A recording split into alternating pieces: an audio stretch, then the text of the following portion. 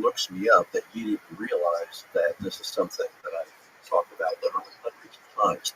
So if the patient or the family member aware of that then wants to ask me about near-death experience or even share an experience that they had, well, certainly I'm very open to that and very delighted to spend the time talking with them as they share.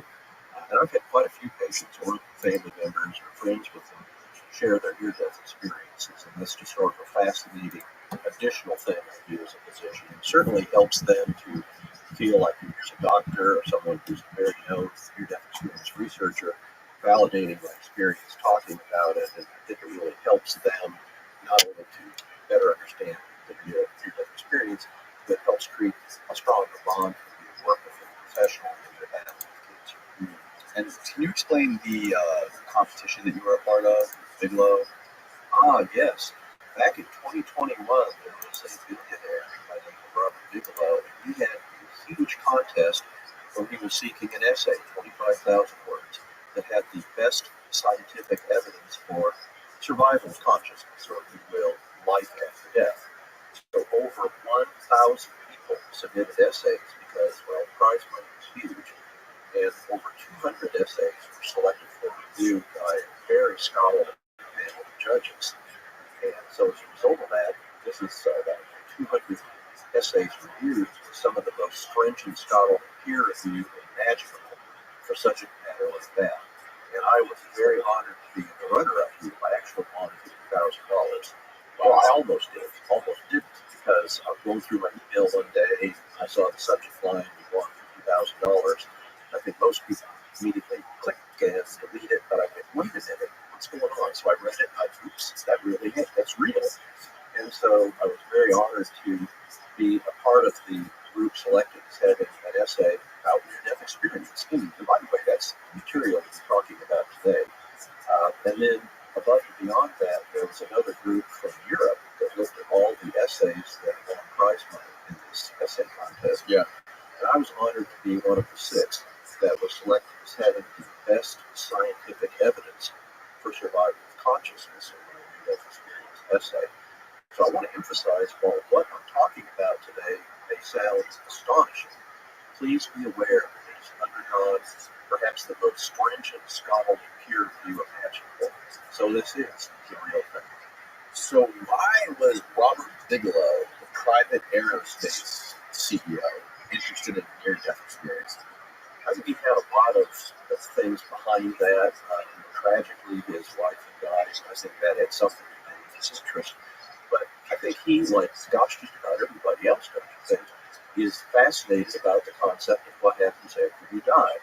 So Mr. Bigelow has always had that interest in paranormal phenomena, and this was just a natural way for him to encourage that kind of scholarly essays by some of the world's leading researchers and share it with them. And we've actually got all the essays, my own, is actually on his website in totality. So anyone on the world could read some of the strongest evidence for life after death in the winners of this essay contest.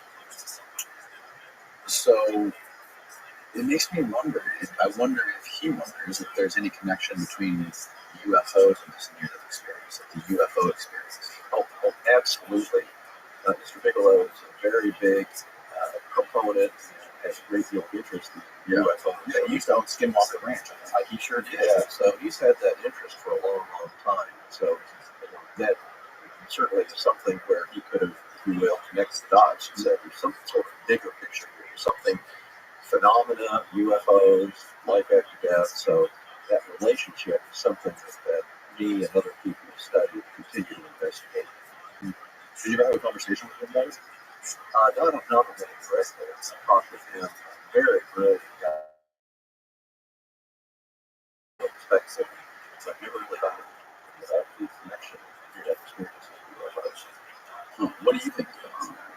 That's a good question. I think at this point in time, there's so much evidence for the reality of UFOs that is part of, if you will, a bigger picture. These UFOs, there's obviously some consciousness driving them, some kind of much greater consciousness than we have here in our earthly everyday lives. So I think that may be part of the bigger picture that near-death experiences points to, that there's a consciousness outside of our physical earthly body. So there's one of those situations where, while I haven't done a lot of research about that, I certainly a lot of other people have speculated about that.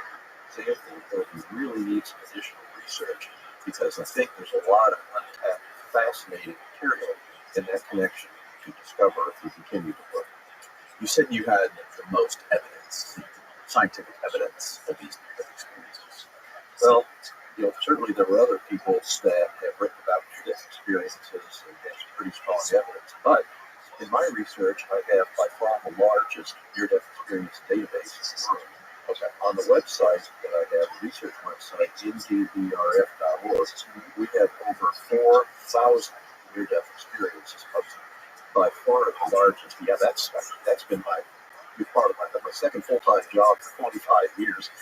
But it's also given me a data set that is unique in the world in terms of not only having so many near-death experiences shared with the website over that period of time, they also fill out a very detailed questionnaire. The most recent version of the questionnaire, over 80 different questions. So we're learning from near-death experiences, not only from a huge number of near-death experiences, but also looking at them in depth with the questions we ask, allowing us to learn more about near-death experiences than was ever possible before. What do you hope to find with all these near-death experiences and finding obviously you're correlating experiences between all these near-death experiences, but do you have any idea of what the ends to all this is? Yeah, it's a good one. First and foremost, I'm a scientist, so I don't go through my research with any preconceived agenda or preconceived notions about what the outcome will be. As a scientist, I'm always led by the evidence and reasoning from that evidence, just like in my medical practice. So what I hope to find is the truth. I want to know about near-death experiences. I want to know, are we convinced based on evidence that consciousness consists of brain function? If we're convinced that near-death experiences are real, which frankly I am based on my research, well then near-death experiences consistently talk about an afterlife, that being the realm of existence after unearthly life. So if we really understand what near-death experiences are, a word, real, then that next question, very important question, is, well, giving us some evidence about the afterlife. What is that evidence? How sure are we about that evidence? And that's where my research really gets excited. Well, the problem is it's all anecdotal, right? The problem is you can't actually study it. You can only get people to account of a personal experience that they have. Well, and the problem with doing near-death experience research is if someone dies permanently and irreversible, that ain't going to make horrible research subjects. They won't answer any dang questions at all. So you really have to go with what you have. And anecdotal, it implies a limited number of case reports. We're way off the scale on that. Over 4,000.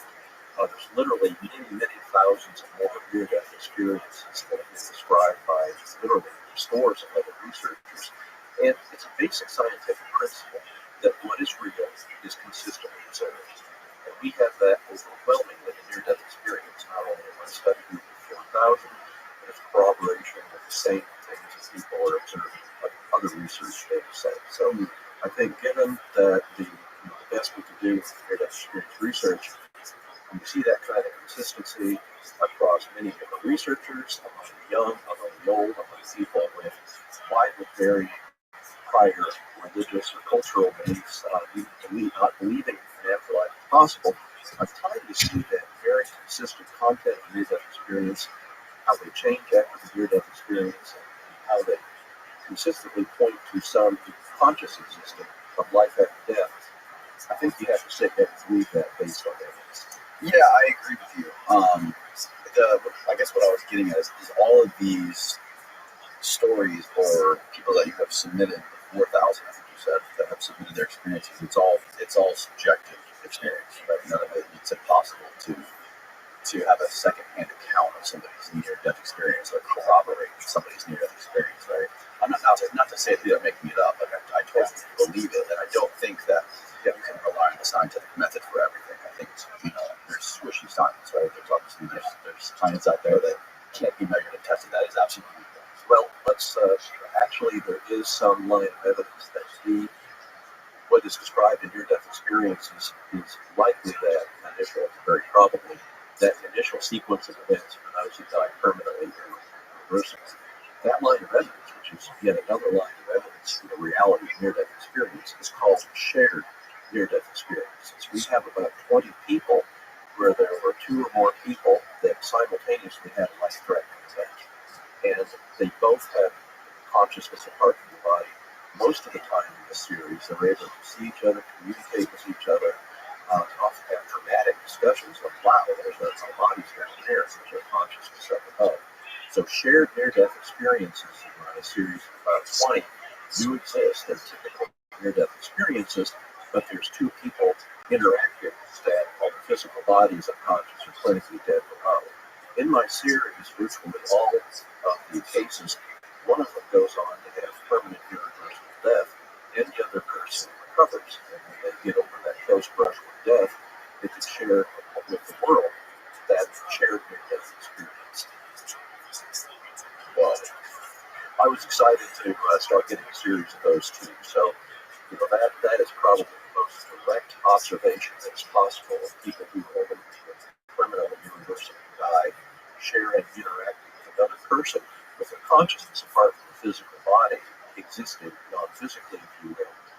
One person goes on permanently and very dramatic accounts. How do these people, can you walk me through how they describe this to you? One example I share a lot is a gentleman who's driving his fiancée in Canada. He's driving along and he fell asleep, so the car crashed. And then both him and his fiancée, their consciousness rose above the crashed car, and they were met by four beings, and they felt overwhelming sense of compassion. So when these two beings flanked each of them, the group of four beings, they separated, actually went up above their car, their fiancés, holding hands. So the beings they encountered, with their consciousness far above the car, gently separated their hands, and he felt so, the gentleman who survived said he felt so much peace and so much love that he wanted to resist, but really didn't. And they could see off in the distance the landscape, an earthly realm, if you will. Some call it a heavenly realm, but they saw that over there. And two of the beings took his fiancée and very gently started moving her toward that distant realm, which is, I know full well from your experiences of unearthly afterlife realm. And the other two beings gently led him back down to the car. So when his consciousness, physical consciousness, recovered in the car, the front of the car was on fire, and his fiancée was leaving, and he instantly knew that that was, in his words, a shell, because she was dead. He knew that instantly. He left his fiancée with the other beings above.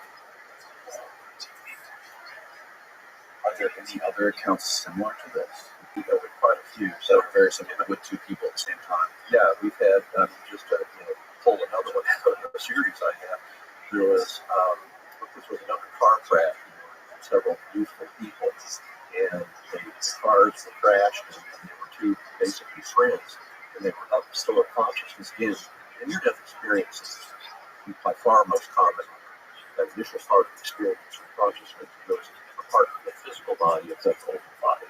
So here were the two of them above the crashed car. They were looking down on their physical bodies down below and dialoguing, and kind of their reaction was, I think we did, because they could see plain as day that their bodies were, that they were talking to each other. Yeah, they were communicating about the fact that those were their bodies, the two of them, down below. It was a crash that appeared to be dead. So they talked about that and had a dialogue. Once again, one of them went on and died permanently irreversible death, and the other one was really killed in wreck. That will once again share those uncommon, in a small series now, a shared near-death experience. Are there any of these shared near-death experiences where both of them survive? Now that's interesting. I haven't really found that. I've looked. There was sort of a buzz about something that happened to a group of there, some of the firefighters called the hot shots, but I haven't been able to corroborate that. That was where two or more people survived.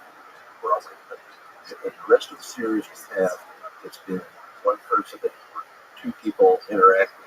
One went on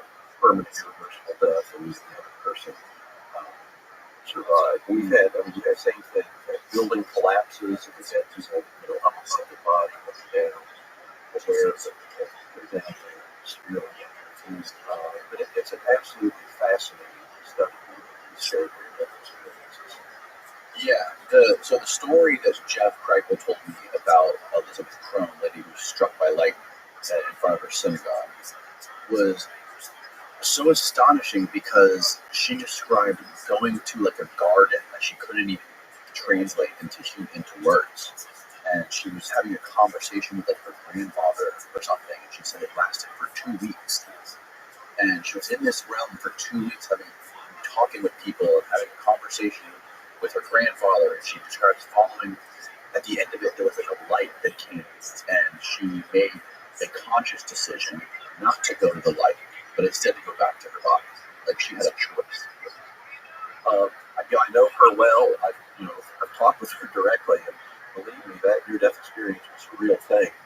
Just to sort of take a look at some of the parts of what you just said there, it's astonishing to some people that you'd be sort of a near-death experience, a beautiful garden.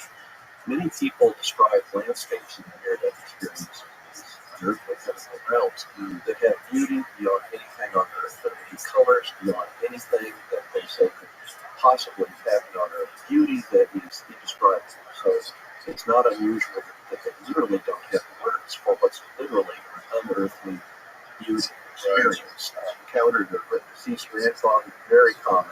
The overwhelming majority of, like in my study, 94% or more of beings encountered in this unearthly realms are deceased at the time of the experience. So that's not unusual either. And it astonishes a lot of people to, as you described, talk with them for 2 weeks. And I need to explain that a little bit based on my study of near-death experiences. The near-death experiences are a tremendously accelerated consciousness.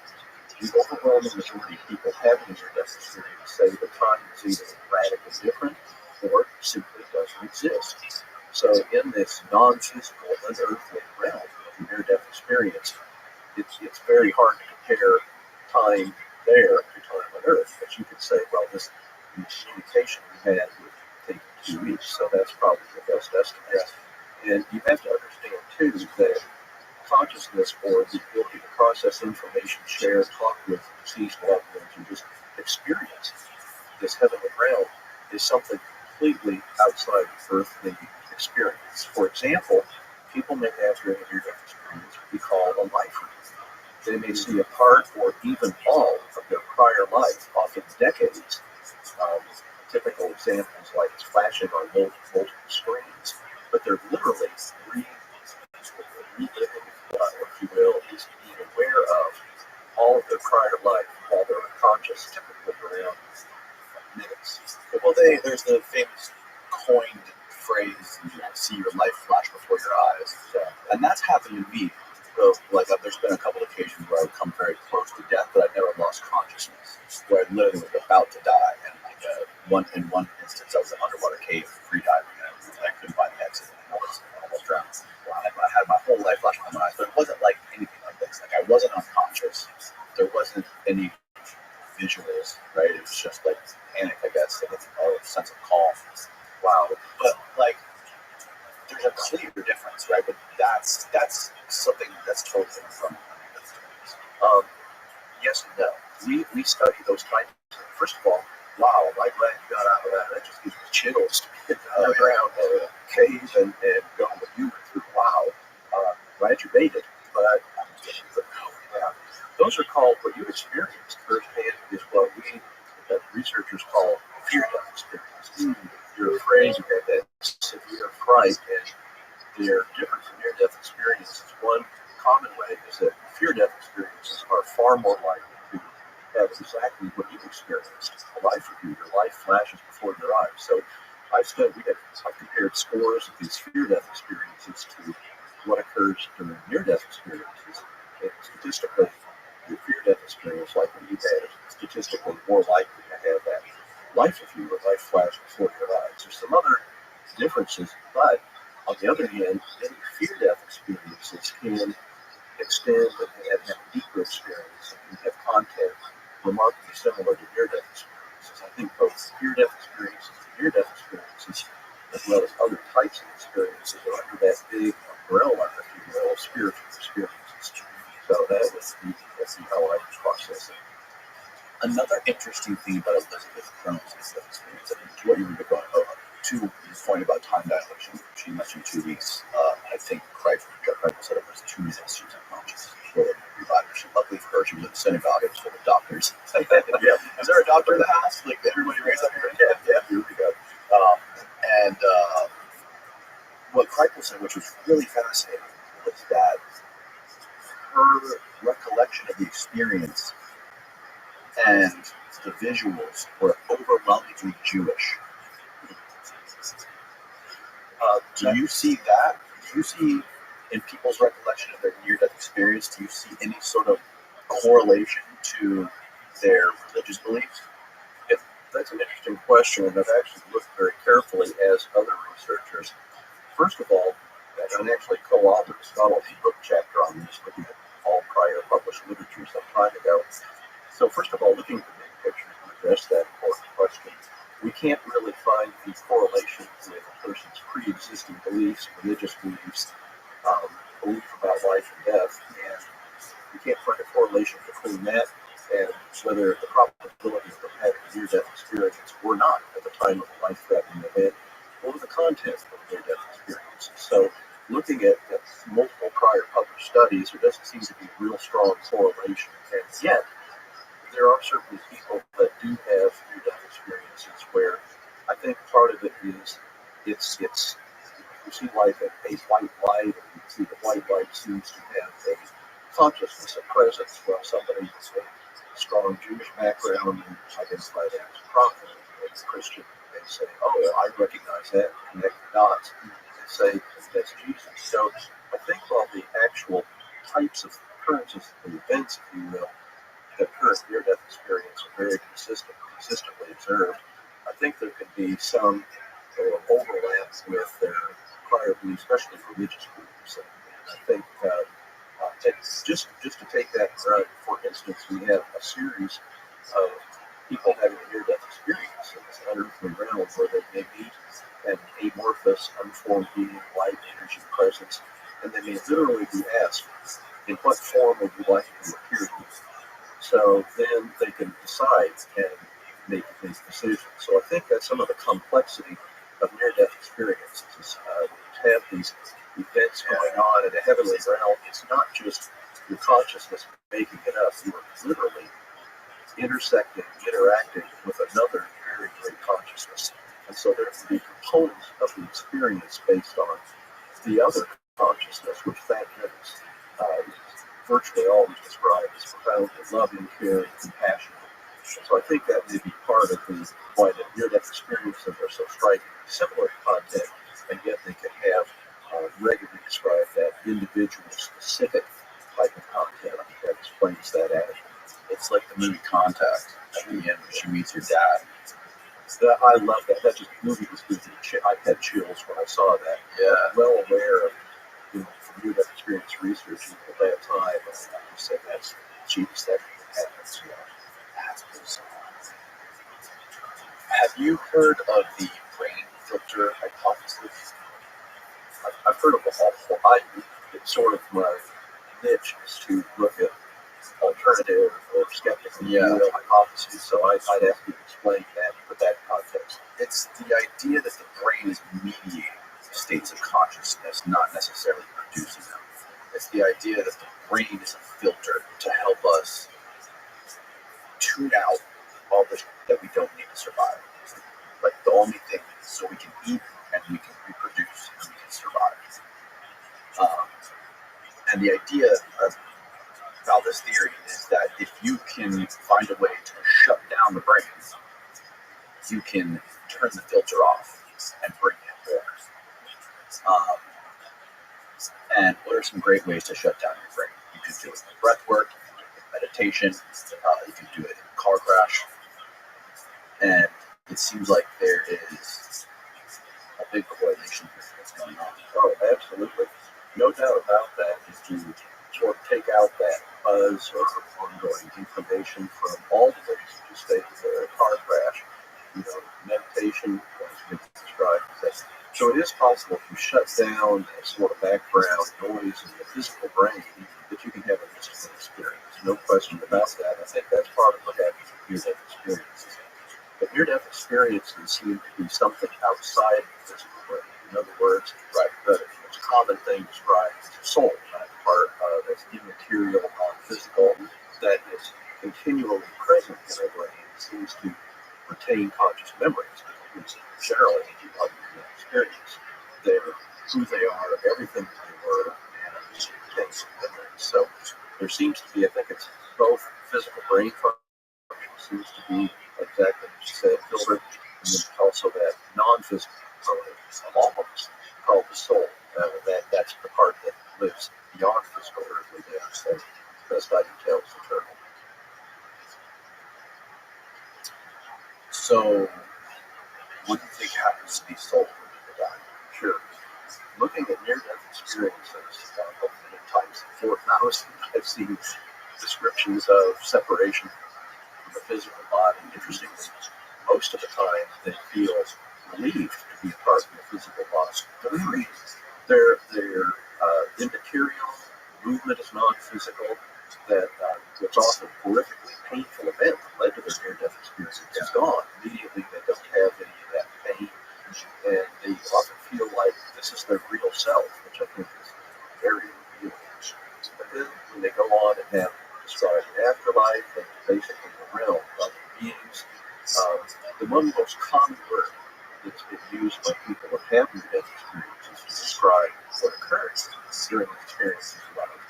So generally, they feel an overwhelming sense of love, peace, in this, we call it unearthly realm, but hey, most near-death experiencers feel, are often described, that feels like the real home. And interestingly, in that relatively small percentage of people having a near-death experience, when they're in that unearthly, beautiful realm, see loved ones, movement, strong physical communication, telepathic, in that minority of people having entities that are given a choice about whether they want to stay there or return to their earthly body. The great majority do not want to return to their earthly body, which is amazing. Think about that. Friends, family, loved ones, everything that they do, all that they were, typically for decades, they are willing to literally be apart from. And that's how enveloping, how deeply, profoundly beautiful that sense of love, that sense of connection, that sense of being real home. That's how deep it is for people having a near-death experience. And that's actually awkward because sometimes if they recover and have decided, at least initially, that they didn't want to return to their earthly body, because they decided to do, that's very awkward to share with their spouse.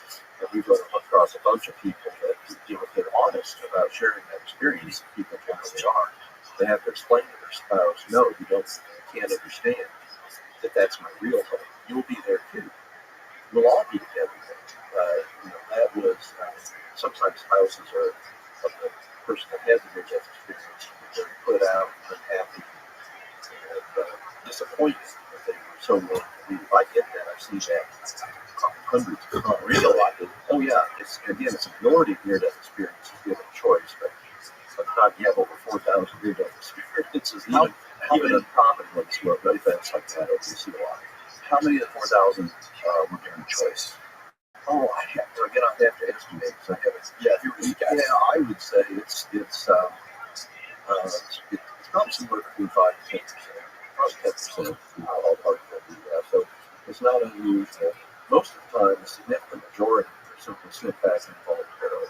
There's not a dialogue, not a choice given. And for that minority, and what's fascinating too is when they're given a choice, there's often a great deal of dialogue. The great majority of people having do not want to return to that earthly physical body shell.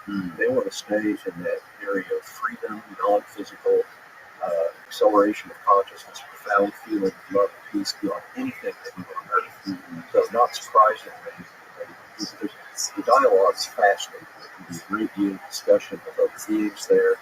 They literally can argue about wanting to stay there. So it's fascinating what needs to, I've actually have studied that a small series about why, ultimately, when they had a choice that at least initially did not want to return to their physical body, why did people decide to do that? And so, probably the number one thing that in the smaller series was for children. If they had children, especially young children, that was a pretty compelling reason for them to come back. But also, another reason would be your work's not done on it. You have more things to do, more things to experience. One thing that is crystal clear in near-death experiences is that our earthly lives, however difficult they are profoundly meaningful and significant. And so, as part of the decision about returning, that may be a sort of a reason for many, is that they have more to live, their earthly life is important, so clearly to make that decision. Have you heard of, I think this is what I think the Michael was telling me about, but there's a phenomenon with young children having memories of previous lives. And they're having memories of, like, violence in previous lives or violent deaths. And he is connecting, he made a connection to trauma. So, like violent or extremely physical or emotional traumatic experiences having to do with this brain filter opening up, right, and letting in more.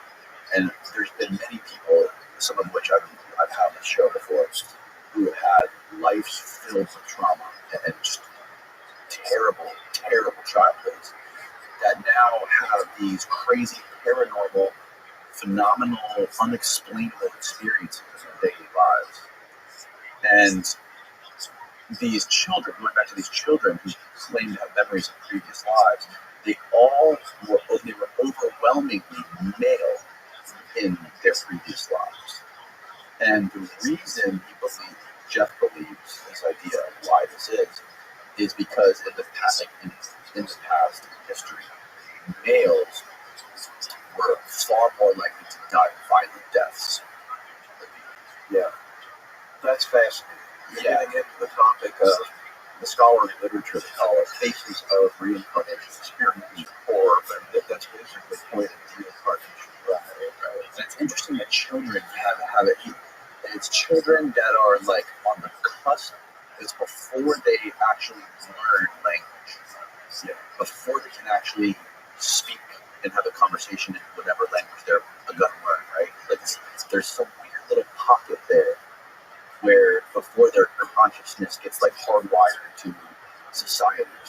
And while that's absolutely fascinating, I would say there's been some very good, serious research in addition to what Dr. Pickles has described. There's a Dr. Stevenson that has done a great deal of study about this kind of cases of reincarnation experience. There's literally been hundreds of these types of experiences identified in research like this, and I think it offers a very strong, compelling argument. He's right. Mainly it's children, and often very young children. Other researchers are seeing that too, who remember their prior lives. Interestingly, as these very young children get older, they seem to lose that memory, so they don't really retain it. It's very unusual. One reason I'm so fascinated about that is we have this concept of reincarnation quite regularly expressed in near-death experiences. And I'm going to admit this, okay? When I started my near-death experience research, I thought, no way, reincarnation doesn't make any sense. I didn't believe in that stuff at all. However, led by evidence, so over and over, we're talking about way over hundreds at this point of near-death experiences I've studied, do talk about remembrance of a prior life. Now, in my reincarnation evidence of near-death experiences, there's not that predisposition for males. They say their prior life or lives that they remember. Interestingly, if they're a male or female, this life would be a male or female in prior lives, but or had multiple different genders, often go to that. So I'm not really seeing that preponderance of males. And also in near-death experiences, there's not that preponderance of remembrance of a traumatic death. When you have reincarnation discussed in near-death experience, maybe that's the explanation. They're just living mundane lives. And I wouldn't believe you would believe that everybody talked about that they were Cleopatra in prior life. You just don't see that in near-death experiences. When they do remember and have some details from prior life, very mundane, very what you would have expected from decades to centuries ago.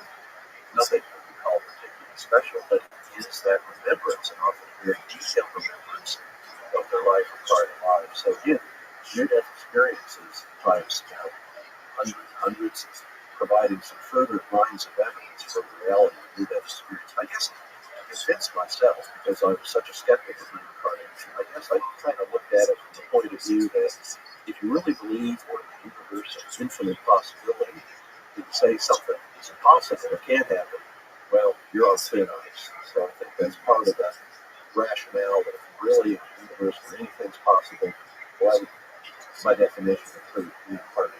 And now near-death experiences and Dr. Triple and other researchers, there's some really pretty solid evidence that happens. Have you ever dealt with a young child with a near-death experience? Do those differ from older people? Well, glad you asked, because I've actually studied that. So I'm very curious as a researcher about whether near-death experiences of very young children. My study group is age 5 and younger.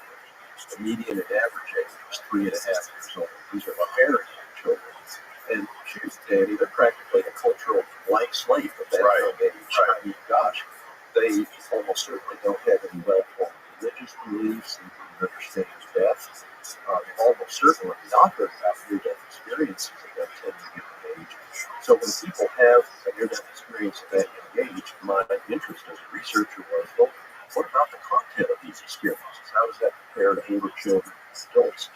So I looked at 33 elements or questions in my surveys that were related to what actually happens during a near-death experience.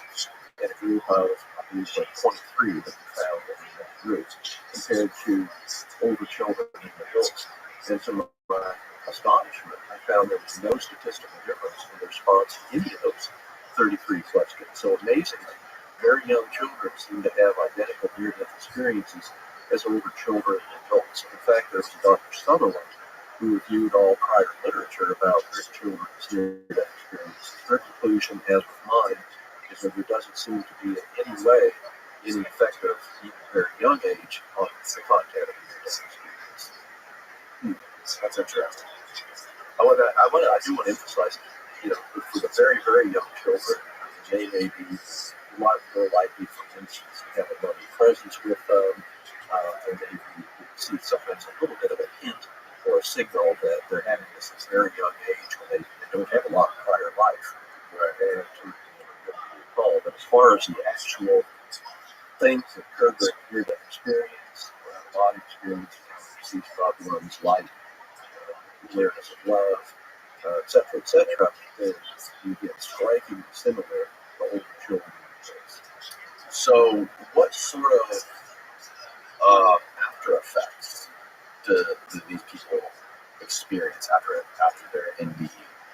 Well, as you can imagine, having such a profound experience generally affects people very, very deeply and very much affects them for the rest of their life.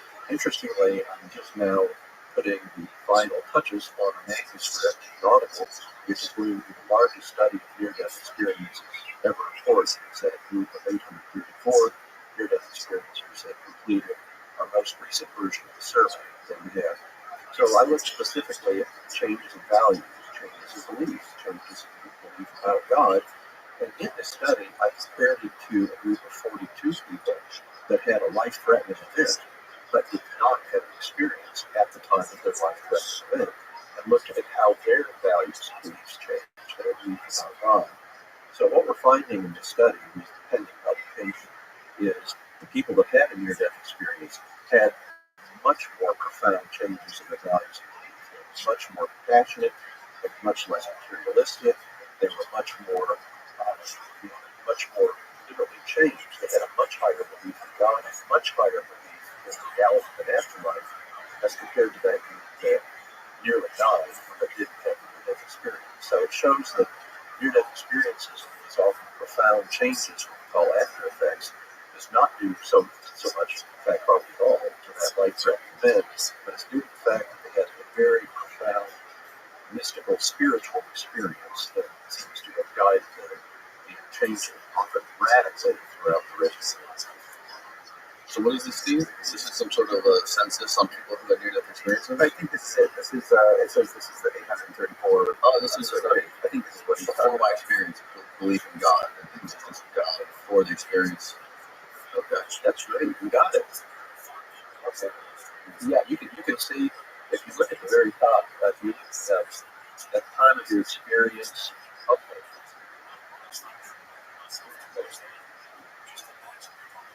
Yeah.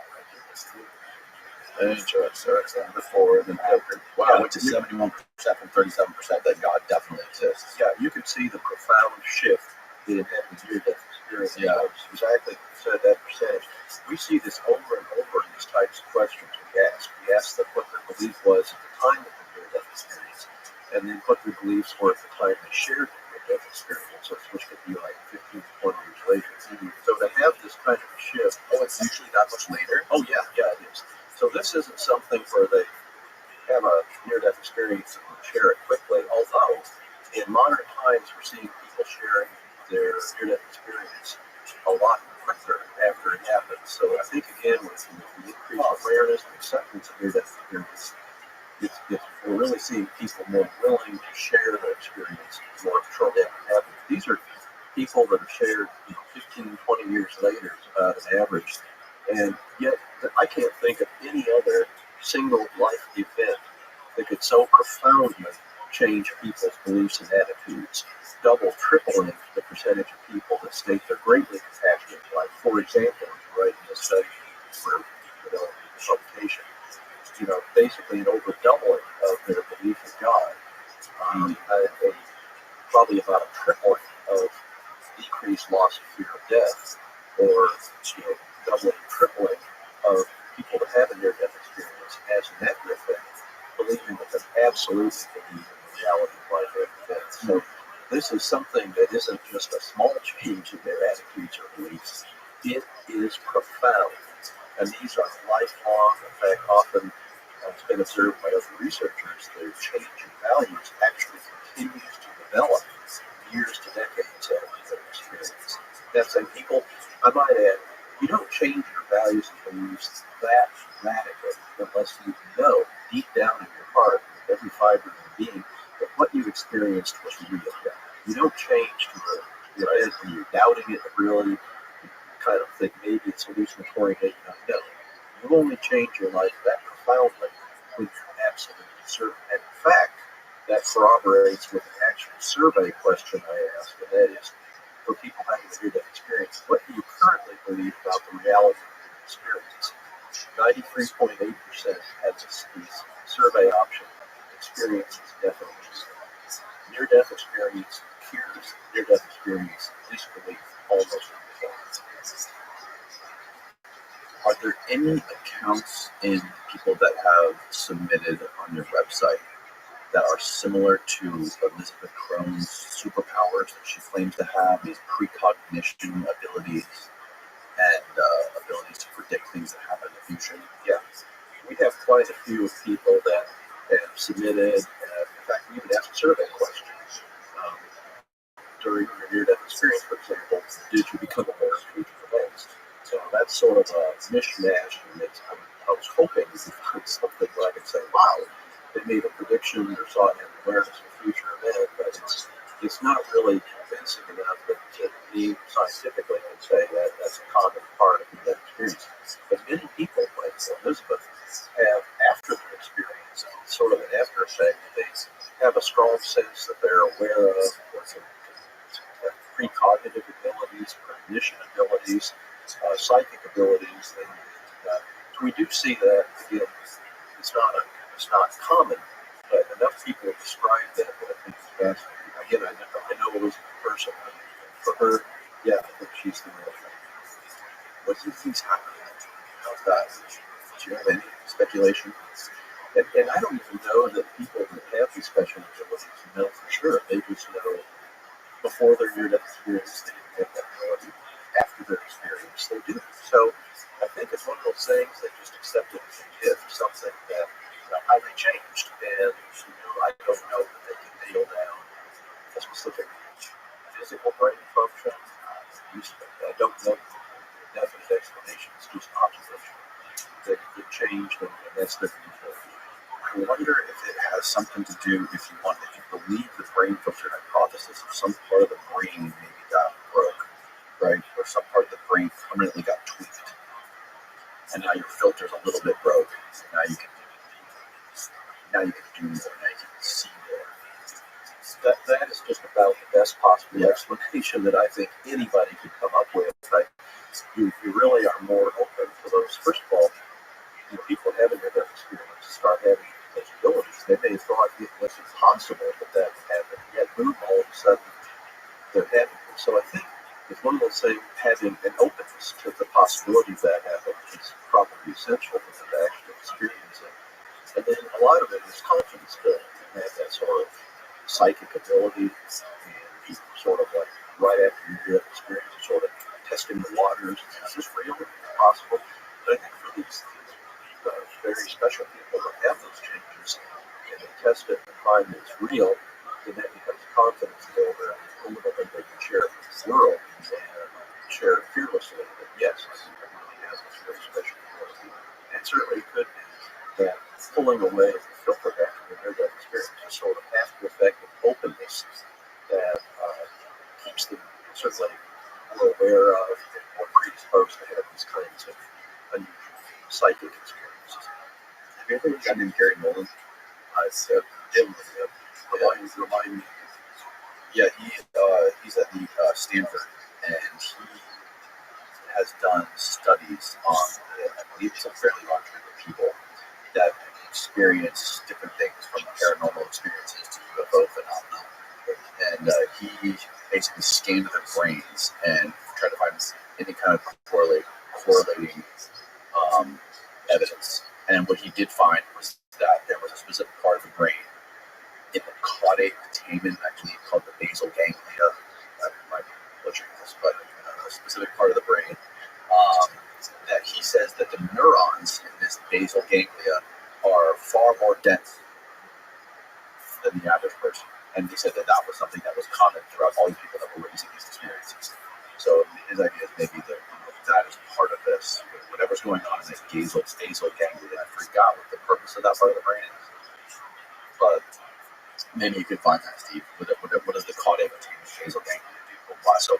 Why would that part of the brain being so far more dense with neurons have something to do with being able to witness phenomena like paranormal and UFOs? That's a great question. First of all, that raises an important issue. You need to be doing more of that type of research. Functional brain imaging. We have several different mechanisms by which we can now image brain function in locations in the brain better than we ever did before as technology marches on. But it's interesting when they have that well-developed part of the brain in people that have those types of experiences, like UFOs, more developed in that part of the brain than other people's brains.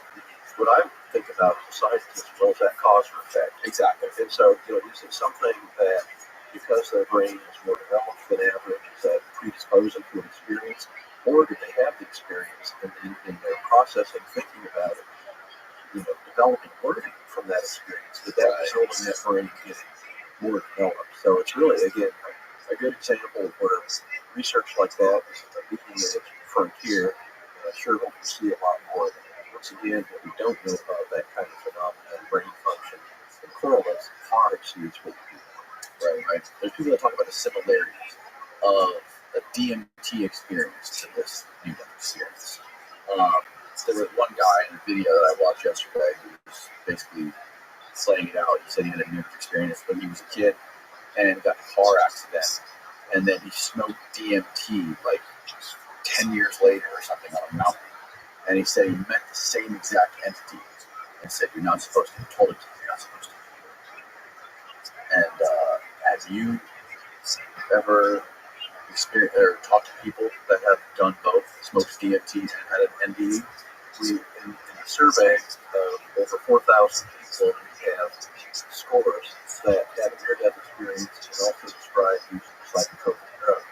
I mean, you name it, I've heard it: DMT, psilocybin, LSD, etc. So yeah, we have a fairly good-sized series of those. I think when you look at comparing DMT or other psychotropic drugs to near-death experiences, you have to be aware of bit of a bias in the sense that YouTube videos will become popular and you'll access them because they get a lot of clicks and they're interesting. So that's interesting. They have near-death experiences.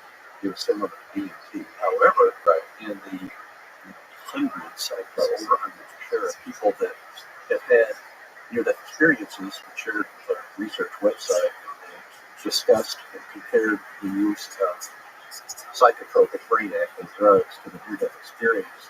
The substantial majority say that they were grossly dissimilar. They may be slightly similar in the sense that it was unworldly. They may have strong emotions associated with it. They may feel consciousness as a part, but the great majority, it's all these are posted in these. Any one of them really look them up and see this. They're predominantly very, very different. Above and beyond that, co-author, scholar, and thinker, Dr. Cardiac.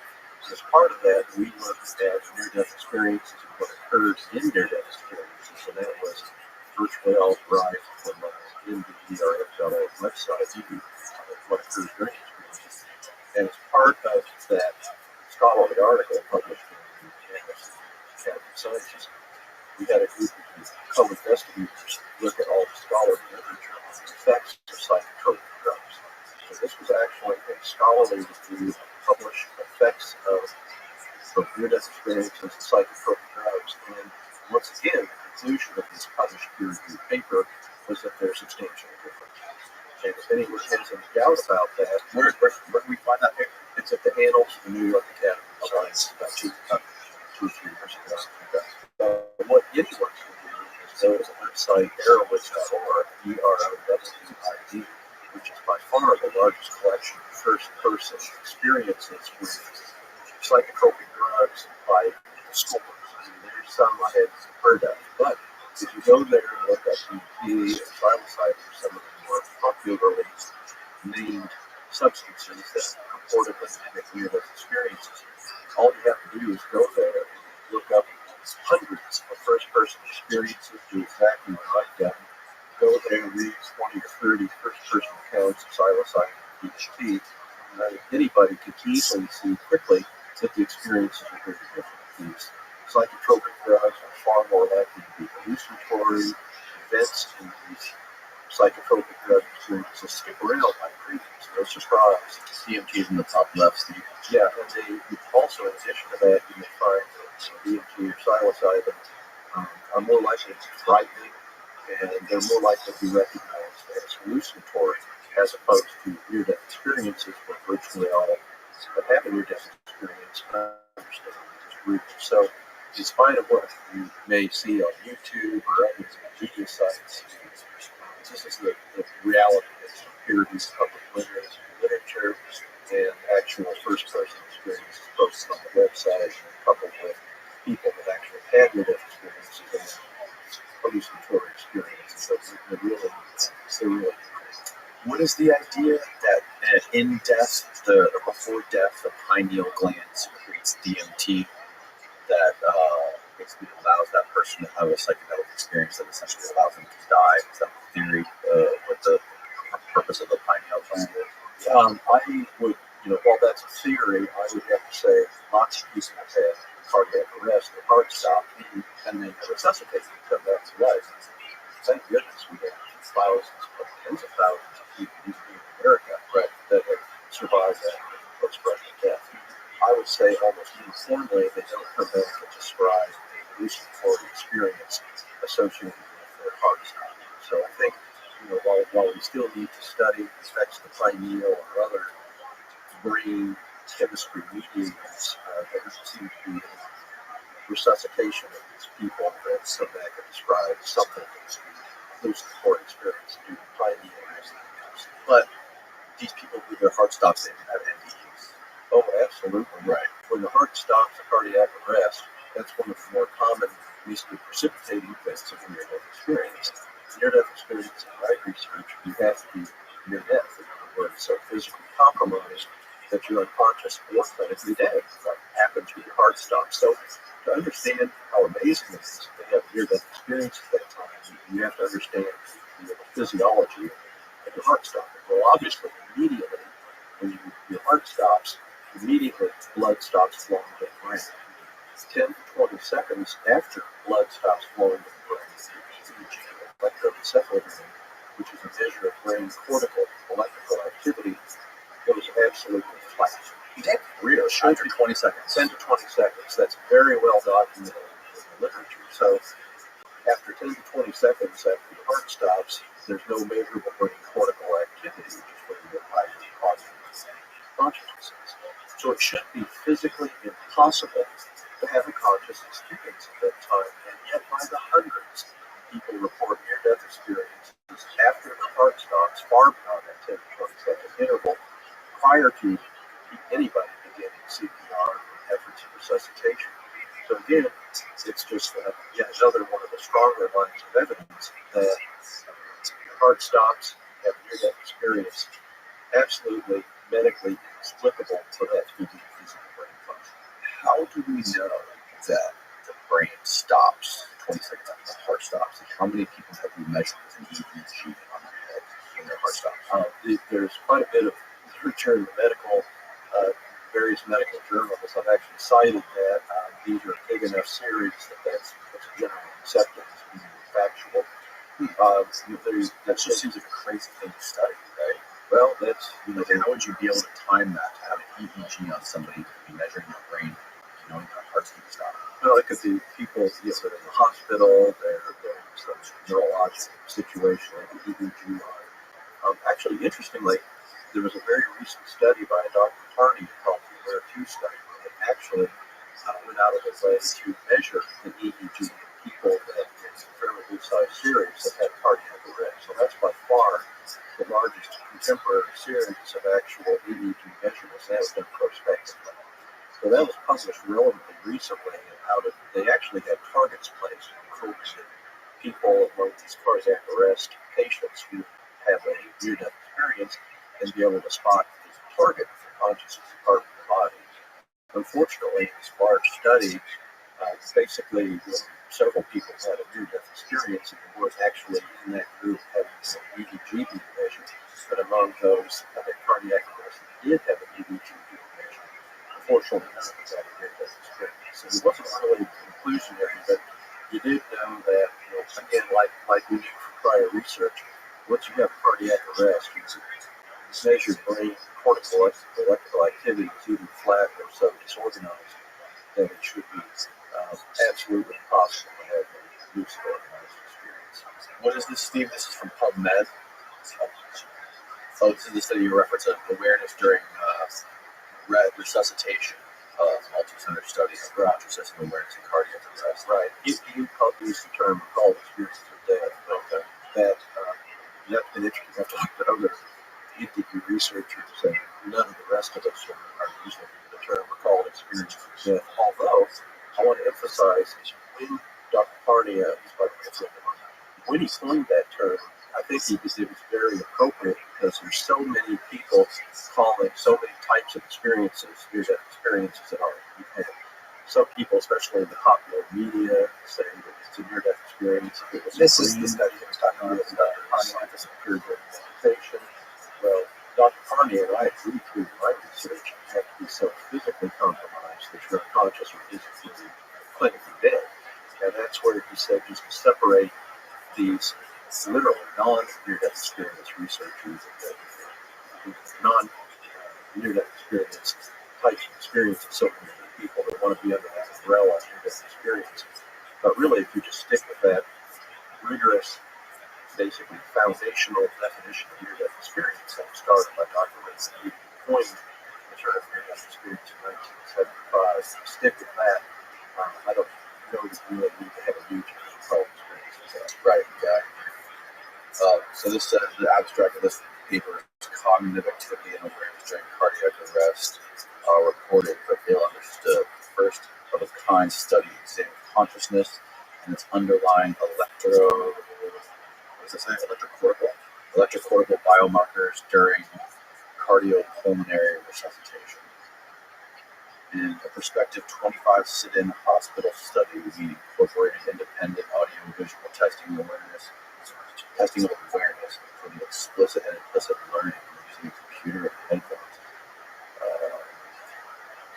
Yeah, this is the definitive study measured or prospectively evaluated consciousness. Bottom line, unfortunately, we had like only a couple people that had a near-death experience, and they couldn't really correlate that with the EEG. I think they had a bit of a background. Right. Interesting. So, okay. So of the 567, 53 survived, 29 completed interviews, and 11 reported CA memories and perceptions suggestive of consciousness. I want to emphasize that isn't necessarily during CPR. In other words, they did CPR or heart rate measurements.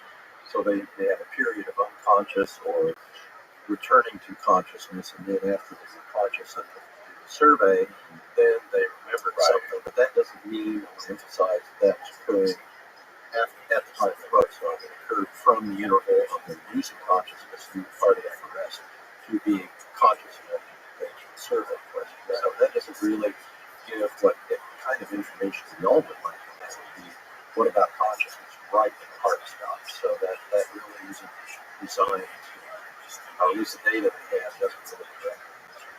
Yeah.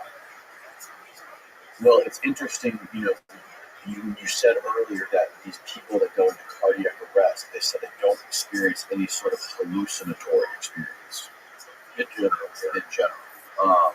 But like, isn't the pineal gland responsible for dreams? yes, I believe it's involved certainly in dreams. So I want to describe a dream as hallucinatory. Yeah, me too. I think most all of us have had dreams that didn't skip around. Right. Barely remember them. Right. We tend not to remember them a long run. There's some crazy stuff that happens certainly in my dreams, probably in others. You wake up and you go, sheesh, how did that happen? Right. Sometimes dreams feel very real. They don't feel hallucinatory like I'm taking a drug.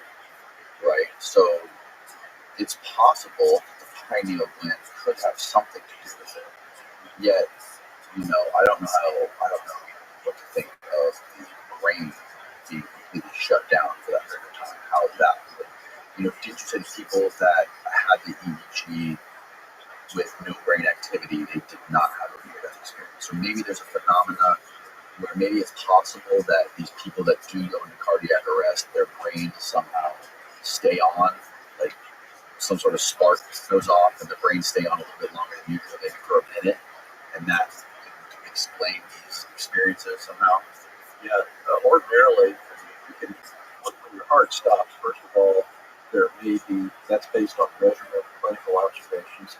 So sometimes when you diagnose cardiac arrest or heart stopping, it may be called fibrillation of the heart, it's functioning at a low level, but it's not enough to pulse. Right. So yeah, there's a possibility that, Right. I can't exclude that, but by the time you do EEG measurements, if there's no measurable cortical activity, well, that's really necessary to get a conscious lucid experience.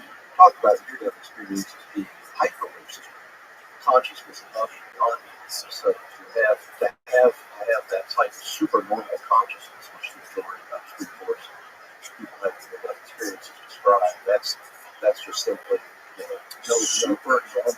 Yeah. Well, I asked a survey question and explained that. We asked a survey question in the same 834 near-death experience we come back to.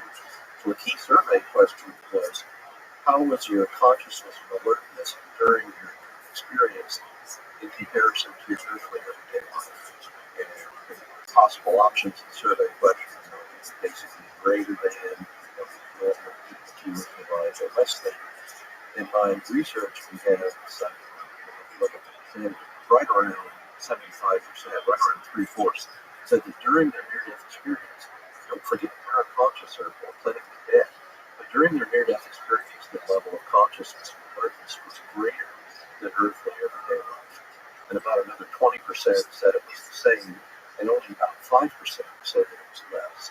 So astonishing. Here you are physically in the throes of nearly dying, unconscious, sometimes comatose, and yet here they are during their experience, supernormal consciousness. And yeah, you can have some dreams where you can be either conscious or supernormal conscious, but shoot, if you're anything like me, that's pretty darn rare.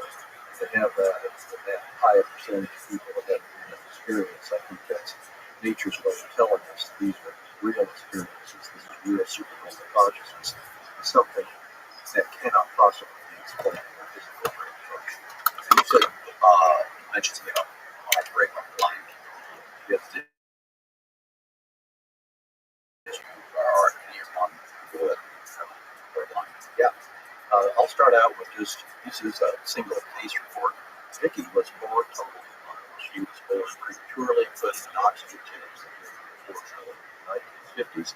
That literally burned out their retinas. The back of the eye responsible for vision. So Vicky, basically totally blind. To her, vision is unknown and unknown. And moreover, you cannot explain vision in terms that we're being for physical bodily senses. I tried when I interviewed Vicky, no way.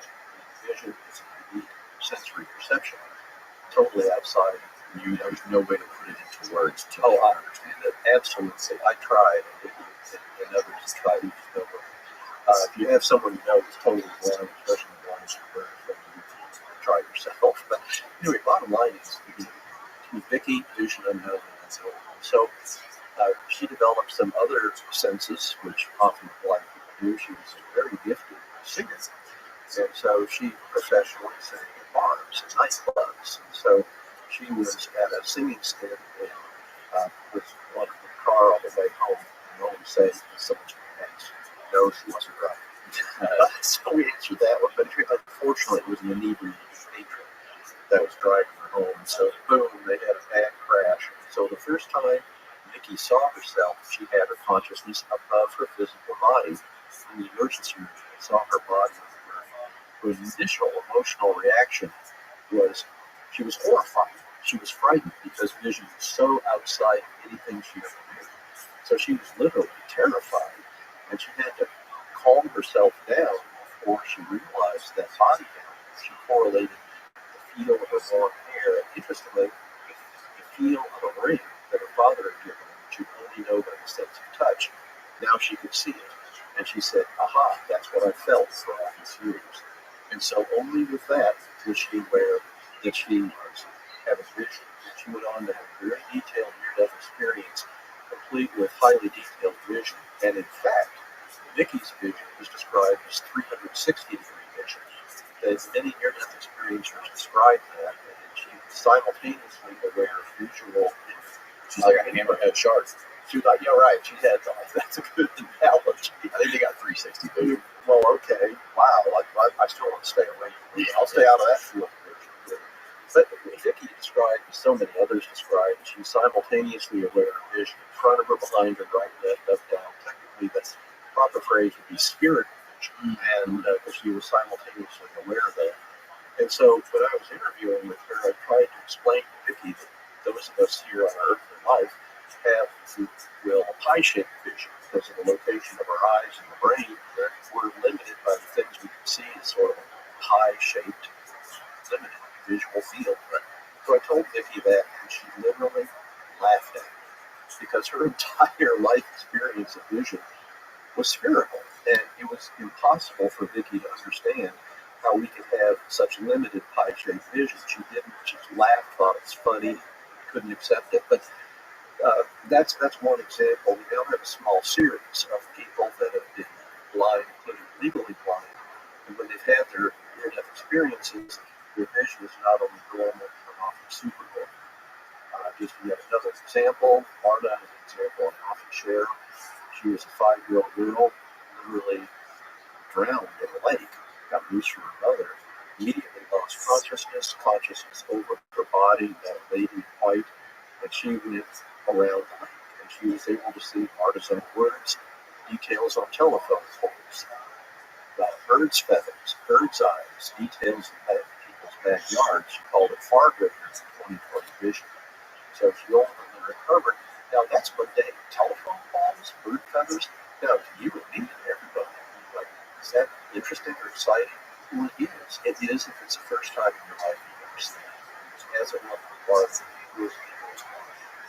so we have a whole series of these people that are blind, legally blind. And every one of the small series, they have either normal or, more often, super normal vision, like Clark, or see things details often for the first time in their lives are far better than their vision would have allowed them to have. Yeah, it just makes me wonder why, going back to the beginning of the conversation, they love being interested in this stuff. Like, have you ever talked to anybody in any other disciplines that have been interested in this besides that contest that you did for the Big Little thing? Like what other industries or what other types of people are interested in this? Right. Yes, as a matter of fact, I go on in the book about called Contact Realities, and there's a sort of this broader spectrum of UFOs, mystical experiences. Yeah. So I've actually been fairly heavily involved in that. It's interesting. I've been doing this for 25 years. People think it's kind of unusual for a doctor to do that, especially if it's such a mammoth series of near-death experiences. So I've really been blessed with people reaching out to me and me reaching out to other people that have an interest in sort of the greater picture in all of this. And, it's just been a fascinating sort of life pursuit of mine to communicate with others, realizing that in this sort of non-ordinary experiences, spiritual experiences, UFOs, psychic phenomena, there's just a whole world out there that you just don't understand. You keep doing research in that, and I think it's very important to know that there's important information just waiting to be discovered that's going to inform us enormously about consciousness, life after death, and abilities that they all have that we just aren't aware of, haven't developed, and really explored scientifically. Yeah, and it's hard to explore scientifically. There's no moral scientific way to measure this, right? Yeah, well, the big thing is there's just no van funding. I'm self-funded all my life, always have been. There's just an amazing paucity of interest in this to the level that there would be some real funding for this type of research. Is that amazing or what? We are sharing today about some of the most amazing, profoundly important conscious experiences and implications of life after death. So you would think, wow, obviously there's from a variety of sources going to be a lot of interest, funding, and support for that. No, we're all among wolves. Yeah. So many other researchers. We do this because we believe it, because we love it, because we're convinced that the information it is important for humanity and understanding of some of the fundamental questions we all have about consciousness, life after death, and just really, what other abilities we have, experiences we have for humanity, what it will tell us about consciousness or who we are as beings. Yeah, I'd be really interested to. I mentioned to you briefly when we were off camera about Andrew Gallagher, a guy in Tokyo, who's a neuroscientist doing DMT, steady-state DMT research, and that it would be interesting to hear from somebody who's had a near-death experience, who would be part of that extended state DMT, where they're giving people an IV drip of DMT for a long period of time, for the whole day, and then bringing them out briefly, writing down what they're experiencing, checking back into the matrix. Well, we do have something like that. We have one of the most well-known public near-death experiences, not an individual, is Dr. Evan Alexander, an amazing guy who was a Harvard neurosurgeon. And he had a severe episode of meningitis. Actually, the two of us were on Dr. ROTHSCHILD. Oh, really? Yeah, well, so you can get a of mine. But here I am looking with Dr. Oz up on the screen, and there's the CT or CAT scan of Dr. Alexander. And I knew full well there was that meningitis, and it was horrible.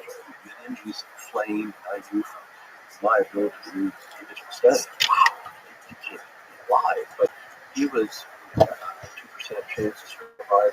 Yeah, he did. And he had a profound near-death experience. He was actually involved in the study where he took a psychotropic drug, compared it to his near-death experience. The gist of it is, well, there may be some minor similarities overall, no significant overlap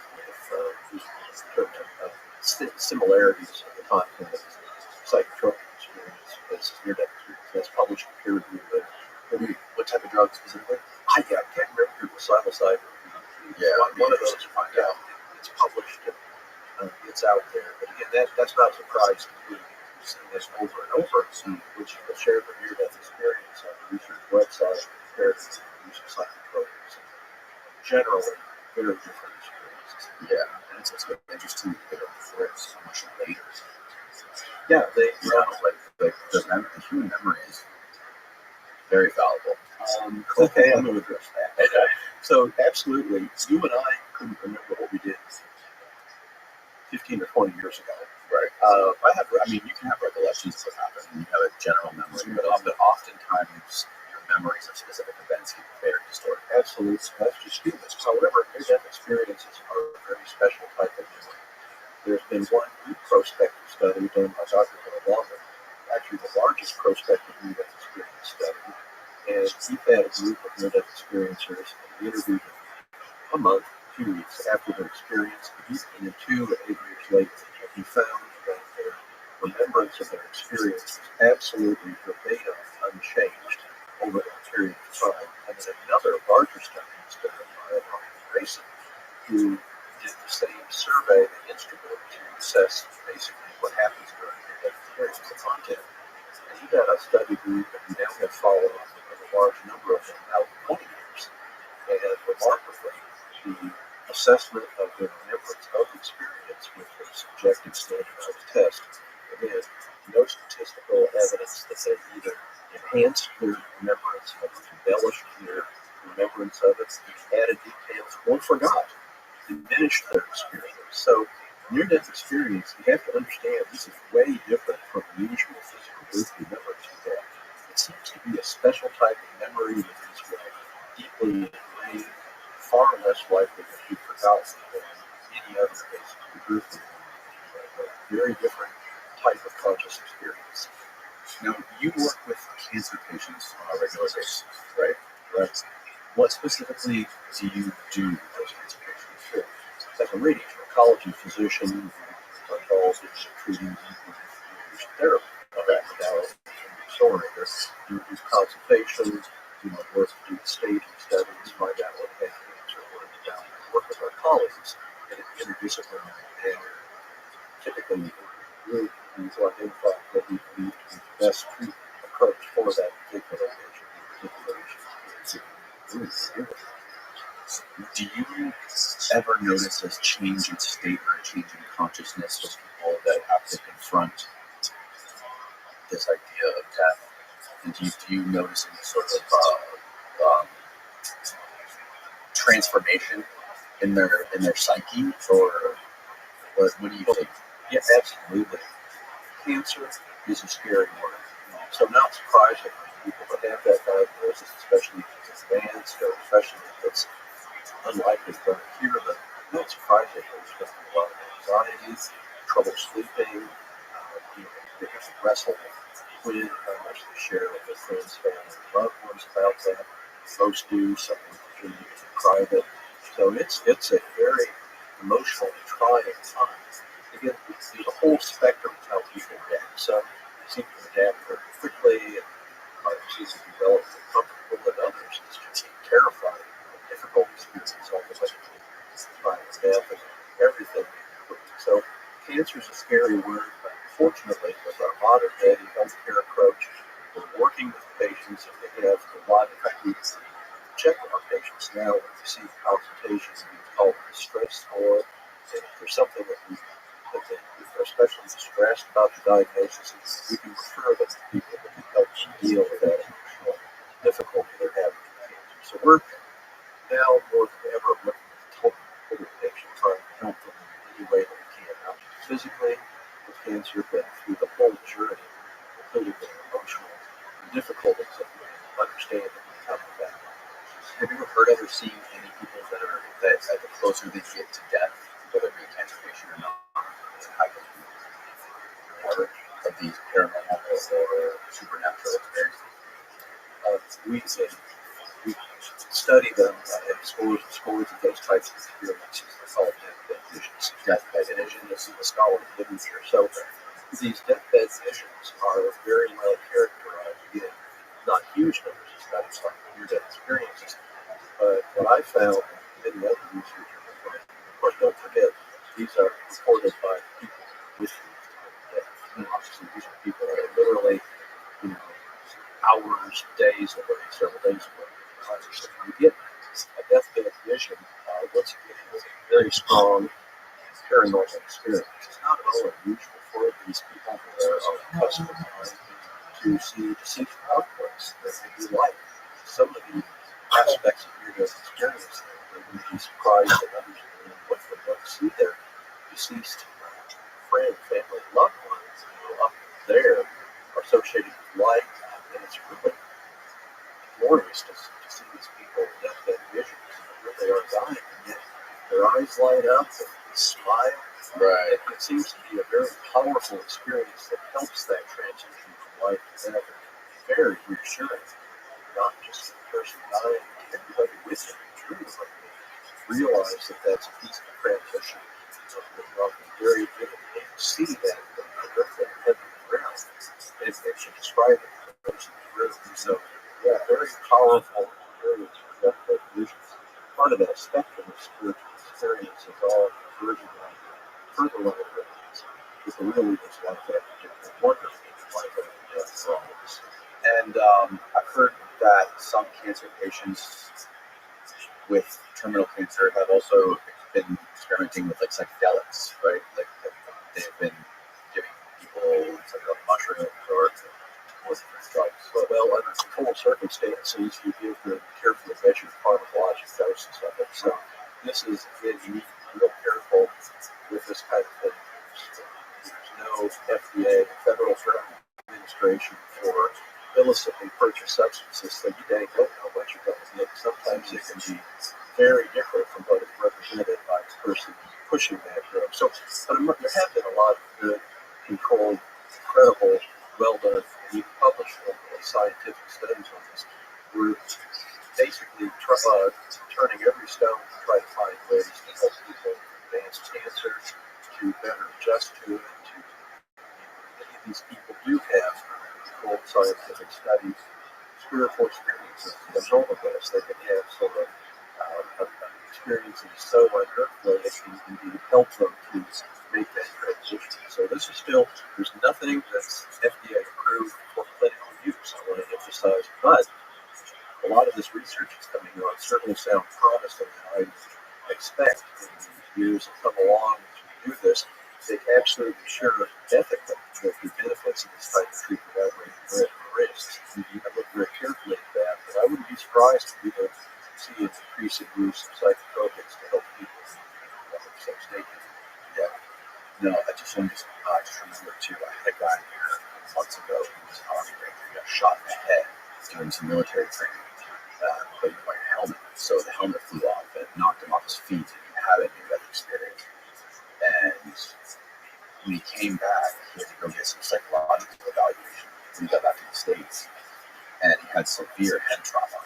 And after that, he got admitted to the CIA's remote viewing program, and he started doing remote viewing and training people. He was explaining this all to me. It was incredible. And a lot of these people had similar experiences where once they had like a crazy life-altering event, whether it be a head injury or a near-death experience, these people were getting admitted to these black projects, just doing remote viewing. And I know Bigelow's really interested in remote viewing too. Oh, yeah, absolutely. Yeah, this is just yet another vivid example to bring up there of what we don't know about human consciousness and potential far outweighs what we do know. Absolutely fascinating. Yeah, I know some people that were in the military remote view program. I know two of them personally, actually. And so I'm in, as with you, I'm intrigued. Again, just wonder more about that. A good example where we need more research, we need more people studying people, rare people that have that gift, and just see what its strengths are, what its limitations. Yeah, it's just, it seems like there is an elevated conscious realm that exists that people have the ability to tap into, that is completely separate from our sort of 2D reality plane of existence down here.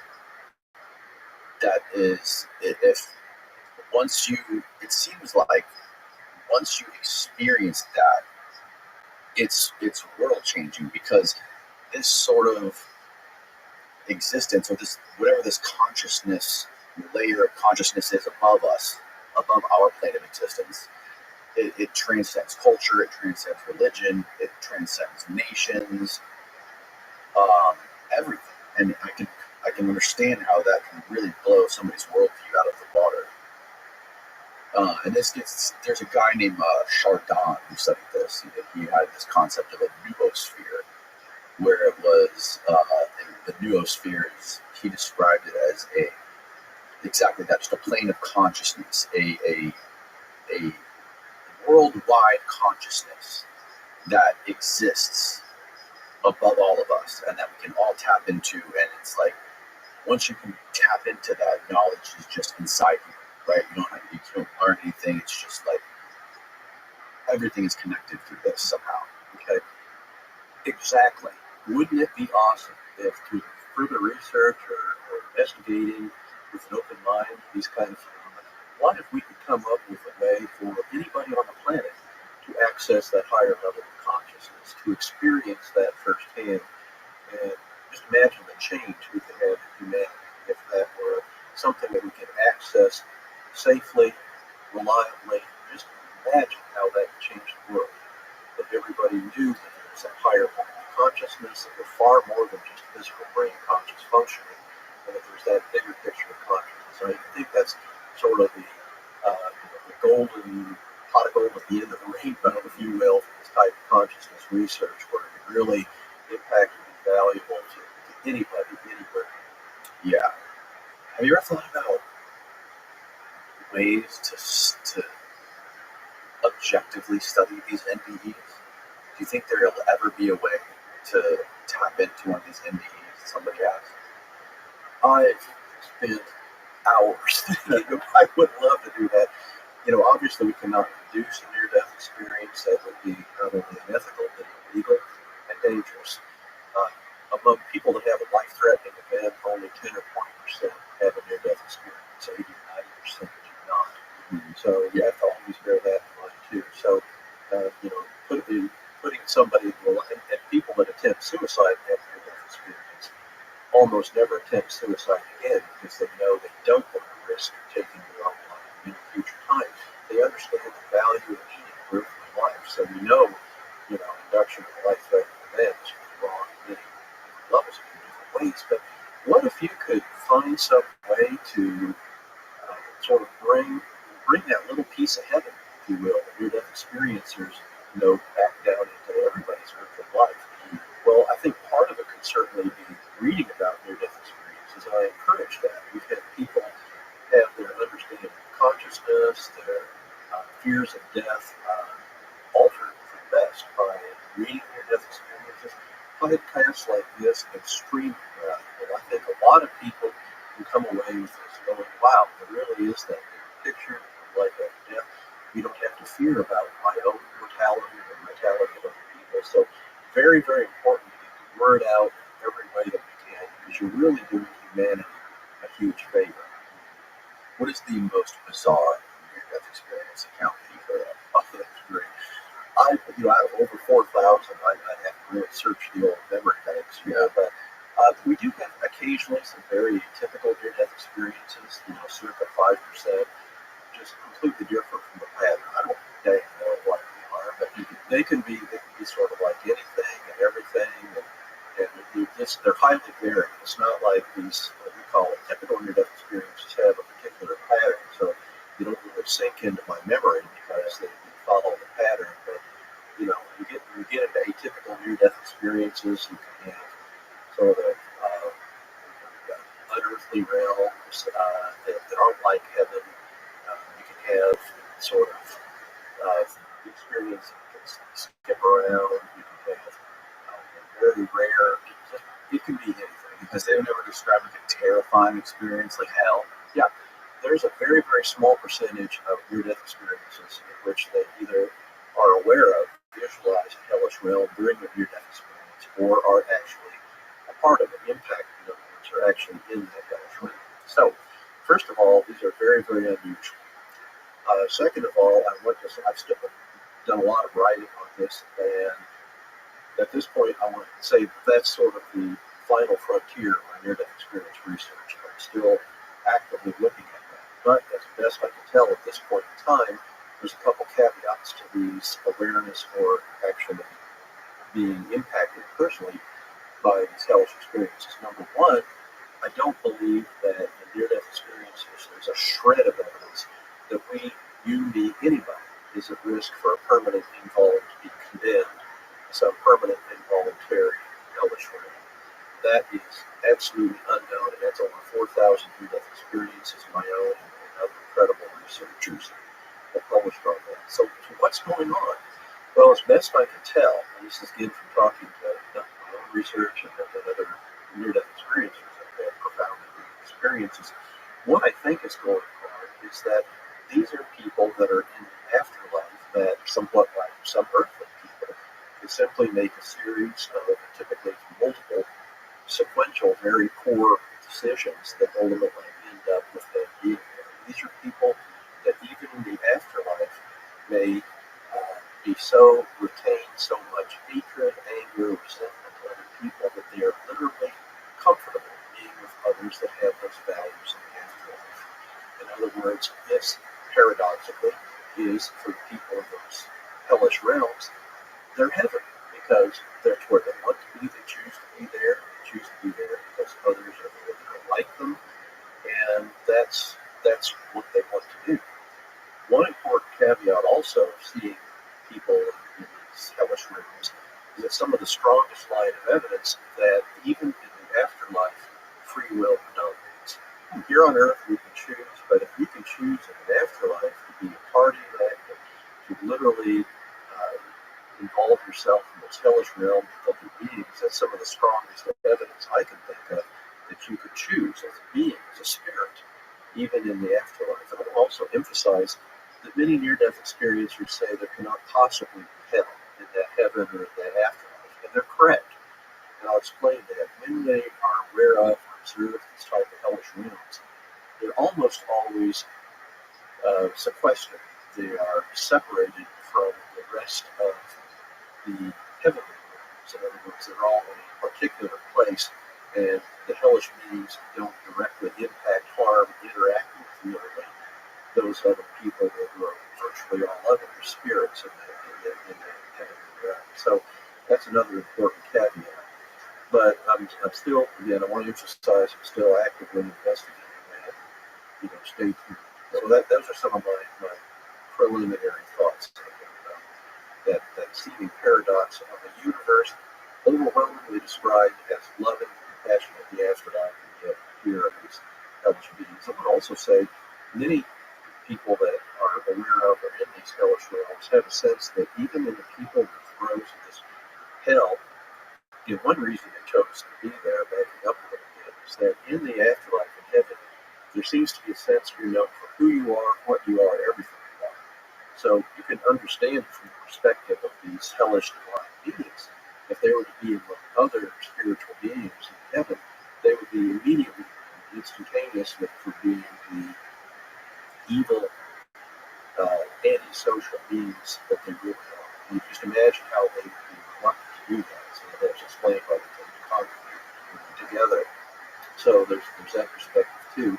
But there are many people that have had these hellish near-death experiences have the sense that all they ever had to do in this hellish realm was to, out of free will, request to leave, want to leave, sincerely desire to leave, and that they could return back to the typical heavenly realm. So again, back to that great caveat, me and other near-death experience researchers looking at this, I don't know part of any of us believe that we're at risk of permanent involuntary hellish existence. That's important. How many near-death experience researchers are there? Oh gosh, a lot of them. There's sort of core. Some dozens of us that do a lot of research and do a lot of talking about that. There's probably hundreds that have done either an article or done some research, shared a little bit, studied it formally, talked about it. So a lot of it's sort of a spectrum. People that are really heavily involved, like me, there's a small group. It's not that small. Shoot, probably dozens of us. And then other people that do it, sort of publish a few articles and then go on and do something else. And then just other people that sincerely study hundreds, maybe thousands of near-death experiences and share that with other people formally and informally. So sort of that spectrum of research interest. Well, Jeff, thank you so much for coming and explaining this stuff to me. This is fascinating stuff.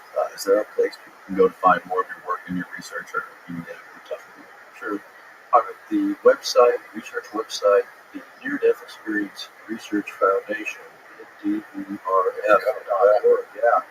Then you can go there and find over 4,000 posted near-death experiences. And hey, Danny, let me tell you that it's portions of the website have been translated into over 30 different languages. Really? So people will absolutely, by far the largest cross-cultural study of near-death experience ever possible. A near-death experience strikingly similar worldwide, even non-Western countries. So as you can see, Arabic. right, and a big shout out and thanks to my wife Jody, who's webmaster of this huge website. Shout out Jody. Yeah, without Great job. Without her amazing talent, dedication to this, there's absolutely no way that I could be a full-time doctor, do my research, and even think about maintaining a website like this. Jody's an attorney, and yet she has stepped down her full-time practice to devote her full-time duties to this incredible outreach, because both of us believe so profoundly that this is a critical, if you will, path that we do all of humanity, sharing these important messages about near-death experience that we've learned for decades. Are you still getting these every day? How often we get new experiences filled out? Bunches. We get, every time we do a big media event, we can get dozens, we can get scores. So whenever we do this, they come trickling in like at least one every several days. Yeah. So it's actually a significant part of my duty outside of being a doctor is to continue to review these experiences, categorize them, near-death experience, probability, and possibility. And I love doing that. I mean, it's a labor of love for both me and Jody. We look at these experiences, and our goal is to share them back, and for other than correcting obvious grammatical and spelling errors, to share back exactly what is being shared with us lovingly, to share it lovingly with the world. You'll notice on the website, my gosh, we don't have anything for sale or soliciting donations, because we think that will pull back from the credibility of our predominant focus, which is to make these fascinating and important experiences shared as openly as possible with everybody. It's fascinating. I'll link your website and everything else below. And see you, man. I really enjoyed this. Great interview. This has been fantastic. Thank you so much. My pleasure. Good night, everybody.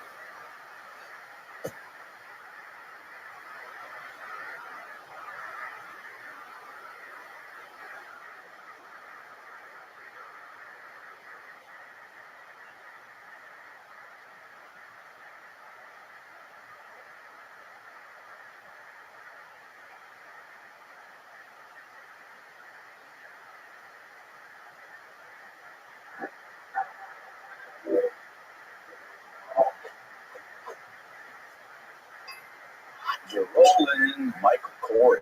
What is happening? Or my mom calls me Michael. Oh, come on, mom, man. Me. That's it. What's going on, dude? You got the sickest YouTube channel I've ever seen. It is so brutal, the things that you do. Brutal. That's an interesting choice. Explain.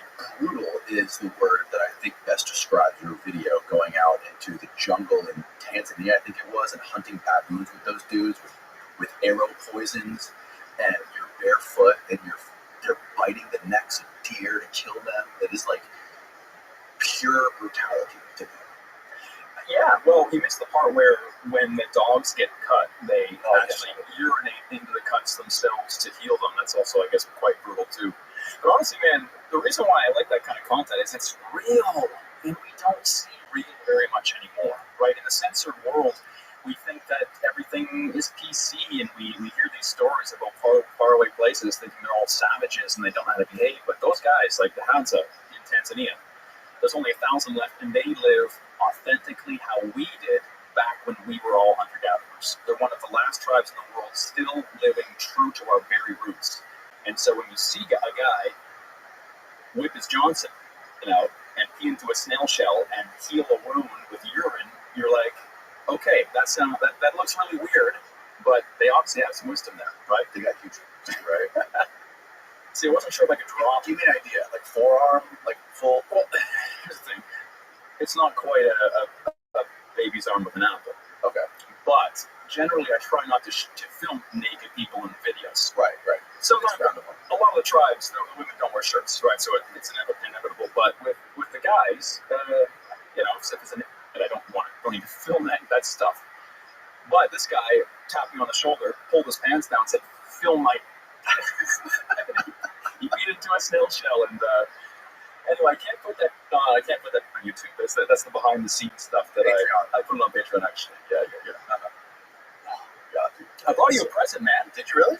I guarantee you'll never in 1,000 years know what it is, or guess what it is. You're probably right about that. Look at this dirty stained bag. It's stained from what's ever in there. Is it drugs? Oh, I forgot. Did it break off? Oh, dude. Look at this. It's an assemble. Well, that didn't quite survive the. What is this? That's a stick. No, it's not. There we go. It's like a Lego project. You can put it together. So that is essentially a voodoo doll, but not voodoo, Santeria. I got that in Venezuela in the witchcraft market of Caracas 2 weeks ago. So how that works is you fill it with some sort of offering. So on the top of this strange two-man's head, there's two corks, right? You would fill it full of blood or skin or something like that. Wow. And then you make an offering. That one I put my blood and semen already. Oh, wow. So I want you to put in your blood and semen. The other one, The sacrament.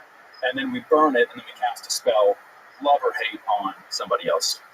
Now my seed is not inside; they're both empty. You can use. That's beautiful, You can man. use both. Look at that. That's incredible. Thank you. It may or may not come alive at night. I'm not quite sure. That's the coolest thing I've ever gotten, man. That's going to live right there. So I mean, what they're for is they're wood because you burn them, and you can see Yeah. a lot of my travels. You see these like witchcraft, these voodoo, these Santeria things, Yeah. especially in Latin America. I remember when I was doing some abandoned exploration in Mexico City, and we came across this site where it was a bunch of burnt chicken heads, a half-burnt photo of a boy, and some burnt candy wrappers. And it was a Santeria spell cast on someone to make them fall in love.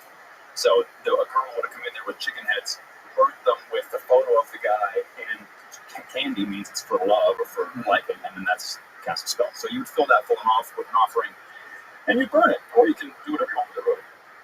So you just pack the top with whatever you want. Yep.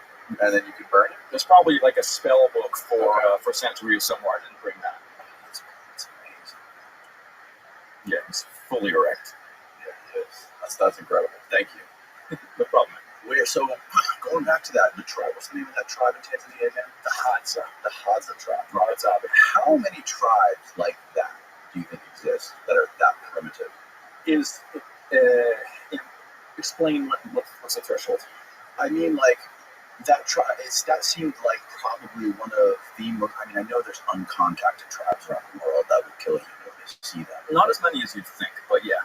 But it seems like those guys were probably the most primitive humans that exist on Earth. What makes the Hadza unique opposed to other, let's say, uncontacted tribes is because the Hadza are very contacted. Like, Right. It's really hard to find uncontacted tribes, even like North Sentinel Island, right, where the missionary got killed a decade ago or whatever. Like, people or Christians or missionaries have been traveling this world for a very long time, impregnating different corners of this planet with religion. Like, we've been doing that forever. And one of my greatest moments of sadness over and over again is when I go to like the remote, deep part of the Amazon. And we're finding a shaman who lives on a hill to do a frog venom ritual. And we show up and he's got like a snake bite that's seeping and he hobbles out. He's got like one wonky eye like the professor in Harry Potter. And then he's got this gold chain that has a little cross on this chest. I'm like, it's a Christian. God, Christians. But what they do is they take a bit of that and then they take a lot of their own stuff. They mix it together and it's some like pagan / Christian type thing. Right. Yeah, it's funny. I don't know. I've seen that new show on I forget what network it's on, but it's called Shogun. No. It's all about like I think it was 16th century Japan, and all these Japanese people had been. There had been other Europeans that came there and basically like settled and taught half of the culture there Christianity. So like there was all of these church fathers there, and they were setting up churches, and all of these Japanese people that were participating in like regular Japanese rituals and everything, but they were Christians. They were wearing crosses, and they were like very, very devout Christians as well. And it just goes to what you were saying about how they're impregnating different parts of the world like, throughout history with religion. Yeah. It's interesting. And then you realize like what if the I believe in there is a God, but I mean he's got 1,000 names, right? So whether you call it like God from the Bible or Allah or whoever, or the sun, right? It's all just painting a different paint on the same sort of thing. Are those guys in Tanzania, are they religious at all? Funniest thing is missionaries bring them, and this is a testament to what the Hadza are really like with the modern world, is that the missionaries would come and be like, here is the Bible, you must praise our God, he is the only God. And they're like, smoke that Bible paper? As they go there on me, and they make joints with the Bible paper and they smoke it. When I was there, I didn't bring my Bible, but they were making joints out of newspaper. Yeah, but that's the attitude the Hadza have, and that's why they seem more uncontacted than they are, because they completely reject the modern world. They think it's poison. They don't want anything to do with it. They want nothing to do with it. Wow. To the point where I've been there 3 times now on 3 different expeditions hunting with them, and we'll be out there running through thorn bushes. There's a horrid plant there that's called the wait a bit acacia, and acacias are generally like these big thorny bushes, and it's called a wait a bit acacia because instead of a straight spine, it's a fish hook. And so you run and you get an armful of fish hooks, and you have to wait a bit as you pull out all of the thorns. And my white boy marshmallow skin can't handle it. So keeping up with those guys is not to mention a complete cardio blowout. Yes. Up and down boulders and scree and all that kind of stuff. There it is, wait a bit in case of those thorns. That's it. I love it. This is awesome to be able to say things and have a pop up. Beautiful. That first photo, so you get a bunch of those in your arm, and you tear some holes in your shirt and your skin, and you got to wait a bit to tear them out, and they're everywhere. But the Hadza have been running through the forest forever, and their skin's like elephant skin, right? So they don't give a shit, man. But that's why it's hard to film them, and there's not that many good videos, just because most people can't handle the landscape. It's horrible. And what is their language? Is like tongue clicks? Yeah, it's called Hadzane. Hadzane. Yeah. And is it all clicks, or are there different sort of idioms or like different ways that they use the language? Do they have any sort of? Is there any sort of connection to any other African languages? Yeah, they speak their own language, but I think it's all. I'm not like a linguist here, but I think it all has a very similar root to. I think it's maybe the San people in South America. Don't kill me if I'm wrong, but there's a few click languages that I think have a similar root. But a lot of clicks, and it's really interesting. And part of that tribe too is this boldness when you hear them talk. Sometimes too, it's very full and energetic and very directive. And the tribe's very interesting because there's not really a chief per se. There's a hunter that maybe is a bit better that kind of guides the group, but they're quite independent, each one of them. But anyway, you're out in the bushes and you're trying to keep up, and you're there, and let's say we haven't caught anything yet, because generally when you catch something, you eat it. So let's say everyone's hungry, and I was there with one of my boys, and we had some Quest bars or whatever, and they wouldn't touch them. They wouldn't touch anything that wasn't just straight honey. They love honey. They think it's poison. I actually did an interview with them. I did like a question and answer video with them about their beliefs, which was hilarious because with these hunter-gatherer tribes, you think that they would have very interesting answers to what's the most important thing in life? How do you be happy, right?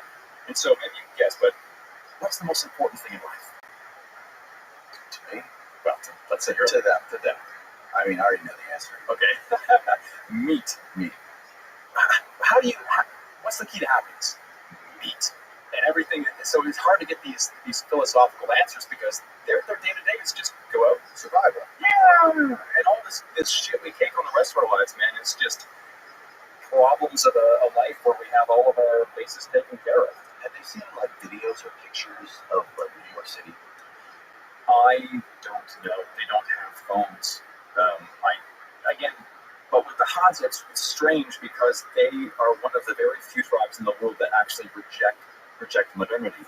Whereas you can go see the Maasai, or you can go to the Amazon, and you might go to a tribe that looks like they're living traditionally, but they got like a cell phone, and then maybe they like you go see a tribe, you pay for a tour. Often what happens in many parts of the world is you go to a tribe and they hear tourists are coming, they take off their jeans and their t-shirt, and then they put on their loincloth or whatever, and then you have a authentic experience.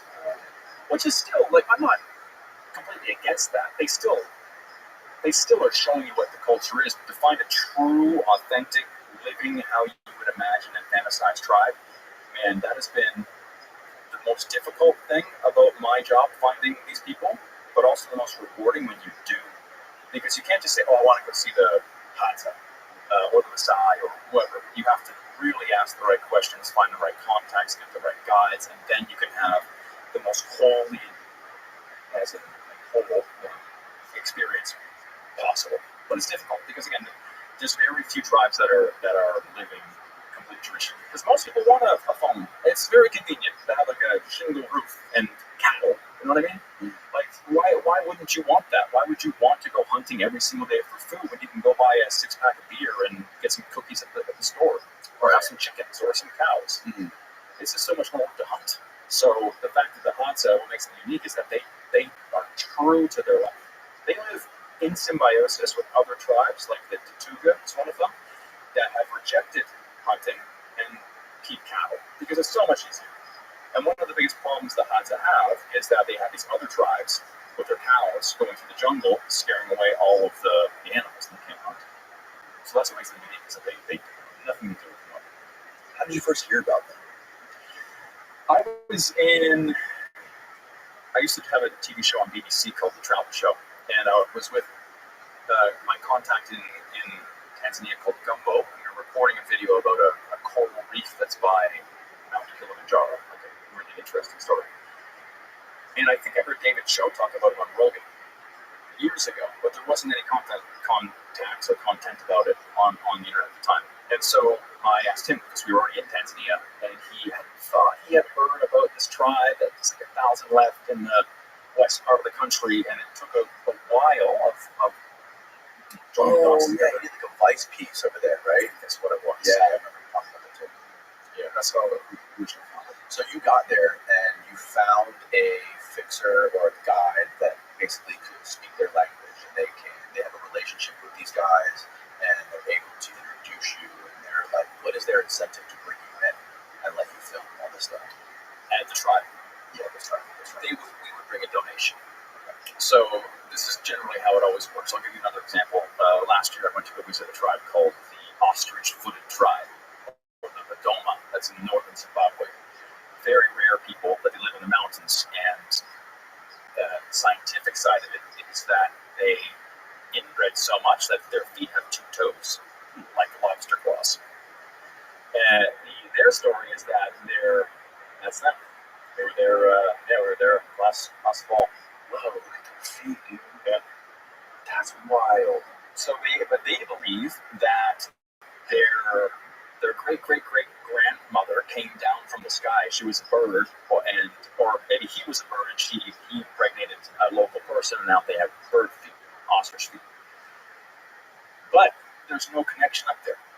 It's very rural. So to be able to get that, we had to work for months to be able to find the right contact who could get the people together to meet us, to then do a meeting with the local village elder, to then get permission and blessing from the tribe, and we had to go there specifically to be able to meet with another leader. And so generally there's 4 or 5 people in this chain where you have a fixer for Zimbabwe, and then a fixer for like province, another fixer for the local location, and then you have to have it that way. That is insane. That is what's called. It looks like they have they're really big feet. Mm-hmm. And if you look at her hands on the left, actually, it affects both hands and feet in some people. So her hand on the left, you can see her right hand has also a bit of a claw. Yeah, it was a very interesting story, but it brings up an interesting question, dude. It's like, because of the modern world, now we have more migration of people. The tribes are intermingling. It's almost gone. You can go to these villages. There's only in the population there was probably like 400 people, and there was only maybe 7 or 8 who had it. So common, but not as common as it used to be, which I think most of the tribes had it. Because the world's so connected, these things are going away. And yeah, like genetic deformities, it's not. You want them to go away, but also so does some of the magic of the world at the same time. You know what I mean? When as the world opens up, and I'm not wishing there's more people with genetic deformities, but as the world opens up and all of these very specific things are getting exposed and we're intermingling more, the cool shit's going away, bro. Like literally, we're like the last generation. So the Omo Valley in Ethiopia, the big ass plates, you know, ever seen those photos? Yeah. There's very few people with those left now because they see Hollywood movies, they see the reggaeton videos, and most people don't have it, and that's what successful is. Their grandmother might, but wants to be like their grandmother. And so the cool shit's just slowly going away. Yeah, you can see that with the horns there. So incredible, right? Yeah, man, it's fascinating shit. So okay, so you got there to those guys in Tanzania, and you guys went on followed them on like a baboon hunt, or were they targeting baboon, or were they just trying to go find anything they could get? They'll eat to feed the village. They'll eat anything. And these are like, and you didn't necessarily like stay in a village proper. These guys were more like a nomad hunting tribe. They have a main camp and they have hunting camps. So I've gone 3 times. The first time we went to the main camp, but generally we would stay in hunting camps, which would be a couple little straw shacks, kind of like a lean-to, you know what that is? Yeah. And then from there we'd go hunt, but baboon is their favorite. Baboon is the best meat. That's awesome. And they love eating baboon ass. I saw that. That's their favorite cut. Said we like the fat ass on the baboon. Yeah. Because baboon asses are like huge, man, but don't look at dogs, big, pink, fatty things. So that's so wild, man. And then there's that guy who nailed a baboon from like 100 yards away in the pitch darkness with a bow and arrow, homemade bow and arrow. Oh man, his name was Cha'aba, and Cha'aba, yeah. It was one of the most incredible feats of human strength and ability I have ever seen in my life. It was like jumping up and down that when I was watching that. I couldn't believe it. Yeah, they call it going to war with baboons, man, because baboons are very aggressive and they're smart and they've got huge teeth like a lion, right? And they attack, right? And so we had saw the video where the only way we get them is we had to go raid their camp at night. So me and the boys snuck up in bare feet in the pitch dark with our arms in front of our eyes, so the weight of medications didn't hook our eyes out. And then we had to sneak up, gather rocks, and then at a certain moment, one of the guys had borrowed one of our flashlights, and he had to flick it on, and we had to make monkey sounds and throw rocks at the baboons on top of this Lion King rock. And they all ran around the other side where the hunting Hadza, the top guys, all just filled it full of arrows, man. So they were on top of like this big sort of cliff type rock, like a bluff, like it's sort of Lion King. Yeah. Why did they hang out on those? Because they know because they can see their surroundings. They're nocturnal? No, but they would want to be in a spot just like you put a castle on a cliff, right? Because they can see their surroundings. They can see if people are coming. And they would spend half the day there. That was probably their home. And then go out, forage, come back. But from there they could see most predators, not the Hadza. They're a special breed. We had a guy in here a couple months ago, maybe 2 months ago, Andrew Eagles. He's obsessed with hand-catching animals. I forget where he was. He was in some sort of South African country. I forget which one. But he hand-caught a wild baboon. Damn, no way. He tried to catch a wild bat. I think he failed. And now he's only got one hand. No, he's a psycho, man. He's upset. He's Australian, and he goes around the world trying to hand-catch these animals. And I think he found some guys and hey, can you help me catch a baboon? And this guy, he just wanted to make money, right? He's like, oh, of course I know how to do this. And the guy caught a baboon, put put it in a giant cage. He just wanted to go in the cage with it and hand catch it.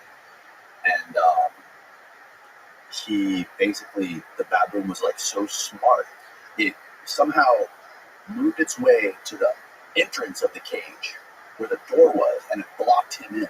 So he couldn't get out, and it trapped him in there. And then he ended up like climbing across the ceiling while the other guy distracted the baboon so he could escape. Like it was, that was a scary story. The problem with the world now is we see monkeys eating bananas and riding a tricycle. Yeah. But if you see any kind of monkey in real life, they are not fun. They are scary. And they'll bite your face. They'll attack you. They'll grab your shit.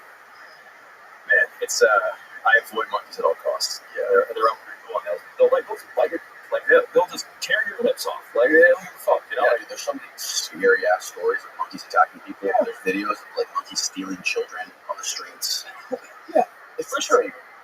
No way. And then those guys, like, another thing, how they caught that deer, and the guy literally bit its throat to kill it. Like they don't use knives or anything like that. They just use their teeth. Yeah, what I didn't show in the video, because I have to, YouTube actually has been very generous with my content, because there is some stuff in there that is very real and graphic. But they're documentaries. So in a documentary setting, and I'm not trying to glorify violence or anything. I'm just trying to show how the world is. Right. But what you didn't see is they took a rock the size of a fist and just smashed that poor little thing's cranium 3-4 times, then bit the throat as it cried. Oh yeah, and they were biting its ear to try to get it to cry to call its mother in. Right. Because it was a baby deer, you bite the ear, it goes, and then the mom comes back. They're like, "What are you doing with my baby?" And they shoot the mom, but the mom didn't come back, thank God. But that's the technique. There's maybe by the time this comes out, the sequel will be posted. But really? We went back again to, because I found out that Socorro, one of the better hunters, has a motorcycle. Then I was like, how the fuck did he get a motorcycle, and why? Like, what does he do with it?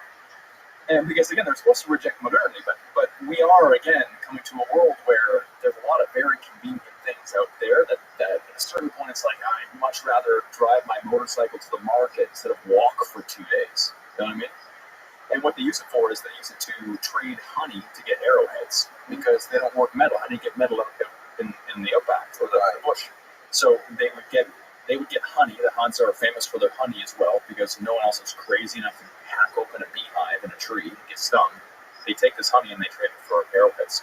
And so the little pseudo documentaries showing the process of them getting the honey and then getting on the bike, which is the most hilarious thing ever, man. These like hunter-gatherers with their bows and arrows and their gazelle skins, like 3 on the bike, just like zooming. Dude, the shot of you riding in the car, and there's like a GoPro shot where you get the dash cam, and this dude, you guys are in this car, and you guys have this like primitive hunter-gatherer ride in the middle, just like, yeah. So they catch honey, and where do they go to trade this stuff? They're not too far from small villages. Okay. So the other tribe I said that they live alongside, the Datuga, they work metal. And how they work metal is they take generally the shells from bullets. I don't even know where they get the shells from, but when we saw them making the arrowheads, they had casings for bullets, and they would melt those down in let's call it a forge, but basically it's a guy with 2 canvas sacks going like this, blowing air into the fire, and then they'd have a little metal trough, and they'd melt the casings down into like a liquid, and they'd form that into an arrow. Okay. And the Hansa have, I don't know, like 7 different kinds of arrowheads. Yeah, I was shocked at how many different types of weapons they have, different types of arrows. Yeah. So for those ones, the ones that are made out of metal, generally it's for the baboons, which have hooks on the side. So it's a big point, like a flat point with hooks. Because you shoot a baboon and can pull the arrow out because it's got hands. You shoot a deer, then it can't do that. So those are generally wood. And they have, for birds, they put like a corn cob section on the end, and they shoot the birds with like a concussive force. It's honestly a little funny to see a bird go poof, and and then it just falls. Yeah, they'll catch anything. They were catching all kinds of rodents, climbing inside of trees, up the center of these giant hollowed out trees, with bees just crawling all over their bodies, stinging them, not even flinching. In this one that I'll be posting soon, there was one of the most graphic scenes of the hunting, which was there's this really cute animal, a few people have called a bush baby. It's like the cutest Pokemon on planet Earth, and I thought they were quite endangered. Look at that underwater thing. It's adorable. And there was one day we went out, and they got like 7. It was a genocide. And they shoot them with those concussive arrows. Because if you have the big blade, you just slice them open. But with the concussive, you knock them out. Yeah. And they jump really well. You'll probably see it in a second. It's like what's it called? A lemur. It's like a lemur. Yeah. So they're the cutest little things, big eyes, and they've got big long legs to jump with. And so I watch these guys shoot them with the arrow. It falls out. The poor thing's stunned. They grab it, hold it up, take their femurs with their bare hands, snap the femurs. So taking the leg, snapping the leg with a big crack, snapping the other leg with a big crack, and then taking taking the head and just crunching the skull until its eyes go. And then Sakura takes it and then tucks it in my belt. In your belt. Yeah. And then we keep going. And this is the kind of, I'm like, this is such a brutal thing, but it's how they do it. And I wish you could see. I wish you'd be there because you would just see how this is how they've done it forever. And I wouldn't say it's wrong. It's definitely not right either. But who am I to go in their kitchen, in their backyard, and get all my panties and twist about things? Like, I wouldn't do it myself. I think participation is a big important part of travel, but there's a certain point where it's like, woof, a bit too much for me. Do you ever get any criticism for going out there and documenting the stuff with these tribes? People call me like a neo-colonialist. All sorts of things. But what you don't see is that we bring grand gestures to these tribes. I mean, and the ones that use money get money. Like the Africans. You would think that trips to Africa would be cheap, man.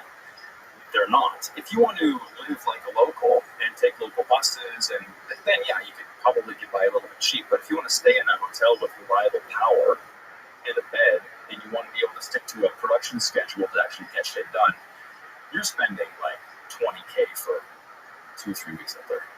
And that money goes mostly to local people, the tribes and stuff. Of course, like the facilitator gets them too, but we make sure everyone's taken care of. And so, if anything, like, no one's ever really upset that we're there. People throw all kinds of stones on the internet, but we have fun. Yeah. How prevalent is drug use in those tribes? And then what kind of drugs are they using? I know you said marijuana. Is it real, actual, like weed we're used to? Like the weed we're used to know. We make some weapon grade shit up here now. Like bushweed, so you can actually smoke it enjoyably and not go to outer space. But the places I've seen weed have only been in rural Africa and in like Pakistan. I haven't seen weed many other places. Pakistan, we were there, and the first day we get out, we're in Islamabad, which is on the more safer side of things. And the local contact wants to take us to the scenic viewpoint to watch sunset. And so you're like, I'm jet lagged. All right, let's go, And then we get out, we open the door, and then there's a ditch filled with weed. Like, it's just literally a weed. Weed is a weed. Just the entire countryside is dope, man. It was I couldn't believe it either. Growing. Yeah, just as a weed. So, and they smoked it, of course they did, but it was growing everywhere. How is it viewed there in Pakistan? Like, what is there any sort of like cultural bias, or is it looked frowned upon, or like compared to what it's like here in America? I would think it's still illegal there. Oh, is it? But I mean, so are like psilocybin mushrooms here, but you can find psilocybin mushrooms if you know what you're looking for anywhere. But generally, the thing you see in most places is alcohol, and not in a good way. Alcohol is a sleeping potion, man. It's the sad thing is a lot of tribes I see just getting wrecked by alcohol. Yeah, yeah. It's really sad, especially in Ethiopia, where you see a lot of these more iconic tribes, like in lip plates and body paints and things like that, all have trouble with alcohol. The Hadza don't, for whatever reason. Maybe they found pot instead, and pot's been more functional, but a lot of places, alcohol is just corrupting the tribal life. I heard that opium is a big thing in some countries in Africa. I've never seen a person. No. Maybe it's not opium, maybe it's a different plant that has like a... Oh, khat, maybe? No, khat's a stimulant, right? This was different. This was like something that's really similar. But khat is very prevalent in that area too, right? Especially in Ethiopia, Yemen, places like that. Tried it.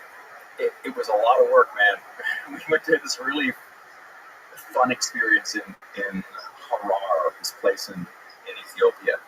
Harar is famous for one particular thing that you might see content about, but there's a man called the Hyena Man who has domesticated hyenas. And every night he goes out and you can put a piece of meat on his shoulder and there'll be a hyena come and eat it. And you can put it in your mouth like Lady and the Tramp, and a hyena will come bite it out of your mouth.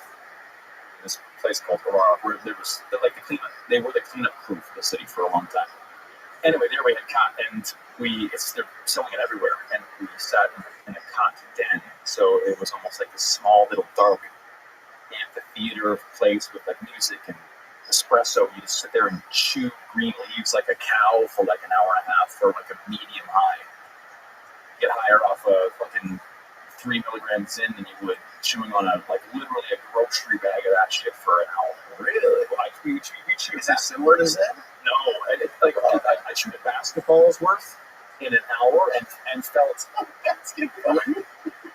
less in this coffee. I felt like I was a bovine, man. I felt like a cow in a field. Oh my god, somebody needs to fucking do an airdrop of Zen. Yeah, just Zimbabwe. change it all. Apparently people say it's addictive, and our local guide there was really against it. Really against it. Everyone was walking around carrying a little bag full of it, and he said it made people lazy, and I just saw people sitting around chewing, a lot of chewing, but it really, I don't know how much you have to chew, man, but I got really impatient after an hour. I had this dude on here one time, this Eric Zuliger. He went to this place called Somaliland, which is like right next to Somalia. Yep. And I think he was the ambassador. They made him the ambassador to some other country. Anyway, so he was the ambassador for like a month.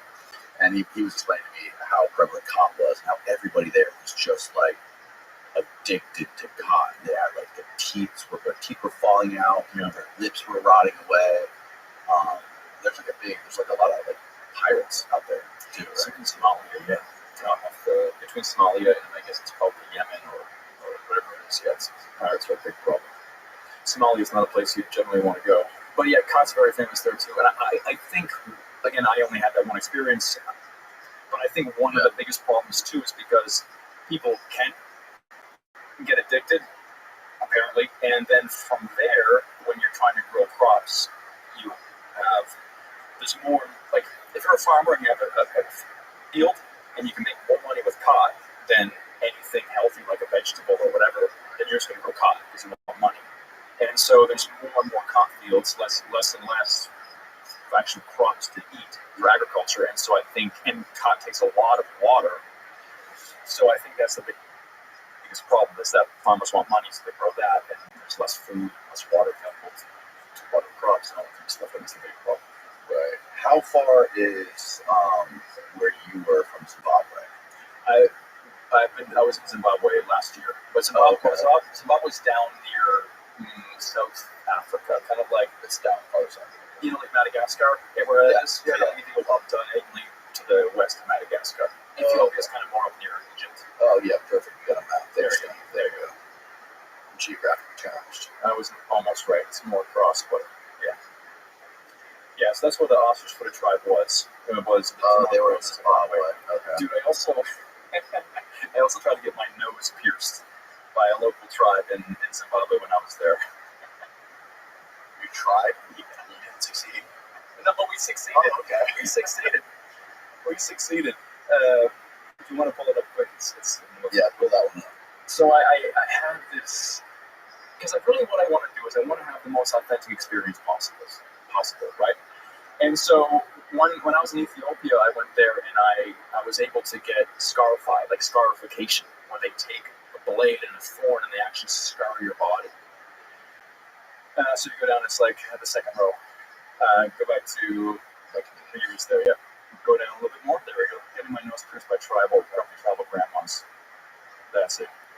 So the idea was that For the volume down so we can talk. the idea was that after that experience, it was just so cool to be able to, like, if you do the local, they'll treat you like a local. The comparison I always give is like, if I contacted you saying, hey, I want to come to your house for Christmas because I've never had an authentic Christmas before and I'm from Nigeria and can I come? And you're like, yeah, man. Come on the 24th. And so I show up on the 24th. I'm excited to have Christmas with your family, authentic American Christmas, whatever. And then you're like, all right, well, now it's time to do the turkey. And I'm like, oh, no, turkey's kind of gross, man. I brought my own barbecue. So how that would shank. Yeah, you can bring like a chocolate bar or a Quest bar and you sit in the back and you don't have it. You become like, you know what I mean? So, but if you go and you do what the locals do, they'll treat you like a local. Just like if I was there and I had the dinner and I cut the turkey, they'd be like, oh, he's awesome. Same with this. The mistake I made though with this tribe was that I assumed that all of the ladies with the nose piercings could give the nose piercings. And it turns out that they also smoke these big bombs. They had weed as well. And it's more at the end, you can see it as well, they'll smoke together. But they smoke these big ass bongs and they get super high. And so these ladies were actually completely ripped off weed and tobacco. And we got an acacia thorn. And I thought it'd be like a little pop, done. She went slow. And it took her 15 minutes. 15 minutes of pushing and twisting and then taking it out and putting it in, taking it out, putting it in. Oh, God, dude. That was the worst. And at a certain point, it was halfway through. Oh, no, that does not look good. It was halfway through, and when you keep going, you just stop. They couldn't even pull it out at a certain point. This lady's got you in a freaking rear naked choke, and she's shoving this stick right through your septum. What is that, your septum? Yeah. And so the lady on the left is completely grossed out. And it turns out none of them knew how to do it. They had no idea. Did any of them bathe? Do they bathe there? There's not much water. I don't know if they bathe. But smell? No. You know, like people here, you can tell when someone like doesn't take a bath, they have like certain smells. Yeah, no, they don't smell. They don't. No. Because the body's got like natural defenses to that stuff when you're out there, right? Yeah, I think we don't give our body a chance anymore, man. Right. If we're always using toothpaste and shampoo and sunscreen, the body can't do its thing. That's what I'm saying. Like it's gotta be so much to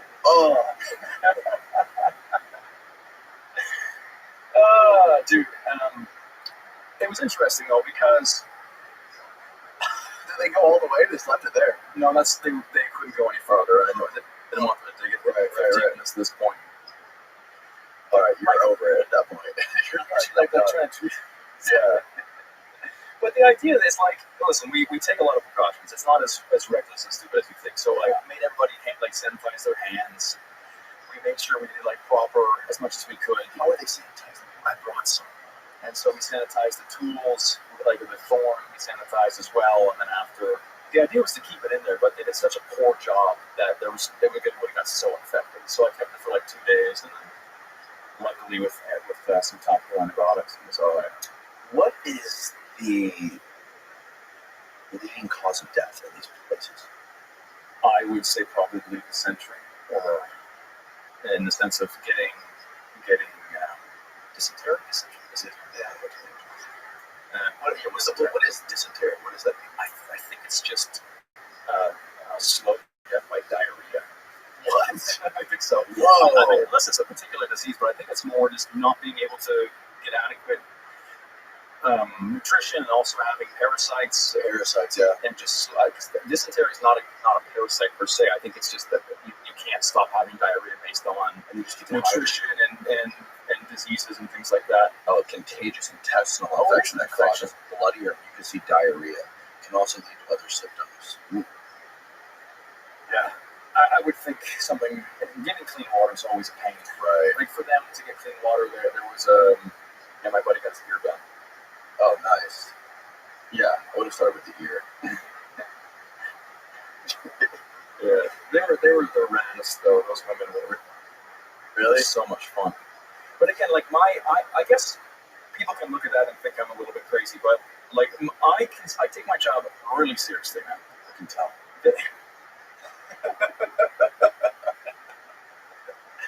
For a lot of these tribes, they don't see foreigners that often, and so if you're gonna go hang, like I want to be able to number one have the full experience because I like that. Number two, I want to be able to make them feel good about the experience, and that I'm not thinking they're weird or gross for doing their practices. Because for them, it's everyday stuff. And I feel a duty to you guys, like anybody watching, to be able to document it effectively. Because I can be the presenter and be like, oh, here we are in Africa, and here are the savages, and they're eating their gazelle and all. And you go in and get the B-roll, and you're like in a little metaphorical bubble of your own, protection, and you're not getting in there. But I want to get in there, see it, do it, show you, get dirty, like take a couple hits along the way, and take the precautions to not get too sick after. I get sick all the time, man. I literally have diarrhea now from the water in Venezuela. But the idea is that I want to capture it authentically so the world can see what it's really like. And you can only have that experience. That experience is only unlocked if you go and you show up and participate. Right? Yeah. It's so refreshing to watch your videos, dude. I was binging your videos from like 8 a.m. until now. And it's refreshing to me. I'm so jealous because I sit here and I just talk and use words, but when you go out there and you literally experience that, shove sticks in your nose, smoke weed in newspapers with these uncontacted tribes or somewhat uncontacted, very remote tribes, it is like it's an experience that is really, really difficult to put into words. You really have to be there, and with those people and like spending time with them to understand what that's like. Words just won't do justice. And what YouTube helps with is that, or at least the style of capturing, which is a bit more vlogging. You saw Ben on the camera for a second. Ben's my videographer from London. One of the only guys I could find who could keep up and be masochistic enough to enjoy these trips sometimes. But the idea is like,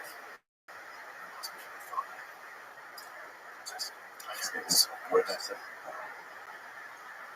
We're talking about the tribe. That was crazy. You can't put it into words. It's crazy experience. right, YouTube, yeah. being able to capture it that way, like on a vlog, so we can sit down together and me, you, or whatever, and we're there in it, opposed to being recorded on a telephoto lens from a distance. That's not immersive, but being there where you can hear the hands move the grass or whatever, right? Like being immersed inside of it allows you to feel like you're actually part of the tribe, and that's where I thrive. My entire life, I always sucked in school. I was a C/D student, but when I did a field course, because those were available sometimes, and I was out there, I was A+ student, flipping over rocks, finding bugs, chest deep in tide pools, pulling out algae. Like that was always me. But put me in a classroom where I can't touch and feel anything, I bomb right out. And I was always really passionate about the things that were misunderstood. I think now that I've done a bit more soul searching, because I think I was misunderstood.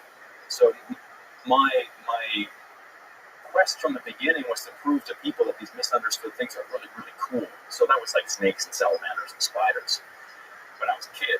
But now it's countries and people, and foods and festivals, all of that. I really get excited showing people things that they are like, oh, that's gross and weird. But those words are just ignorant excuses for not understanding something, right? Yeah. It's just different, man. Like, who's to say our understanding's any better than their understanding? There's two different people with two different attitudes, right? Yeah, I think the one thing I think that stuck out to me the most, like when you said, you know, the one guy asked him what the most important thing to him was, like the primary value, and he said meat. And it's like a lot of these cultures out there, a lot of people that live in Africa and these remote places, their number one worry is survival. And it's amazing to me, first of all, that they can exist at the same time that we can exist over here, driving around in electronic cars, using iPads, you know, smoking vapes, whatever, running around, basically wearing, you know, whatever these helmets are that we can, the Google helmets that you can live in virtual reality at the same exact time in different parts of the world. But like it is like the complete antithesis of that, what they are living in. And meat is the most important thing, and survival is the most important thing to them. And you know, there's I know there's like a big poaching problem in some parts of Africa, and there's people out there who get paid lots of money to shoot rhinos or elephants or whatever for their ivory, for their tusks. I guess they export it to China. There's a huge demand in China for that stuff. Yeah.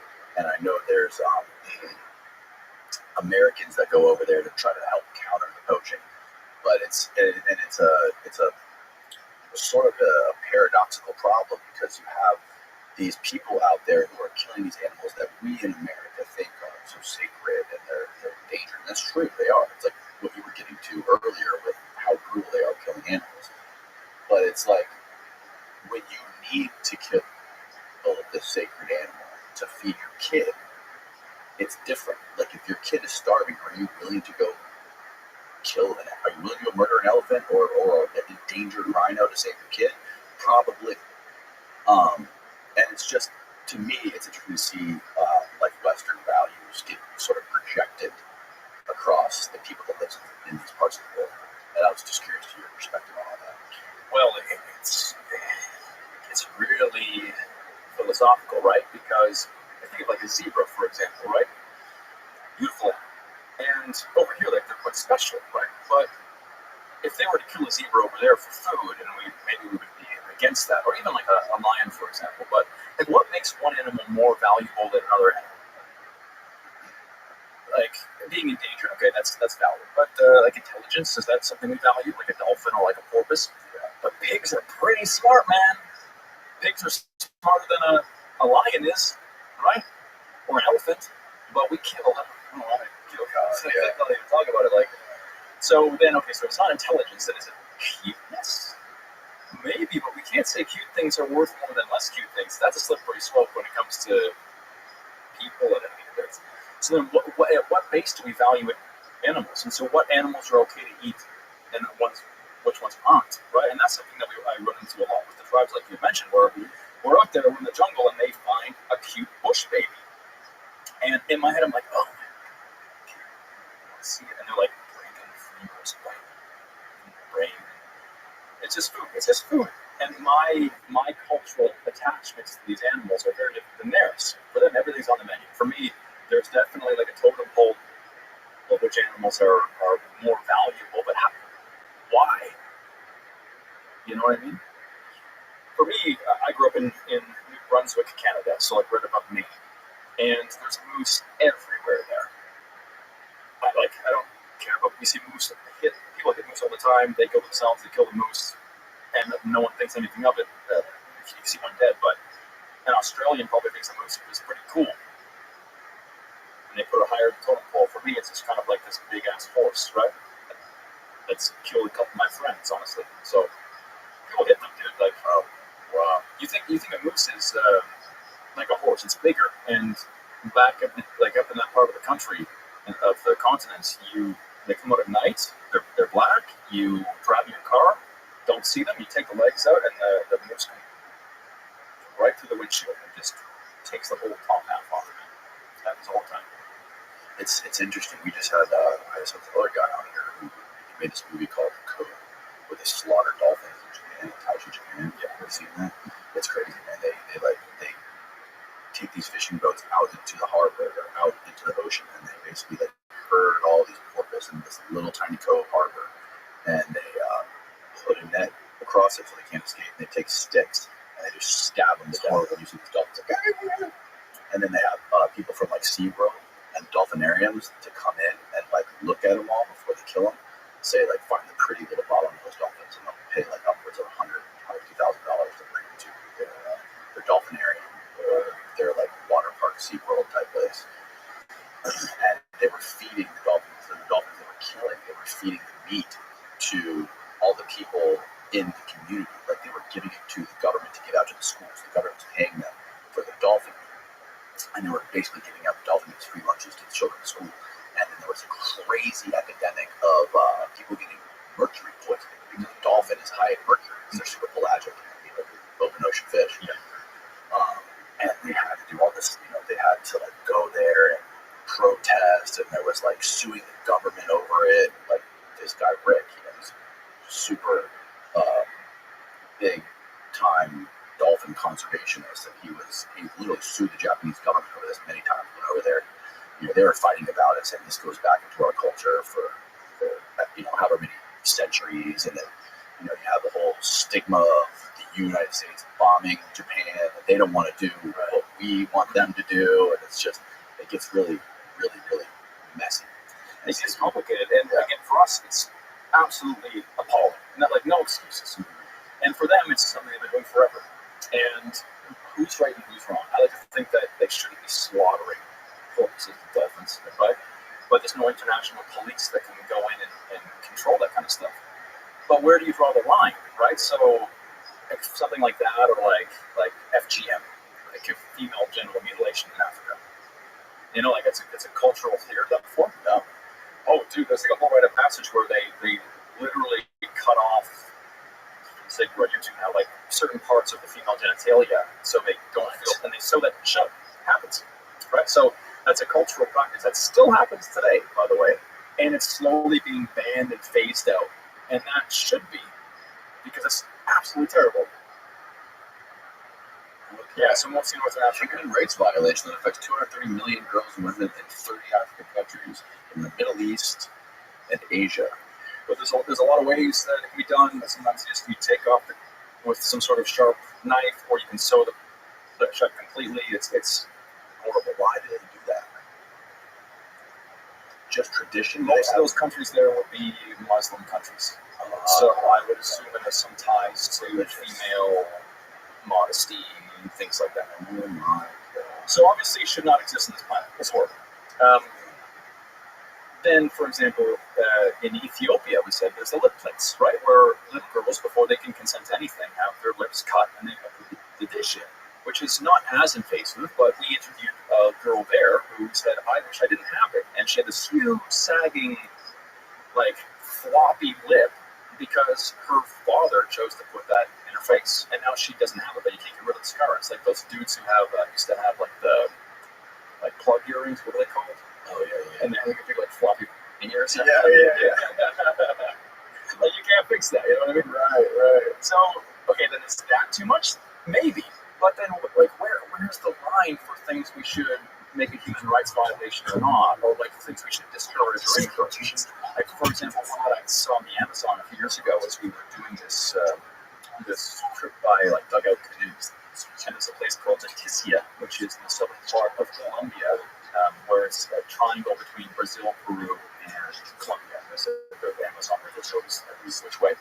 We're doing some dugout canoe camping, visiting villages, meeting people along there. And we came to this village where there was all of these young girls who just had like a little loincloth around their waist, and they were all like blue, like navy blue. And there's a certain berry, I think it's called ROTHSCHILD, with an H, that when you squeeze the berry, it makes a clear fluid, but then when it goes on skin, it oxidizes and turns deep blue. It was probably in Brazil, but it's anywhere in the Amazon it exists. We started our journey in Colombia. But all these girls were blue, and we were asking questions, and they were saying, it's now getting to the time of their lives where they're going to have their first menstruation, and then what happens is they get colored blue, and then very shortly they'll go into a hut, like a grass hut in the darkness. They'll spend 1 month in this hut. The women of the village will come in, and they'll pluck out each hair of their head individually. So until they're bald. And as they pluck out each hair on their head individually, they'll teach them by candlelight what it means to be a woman. And then after a month, they'll come out, they'll be bald, they'll be blue, and they'll be a woman. And there was a human rights group that had been in there a few months ago, they were saying, that was trying to ban this rite of passage for women. And that was very interesting, because that would not be fun by any means, right? That's going to be painful. But it's well-intentioned. It's not as evilly intentioned as FGM, for example, you know what I mean?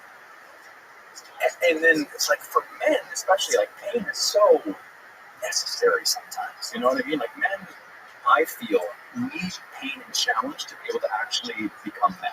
Yeah. And you see that, those rites of passage all over the world too, right? Where there's some sort of, like another example of the Amazon is there's the Maui tribe. Ooh, it's just like, Maui Sowie. Sally, Steve, Bullet ant. We're looking at bullet ant gloves right now. So where they take these bullet ants, which are these good inch-long ants that are called bullet ants because when you're stung, it feels like a bullet, and they put 100 in each glove, and they weave these gloves out of reeds. And the guy puts his hand in, the boy, and he gets stung hundreds of times over 15 minutes, probably thousands of times, by bullet ants, and he dances. And I think he does it like twice a week for a month or something like that, where it's just the most extreme pain possible. And like scarification in Africa, or like vision quests, or like pain just seems to be the thing that humans need to be able to change their lives. And so you see things like that, and I'm not totally on board with having people's hair pulled out one by one, but we can't give people no pain, because in a world today where we have very little pain, we're struggling more than ever, right? So as much as we don't want to be, that's a bullet ant. Yeah, they find scared. Putting bullet ant glove. I've heard stories about these things. There we go. Bullet ant glove. Look at that. That's it. Look at that dude. That makes my heart pump right now just thinking about it, man. Maui. I think it would be popular. There it is. Yeah. So that's not fun, but I've never tried it. But again, like pain, the humans need pain. Should we remove all pain and discomfort from human life? Yeah. Well, we're doing it here, definitely. In the United States. We don't, we're building a culture to avoid pain. So everything's about distraction and comfort. It's the opposite of what we should change. Well, that's honestly part of the reason why I do it, man, is because I feel that if I have a challenge on the horizon, or I have really a proper spectrum of what pain and discomfort is, then I can come back into the everyday life and accurately assess how much pain and struggle I have. But I think it's all big struggle, and I don't think it's a coincidence that with the least amount of required struggle ever in our existence, we are struggling more than ever. I think there's a direct correlation between those two things. Yeah. What so moving on from Africa, you went to Indonesia and you documented this like death cult tribe. These people that they seem like they're modern. They seem like they're modern relative to the Tanzanian tribe, because these people are walking around in pretty like blue jeans and collared shirts, and they have iPhones. Yet they like venerate the dead. They have this bizarre culture where they keep their dead relatives in their houses for years, and then sacrifice animals. That's supposed to shuttle them to the afterlife. Yeah, so that's in the Indonesian island of Sulawesi, which is not a very common place for people to go. And the cult's a funny word there. Can you find that map, Steve, so you can show us so we can see like where exactly that is in Indonesia? Sulawesi. Sulawesi. It's the island that looks like a llama. What made you? How did you discover this place? I don't remember how I first saw it. I generally have a big map, like a Google map, where I pin everything I come across on Instagram or YouTube or whatever, and eventually that all comes together in the trips. Yeah, this was wild. How in the did they carve those the square cutouts in that giant boulder? Yeah, by hand, bro. So How long did that take? So it's interesting. I saw one. Take some. I don't even know, about 5 years or something like that. What? So it's incredible. You go there, and I was searching this out because I had a really tough time dealing with my grandmother dying. And she was the sweetest old lady and just the most perfect grandmother. When she heard we'd come, she'd spend days baking cookies and pies, and she'd have a whole pile of things ready, and she'd be waiting at the top of the driveway, and she'd give us big hugs, and she slowly succumbed to Alzheimer's and then eventually died. I couldn't make it back to see her die. I got stuck in a snowstorm in Toronto. I was in where I was, Africa, someplace. Couldn't get back in time, and made it to the funeral, but I didn't get to say goodbye. And had a really hard time digesting that part of my life. And so it made me really question what death was, what it meant. I had been in Mexico a little bit and knew a bit about Day of the Dead and how their understanding of death is a little bit different, where you can still hang out with your grandfather, grandmother after they die. You go to the grave, you play the music, they bring you food, you have a party. It's on Halloween. Right after. That's the last day of October. And then from there, I started to think more about death and our culture and how I did, like, we're all scared to die, you know? It's something that's very common, is the fear of death. And so I came across this Walking Dead festival, is what it's called. And this place is called Toraya. Where Look at that wall. Yeah. How tall is that wall? You can see us sitting down on the bottom. So, yeah, quite tall. But they're famous for something called the Walking Dead Festival, where they take the bodies. So you see these cliffs, and they take bodies out of the caves, your entire family tree, and you change their clothes, and you hang out with the family, the skeletons, the bodies. You all just have a family reunion with cadavers. What they do every couple decades. Rotting corpses, like often just bones, right? Often just bones.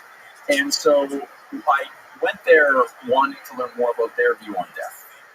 And I never would have realized how crazy it was. So when someone dies in Hawaiian culture, they are considered sick. And so by our terms, they're very much deceased. But by them, they've just become sick. And so they keep them in the house. I wanted to learn more about this, so my guide, Andrew, you can see in the video, found a family where there was 2 sick grandparents. Again, sick. We got to the house. They let us in. They were super excited to see us. They said that Grammy and Grampy wanted to see us too, that they had been sick for a while. Grammy had died 3 years ago, I think, something like that, and the other died 3 weeks ago. So the one that's more decomposed had died, I believe, 3 or 4 years ago, and the other had just died 3 weeks ago. And they were waiting for their funeral. But these people aren't dead.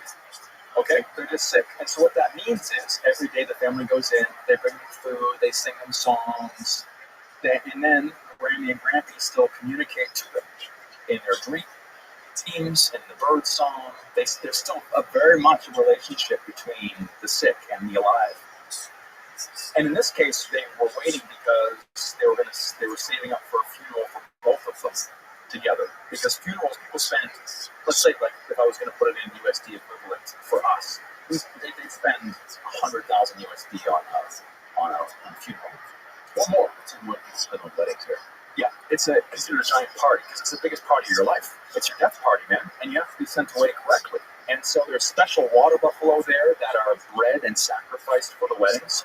There's albino water buffalo. And so generally what you want to do is for your funeral, you want to have 10, 20, 30, 40, 50, 100 buffalo killed for your funeral. Because, and it's only certain kinds of buffalo, certain color patterns. So you want to buy a buffalo with a white head, because in the afterlife, once you kill that buffalo, the light gets emitted from the head. You want to have, and he's going to leave back You want to have a buffalo with a white ass because he's going to go in the back. He's going to like the back. And so you want to have all these different buffalo with different white squash patterns to be able to lead the way into the underworld and pave your way to see your ancestors. And so they have these giant death parties where they spend hundreds of $1,000, kill 40 buffaloes, all this kind of crazy stuff. And then what happens is they get buried in those cliffs like we saw. And then 10 years goes by, whatever, and they bring out the entire family. And I had the most beautiful realization with my guide, where I was obviously quite shocked when they started pulling out dead bodies from this cliff. And they're filled with ants, and they're all wrapped in cloth. They're taking the cloth off, and there's ant colonies living in the body. It was just a lot. And in this cave, there's hundreds of coffins with bodies, and they're pulling them out one by one because they're all coming out. They're all going to be put in sun. We're all going to hang out together. And they take out some great grampy who still has his military uniform on. They give him his new cigarette. They take his skull off his body. They hold it up, and they're like talking, like, "Oh, look at Grampy, give him a cigarette." And this girl comes over and says, "Mike, this is my grandfather. I haven't seen him in 15 years. It's so good to see my grandfather." And I'm like, "What the fuck is going on?" And I'm like, "Andrew, man, this is a little too much, man." And he took offense. And he said, "What do you mean this is too much?" And I go, "This is these are dead bodies. Like, don't people get sick?" Or and he goes, "This is your family. You came from these people. Like, why would you be afraid of them?" I'm like, "Well, I'm not, I just don't do this kind of stuff where I'm from." He goes, "Listen, what you guys do, is that better? So when your grandmother died, what happened? She died, you put her on the ground a couple days later, and have you gone back to the grave? No. Right? That's what your culture does. That's what your culture does. When someone dies, you rush, you throw them in the ground, you bury them, and you never go back. Here, we respect our dead because we came from these people. They are our ancestors. They went through so many struggles. They fought, they survived, they had you, and we respect them. And therefore, we have family reunions this way. We want to show them respect. Where we came from. We celebrate life. We celebrate death. Death is the biggest party. And what we do is right, and what you do is wrong. And how do you argue with that? I mean, he's not wrong. Someone dies, you rush him into the ground. He was saying as well, what if someone can't make it to the funeral? Right? Then you never get to say goodbye. And that's part of the reason why they wait so long, is so everyone can be there who needs to be there. If Uncle Jerry can't make it, we don't have the funeral. If Uncle Jerry needs to say goodbye. And the funeral is when they die. So it just seems like such an unreasonable way to respect your dead. In an excessive way. Yes. Especially for a culture of people who they have iPhones. Right? Yeah. They're very modern. They're very modern. They're not in the video I say tribe, like the title's tribe, but right. They're just people who have a different view on death. Yeah, like they're pulling these corpses out of the ground, out of the cave. This is like a lot of work. There's a lot of people carrying these fabric coffins. I guess they are. The fabric's there because the wood is all rotted away. Okay. Like, this is a lot of this. Seems like it's a full day's work to drag all these bodies out of these caves. Yeah. And to pull them out, pull their bones out, play with them and stuff. I would think that every family would do one of these. They're called menenes, or like Walking Dead festivals, every couple decades. That doesn't happen every year, of course. So, and it's mostly to refresh the ants get in there. Right. Shit starts to fall apart. They go into show respect. That's keep the graves there, put some photos in, again, give Grampy new cigarettes, whatever it be. But I like stop here. I was talking about zombie apocalypse, and so it starts, man. So you're there, like I was getting bit by ants that were like eating dead bodies, and you're like, this is how we start the World War Z. Yeah, definitely, man. It's stunning. It is terrifying. But it's the craziest thing is when I'm there, a little bit freaked out, you know, a little reserved, little about like what the hell am I getting myself into? And you can see the smiles. They're all happy. They're stoked. It's again, you haven't seen Grampy in 20 years, man, or whatever it be. Like everyone is just so happy. It's a big, fun festival. It seems so strange, something so dark. Why does it have to be that way? Like, why does it have to be dark? Right, yeah, why does it have to be dark? It's just interesting, like, there's so many cultures throughout history from different parts of the world that where they treat death as like more noble than life. And it's almost better if they look forward to their death, right? And they build their whole culture and all their symbolism around death. Like Japan is a great example of that. And like where they have, you know, like they have the Japanese have that ritual where they commit suicide. When they disrespect somebody or dishonor somebody, they disavow themselves. And it's like, yeah, man. I mean, going deeper into the past you get, the more people are obsessed with death. And it's just shocking that these people are so modern and they're still like this. It's a very normal place. Yeah, I mean, it's of course a little rural. It's not away from Indonesia, but it's quite incredible. What is that? They put coin in the mouth for good luck, and so they get to keep on doing that. But it was such a cool thing, man. But it really makes you think about some things about our own life and how, like they believe in reincarnation. So death is not as final as we would think. This atheistic, agnostic culture we find ourselves in now, and no wonder fear of death is getting more and more because we don't believe in any kind of faith or God, or most of us think we rock the ground, or we don't know. We definitely don't think that something's going to happen after. But in a strong culture like that, of how most people used to live, there was a purpose in death, right? And one thing that I think makes my life interesting is, you're familiar with Graham Hancock, yes? Yeah. So Graham Hancock is, I believe, a journalist, but I write title. But he's done a lot of books about archaeology and anthropology and things like that. And what I believe that's true. But really what sets him apart is that he was one of the only people to go to all of these different places and study ancient cultures. So for example, like an Egyptologist would only study Egypt, right? And so then they had a very narrow view on Egypt, and they'd be very well versed in that topic. But they wouldn't be so well versed on the Aztecs or the Mayans or the people who used to live in Angkor Wat. Well, what was the beautiful thing about Graham Hancock's work is that he went to hundreds of sites and started to see similarities in all of these places.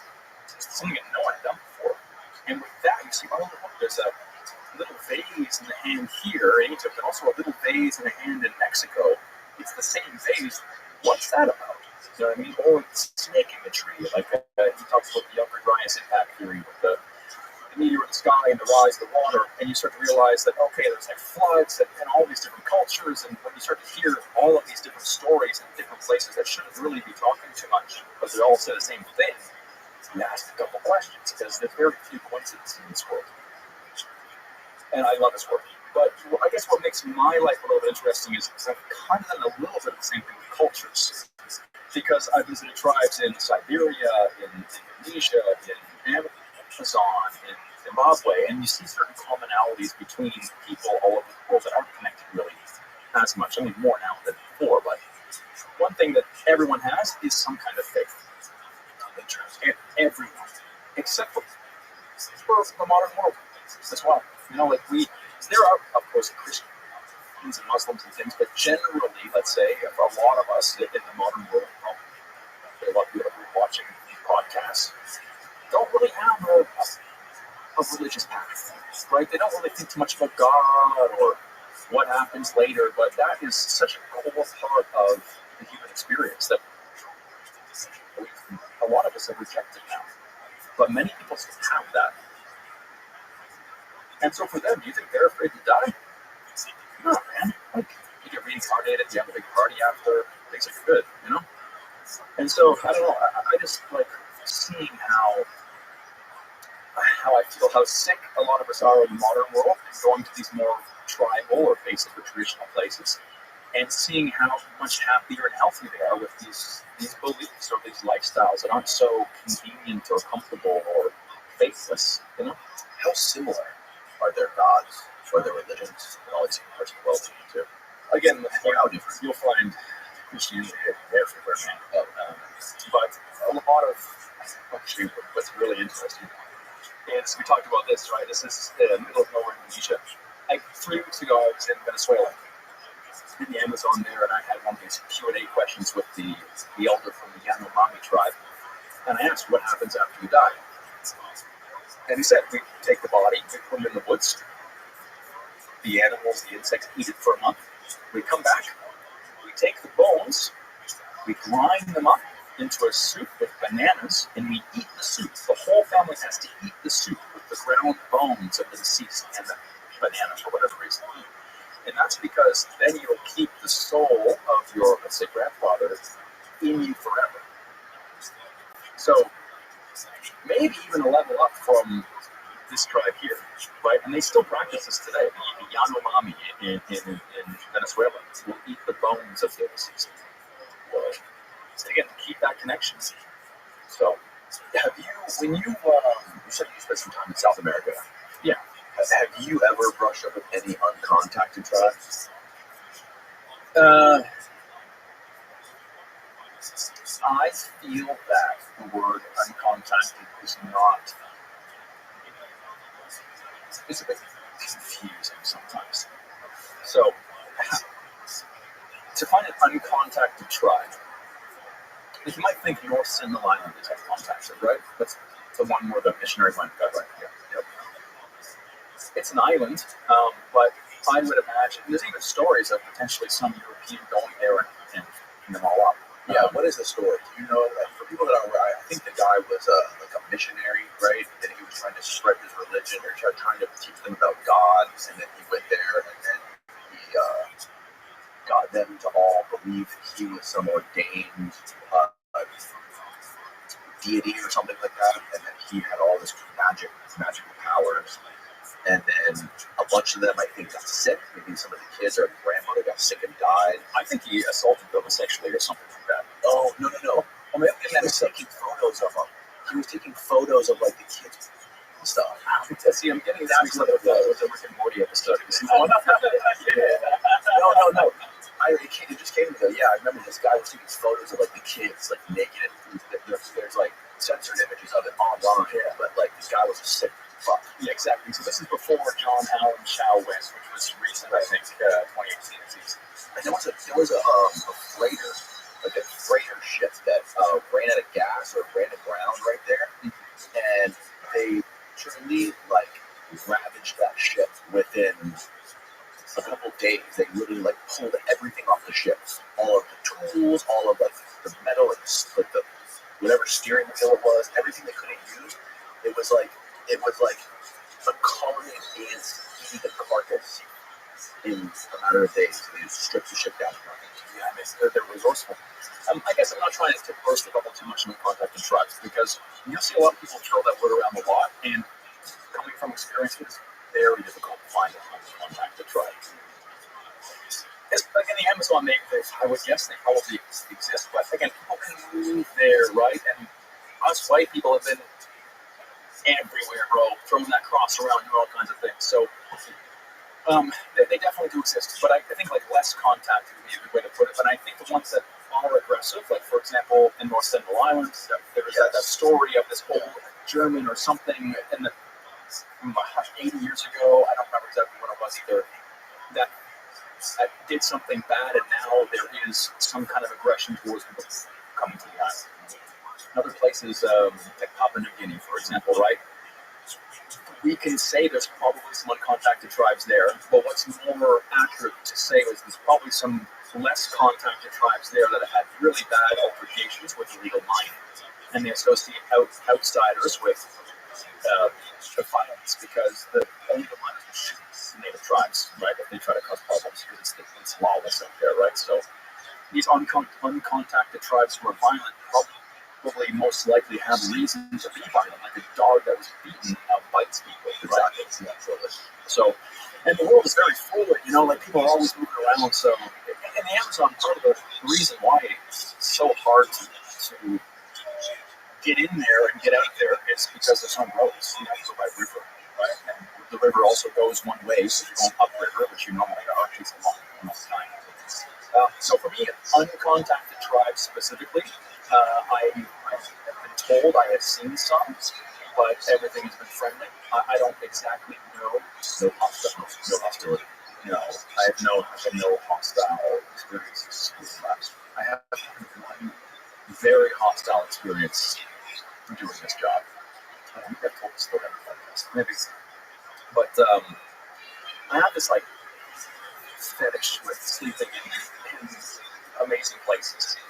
I grew up as a Boy Scout, and so camping was something you do, like a little group in a campground. And then along the way, I realized you can camp wherever you want. You don't get caught, right? Right. And so I started finding weird places to camp. And so I've camped under Africa's second biggest waterfall recently. Whoa, yeah, in Angola we did that. And then there was a place that I found, and since we live in North America, there's not much for castles, right? So I've always had a fascination for castles. And I was traveling in Turkey, and I found a castle called Satan's Castle. Yeah, I like you got it. And I wanted to camp in a castle that was like fantasy, you know what I mean? Because there's some ruins involved, but I wanted to find one that was like a tower and like a rampart and really a castle feel. But the problem is, in Europe, anyone that's still well preserved is it's guarded, it's got tickets, and you can't put that. You have to find one that's abandoned, but generally, if it's nice, it's not going to be abandoned. Until I found this one in a really remote part of Turkey, near the border of Georgia. There's my video. And it was, you can find a photo, maybe in there. Oh yeah, there's a photo of it. Wow. So, Holy cow. isn't that the So all to my, look at that, look at, pause. Okay, this is going to be a polite story. oh my God. Stop it, Steve. Stop that. We missed it, Steve! Oh my, okay, there we go. That is insane. Exactly. That is the full castle fantasy. I didn't want to just go, it's the, I wanted to sleep in castle. How did you get there? Exactly. It looks like Cersei's castle in Game of Thrones where the dragons live. It's perfect, isn't it? And abandoned in the middle of nowhere. And I was country in Turkey, near the border of the country of Georgia, so it's like a northeastern Turkey. And I'm going to refer to this photo in a second. If you want to keep it up, it's going to be important to the story of that crazy find that day. So I wanted to camp. As you can see, I was able to make it happen, but it was such a remote part of Turkey. And I had to rent a car and drive hours from the nearest big city to get there. And I didn't quite know what I was going to get myself into. I just saw a couple crappy phone photos, but it looked like it was going to be epic.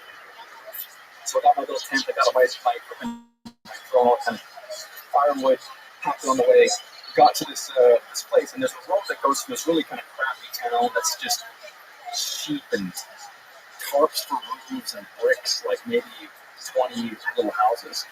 And then there's this road ends, there's a little path that goes along the side of the viewers can see it here, right? Yeah.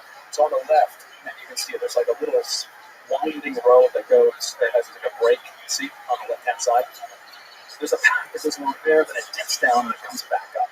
So I parked my car, it's like maybe like a half-mile walk, maybe almost a mile walk along this little edge, and then you dip down and come back up. And along the way after that, I see it, I'm stoked, I'm like, oh my God, it's perfect, it's perched up on this cliff, like a pinnacle of this valley, and I can't believe it's actually still here, and there's like nobody around.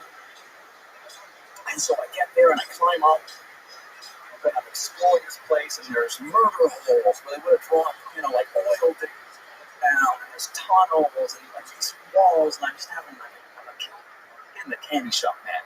Again, as a guy who grew up here in North America, we don't get to just explore a castle. There is no castles.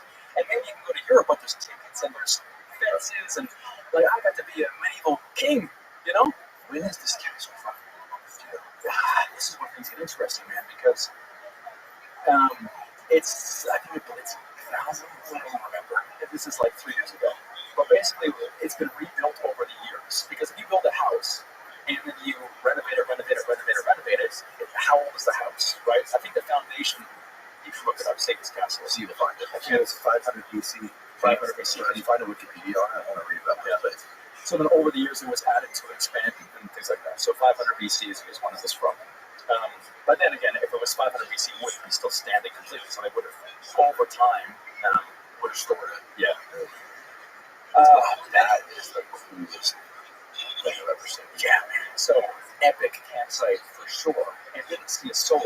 So I was there exploring it. The sun was going down. One time in my life. One really weird thing that I saw when I was there, though, is there was like floodlights that were around the outside. They were like broken, and the wires were cut. It looked like they had been like busted in like 5 years or something. Yeah. And but I was happy because I was like, oh shit, they're gonna light this up. Because sometimes they'll light up castles at night just to make it look nice. But there's no road you can see it from. No one lives out there, so I thought it was strange they would have lights, but they look broken anyway. So I was okay. I guess that's weird, but that's fine. Do you know why they call it Satan's Castle? I think because they released it.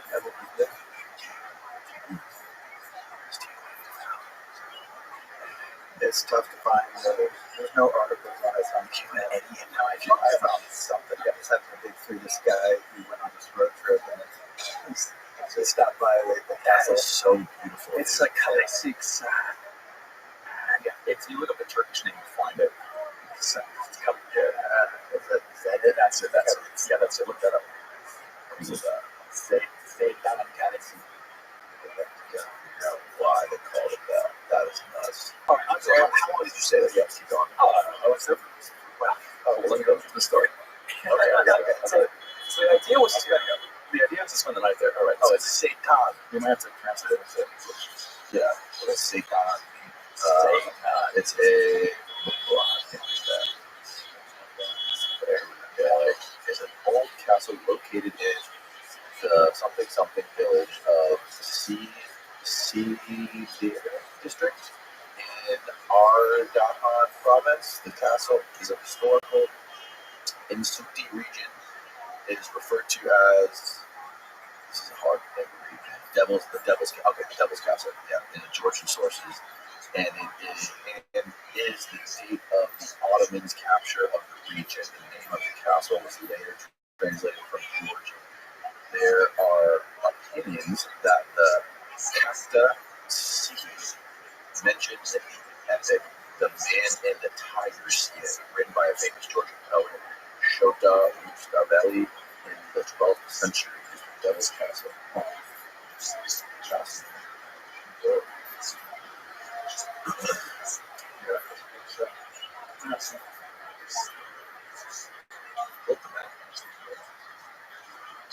Oh, there we go. So, according to the chronicle named Mashuri Metany, which tells the history of the Georgian prince of Shamashi Shabatoga and the neighboring states between 1561 and 1580. I think you want to do this. We've got to go, since it was built in the time of the Urartians. So at the top, maybe, yeah, there it is. So It's common knowledge. Yeah, just Google the Iranians. What was the time of the Iranians? I wonder what the Iranians do now. Mm-hmm. Mentioned in the Assyrian sources. Wow, from the early 13th century BC. What? No way. That's 13th century BC. How long I think Kentucky was? Oh, dude, like 12,000 BC. 12,000. Yeah. But again, it's been renovated, right? And the last renovation's probably medieval age or something, right? But there's some stories about this place. So, I was a kid in the shop, like, it was, if I go to a place or visit a people and it's better than I imagine, I am so happy. Because often the photos, are like Instagram versus reality for a lot of things, you know what I mean? And so I'm there, I'm like exploring, I set up my tent, we start a campfire, you'd be in the devil that lives there. There's no one else there. And so we're there. I mean, the devil. And the sun starts to go down. I'm like, all right, I should put on my flashlight. And I couldn't find my flashlight. I must have dropped it when I was moving my camera here and stuff around. And the sun was going down, and I had a torch. I always, when I go to these places, it's like cinematic. You bring one of those medieval torches with the fire, and so you can make those pretty easy with kerosene or a t-shirt. And so I make my little torch, and I get my tripod and my camera, and I thought I'd get some cool shots of walking around the castle with the torch at night. And also find my flashlight inside. And so I'm going down, and then the back steps, and I have the torch and spray, and I look over, and then on the left-hand side, you can see the path. And so I was on one of the ramparts here, on the left of the castle, and I could see two flashlights, like on the path, and realized that they were standing there, like, looking at me. But that's kind of far away, you can't really see too much detail. And I'm like, that's like two of the kids or something. And I'm there with my torch, and all I hear yelling, like, you got my dog right there! And I was like, oh! And then I didn't know if they're yelling at me or yelling at each other, and then I hear a it's a bullet. Bullet zipped over my head. And I was like, wow, like, no, they were shooting at me, like, they must be hunting. It's like 9 p.m., like, who's shooting? Like, it must be a mistake. And so I kind of like, I had my fucking dorky torch, like looking at it, and another bullet zoom over my head. And I realized, no, they're shooting at me. And I hear them yelling again, and they start running along that path on the left towards the little bridge of the castle.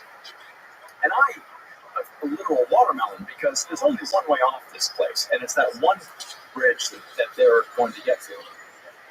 And I have all my tents there. Like, what do they want? Like, are they going to like kidnap me? This is kind of close to an area that's quite sensitive, and people sometimes there are terrorists and stuff. Oh, yeah. So I was like, they can't be coming for me, but like they're obviously shooting at me specifically. Like, maybe they think I'm just like a kid who's graffitiing, because there was a little bit of graffiti, and I look at them, they're very much sprinting towards to catch me. And so I'm like, game mode. And so I put the torch out, and I'm like, there's no way I can get to my tent. I don't know what they want, but I don't want to find out. And I figure if I sprint, I can beat them to the front gate, and I can hide on the mountain. So I have a torch out, and I have my phone. I didn't want to turn the flashlight on the phone, so I pressed record on the phone so I could use the dim light from the screen, and it wouldn't turn off, and I used that to find my way so they couldn't see where I was. As a bonus, I have the footage, right in the tent, and I don't want to put in the flashlight, record, boom, like that. And so I was using the screen light to be able to go, as also, I guess, as a bonus. Nice to have the footage, but I'm not dead. But at the same time, I'm trying to find my footing without showing them where I am. And so I'm jumping from rock to rock, and I make it down. I don't have anything on. It's very cold this time of year. It's like November. And I'm able to get out the front, climb up the side of the cliff, and I'm hanging on the side, like behind a bush. And these two guys run in, and they're like yelling, and they're on the top of the rampart there on the left, and they're looking around, and they start shooting into the air, and I'm hiding in the bush, and the flashlight scans by my bush, and that's the most terrifying feeling, man. Like feeling like you're being hunted by people with guns, and you have nowhere to go. You can't move. The flashlight's on your bush, and you stay still. Complete freeze response. And the flashlight kept going, and they went around to look somewhere else because I can't escape, right? They went to go look in the field or something.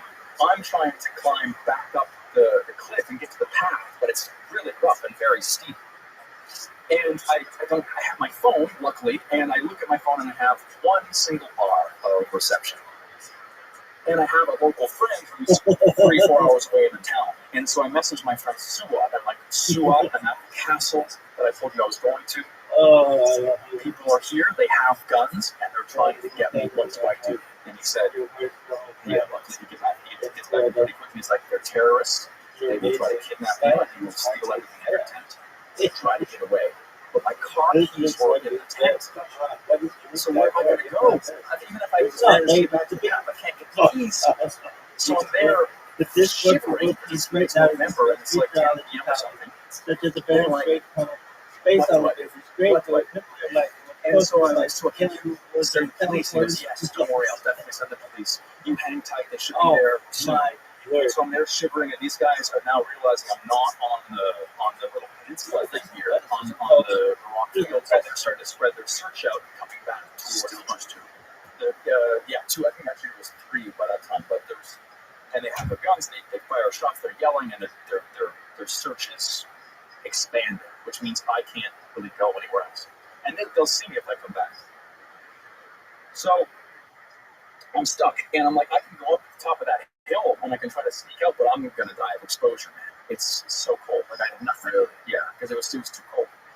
And so I was like, I had to wait here for the police. So I'm waiting, and then luckily, after like 30 minutes, I get a call from my buddy Stu, and he goes, "Okay, the police are at your tent.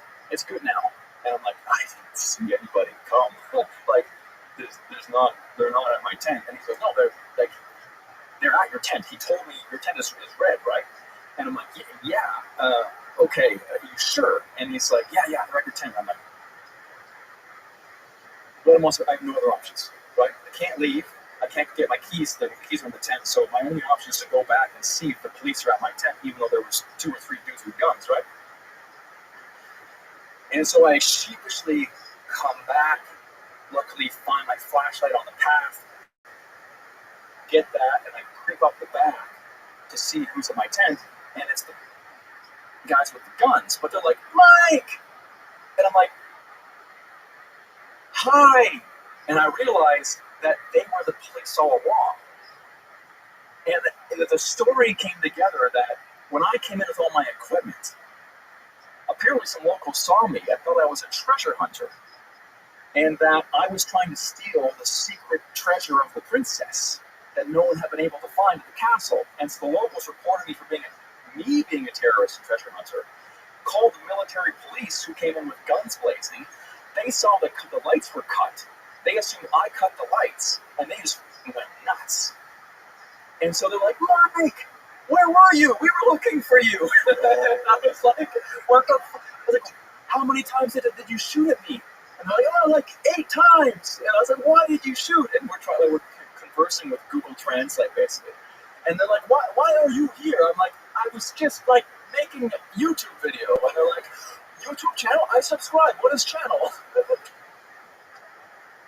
Oh my lord. And so they're like, "No, dude, you can't stay here because there's too many wolves and bears and they'll eat you alive," apparently. And so they brought me back to my rental car. They drove me in my rental car to the local hotel. Then we smoked cigarettes and drank what's that drink called? Like a local whiskey, for the night until like 3 a.m. and then they left. Oh my god. And everything was totally fun. But like, why? It brings up so many questions. Why would just sneak up on me, man? Like, just sneak up and catch me. Hi. Are you stealing the treasure? Oh no, you're a tourist. Like, why shoot so many times? Why? Just shoot first and ask questions later. That's insane. So I didn't end up spending the night, man. But that's the most closest you come to death on any excursion. I mean, they wouldn't have shot me, I don't think, but it was close. But I could have They wouldn't have executed you. They easily could have accidentally shot you. or I could have fallen off the cliff climbing, Right, or exactly. I could have not had any reception, and then fucking, I don't know what. So do you bring any kind of weapons with you after that happened? No, I don't know. I think Especially if you're by yourself in a remote place. imagine the scenario. All right, so they see me, like they did. They shoot, I hide. They come in with their guns. I'm there with a machete saying, "Let's go, boys." Yeah, that's not gonna work, right? So that's it. It's like, there's been a few crazy things happen like that, but it's always misunderstandings. It's never someone actively trying to cause harm. There's opportunistic people out there who will break into your car, pickpocket you, try to steal your luggage from an airport. That's happened a bunch of times, but I've never had anybody come try to cause harm to me in a confrontational way. Right. Except for misunderstandings like this. In the most dangerous countries in the world, Turkmenistan, Venezuela, Pakistan, like Mauritania, all these places. Right. You know? Right. It seems like in all of these crazy places that you can go, the most dangerous thing is human beings, right? Like there's deadly animals, there's diseases, and, treacherous landscapes, but generally humans are probably the most dangerous thing you're going to encounter. And honestly, you do weird shit, you get weird results. So. Yeah. No shit. So is that all that stuff you're talking about? You filmed it with your iPhone, and that's in this video somewhere? Wow. So if you're on YouTube, just search "solo camping in Satan's castle." Gone horribly wrong. You're gonna find out everything as well. That's insane, bro. So you made a video about a couple of videos about some shit you did in the Congo, and there were some pretty crazy like rituals that these people would practice in the Congo. What were those about? Well, that was another situation where it's like do weird shit, get weird results. Because Congo doesn't. There's two Congos. The big one's called the Democratic Republic of Congo, and the reason why I went is because I love the jungle. I love it. And if you look on a map of the world, there's really three big green patches that are jungle that people don't generally go to: Central Amazon, Papua New Guinea, and deep Congo, central of Africa. And I wanted to try Congo. So I found a local contact. We worked for a month to get a tourist visa for this country. Again, not very common. Well, tourists do go to Congo, but they go to the east, where there's the gorillas, there's a really cool volcano you can see there. There's tourism that happens in the east, but no one goes to central Congo. And so I had to pay like $300 for a tourist visa. It took us a while to figure it out. The idea was to go to Kinshasa, the capital, do a couple things there, big crazy city, and then go to the heart of the jungle. So Congo is the most corrupt place I've ever been in my life. I land after doing this whole visa dance, paying a lot of money for that, and I get to immigration, and I'm like, hey, excuse me, here's my visa. And they look at it like, okay, yeah, sure, come with me. Go in the back room, a bunch of guys with AK-47s, and they're like, you have to pay your tourist visa. And I'm like, I have it, it's here. Like, no, that's not it, you need another one. I'm like, no, I have it. They're like, no, you need another one. And so you're like, here we go. And so you shell out $300 more to get the same piece of paper. And then you're in the Congo.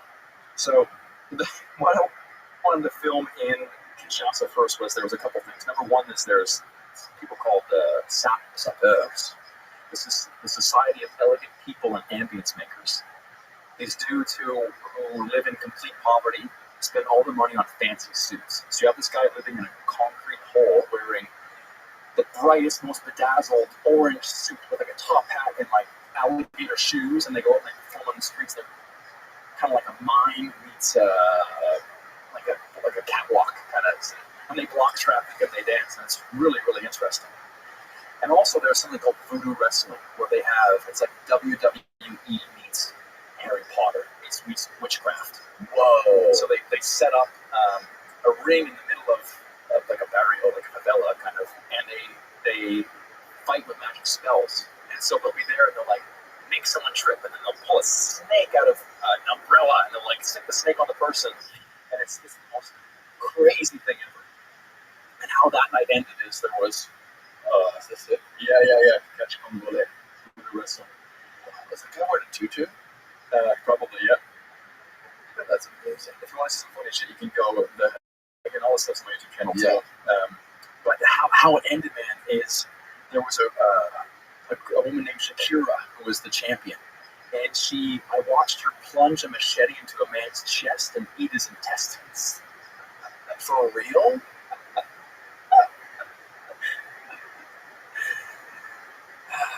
No, but it looked real. That's funny. But she really did eat intestines. So it's just kind of like WWE. I'm sorry if you believe in World Wrestling Federation, but it's a little bit fake. I see how some of the shorts. Oh no, wait, what's it like that? Oh yeah, it's a short. Well, that's a 1 minute video. But you'll still see them. So what do they bring? Like There, that just go bam. He catches it, has some kind of magic smoke. Oh, that's amazing. And there's a bit of like actual wrestling in there. And there you go, magic spells. Boom! Ouch! This is WWE inspired, obviously. Yeah, for sure it is. Yeah, look at the magic sleep umbrella. He's putting wine on them. Look at that. Oh, orange juice. Wow. That's a Shakira on the left. Boom. And then there's. It's amazing. And this is it. So, it's in the short. Yeah. So she sticks them with a machete. And then she eats his intestines. Oh, that's beautiful. Look at that. This is so much more entertaining That's than way better than WWE. YouTube did not like that one. Really? No. It got age restricted. But It's just so bizarre how they love people in those remote parts of the world are such big WWE fans. I've been an Uber driver or a taxi driver in New Orleans a few years ago, and it was I went there for WrestleMania, and he was telling me a story about when he was a kid, when he was like 8 years old. He grew up in Zimbabwe, and he said when WrestleMania would come on, him and his friends would walk like 12 hours to where they knew there was a TV, and they would go watch WrestleMania. Like they were talking about Hulk Hogan and Macho Man. These guys, they were like super obsessed with this stuff. I think probably because it's real life superheroes. That's what it is, right? Because you got Spider-Man, you got Batman, but there's no real Spider-Man, Batman. Right. But there is a real Hulk Hogan and Undertaker, and they do some pretty magical type shit. Not as magical as like voodoo wrestling, but Yeah, man, it's very performative, and there's obviously like, drama involved in it. It's theater, but it's still pretty fucking brutal. I mean, Hulk Hogan's had like 12 back surgeries and like 14 hip replacements. They really fucked themselves up. so these guys are doing more traditional wrestling. But it's a fight, I think, right after this one. That's a bit. Oh, again, you're right. That hurts. That hurts. Oh, they're doing the push-ups, man. I love the costumes too. It's so cool. The Hulk Hogan. His name was Ninja.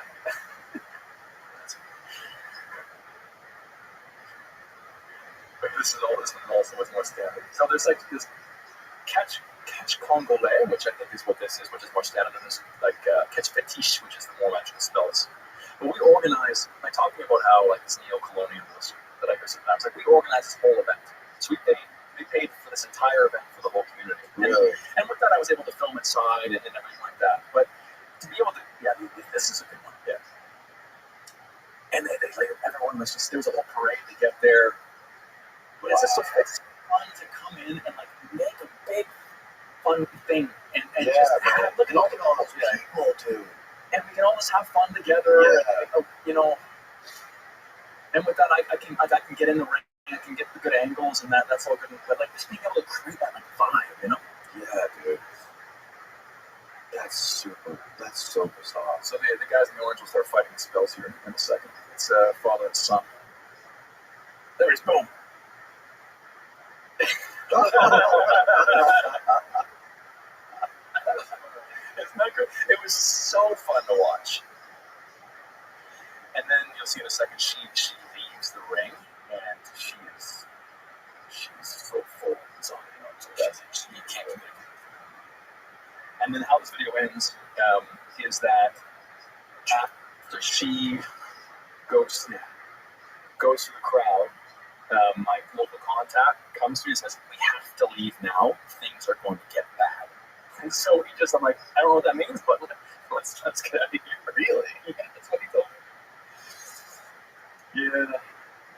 So she's really eating those things. That's wild, dude. Yeah, it's just a bit weird sometimes because the stories sound so crazy, but like it's there, That's like that you find out about it in a horror movie or like some sort of crazy Stephen King novel. How often do you go out and do this shit? Originally, how YouTube used to work was that you vlog, you go, you just have a camera, you record, you do your day thing, you might find something interesting, and posting off that I used to do. That was one more I did 2 a week, I think, for Of this style, then? no. How did you start? Like vlogging. Oh, really? Well, how I started in the beginning was making these applications for travel competitions. There was this era of like 5 years where every travel company was trying to make a travel video competition. The first one was the Tourism Board of somewhere in Australia, Queensland, where it was the first ever like video best job in the world competition where you could submit a video saying, "Hi, I'm so and so. I love to travel," and if you won, you'd get a best job ever, best job in the world, I forget what it was called, and you have a job exploring Australia for a summer. And it got like 100,000 applicants or something around the world. And I just coasted on that. I submitted all of these different videos to these competitions. But then it got into vlogging, and now, answer your question, with this shit, well, yeah. With this shit, it's like, it takes a lot of planning, man. Like I told you with the Congo wrestling, it takes a while to figure that out. Yeah. And with that, you can tell a better story. And ultimately, what I want to do is tell better stories. I want to have the real authentic thing. And there is definitely a point where you can find real authentic stuff and just show up. And that's great, but not always when you got a crew. Like I have a videographer now, I've got editors, I got all this stuff. It's like a lot of, you gotta make sure you deliver. You can't just have a fun trip. You have to be able to get license to work. Yeah. And continuing that Congo story, one thing I've always realized is some of the best stories that I've ever told are the ones that you could never plan, right? And so after the voodoo wrestling and seeing Shakira the Man-Eater disembowel the man, we headed off to the jungle. And there was a city called Bwende, which was as close to the middle of the green heart of Congo as we could go. And then from there, my local contact, a guy named Obed, had spoken to people in this town who had told him about this tribe where there was this big woman matriarch. Apparently it's like 6 foot, 7 foot woman, obese woman, with a bunch of these little naked male subordinates. And it was a tribe, and they'd never seen tourists before. And they had made this decision to allow us to go and some kind of special deal we had done. And so, like, for me, I was like, that sounds amazing. Imagine like in the middle of the Congo jungle, with some giant woman and a bunch of naked males just like carrying her around wherever they did. But we had no plan. Like we had heard a rumor, right? And so we ended up going to this small town in the middle of Congo called Bwende. Landed there. It was only one flight a week. Arrived to the village, and immediately upon arrival, we had to do all of the payment bullshit for whatever bullshit they could ever come up with. And we had heard the governor was informed that we had arrived, and we had to see him immediately. Which is normal. You go to any place in the world that's weird, you meet the local tribe leader, the local government, you tell them what they're doing, because why are you here, right? So we go roll to this big kind of flat house in the middle of town. Walk up the steps, enter inside, and there's this giant man sitting on the couch watching TV, looking really pissed off. And as we walk in, he doesn't even look at us, he beckons towards the couch. So me and my guide sit down, and then my guide begins to speak, and he interrupts him, and he's like, "Why are you here in my village?" And then my guide begins to speak again, and as he does, the governor turns up the television louder as my guide starts to explain, "Hi, we're here, I'm with a foreigner, he's Canadian. He likes filming, he makes like small films, like television films, trying to make it relatable to him. There's no Wi-Fi there. And he wants to see the jungle and the people here around the jungle. And he's like, why does he want to come here in my jungle?" And I start to jump in. I'm like, well, I find that people here very interesting, and I have a biology degree, and I love the jungle. And he goes, well, you have forests and you have people in your country, so why come here? And I'm like, well, no, it's different. And he goes, we're not that different. Your forest and my forest, and your people and my people. And I'm like, fuck, like, this is not, negotiations aren't going well. And he starts to explain, like, he's like, listen, people come here all the time. No, it's like, listen, people come here and they want to exploit my jungle. They want to mine in my ground. They want to cut my trees. Anybody with white skin is bad. And you have to remember that Congo, Democratic Republic of Congo, has a nickname called the Heart of Darkness. It's called the Heart of Darkness because around 1900 something, a guy named King Leopold II from Belgium came down and made this whole rubber operation. This man, this horrible son of a bitch, killed, I think, 15 million people in Congo to exploit the country for rubber and other resources. If they didn't pick rubber fast enough, he cut off their hands and still make them keep the same quotas. And if they didn't make the quota, he killed them. He killed 15 million people. Think of that. We're talking early 1900s. I think it's like 1890 something. Yeah, until early 1900s. And so with that, filming in a lot of these countries in the West that were exploited so much by colonialism is very difficult because everyone thinks a white person is trying to take advantage. Yeah, it's like the epigenetic trauma. Exactly. And even now, and he was right, he would have seen a few foreigners in his life, and they would have been there to illegally log. I'm a dude with a camera. I just want to take photos of the jungle and meet this giant woman with her little crew. And so we're here, and he does not trust us at all. And so he's like, he doesn't trust it at all. And he looks at my camera, because I have my camera on my hip. And he goes, how do I know that's not a GPS device? Because he'd never seen a camera like that before. And I'm like, no, it's a camera. He goes, no, how do I know it does not get GPS? So you can send GPS to people to mine my land. I can't prove to this man what this thing can do. He's never seen it before. And honestly, it probably does do GPS. If it's a camera, you know what I mean? And we could not convince this man at all about anything. And so he said, okay, I will think about it. I will consult with my committee, and I will let you know tomorrow. And so we're like, and I can't, there's no internet there, right? So not that he had it, so I couldn't pull up anything to show him, like, look, I've got a YouTube channel. It's like, how am I going to explain to him I'm not tagging the location of some ancient hardwood to log? So we go back to our little shack of a hotel, and we sit. And then his security guard comes over late at night, like around 9, 10 p.m. And there, power goes out, generators go out, people sleep, like that kind of stuff, right? So it's weird to see people that late. He comes over, and he speaks a bit of English. At this point, we're speaking in French mostly. And he explains, listen, the governor didn't meet with the council. He's not going to let you pass. He's going to keep you here. And he's going to make you leave on the next plane out, because he's not going to let you continue in the jungle. Next plan is a week. So we're not going to sit in a hotel for a week. And so he's like, what up? He's like, listen, I was able to find some internet, like dial-up or something somewhere, and I can see like you do photography. You should tomorrow morning get 2 local men on motorcycles and leave the city early before he can catch you to go to the border of the state. And once you're out of the state, then he has no power. And so we thank this guy because we would have been trapped otherwise.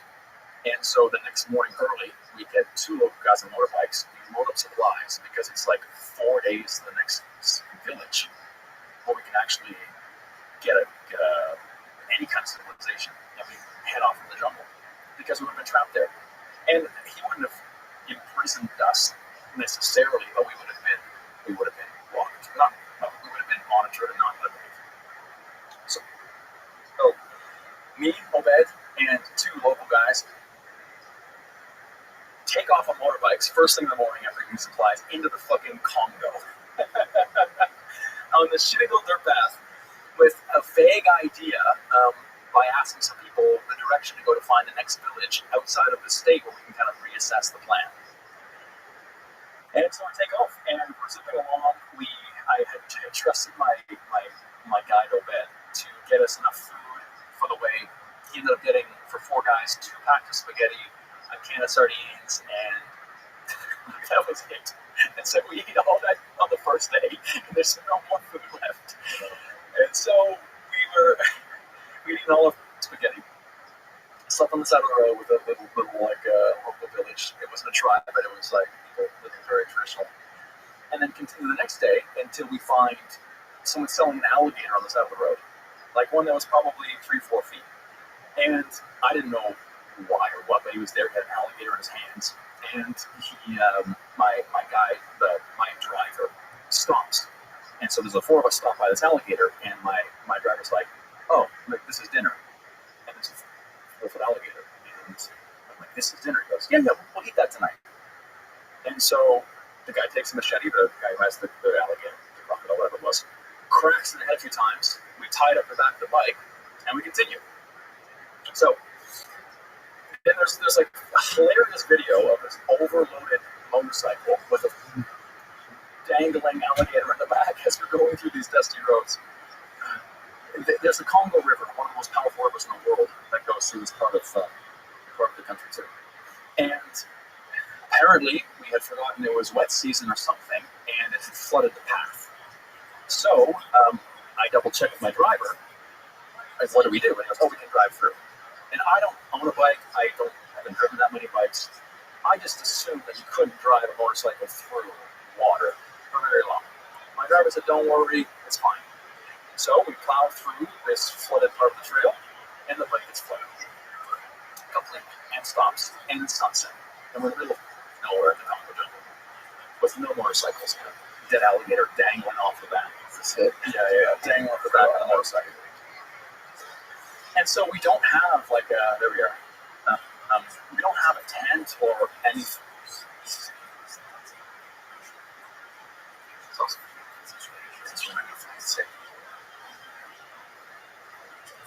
So this is like, they tried to build a drink or something. I was no doubt. That's my guy. Trying to come on to the bridge. He's gonna hold the bikes. You know how.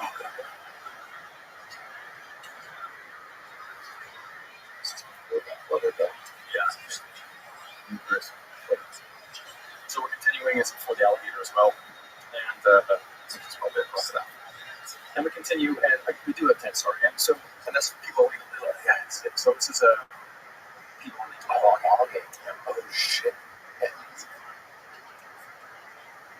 And it was a Chinese guy. So logging is not permitted there. I think that so this is broken footage now. It isn't. It isn't. It's like you pay enough money, you can do anything you want. So I think people get bribes or whatever it is. Bikes get flooded,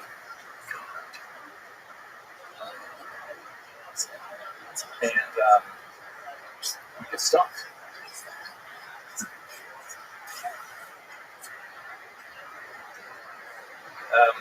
So then what happens is that so there's this little village, see it here. People walking on the path, the whole thing's flooded, and we have to make a choice. It's like we're too far from the village to walk. The sun's setting. There's not really a place that we can pitch our tent. And so we decide to see if we can make peace with this alligator that dangles from how can we make peace with this tribe? And we had the food. We had the crocodile. And so there is the water. And we decided to barter the crocodile for a night in one of their huts. So in a moment we show up with a crocodile over our shoulder. These people we've never met before, never seen before, right here. And we're like, "Hi," and they don't even speak French. Because again, people from Belgium or French, they colonize this place. So French is the language they speak in Kinshasa, a lot of places. They only speak the local language. Luckily, one of our guides did. This is me trying to like hide the camera behind the crocodile, so I'm not running up with them and just filming, right? Because this is the first few people I've ever seen. But the only people they would have seen would have been probably Chinese people leaving the lobby. And she's like totally, she's like, "Who is this white ghost right now?" And the first thing they do is they bring over a chair for me. Okay. And I can't communicate. And so I'm waiting for my local guide to come. And here, what we negotiate, we talk, we exchange the crocodile, and there they had already, I guess, what so we have the crocodile taking breakfast. And this night is a really beautiful scene of them having a dance, singing, and kind of celebrating a little bit. They bring a pangolin over too. The pangolin is, I've seen them, really, really endangered animal. They caught it, they wanted to show me. Yeah, you can see it. This is them cutting it for them. Yeah, the pangolin. I think there's how I guess it's pangolin because they're very endangered. It's dead. Yeah, they just killed it. The dog did. I didn't see what happened to it. It probably would have went to the family. So here I explained that they're very endangered. The Chinese grind up the scales and they use it for Chinese medicine. But look at that incredible picture. The Chinese eat a lot of things, like a lot of weird pieces of animals for medicine. Like I think they use the tusks of the elephant for Viagra. And like bone pills. Like if that works. We sing, we dance. And the next morning we have crocodile with breakfast, which is great. Like ever start back up? Yeah, actually, the two guys I think pushed forward to some point. I think loaded the bikes onto boats, and there was the next morning here we wake up, leave the crocodile, and then we take boats to the village because you can't get by. So we get in these boats instead of canoes. We load everything up and we go. We take most of the to the next village, and then in the next village, I'm sleeping and pretend it's a different video. But we get there super late and we had to tent. And from there, what happens? I wake up the next morning and there's waiting outside. So if you're here, they're fishing and they're in your way. So they have like a stick and they put a dead fish on the end of the stick and they kind of use the fishing thing. And so it's like an automatic fishing rod that keeps there all day and then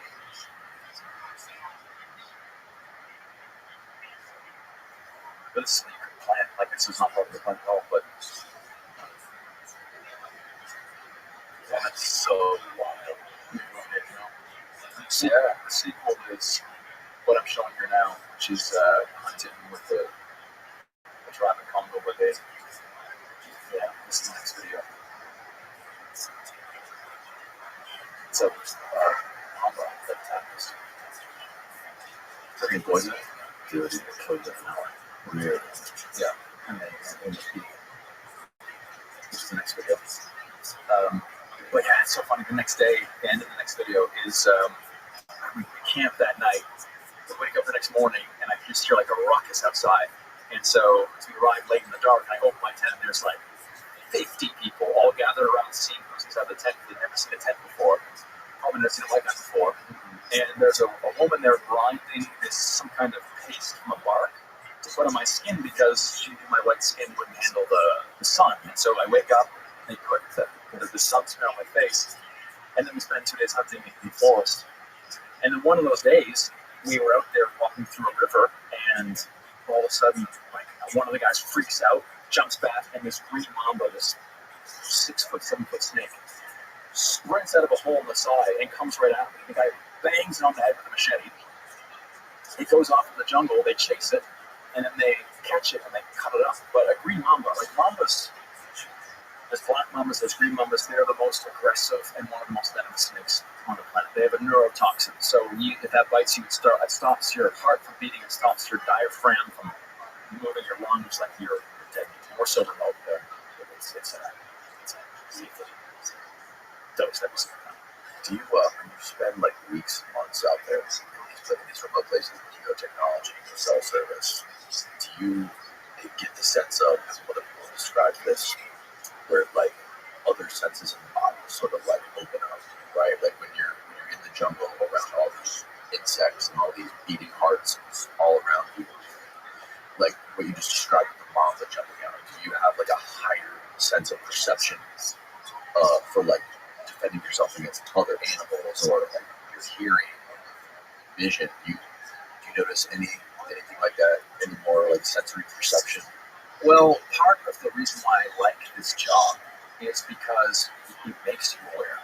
Because if you're always searching for story or you're always looking for a shot, whether it be a face or a caterpillar or a cool flower or whatever it is, or a monkey in a tree. You're always aware when you're making videos or photographers, because you're always looking for a cool thing to shoot.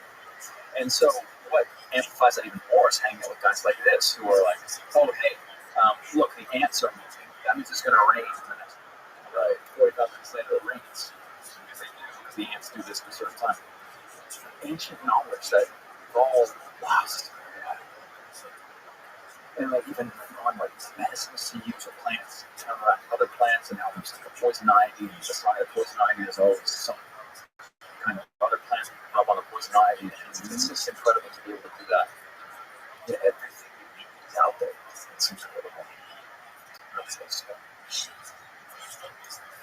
But those moments are special, man, because you're just people doing what people do, and it's nice to be able to communicate in charades and just joke around, and they're still doing fart jokes and all kind of stuff.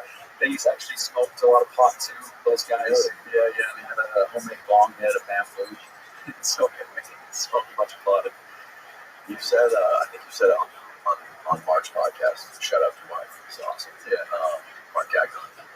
You mentioned on his podcast that out of all the countries, you've been to like 90 something countries, right? Yeah. You said that the one thing that you found in common in all these countries was singing, dancing, and drugs. Yeah. That's interesting. Singing and dancing for sure, which is just storytelling.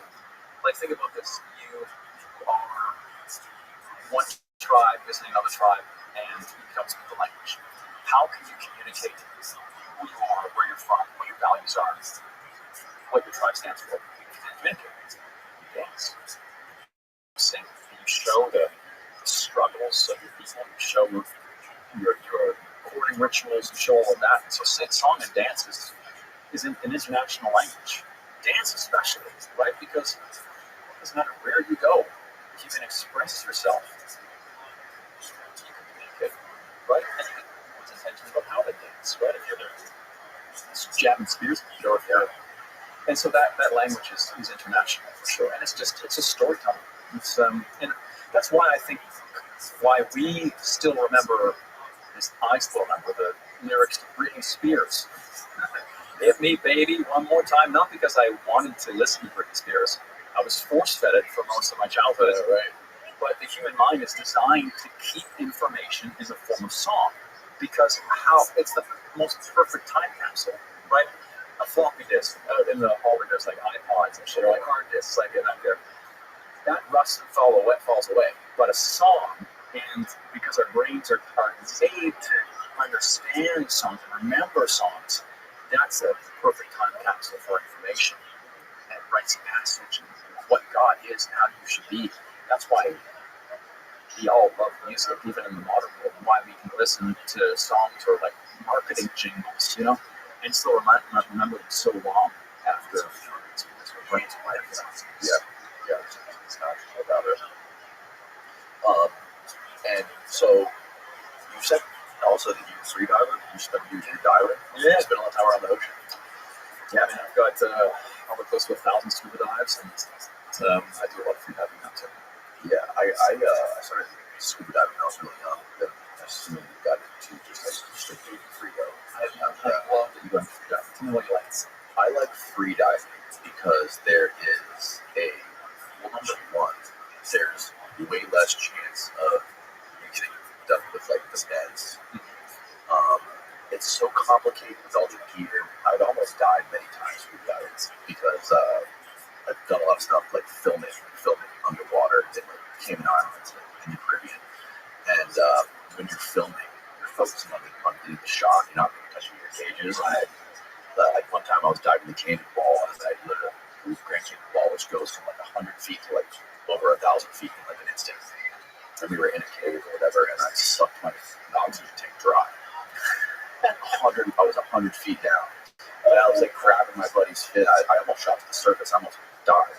My buddy grabbed me down and gave me his octopus. I started breathing on that. But free diving is different. Free diving is like you gotta be way more hyper aware of your surroundings. And when you're doing those long breath holds, it's like meditative. Mm-hmm.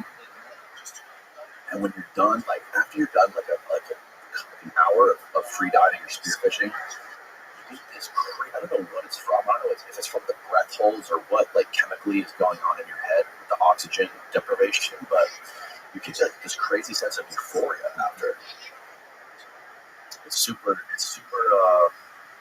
meditative. I don't know the word to describe it. I think breath is this underrated thing that we have. I think it was one of these ancient things that some cultures began to understand the power of, and then we just lost it. But if there's what I preach now is, if there's one skill you want to work on to reduce stress, be healthier, just feel better in your body, breath, man. Because all the time when you're always breathing, and even like doing anything nervous, like even before this podcast, you know, for my first rodeo, it's not like if you feel energy, right? And if you just breathe into that, oh my God, you can alchemize any feeling in your body into anything, right? But if you just get caught in that fight or flight breath, it doesn't matter if it's asking a girl out or at work or doing something like skydiving or some kind of public speaking. If you don't control your breath, you can control your actions and your emotions. Yeah. And freediving, I respect you a lot for that, because I would say it's one of the most difficult skills to learn, because it puts you in direct conflict with your fear response. It puts your brain against your body against your mind. Because when you first learn to hold your breath, then that feeling of, oh my God, I need to breathe, right? And how the convulsions start to happen. Literally, you have a physical response. That's a scary feeling. And especially if you've never dealt with your panic response before, your panic response will come in because you're essentially suffocating yourself. Yeah. We used to free dive through these caves, these grottos in caves where you could it was bottom was probably 50 feet. And these caves you could swim in. These caves you do like these crazy swim throughs, right? Where you could swim through it. It would be like beautiful, like sand in the bottom, just like caverns above you. You can see the light shafts, right? Where you can escape. And there was one of the last times I did one of those swim throughs when me and my buddy were doing it, and I went down like maybe 30 seconds after him, and I was behind him. He found me. He got to the exit, and I was like done. I was like, I got to get to the surface, and he was going up the exit super slow, just like taking his time.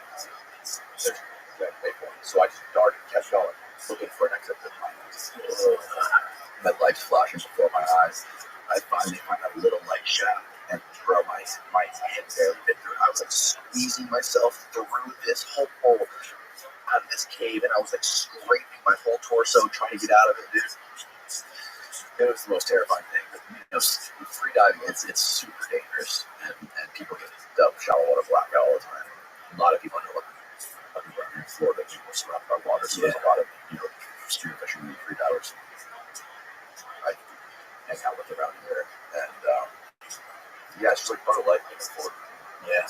My buddy Randy, he's on before he makes these try this, and he free dives, and he used to get gators on these things when he was younger. That's some bad Florida everything. He's bad skaters, so now he comes to Labia, but he's killed like boars and stuff with these try-ins. They're like super heavy duty. Florida's great, man. There's a lot of really good wildlife around here. We got the Everglades, we got the Atlantic Ocean, we got the Gulf, we got the Keys. I think Florida is shit on too much, man.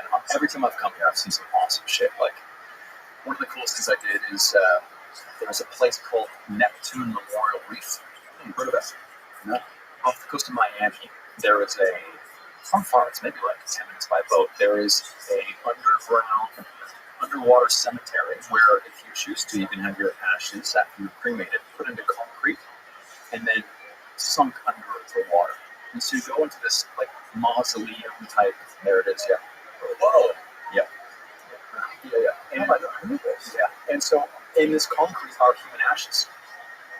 And so if you're in part of the ocean, man, you become the reef. Yeah, that's amazing. That's really cool. Just like big lions, and I think most people you become like a sea star or something simple. Okay, so they'll basically create like cool looking concrete statues out of your ashes. What's that one? What's that guy with the beard down there, Steve? Is that an actual person? Oh yeah, that's a statue. Yeah. Wow. I was there probably 20 years. That's a while ago. But that wasn't there when I was there. That was new. But I mean, they have the hurricanes wreaking havoc on these things. But it's still there. Yep. It's a really cool dive site. And in places like that, right, it's an artificial reef. And so it's full of fish, and it's so cool to see the sea creatures, the corals grow on it. So it's really, really cool dive site. Yeah. Oh, here's the video. Oh, look at my videos. Oh yeah, of course you got a video on it. Have you spent a lot of time in like the Caribbean or like Central America, like around there? A little bit, yeah. Like right now, I'm living in Mexico. Oh yeah, obviously. Yeah, and it's like the cenotes there for free diving. Amazing. It's freshwater sinkholes. Dude, that can go on forever about how cool Mexico is. It's really. Yeah, like people think, oh, it's like wet t-shirt competitions. I think cartels might be in Mexico. Back when the channel was called Kick the Grind, man. Look at all this fish. What did you say back when the channel was called? It was supposed to be called Kick the Grind. Oh, really? Yeah. I changed it. Awesome. Yeah, there's I know a lot of people scuba dive the area where the Chicxulub crater was in the Yucatan. Yeah. The comet that took out the dinosaurs. Yeah. There's some crazy. Have you been there? I haven't been. Which dive are you talking about? It's the I don't know. I've seen videos of where that crater hit right in the Yucatan, where the comet that took out the dinosaurs. There's like these crazy like underwater caverns. It was Halloween and we Jack-o'-lanterns and pumpkins underwater. And we built the show in a second. And then you, I'm not going to spoil the surprise, but see in a second. What we do with the pumpkins. Yeah, but that's why the cenotes are there. That's why there's all those freshwater sinkholes. It's because when the meteorite hit the Earth, killed the dinosaurs, Swiss cheese the landscape. Then all the limestone, so it's ancient coral reef. With the glow sticks inside. Oh, that's sick. Dude, you stay there after dark. You guys are nuts. The night dives are terrifying. I did one in the Cayman. Cayman is crazy because they got all the what's it called? What's the word? What's the word? Bioluminescence. Yes. All glow in the dark creatures. That kind of makes you realize that facts can be stranger than fiction sometimes. Like the world's an amazing place, we just always go to the same locations, you know? Yes. Yeah. But yeah, scuba diving in Mexico is amazing. The Mayan, I guess, the reason why I live in Mexico, out of all these places, because Mexico has probably the coolest amount of shit per square mile in the world.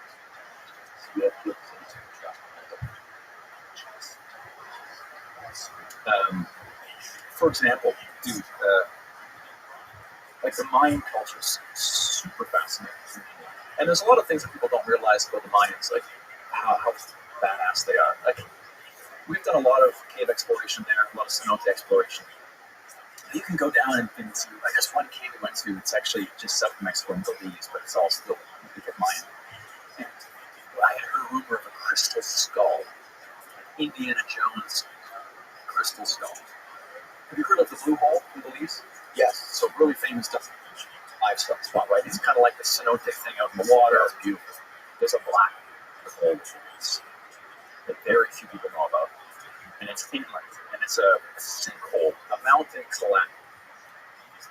Boom. And made this whole black hole that goes deep into the ground. And I had heard that in the black hole there was a crystal skull. An old Mayan sacrifice from 1,000 years ago. And they cut off the head, and they put it there, and it's stayed ever since. And because of the limestone, it's mineralized to a crystal. So we did an expedition like a year ago or something, where we had to rappel down into this black hole. We had to set up camp, sleep there in hammocks in the sinkhole, which is badass in itself. And then the next morning, went down this crazy, sketchy cliff slope thing into an underground river. Walked through the underground river for 3 hours until there was this kind of like opening. We climbed another slope in the dark, and then there was this huge chamber with cave formations that are millions of like these giant towers of stalagmites and stalactites. And we were poking through there and climbing through these shafts with like crystals and bats, and it was amazing. And then, sure enough, that's the cave going down. That's the black hole. That was so. This is from going down the black hole camping, and then the cave continued off to the side. That's on the side. In a second, we find Mayan obsidian, so volcanic glass that they would have used for bloodletting. And bloodletting wasn't like, oh, like blood brothers, let's cut your finger. Like dudes would cut their foreskin with obsidian, and then take a knotted vine and pull the knotted vine through the foreskin to be able to get blood sacrifices. Wild, right? Also, you do it through your body, and you pull the knotted or thorn vine through to get blood. And what do they do with that blood? And well, at this point, again, you don't know the full story, but what they would have done most likely is to sacrifices to the rain god Chak, because no one really knows why the Mayans civilization collapsed. It was one of the most advanced ever, right? They invented zero. They had this incredible calendar, right? That the world was supposed to end, but it didn't. But that's a misconception anyway. But they think it's because of drought. And so this is near the end of the Mayan Empire, where drought most likely was ravaging the country, famine, because they couldn't grow crops, and they were doing sacrifices, blood sacrifices. And then this is one of the human sacrificial spots. All those are stalactites made by dripping and dripping and dripping. And how can you tell it's a sacrificial spot? There's bones. Oh shit! So that's a giant there. The Mayan gods, right? So they would do these sacrifices in hopes to appease the rain gods during rain. And these towers you see, they grow like a millimeter a year. And so some of them are stories and stories tall. And so we're putting ourselves through here. Here we find another skull. Down there with a child. And see how its head's really strange? Yeah, what the hell? So, what? It would have been flattened. So what Mayans did with their children is they would take or they would put a reed or a rope around the forehead of the child with a board and flatten the skull. And so the head would become almost like a cone head. This is kind of halfway in between, but they believe people came from corn. So they shape baby skulls with boards to make their heads look like corn. So the whole skull is shaped like a cone head. It's crazy, right? And so we climb up the shaft, which is like very claustrophobic. Yeah, that's not pleasant. Yeah. And the interesting thing too is like, how did they get here? Like we've got all of this climbing equipment to rappel down. We've got headlamps, all this modern equipment. They would have had a torch, maybe. They would have carried a victim down there. That's a skull. Cut off the head of most likely a virgin 1,000 years ago, placed there and never touched. Crystallized like the rock. Whoa, that's wild. Yeah, It's literally a crystal skull. Shout out to a place called Ian Anderson, Adventure Lodge, where they have. If you wanted to go to the black hole, you can go check out their facility there. Oh, really? Yeah, this is kind of like a secret. Obviously the secret's cut out, but you can go speak to them. It's a thing. I don't want to say that too much because it's very difficult to be able to get there. But if you're good enough, and if it's still there, like part of the curse of this job is like you uncover something and anything can happen. Right? So look at that thing, man. So imagine this. Let's just put ourselves back there for a second. You have these Mayan warriors with shaved teeth, because they used to shave their teeth to points. They used to embed jewels into their teeth too. So you have these like cone head guys with sharp teeth with jewels embedded, going down, probably off psilocybin or some kind of hallucinogenic. They had these strange things, I forget what they're called, but it's like a butt trumpet where they would put things into their butt. So they would do hallucinogenics, most likely through the rectum, right? I think most of the time. And they bring down these people who were probably also tripping. They could have been, how do we know like that? Because there's still a lot of imagery. Like there's like codices, like codex that are still supposed to see them. So there's still images of what they used to do that you can see. I mean, not like cave painting, but there's some of the old photos that still exist. And they would have cut off a head from somebody who was also probably tripping, Right. and then leave it there, and then 1,000 years later, you got it. And the one really interesting thing happened around my life then is I had my first really powerful ayahuasca trip. Shortly after that, a few weeks after that. And I took way too much. Where? In Mexico. There was a shaman that had come up from Peru who had a particularly potent kind of ayahuasca, sky ayahuasca. And I've got a guy, a good friend of mine named Arturo in Mexico, and it was one of his contacts that he had worked with many times with a lot of different things, medicines. And so I had the rare opportunity to work with this shaman who had this crazy ayahuasca, and I'm Mr. Fearless and Far, bro. You know, like, I've looked under Mr. Fear. Exactly. I've looked under the bed. I've seen the monsters. I've tackled my fear of public speaking, of heights, and all this shit. So I'm like, I know my childhood wounds. So I thought, and didn't think there was too much that could make me have a bad trip. And I've been able to talk myself out of other bad trips I've had before too. So I went in arrogant, man, that's not a good spot to be in with hallucinogenics. So, do you want the abbreviated story or the long story? All right. So basically, we go to this spot in the jungle in Mexico. There's a group of 15 of us or so, and sunset, we're sitting on a circle, we have a shaman there, and he's pouring this ayahuasca. It's in a little shot glass. It's an ounce, probably 2 ounces. And he's got a candle in the middle, and a bunch of people that I had just randoms all over. And so interesting. He cracks open this bottle of his ayahuasca, and he starts saying a prayer to it, so he blows on it. So he says some prayers. Immediately, the wind picks up. And I'm like, what the? Like, I travel the world trying to find ghosts and demons and unicorns and devils. And, like, I'm so down for that, but I have a bit of a scientific mind, so I want to see the proof. I can't explain that. Coincidence, maybe, but it seems like a little bit too much of a coincidence. Blows on and the wind picks up. He doesn't even bat an eye. It's like, that's what normally happens there. I don't know.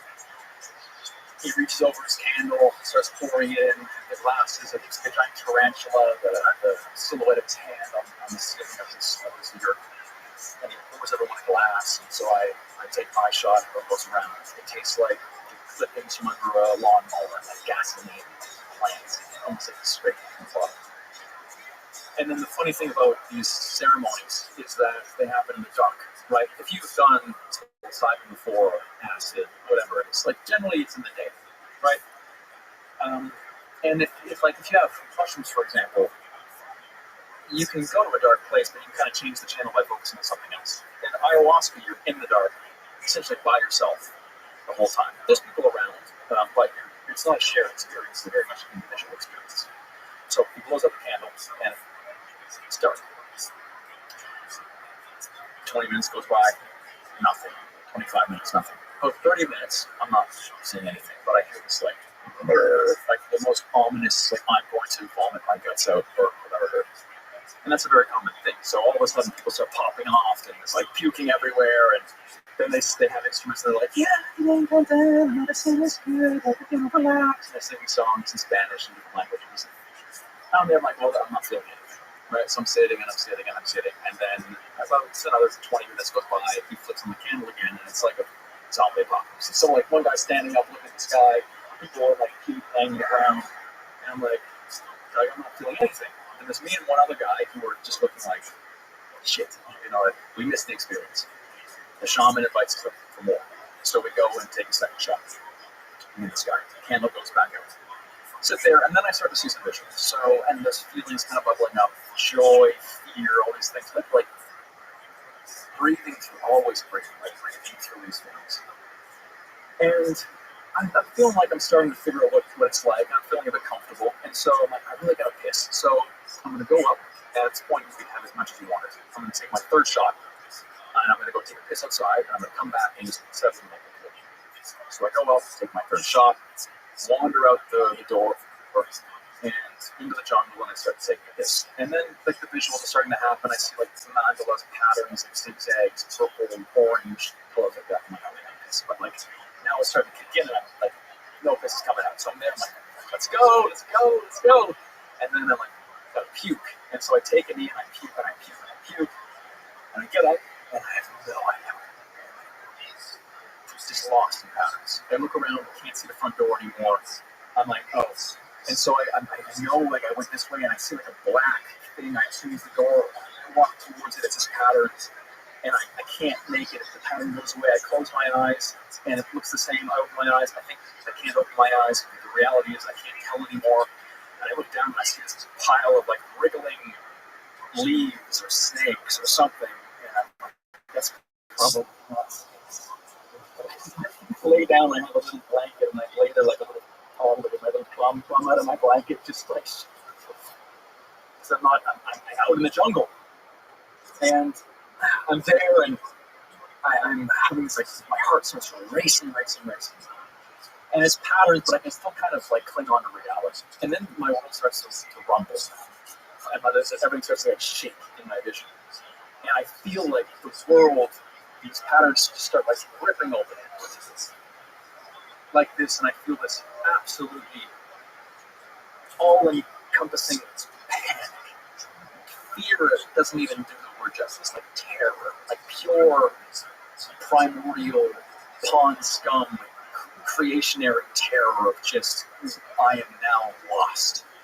I am on a speeding train holding on by a pinky. I have no idea where this train's going. And with the opening of the world, I'm there and I feel this presence of something. But this something can see everything, can see through and everything, every cell of my body can see inside. And I feel like it's almost like, dude, the biggest difference this feeling of, let's say the whole world was watching you shit or something. Like this feeling of being so vulnerable, everything can see you. Just nothing violating intention, violating your entire, everything's done, everything that's been, it sees everything. And then, as my heart's pounding and racing, I feel like what it's doing is showing me what the world is, what the universe is. That what I'm seeing, this white light and these patterns exploding everywhere, like this is what the universe is made of. And the terror is coming from that this thing is showing me the minutia of existence. And I have no idea what the fuck I'm looking at. It's like an earthworm being shown the schematics of a rocket ship. The earthworm can't even understand what paper is, let alone how to fit it into space. Like, I have no idea. And so in that, I feel like my heart's like starting to beat right now because I'm going back there. But in all of that, it's like this presence is like, oh, so you wanted to see behind the curtain, eh? Like, this is what you wanted to do? Have a look, like this is everything. You can't even begin to understand this, you insignificant mote. You are an atom in a grain of sand on an infinite beach. You don't even have the right to look, but here it is. Congratulations, you got what you wanted. And it was horrifying. The same way if you've never seen inside a human body and someone just tore open a human body in front of you, you'd be like, what the? But you have to admit, it's a little bit fascinating. Like your bloody heart pumping and testing. The lungs, like it's an amazing creation. These meat suits we have. But it was that kind of feeling where you wouldn't even know how it worked. Like you don't, no idea what I saw. And with that, I was having like panic attack after panic attack, and I would like breathe through it. Luckily, the shaman was very good at what he did. Is he said in the beginning, the more you fight it, the more they fight back. And so again, back to the breath. No matter how much you're panicking, no matter what's happening in your life, if you can breathe out of these feelings, that's all I had. I didn't even know where I was anymore. So just with the breathing. Remember, every trip has an end. Every trip has an end. I was there.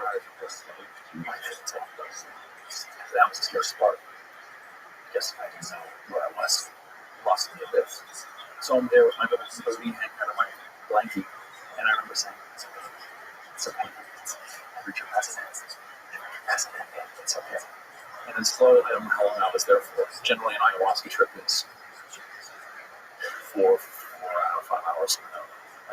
If you have like multiple minutes longer, but generally it's all said and done in about 6 hours. So I was there for maybe an hour or two, and then once I could crawl again, I crawled back inside and slept up in my little like pad there and spent the night. That, how far that was super intense. It's the university trip. How long does that last? I can't tell, but judging by the time where I can come back to reality, I would guess it's probably for like 2 hours. But after that, it's somewhat manageable. Then like a general ayahuasca experience, you would be able to mostly control yourself. Like that, I had a lot. If you have like a heroic dose, you kind of lose yourself. But if you were to go have one shot or two, even, you wouldn't lose track of reality. Generally, depending on your body and your tolerance. But dude, that put me up for months. Really? Yeah. Oh, also, I missed one important thing there. What started the story with the skull is in the presence of that God is what it was. I felt that I was so insignificant that the only thing I could ever possibly do with my life is just give myself to this thing. I have no other gift to give. I can't give money. I can't give any possessions. The only gift I can give as a human being, whatever that was my life. And then I got how human sacrifice could be a thing. Because what we looked at the crystal skulls, those people all would have been on some high level hallucinogens. So if you're meeting God and you do feel like you have to help your entire culture, your people, your Mayan brothers, whatever, you could sacrifice. And not in like a suicidal sort of way, but like in a self-righteous, like, the only gift I can give is my life. And it would be kind of a little bit because once you see that, once you feel that even, you can't unfeel that. What was that? Does it exist? This is the question about psychedelics that I always want to know. Does that always exist, or was our brain just painting it on? Right. Yeah, that's a good question. Is that something that's always there, and that's just like our brains are filters that are filtering out that world so we can survive and eat and reproduce, and when we take these psychedelics, it maybe breaks that filter so we can see what's really there? Are our perceptions, our smell, our sight, is that just a filter? We'll never know. It felt real, but we'll never know. I consider myself agnostic before that, and it took me, this is about a year and a half ago when that happened, and I've been slowly realizing that, like, yeah, there's probably something else, and I probably saw it, and I can reject it, and I can feel,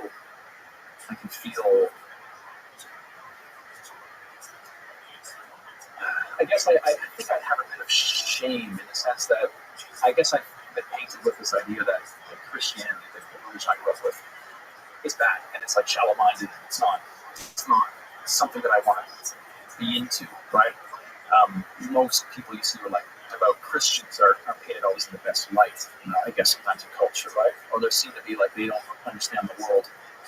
But I'm starting to believe that after again visiting all these tribes and seeing how every culture has a spiritual practice, how man needs some purpose, some reason why we're here, that if you don't have a relationship with whatever that was, it's a very lonely existence. Because you see all these people in prison who they get into God and they become religious because you're alone. But if you have belief that there is a higher power out there, it could be nature, it could be the universe, it could be God, then you're never alone. And it can give you hope to get through the day. And if you are depressed or suicidal, you think no one cares, someone cares, right?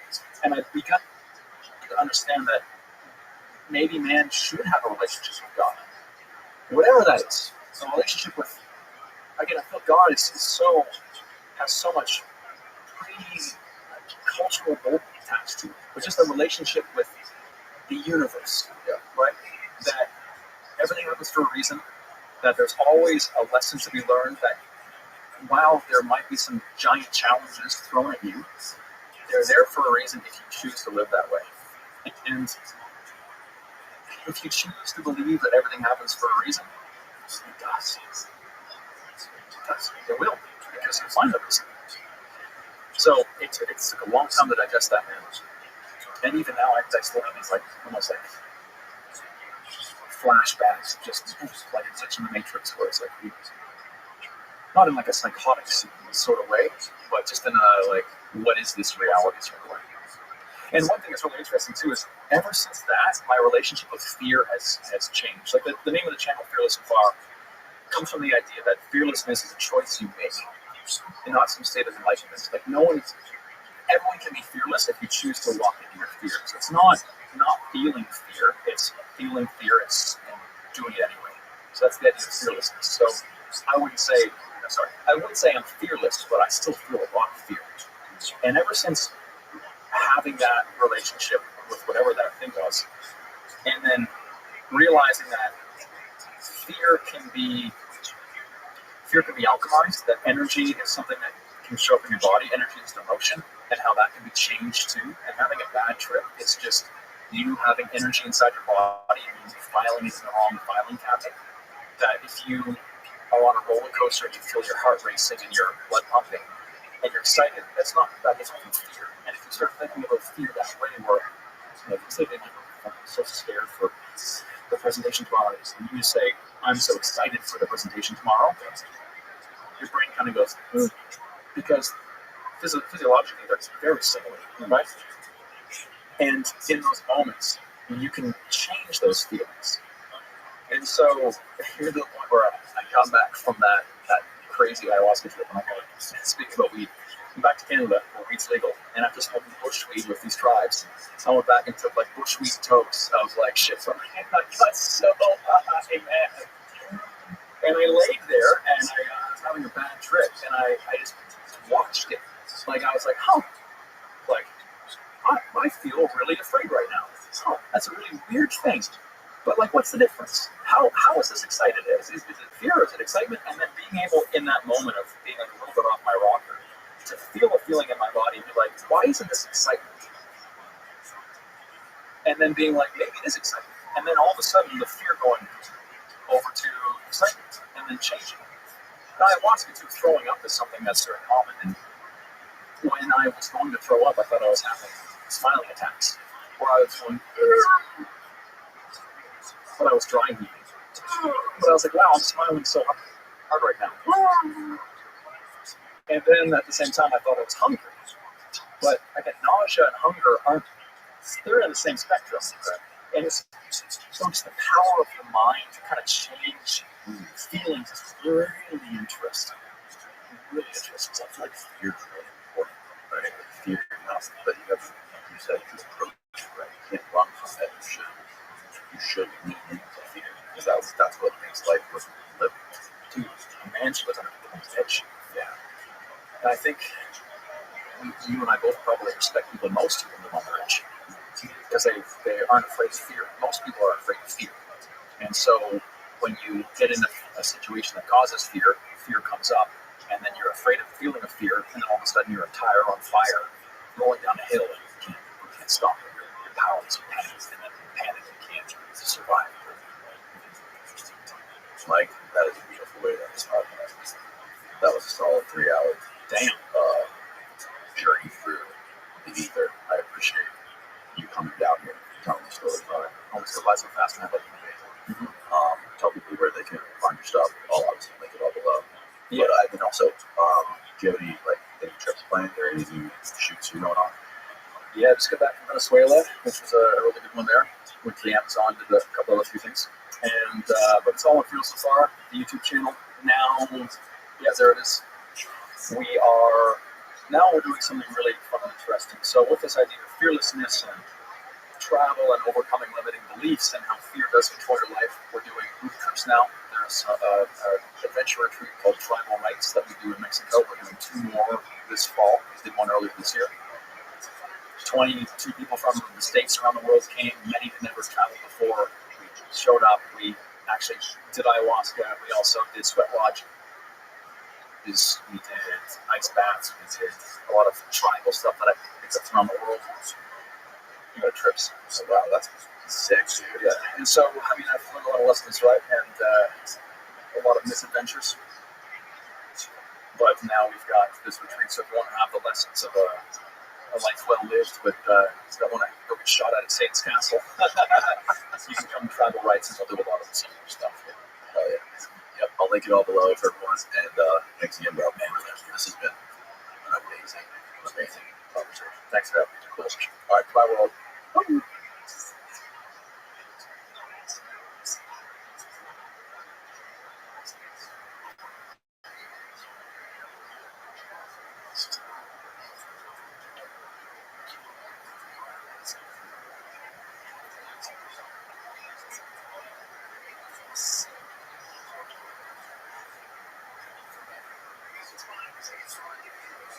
This episode has been heavily censored due to the settled topics discussed. I know you guys need this too. Do you want it uncensored and ad-free on Patreon?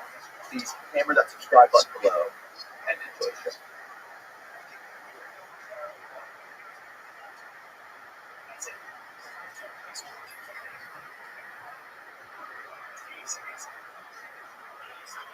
Hallelujah, Neil. Let's do this thing. Nice to talk to you. Nice to meet you, buddy. Dude, nice to meet you too. You got an amazing YouTube channel.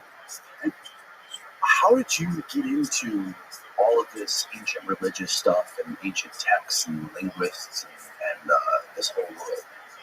It's actually a funny, well, not funny, it's not funny. It's an odd story how I got into it. I didn't do the academic route. I didn't get a PhD.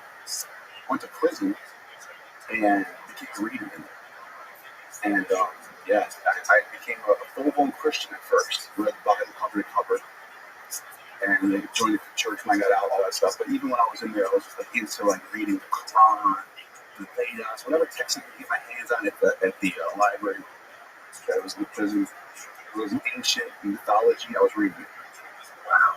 And actually, it's funny because my mom was sending me books when I was in there. She was trying to find like psychology, self-help stuff. Like, you know, she was trying to like get me books me or whatever. Right. And one of the books she sent me was Jordan Peterson's Maps of Meaning. And I was 21. I turned 21 in prison. 34 now. So it was a while. And I was, you know, not educated, trying to read Jordan Peterson. It was all gibberish. I had no idea what any of this stuff meant. It's an academic book. Right. Like, I had no business reading that book. I had no idea what it means. But it still was fascinating. I'm trying to make sense of it, and it was like this interesting stuff. So, I don't know, Jordan Peterson planted a lot of seeds in my head when I was young about like ancient religions and, you know, all that kind of stuff. Mm-hmm. So when I got out, I became a Christian, full-blown fundamentalist Christian for a while. Mm-hmm. But I always had that heretic spirit. So I was always trying to read extra, the apocryphal text, what those say. You know, pastor, like, be careful reading those. Like, you know, it's not part of the 66 books of the King James Version you can read. Are you still religious? No, not at all. Okay. Not even close. But I studied my way out. You studied your way out of Christianity. That's the best way to put it. I read about the ancients, like Celsus, his arguments against Christianity, Porphyry, who the Neoplatonists were, all these different, what was going on in the 2nd, 3rd century, all that stuff. Just became fascinated by it. And just educated myself. And that's when I started my channel 3 years ago. My main goal was just get academics on my show and interview them, ask them questions with whatever their expertise was, whatever book they wrote. And I would read the book, get them on, ask them a bunch of questions about it. It's about Aaron came on a couple times. What is the biggest, most blatant misconception of Christianity? Or modern day? People don't know, like, yes.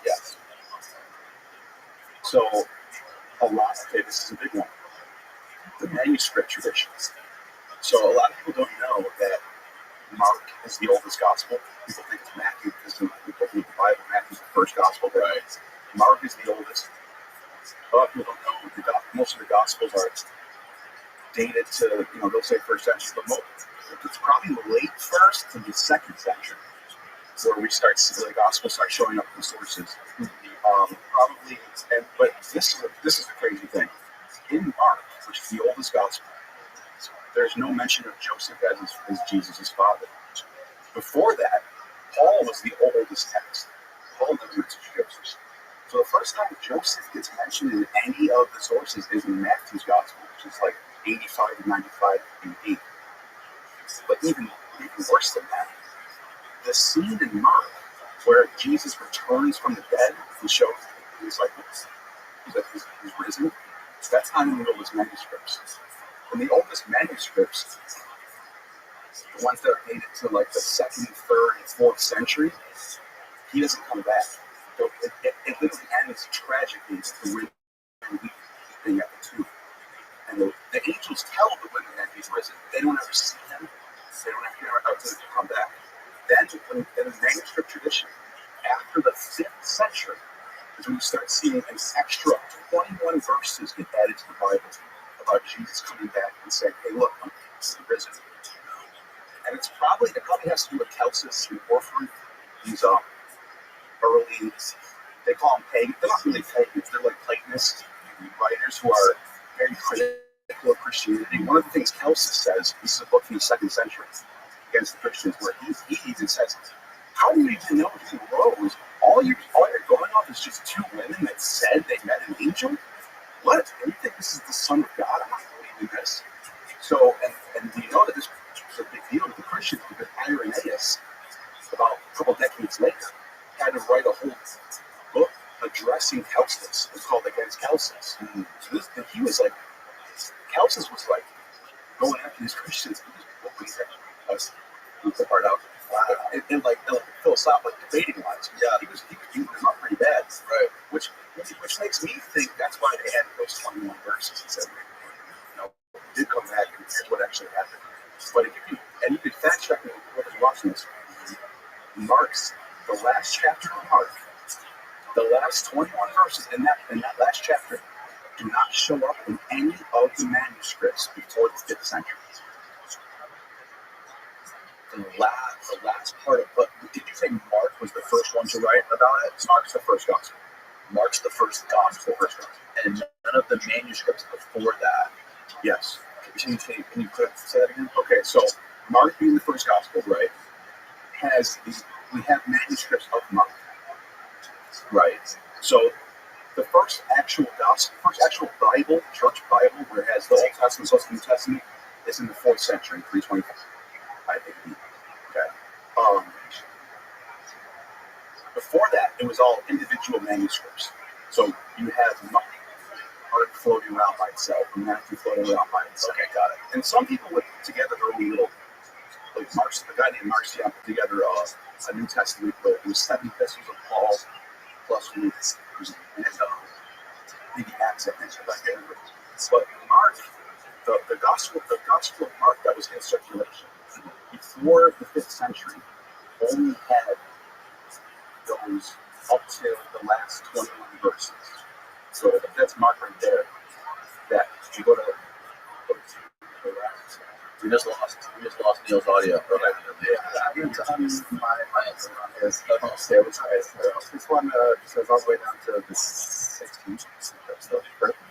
Yeah. Okay. So if you go down, this is March 16th. So if you go all the way down to the bottom, where it says, keep going. All right, go up. So afterward, he appeared to the 11 themselves. Yeah, as they were reclining at the table, and we reviewed that. That's not in the oldest manuscripts. That's added. All of that stuff. And this is consensus. Any Bible scholar will agree with that. This is not something wild. Is there a way to access online the original? Yes, there are. How can we see the original? Bart Ehrman is a textual critic. Dr. Bart Ehrman. Yeah. And he has like the different manuscript traditions and the translations of them, what they say and what the variations are. And you could just like look up like don't point out that those last. So the last verse is 19 or 20 actually. It's all the way up until when you start seeing Jesus appears to Mary Magdalene. That's the last verse of the Old Testament manuscripts. No. This is right there. Some of the earliest manuscripts do not include 9 through 20.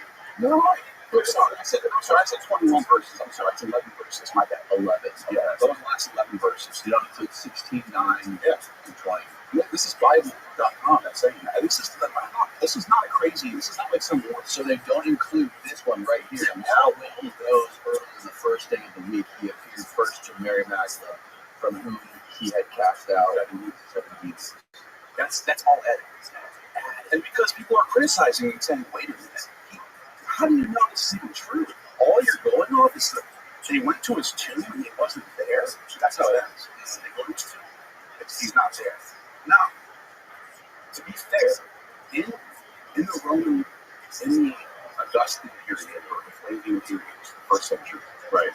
There was an ancient trope where this is a big trope where a hero would die, like Hercules or something, and they would go to his tomb because his body was gone, and it meant that he rose to heaven.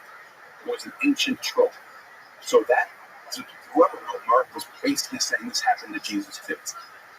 So that is a common thing. If the bodies disappeared, it means that angels rose him up to heaven. But if you're being critical, you would say, how do you know someone can steal the body? So they end up adding verses. That's the earliest gospel. That's what it is. That's why. Yeah. So obviously I just had our mutual friend, Mr. Hillman, on the show. He's incredible. It's my Greek teacher. How did you discover him? I did a show with Paul Rudd. Okay, yeah. About Eucharist and the Alexandrian mysteries and stuff like that. And he follows Rudd. He's a big fan of Rudd. Yeah.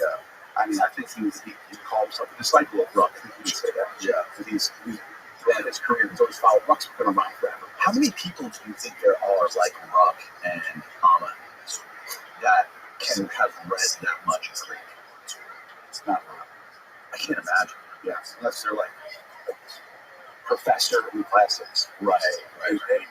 People like Amma and Ruck. Well, Ruck is a professor in classics, right? But they just do it for the love. They love the ancient Greeks. Yeah, they do it because they love it. And not for a job and translating random texts just to get paid. Like, some academics do that. Or become a teacher or something. They love it. They do it for the love of it. And I respect that. But his biggest thing, when I started that podcast with him, I was like, where are you most interested in everything that you've ever studied? Because I want to know what Jesus was doing in that part. Yeah, that's one of those things. Won't let that go. And it's in Mark too. That's in Mark too. Yeah. There's that passage in Mark. It's a very strange passage. No one knows what to do with it. It's right before the day he gets crucified. He's in the grave, or what is it? The Garden of Gethsemane. And and when Judas pulls up with the people coming to arrest him, it says that a boy runs away. And the word in Greek is means neoniskos, I think it is. And it means like the word literally means like baby boy. Like that's the word's only used for children. It's not used for teenagers, it's not used for males, it's used for children. And it says he ran away from the Sindon fellow. So a Sindon is a rat thing you wear. Okay. And so he runs off naked. So what's going on in this passage? Right. And it's in there. I think what I understood from the podcast that we did is he said that Jesus was at some crazy party drinking snake venom before that, and then he went there and was using the boy as an antidote for the snake, the boy's liquids. That's what someone says. He has his reasons, so he has what his source on that. Well, there is. So the only precedent I would say about that, so my thing, I like to look at the text and what the text say. And in Ovid's Metamorphoses, there's right before Orpheus gets killed, he gets torn apart by Maenads sent by Dionysus. And the scene before that, he's mourning over the loss of his wife Eurydice.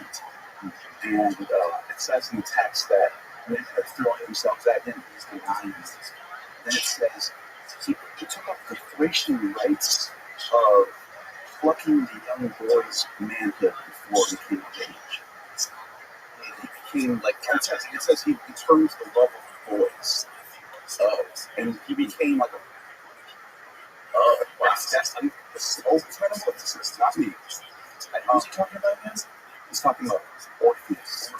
Who's an ancient hero theologian, like great figure. Like it's like there's actually, if you actually look up the Oxford English translation of Overton Oaks, well, I took it out. It's kind of because I don't even know if I blame it. Bauman was also telling me in the Greek language there was also no word to distinguish like heterosexuality versus homosexuality. And he said basically no word for gay or homosexual. Like they didn't think about it. They just thought of like men and women was the same. Yeah, it's eros, which is love. About that love. There's different words for love. Yeah. Eros is that erotic. It's erotic love. Right. So they could use that for man and women or man and man, women and women. They just didn't think about it. It just didn't matter. Like, which is more common, probably more common than this today. People doing that type of stuff. Yeah.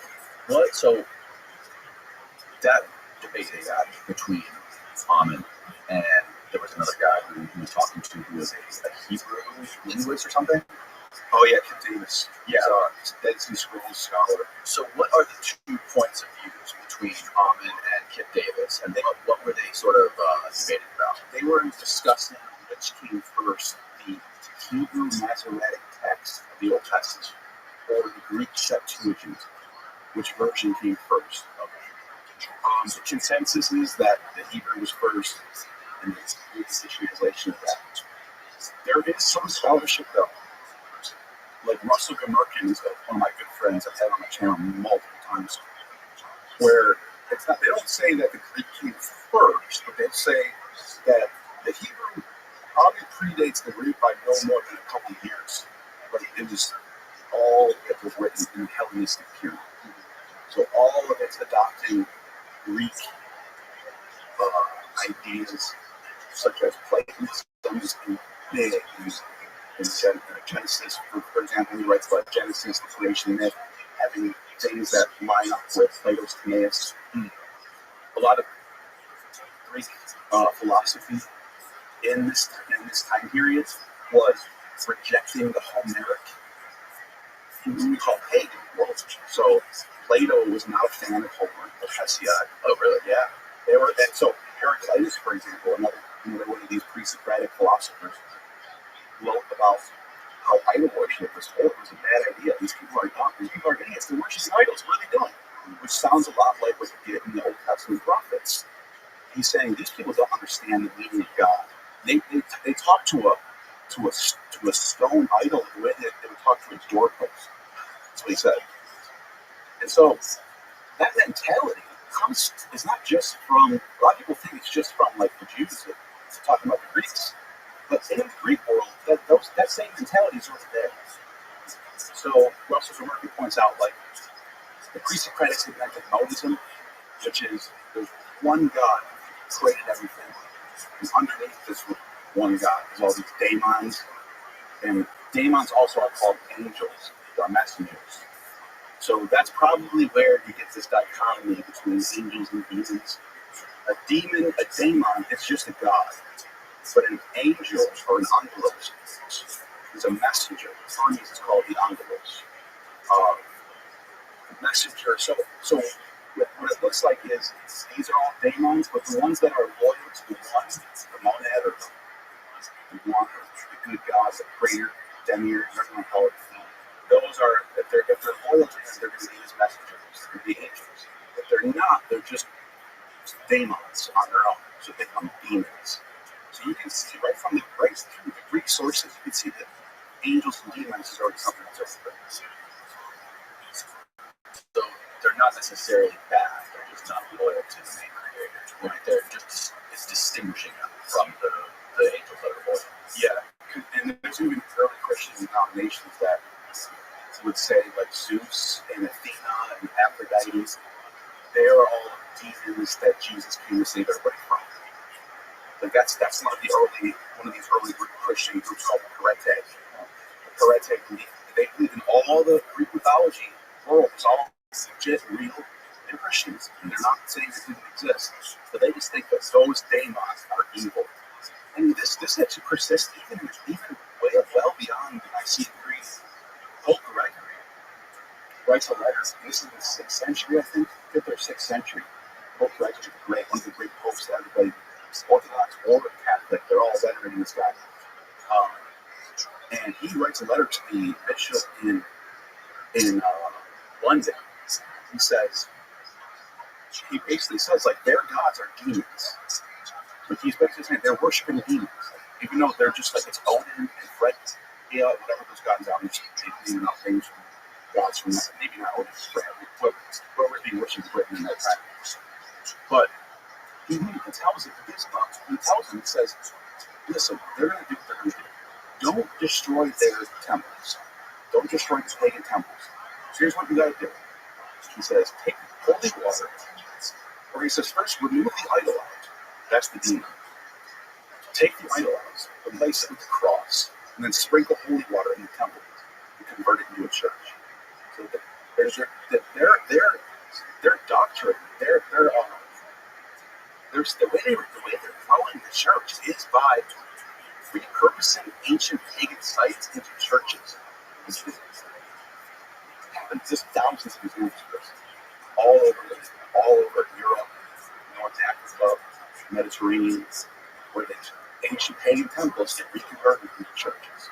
So essentially, what Alman and Kip Right? they were disagreeing about was Alman was saying, yeah, here's the video right here for you. I don't know if you can find it on your channel on your playlist. Yeah, it's on there. But the Septuagint, which is Greek, Alman was arguing that the Hebrew came out of Greek, or Hebrew came after Greek, right?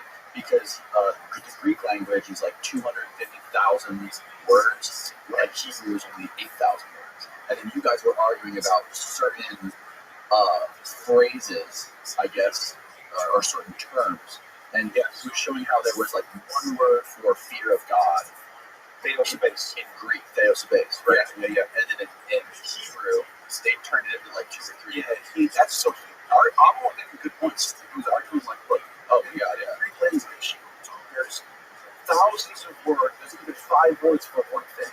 Like there's so many ways to express yourself in Greek. And then in Hebrew, it's a very shorter list of words and a lot less vocabulary.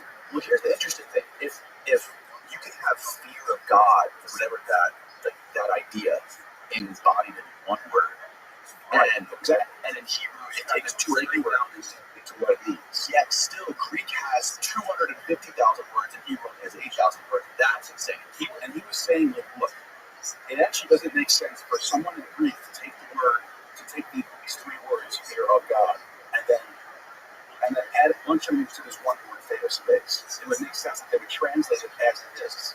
You can actually write out like phobos is the word for fear. Theos. You could say that in Greek. So it would make sense if you're translating it, you would just say fear of God. But you're saying they're using a technical term. As well as theos base, which is a technical dynamically encoded term. Why would they pick that word to translate these 3? So he's making good points. Kip was just like, dude, I don't even know what you're talking about. The scholarship that says this, the consensus says this. He's just throwing down consensus. And I'm not a big fan of people who just waive the consensus to disagree with someone's argument. Your argument's good or it's not. You should look at the argument, not just say, the consensus says this, so you're wrong. It's like if that was the case, there would never be any changes in anything. So the consensus would just stay the same. Consensus is always changing. should always be chilled. So that I don't agree with. But I will say this: I am not a linguist. I don't know. I'm not an expert in Hebrew or Greek, so I couldn't say. I can't sit there and judge who's right between them. But what I can do is I can look at the history and say, look, we can test this. There is a way to test this. And so whether or not the Hebrew or Greek came first, I don't really care. I want to know is how old can you date the Masoretic Hebrew Old Testament? When does it start showing up in the sources? People think that people think that Moses wrote the Torah in the Bronze Age, say like 1300 BC. Moses started writing the Torah, and it's been passed down since then. We have new books for that. That's nonsense. Nonsense. In fact, when Israel got conquered by the Assyrians, by Nebuchadnezzar, 597 BCE, most of the Jews were brought to Babylon. Everyone knows the story. It's famous. The fall of the first temple, right? But what we found out later is that a lot of Jews went back into Egypt. It was like an exodus backwards. And they settled in a city called Elephantine. So Elephantine is a city of an ancient Jewish city in Egypt that we have texts from that period in archaeology. We dug up thousands of heights. So we know what they believed in. We know what their ideas were. There was no Moses. There was no Noah. There was no David. There's no mention of Abraham. And they're worshiping more people, worshiping multiple gods. So wait a minute. If the Torah existed before Nebuchadnezzar, 597 BCE, wouldn't these Jews in Elephantine have Moses and Abraham and Noah in these texts? They have zero. Now we have thousands of texts from this place. Not one mention of Abraham, not one mention of Moses. How does that make sense? They come from? Well, like Amon points out, like I've been pointing out, like most of Americans are pointing out, these texts are written way later. Yes, and they're backdating themselves, which is common. This happens all the time. It happens in Greek sources, the Sibyl oracles. They backdate themselves. They'll say, this is a text from 10,000 years ago, but this happens all the time. It's not some random thing. That's Elephantine. That's where they settled. And they dug up thousands of papyrus and inscriptions. And they have Yahweh. We call him Yahoo. It's a different spelling of the way Yahweh. He's there. So it is the Jews. And they're writing Aramaic. And start reminding us what year this is. They fled Israel in 597 BC. So between 597 and 410, that's a long time. 200 years, right? Yeah. We have texts that are dated between 597 and 410 from that city, dating texts from that period. And none of them mention Abraham, Moses, or Noah. And when were Moses and Noah supposed to have lived? Way before that. Way before that. Let me talk about it was 2,000 years before that. 2,000. And Moses would be 100,000, almost 1,000 years, 800 years before that. And when did the very first writings of Noah and these guys? The first time, this is a great question. We can't say when's the first time it was ever written down. We can't say if there's anybody who ever mentions Moses, who's the first one to do it outside of the text that's claiming, that you can't date the text with the text, right? Right. You gotta use an outside text. Who cites this text?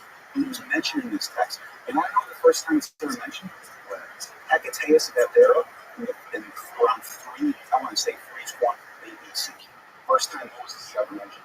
He writes a text about Abraham, writes a text about Moses and Noah. It's Hecataeus of Abdera, that's his name. A guy named Berosus, a guy named Manetho. These guys started, so they're all contemporary to each other. Mm-hmm. Late 4th century BC, early 3rd century BC. You start hearing about Moses, Abraham, and Noah. Before that, nobody mentions them. And for some reason, in Bible scholarship land, they don't talk about this. They know this is true. They won't deny it. They can't argue against it. But they'll say, probably an old tradition, man. Calm down. And I'll say, well, what about Elephantine? There were all these texts there from 200-year period. Right. That was probably a fringe sect. So we'll say, When was the Dead Sea Scrolls conventionally? What was the conventional idea of when it was written? first century BC. First century BC. Yeah, so that's way later. So anyway, you can't use that. Yeah. And those are all in Hebrew? No, there's Greek ones. There's some too. Some Greek. And I believe Amon was claiming that some of the Dead Sea Scrolls came from Greek. Yeah, so there were some, and I can't really talk too much about this, I don't know too much, but I've heard that it looks like the Dead Sea Scrolls, some of them were translated from the Greek side. So the ones that we found, I'm not exactly this guy, I could be wrong, right? But there are people who say some of the Dead Sea Scrolls looks like it's coming from the Greek tradition. So, and by the way, in one of the Dead Sea Scrolls, because in the Greek Septuagint, Yahweh, which is the Greek way to spell Yahweh, there is no Yahweh in the Septuagint.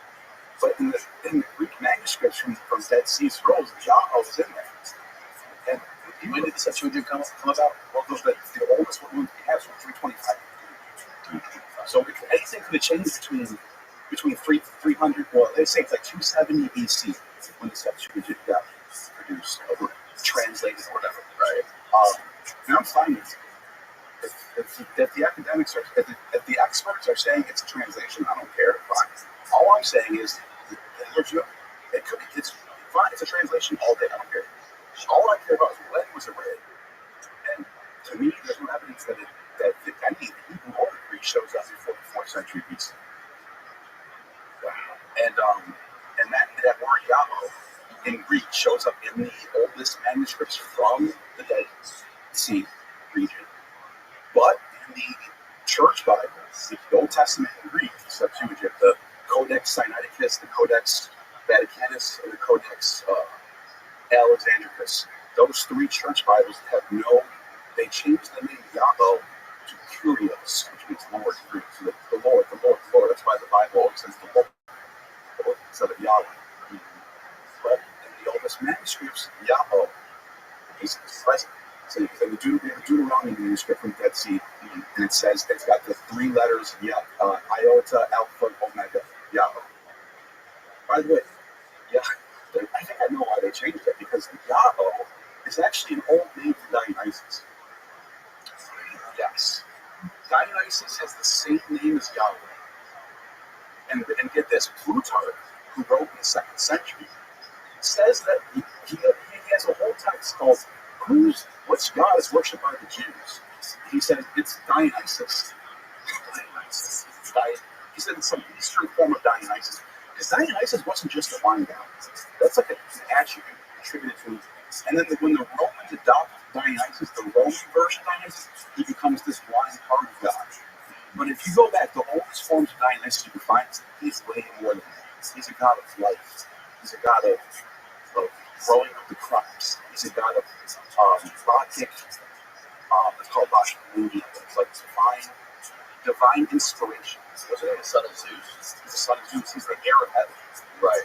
He was born from the marriage between Persephone, who's the queen of the underworld, and Zeus. Right. And in that text, he's the heir to heaven. No other son of God, not Hercules, not Apollo. Only Dionysus is called the heir to heaven. That's it. Only one time. It's only Dionysus. And he was Yahweh. According to Plutarch, because they both have, in the oldest text, there are sources like the Chaldean oracles as well. His name is Yahweh in Greek, which is the same way you spell Yahweh in Greek. They have the same exact name. And you have a video all about how Yahweh is the same thing as Satan? Yeah. So early Christians come along, and Marcion was one of these early Christians. It's also the Sethians. There's Valentinians, I think. There's all these different groups of Christians growing up. The Cainites are one of them. Ophites. And they had this idea that the God of the Old Testament is actually the evil God called the And so they were like, this God is not our true God. He's an imposter. And they had this whole text called Apocrypha John. where Jesus tells John, look, Yaldabaoth thinks he's the one who created this world. He's wrong. He wants to enslave people and put them under these harsh laws. But really, I'm the son of a different guy called Sophia, which means wisdom. And this is the real creator. That's what he says. That's what the text says. So how does it tie Yahweh to Satan? Because Yahweh is that Yaldabaoth character. Oh, Yeah. They call it Yaldabaoth, but they're talking about the God of the Old Testament. And then Yahweh is one of his names. One of the names Yaldabaoth is described with. Did Jesus say Lord or Jehovah Yahweh spoke to Satan? He says they always use Kyrios in Greek. But there is a passage in John where he says, he's talking to the Pharisees. And he says, you are a son of the devil.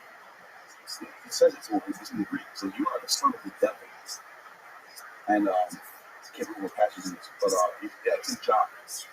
So some people interpret that and say, look, there's an example of Jesus calling out the Pharisees and saying they're actually worshiping the wrong being. So that's one way to interpret John. Some people say, I don't know about that interpretation. right. But it's there. That text does say that. So is the academic consensus that the Greek came after the Hebrew? Is that no? After, yes. So The academic consensus is only with the Septuagint translates the Masoretic. Septuagint is Greek, Masoretic is Hebrew. That's the consensus. But that just doesn't seem like it. But I'm the one who's saying no. I think these Greek technical terms. He says this is actually the point. Adamus is one of the names of the primordial beings in the Samothracian mysteries. He thinks Adam's coming from Adamus, which could be true. Also, Ewa, the name for Eve, is a rocket chief, and her name is also in Greek is called Zoe, which means life. And that's so he's basically saying this split between Adam and Eve, they split from each other. This looks like to be some sort of early ancient Greek mystery religion rite of taking Adamus, which means indestructible life, and splitting it into Adamus and life. So everything I'm just saying is lines up, but it's plausible. It's not saying it's off the wall. Right. Just that me, without having the expertise to be like to say he's right or wrong, I just don't have that. Right. I'm listening to him and I think it makes a lot of sense. It should be out there. I wonder how far off we are from getting like ChatGPT to be able to translate some of this ancient text. I don't check GPT. It translates text. It can translate it to Greek. You know, really? But like all the time, I use those. You can even test it. You can even send it. You can take a passage from a certain story or a playwright, like Euripides Bacchae. Take a little passage out, throw in ChatGPT 4, it'll say, this is from Euripides Bacchae. This is what it means. So it knows how to translate. Yeah, because there were some people that were pushing back on Ahmed when he was talking about when Jesus was in the park. He said, I am not a lay stakes. And people are saying that lay stakes isn't what he claims it is. Well, it can be. So what Ahmed is saying, there's a website called Perseus Tufts. It's built by a friend of mine, Frederick Crane, professor at Perseus Tufts University. At Tufts University. And the website is called Perseus Tufts. And what it is, it's the most amazing tool that we have. It allows people like me to become a scholar in my house. But this is it right here. You can look up, you can type in any Greek word you want on that top right. And if you type in anything, you have to use the Greek though. So you won't be able to. Yeah. Greek key. Yeah. Or you have to copy and paste it. You can do either. Right? Yeah, it's very. Once you use it, it's very easy. So, but you can. If you type in the word lay stakes. Yeah, type in lay stakes. It'll show all the times that word's been used in the Greek language forever. As far as it'll say 500 BC, Heraclitus said this when he said lay stakes. This is what he meant by it. It's all in there. So yeah, if you want to look up Lehistes, it's Lehstes in Greek. Go to the library. Yeah. Just type in marked in Greek. Mark's Gospel Read. Mark's Gospel. There we go. Okay, so this is supposed to be like six. Now, so we're looking at first of all, for people that are watching this, this is looking for this is like the Greek version of Mark that we have pulled up in one tab. Yeah. We found the actual quote from Jesus. Now we're pasting where he used late stays into this translator. Yep. All right. Oh wait, I'm sorry. Go to all search options. Go to all search. Click on all search options. Right there. All right, now I'll try it right there. Okay. Now, if this doesn't get into it, yeah, right there. Try that. There we go. Okay. Now click on where it says middle Liddell. Middle Liddell. It's using the middle Liddell. No, click on the one above that. Right there. That right there. All right. Oh wait. Yeah. Okay. No. LSJ. I'm sorry. Where it says LSJ, right there. Click on that one. LSJ. All right. See Robert Pirate. Where does it say that? Right down the bottom. Robert Pirate. Buccaneer. Oh. Okay. So explain me what you're looking at. So the blue text. Yeah. Say keep going down. Slow it up. Yeah. That's yeah. Okay. That's fine. The blue text are sources. So that's Cyrene, that's Plutarch, that's Plato, Herodotus, Aristophanes. Those are all different sources that use that word "makes." Okay, and it's saying how they're using it. So the first source is saying he uses it for pirate. Mm-hmm. The second one says he uses it for buccaneer, and then this one says piracies. So it's every time it's been used, it's used for pirate or buccaneer. So he's right. So whoever said he's wrong is objectively wrong because it's only used for pirates. So he was saying he was caught in the park. I'm not a pirate. Yeah, so if you look up that word being used, and so is that what we think now is a pirate? Well, in the ancient Greek world, buccaneers and pirates, especially the Thracian one, human traffickers, where you were doing human trafficking. Yeah, that's what they were known. They were known for, the Thracian pirates were known for that. We had to steal people and sell them to the Scythians for slaves. We just had to do so much freaking work. That's what scholars do. Crazy. It's some scholarship right there. More. But that's how you look up etymologies of words in the Bible. That's how you do it. I mean, that's all Arnold's doing. He's saying, look, he's being called this title. He's got a kid running with him. It's like, he should put two together and say, it looks like something's going on here. Like, people might not think that's a good interpretation, whatever. But it's legit, right? Yes. It's possible, you know? It's entirely possible. What do you think Jesus was? What do you think who was Jesus? I think he was a mystic. I think he was well educated. I think he knew about the mystery religions of the time period. I think he was also devoutly Jewish.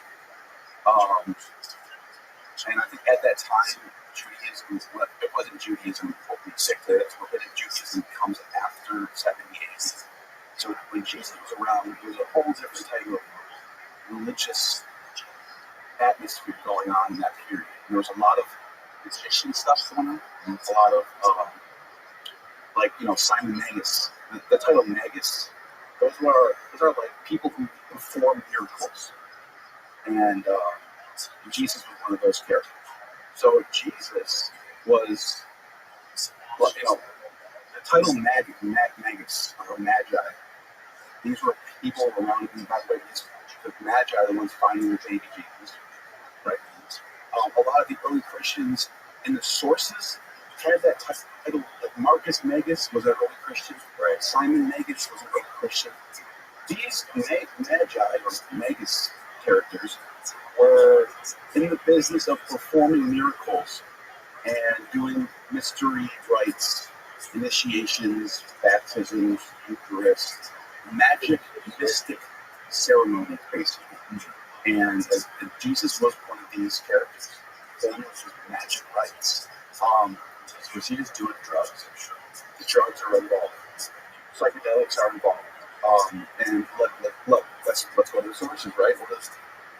Epiphanius talks about an early Christian sect that he says descended from the Nicolaitans.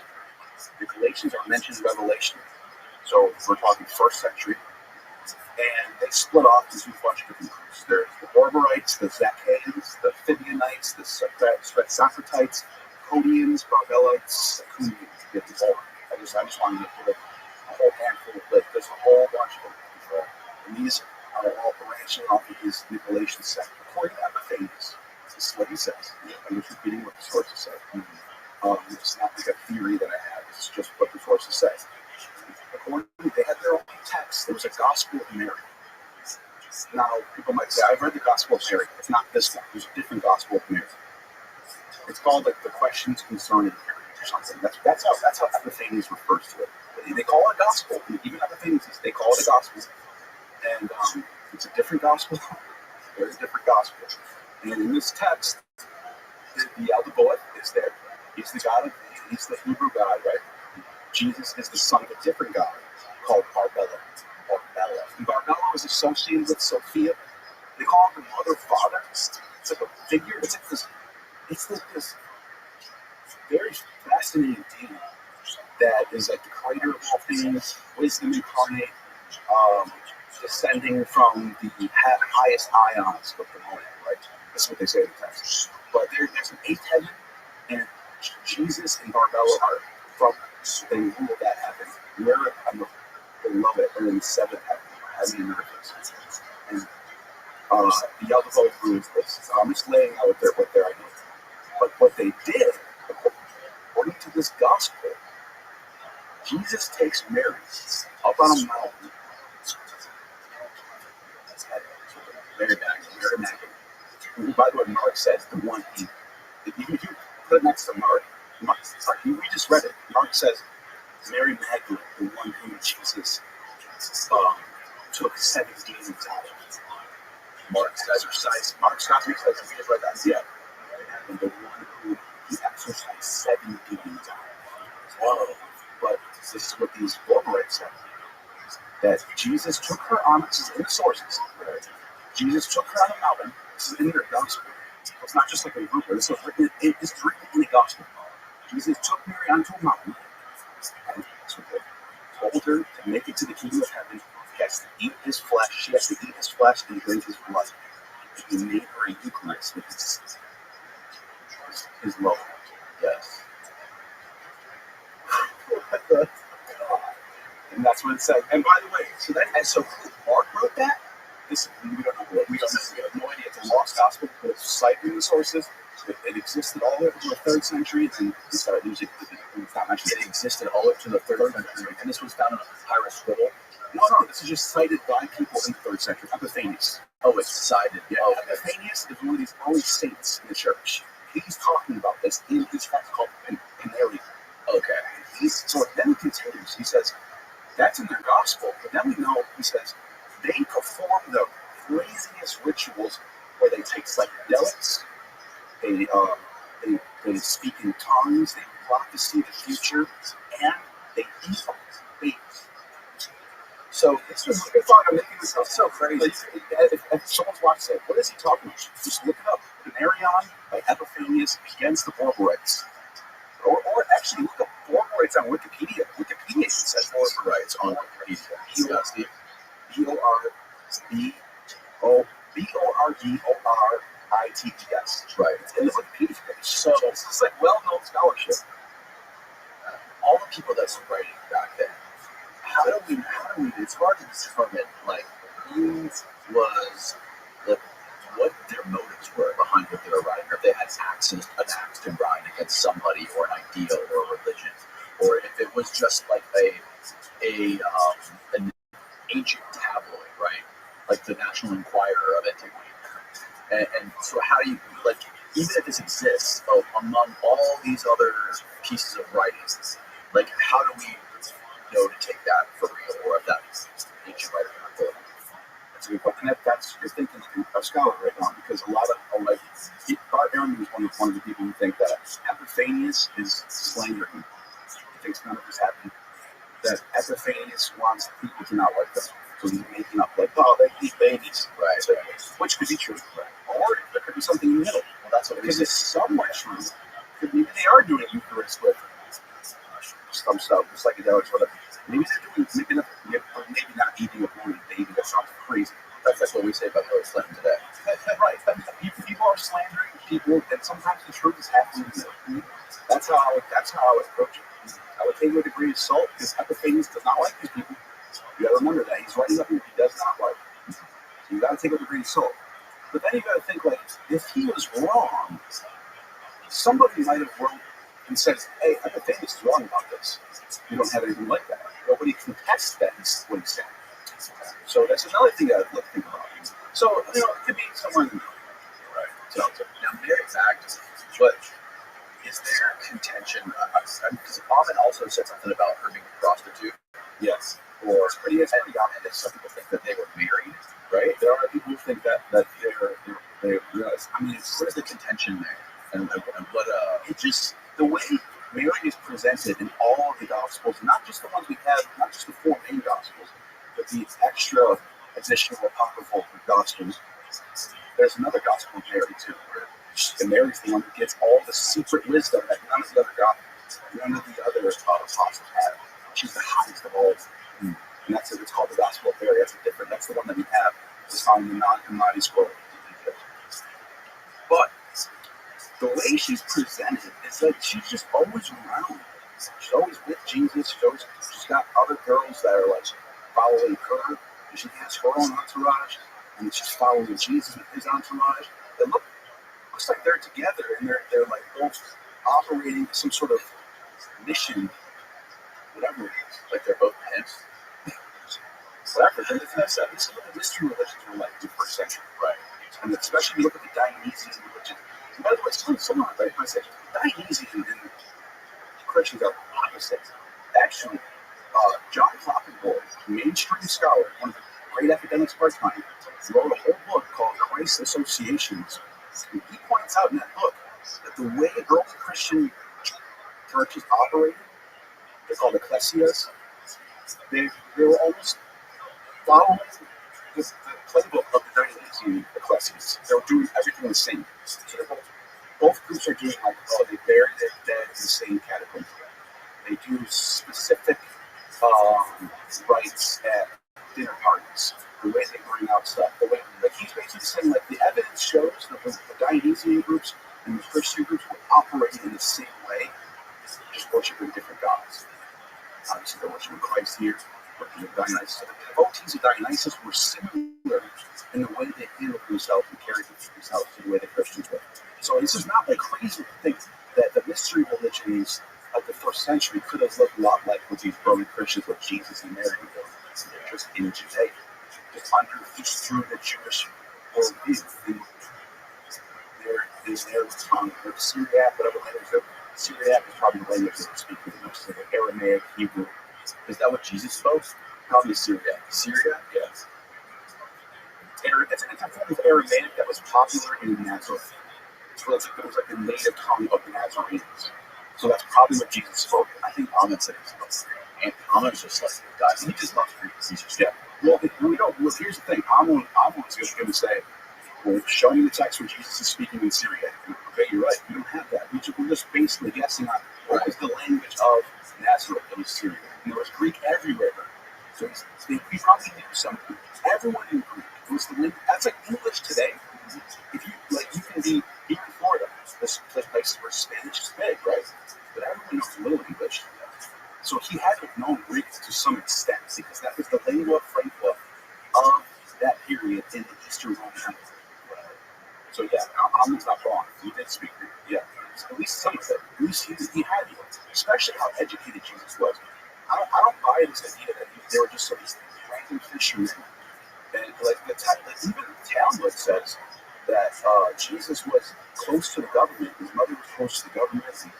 There was a trial, and everybody was. It was like the trial took longer or something because he was so close to the government. And if you're we're taking genealogy seriously, which I really don't think we should. I think it's made up.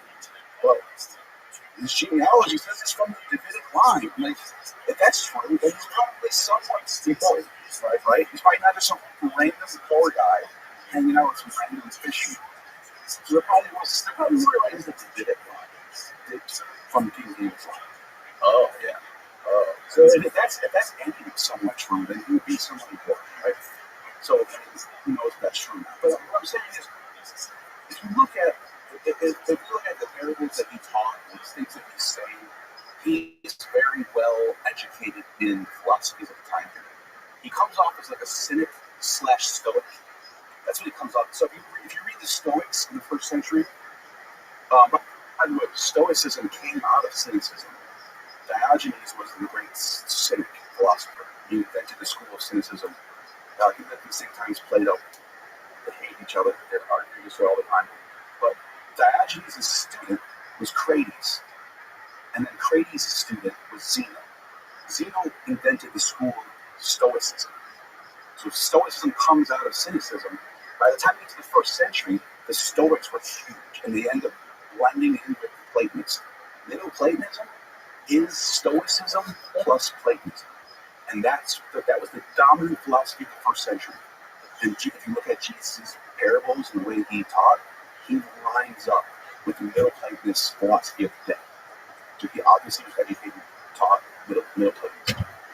you know, it's just it's so like it's such a weird thing to me at least, it's such a bizarre field to study, just like these ancient texts and what was going on in these ancient religions and all the different translations and all the people telling these stories that happened hundreds of years earlier. Like I was just watching this video this morning about the Library of Alexandria, and this guy was explaining how the modern idea of this great library that held all the knowledge of the world was like, I think, 400 BC. And he was basically Alexander? Yeah, Alexander. Around 300 BC. Okay, yeah, around 300 when it was at its like peak. Yeah. But his point in this video, he was trying to explain like how shit just gets lost in translation. And he was like, it was where Alexandria is in northern Egypt. Yes, this is the video. I love him. I watch every video he puts out. Yeah, This is the real deal. by the way, the title is fantastic. Pre-modern. I love him. More truth about the life of Alexandria. He explains in this I'm a video. huge fan of him. I hope he sees this. Yeah. I want to get him on my channel. He explains like where Alexandria was. Those books would not have survived in that humid environment. They would have to kept copies and copies to keep them up to date so they wouldn't just disintegrate. And then he goes, modern people think with the burning of the Library of Alexandria by either the Christians, the Muslims, or Julius Caesar, right? So Julius Caesar apparently did it around like 50 BC, right? And well, that's 300 years later. Those books would never, most of them, there's no way they would have all survived that long anyways. And he's like, around 50 BC, he's like, that library wasn't all that important. There was other libraries, like the Serapeum and these other, places. And Pergamon had a huge library at that time. Antioch, Syria, Rome, major cities all had their own libraries at the time. By 50 BC, Alexandria didn't matter because everything was already in these other libraries at the time. But think about it like this. How different is the world from now between the time of the founding fathers, 300 years ago? Completely, we don't even, who knows what they looked like? Who knows what books they had? Everything's different now. The same would go for, it's probably even worse between 300 BC and 50 BC. It's the same amount of time period, almost, maybe a little less. Right. But we're talking roughly the same amount of time has passed.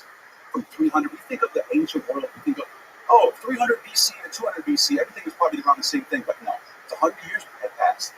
Everything's different now. Every 50 years, things are different. Even 50 years ago, everything was different than it is today. So you got to think, by 50 BC, whatever was happening in the Library of Alexandria, not what was happening 300 BC. It's a different world. Right. And another point that he makes is that the first people to write about the burning of the Library of Alexandria was 200 AD. Yeah.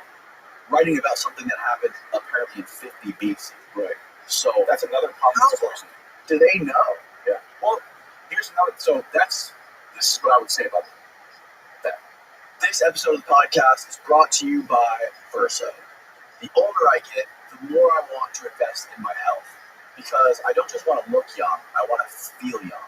Recent scientific findings demonstrate that it is not only possible to slow down the aging process, but it's also possible to reverse it. That is why I use Cell Being by Versa. Cell Being contains scientifically proven ingredients that target the root causes of aging, and that way you can avoid the whack-a-mole process that you get when you use regular supplements. It contains NMN, resveratrol, TMG, and together these ingredients turn on longevity pathways in your body to help fight the effects of aging. It also improves metabolism, boosting your NAD+, and so on. I started using Cell B years ago, originally when nutritional scientist Dr. Don D'Agostino came on the show and explained to me all of the amazing benefits. Now I use it for pre-workout, I use it in the morning for an extra boost of energy, and essentially it is the holy grail.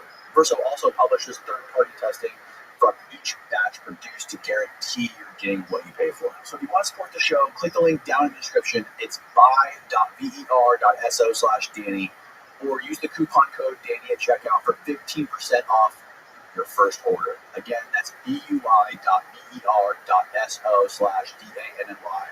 for 15% off your first order. Don't forget to use the coupon code Danny. It's like glow. Now back to the show. Whoever wrote about it in 200 BC or AD probably had sources that we don't have anymore. So he's writing about it, he's passing it down, and we, for some reason, that text survives. But he had access to text that we don't even have anymore. So there was different texts that, to their availability, that are lost. Think about it like this. From all the texts that are ever written in the ancient world, I'd probably say less than 10% of them survive. So more text by far lost than what we have. Right? And if you keep remembering that, it's like there's a lot of stuff we don't know about, or we just lost. And then you have to go off of secondhand sources. What does the person say about the text? That's how they're called fragments. That a fragment means the text survives, but not its original form. It's like somebody citing another text. For example, big example of this would be Eusebius. He's a church historian from the time of Constantine, 325 AD. And he wrote a text called Preparation for the Gospels, Preparatio Evangelica. And in that text, he copies chunks of other texts that we lost. That's him. And he preserves all this ancient stuff that we wouldn't have if it wasn't for him. So we have to go through a text to find another text. So they call those fragments. It means that we don't have the real text, but we have someone else writing about that text. That's what a fragment is. Yeah. It's just a freaking... So you can piece together this text that we lost from what people are saying about them. Right. We lost out of Homer's text, but we have Homer's Iliad and Homer's Odyssey, but he wrote 8 of those. So he wrote a text called the Achillean, which is the prelude to the story of the Iliad. It's Achilles when he grew up. Apparently he grew up among the Amazonian tribes, the women. He grew up as a girl. Who did Achilles? The warrior hero Achilles. The symbol of masculinity. Grew up as a female, as a girl. Yeah. Because he had to hide himself from Herod. But Homer wrote all these different texts. The Achillean, he wrote, I think what the other one's called. But he wrote like 10. I think they said he wrote 8 major epics. No, we only had 2. But, and Homer was also, he was like a medical guy, a doctor. Homer is a bard. Which is like a singer or a rhapsodist. So he performs. He sings. Like the Iliad was sung. It wasn't a book that you just read. It was somebody else. It was a whole full-blown performance in the theater. That's what the Iliad was. Proper. Like the way you go to Star Wars and everybody's like, the new Star Wars is out. Like the new Homer just dropped. That's how it must have been nuts. Homer's text, the Achillean, the one I just mentioned, we don't have the original Greek.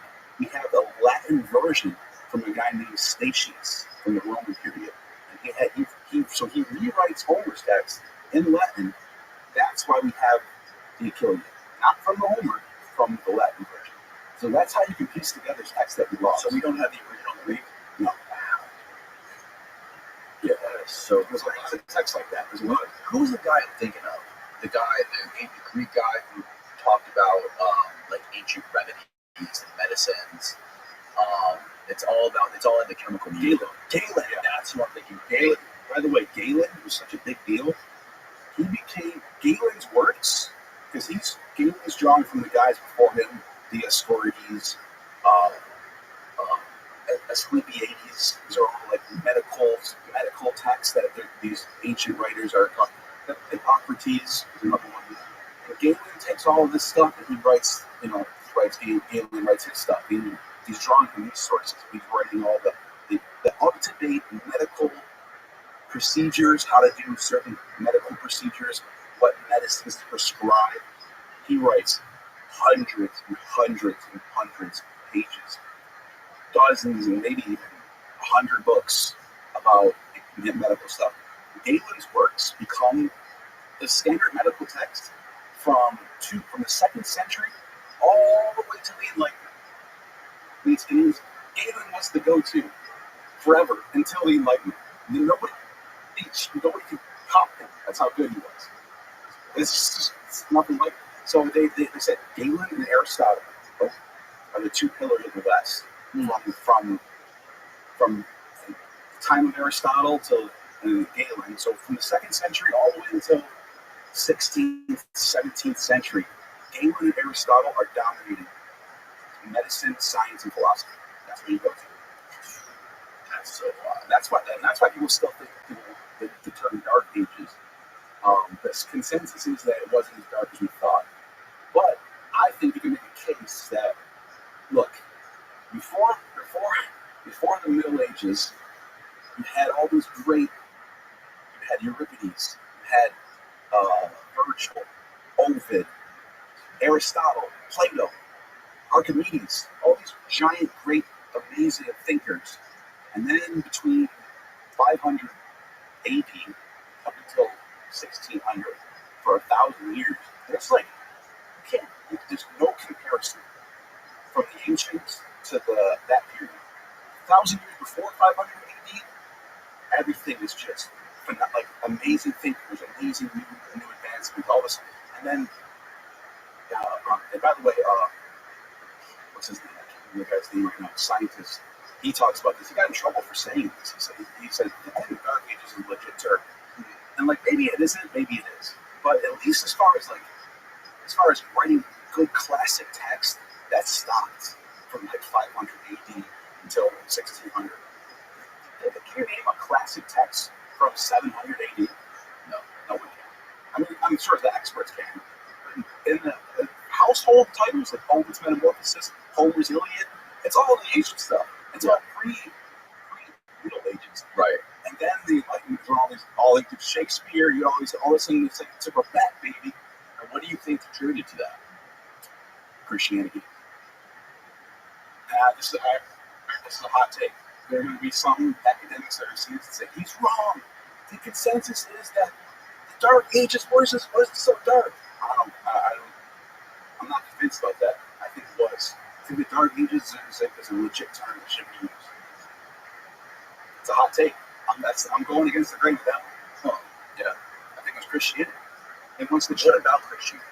I think it set up a new world where the main focus was church, go to church, work or become a soldier for the Roman army or the Frankish army, or be a farmer, or be a it was like the world was just centered around the church. There wasn't anything like before the church. There was all these different worldviews, all these different philosophies. The Stoics, the Cynics, the Epicureans, the playwriters, the whatever.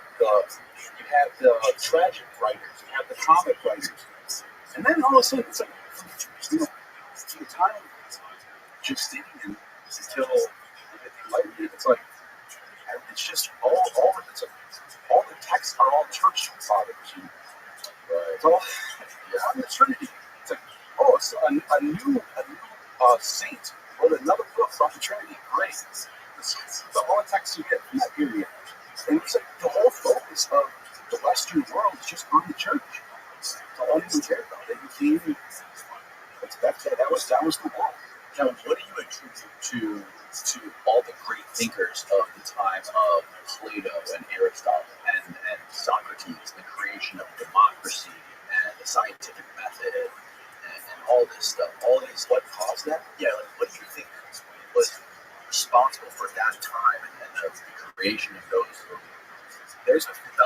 people who were able to come up with these crazy ideas, things that affect us today. The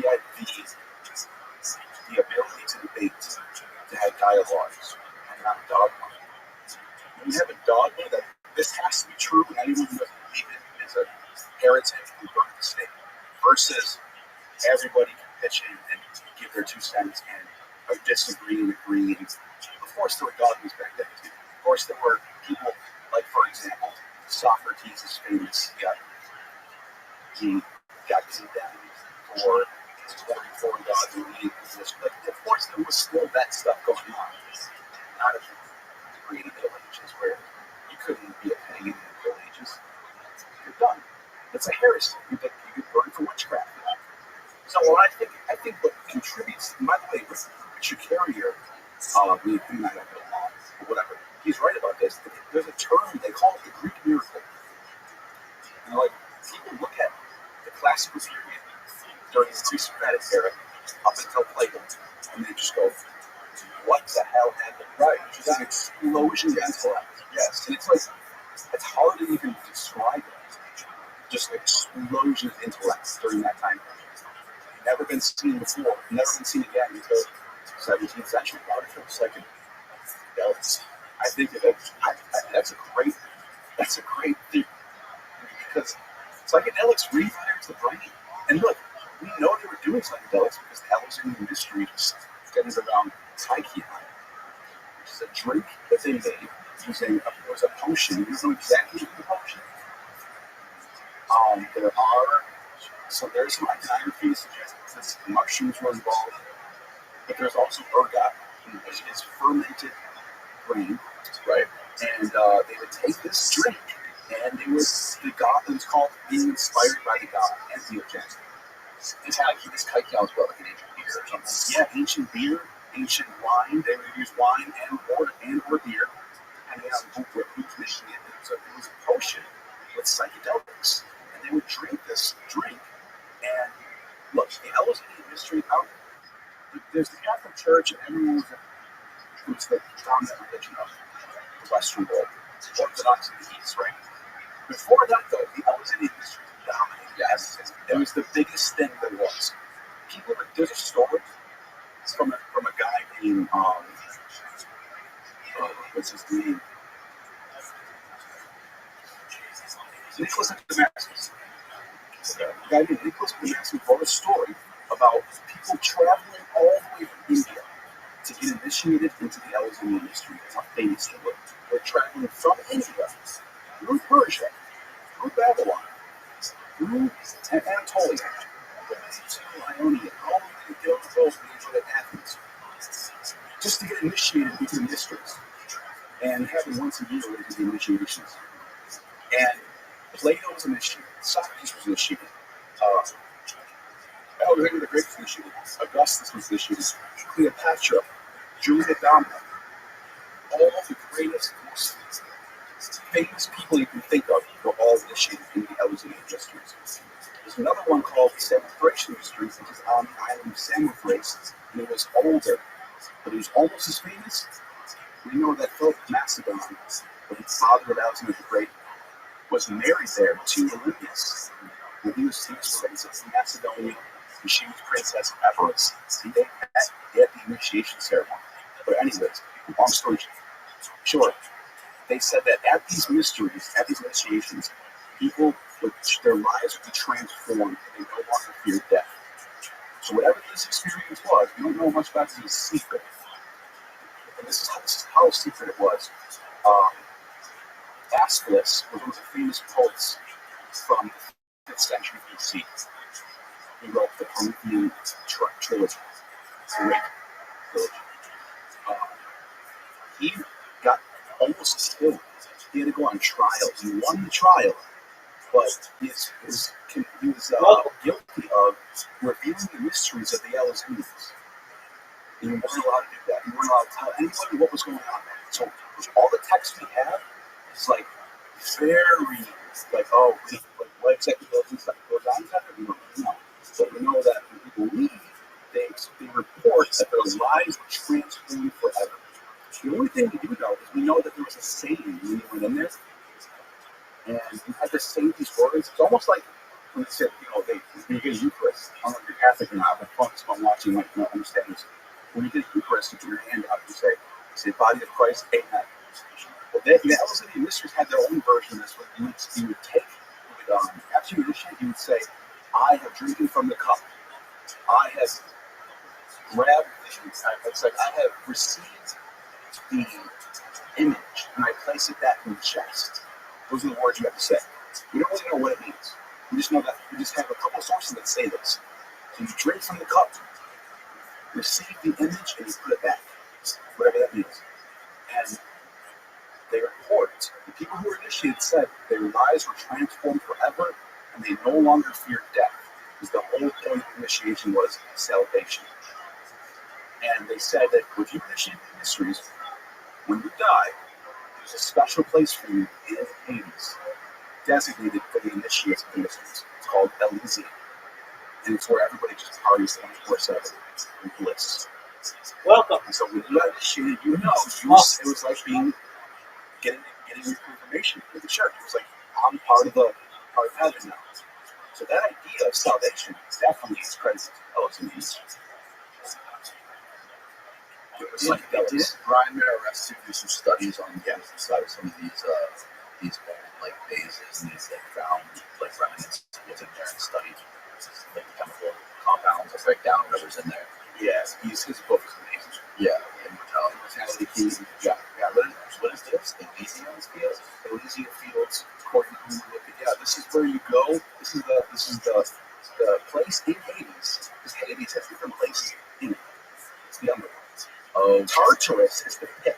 Tartarus is where people go to get tortured. That's hell.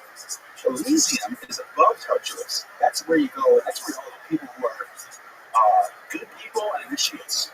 So you go there. You're initiated. You're saved. Kronos is like it says. Kronos is the ruler of Kronos. Kronos rules Elysium, and then Hades or Pluto rules Hades with his wife Persephone. It's called the court. And so that's where you get the Fortunate Isles. There's a whole map down there. But that's where people, that was the ancient heaven. That was the ancient underworld, or heaven and hell right next to each other. No, it's like right across the street. Oh, by the way, the New Testament reflects this. There's a parable about the rich man and the beggar. And the rich man ends up in hell, and he's like begging the beggar who's up there with Abraham, it says. He's in the person of Abraham. And he's saying, give me a drop of water.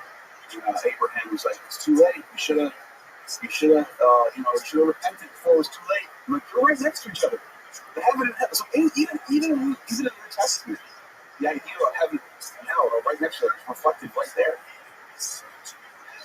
Yeah, so it's not that far off from Judeo-Christian cosmology.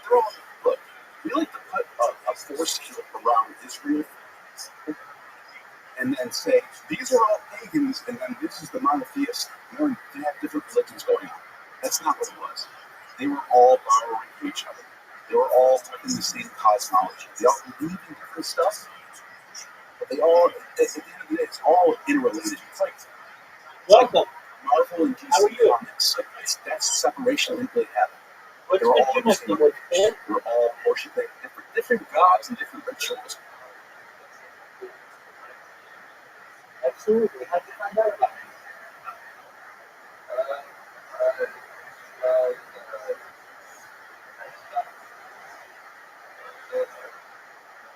Okay, very well. All right, well, welcome to my server. I'm Rabbi ROTHSCHILD.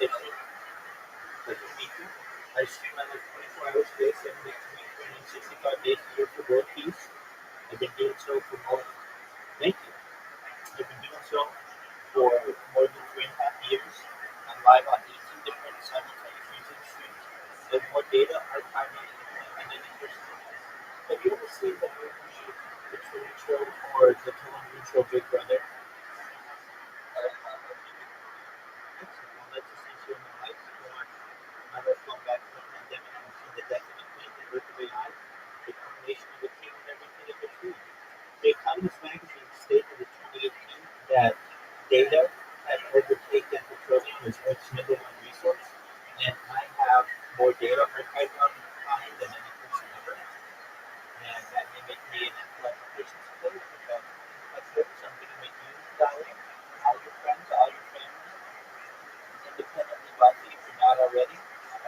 be able to have generational wealth if you don't already, and that would be able to start sharing the philanthropic organization with you. How does that sound?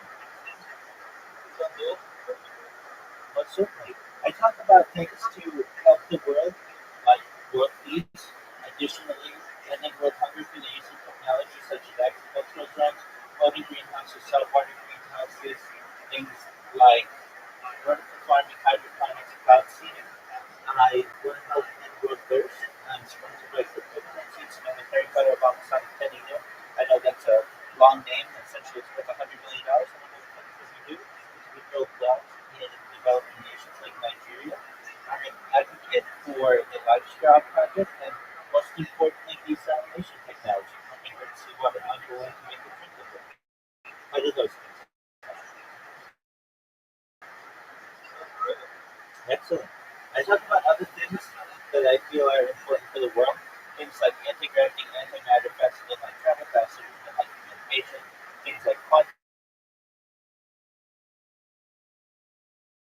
computing. Things like extinction technology.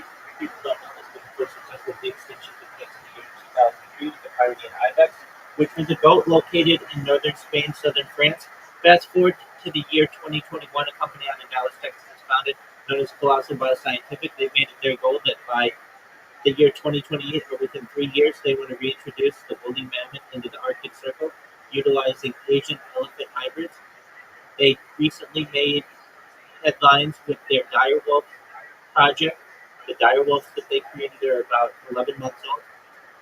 They want to reintroduce the Tasmanian tiger following the reintroduction of the woolly mammoth, followed by the direwolf. I just think these are fascinating projects, and I want the world to know about it.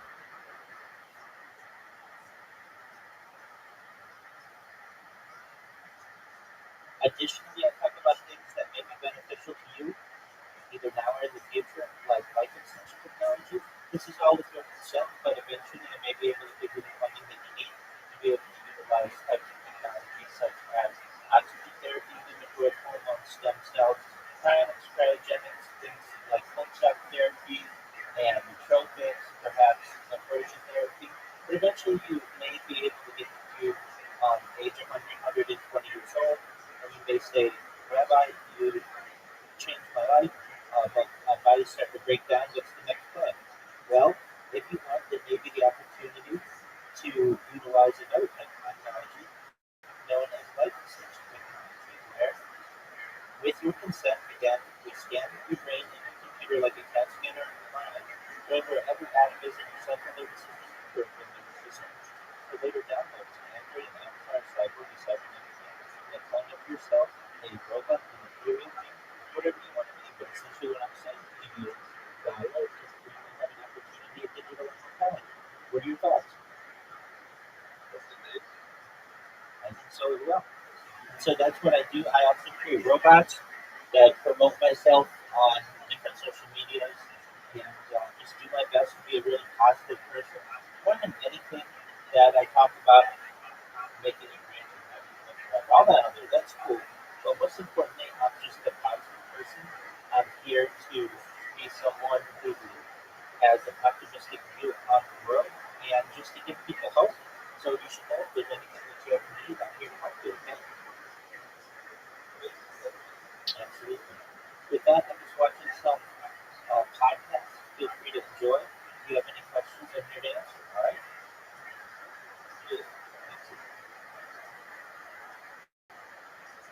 Feel free to explore. Board is quite large. It was all borrowing Really from each other, right? And going back to the LUC mysteries, there was a lot of depictions of the pine cone. Yeah. Like somebody had the pine cone staff. Yeah. The Thyrsus. The Thyrsus. The Thyrsus. Yeah. Dionysus held the staff, and he wore an ivy diadem on his head. But he had this staff. It was called the Thyrsus. And he had a pine cone on top and a ribbon. It was a magic wand called a Rondos. I mean, wand. But the staff was called the Thyrsus. But it was a type of Rondos, which is a wand. And it was a magic staff. And by the way, Jesus, the oldest images of Jesus in the world that we have are not this old bearded guy. It's a shaven young guy holding a wand.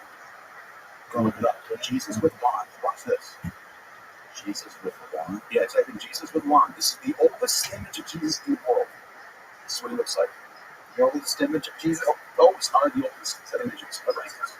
Yeah, those are from catacombs from the second and third century. You don't have anything from the first century. Where is it over there? Catacombs, probably somewhere in Italy somewhere. Blow that up, Steve. Yeah. That's one. Now, we don't know which one's older, but these are the oldest images of Jesus that exist. They're the top 10. What is he supposed to be doing? He's holding a wand out and he's raising Lazarus from the dead. That's what that is. Huh. And Michael, look at him. He's got no beard. And how do we know that's supposed to be Jesus? It's the Christian catacombs. Yeah. The whole catacombs all scenes from the Bible. It's all, really? And all of them look like that. They all have a young, no, perfectly shaven boy. Jesus is young. He's in his 20s, right? Right. He died around 30, 33. Right. So, yeah, he's just a young guy with a magic wand in his hand. He holds a wand. He's a magician. Do you think there's any connection between the depiction of the pine cone and the pineal gland? Could be. I mean, that's where the word pineal gland comes from, right? It looks like a pine cone, that's what they said. Right. So there's probably something that makes people out there. By the way, we know the ancients were opening up bodies to look at the inside. Galen, yes. The insides of the brain, what it looks like, he maps out the whole human body. So they knew what the body looked like. They knew what the inner brain looked like. They knew what a pineal gland was. They might have called it something else. Right. They knew what it looked like. So then that's possible. They realized that they knew that there's a wand inside of this pineal gland. That'd be what they thought. Yeah. I would say that's a decent theory right there. I would say that makes sense. I mean, and it also makes sense, like the ubiquitous use of drugs back then, because of all of the famine and all of the people dying from combat injuries, the plagues that were going on all the time. Josephus is rough. Josephus writes about first century Israel, and there are scenes where he says, when I was walking through Nazareth, and the whole road was just thousands of people on crucified, dead bodies. The whole Israel was like that because it's war torn. They're getting destroyed by the Romans during the 60s, late 60s, at AD. And he says, in this one village, everybody was starving to death. There was no food, and the Roman centurions went into and started smelling something cooking. And they were starving. They were like, who's cooking? Who's got food? Let's go get it. And they ran into a building, and there was this woman named Mary, and she was eating her baby. That's how bad it got. So yeah, first century was a different world. It's so freaking wild to think about. Just imagine walking through the countryside of Judea and just seeing in the distance a whole row of wooden stakes with people crucified. And it's just like, that's crazy. So is it true that the two guys that were crucified next to Jesus were also crafters, pirates? That we don't know. We don't know what they were doing. There's no text that indicates what they were doing. But is that's something I would say? Yeah, that's what I said. They were both late stays. You might have a source to prove that. I don't know where you got that from. I'm not going to deny it. Like he might have a source to indicate that. I never heard that though. But here's the thing about Amo. He says a lot of stuff that initially you go, huh? And then if you just ask him and press him on it, he'll show you where he got it from. I mean, he's never he's always backed up everything he says. Yeah. So I'm sure there's a reason why You guys put in a book. He brought in an actual book of Galen. Like, showed it to me, and I was like looking through it, pointing out things to me on certain pages and showing it to me, like looking it up. And, yeah, incredible. I think that's what he got his PhD. Obsessed with Greek. That's what he's got his PhD in, like studying Galen, which is like medical text. So he's like ancient Greek medically minded. That's why he sees everything through that lens. When he's reading and stuff, he'll think about it through that lens. And what's the story? So he got ousted from the university he was at because he was putting together a play based on the god of Priapus. Yes, that's what it was. Priapus was the son of Aphrodite and Dionysus. He was a divine child. He's always depicted as having a huge erect. And people would take these private statues and put them in front of all people know. Right. They're all animals. It's pretty cool. But he was writing a play for his students. He's a classics teacher, and he was the phallus was a huge ancient Greek. That's that like have those in the statue, right? And he showed this in class, and they fired him for that. But guess what happened though? His students rebelled and had a protest and shut down the school for a day. There's a whole article written about it. After he was kicked out, wasn't that like an investigation by the Catholic Church? Yeah, They investigated by the Catholic Church for all types of stuff, for summoning demons and opening portals. That's what it says. That's what the court says. Yeah, they're you know how the Catholic Church is. You go to Italy, they really do exorcisms. They really believe like this is even in 2024. They still do exorcisms in Italy that are for people who need to be exorcised. Like little you know how we have like these local medical places you can go in, those quick medical that New York State has them. I don't know if they have urgent cares. They have exorcism urgent cares in the state in the country of Italy. Yes, that's it. Look up Italy exorcism locations. Yeah, they do in there. it's a job to scary. No, they're still doing. What's his name? Just have it. Type in Italy exorcism 2024. Yeah, try that. No, this isn't. Keep going. Scroll down. Try to find something close. It's not research. It's research. Research of exorcism in Italy. See? Oh, there you go.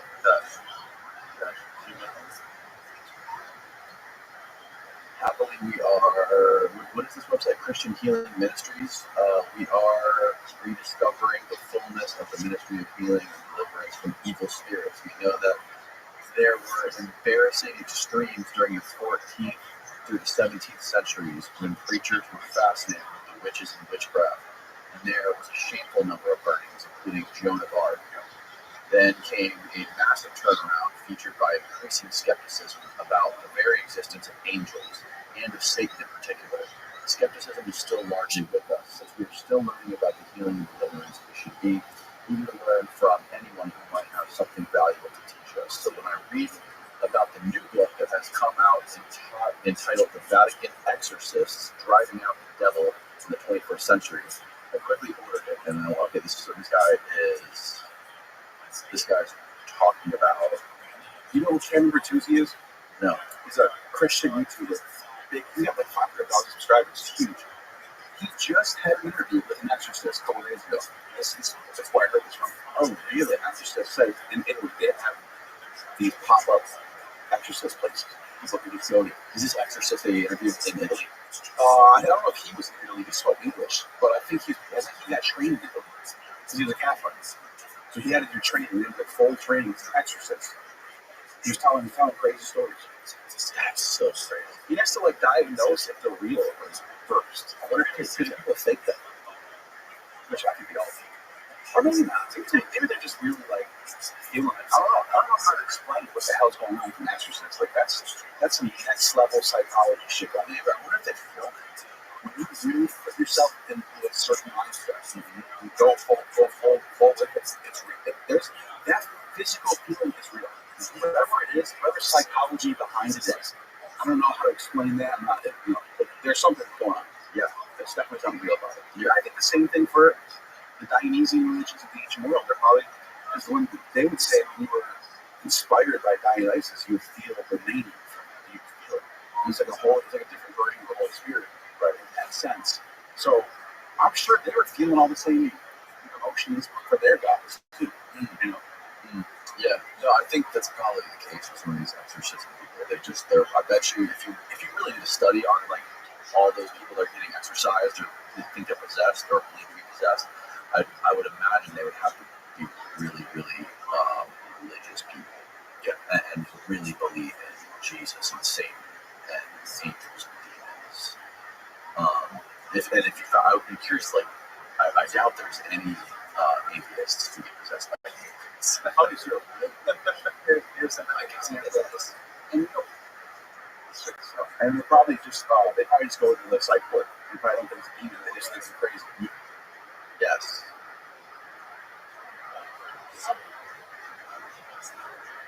This guy's about to flip out. Yeah.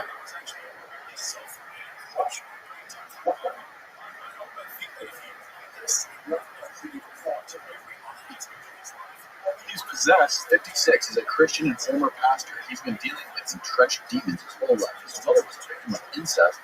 And he's attempted. Sam's demonization is complex and deep. Problem must first start with get him healed. That's how he was a pastor, though. Yes. So that's how he probably planted these things in his own mind. Here, the drama. Oh, he's taken. He's a bad actor.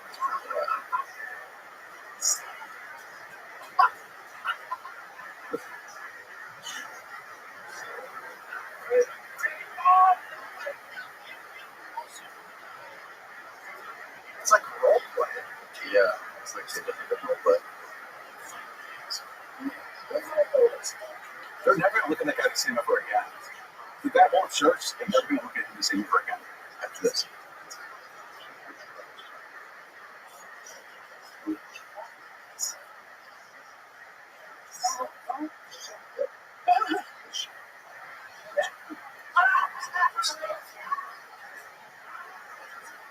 Oh, they're selling the stage? Yeah. Nice into it.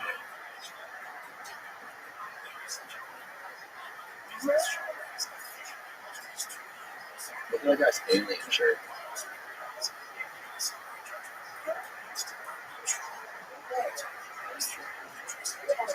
Yeah, he's selling it. Damn. That's so fake. You think they planned that out? Absolutely. I think they probably planned it out. They hired the video for it. Yeah, like there's not people in YouTube channels. Yeah, you're right. There's definitely they had that all planned out. Yeah. I mean, but like, I bet they're not all planned out. But these people probably have health issues. And if you want to call it, if we're going to call it spiritual or mental, there might be some sort of gray area. Like we call it, whatever you want to call it, right? Yeah. They might have those emotional problems that are going on. You know, some might call it spiritual, some might call it emotional, but they're just two words describing the same thing. Right. Whatever it is. What was the burning purple? You know what I'm talking about? There was a recent article that came out where they discovered like this purple dye in Egypt or something. Yeah, but with respect to Christian stuff. So Yeah.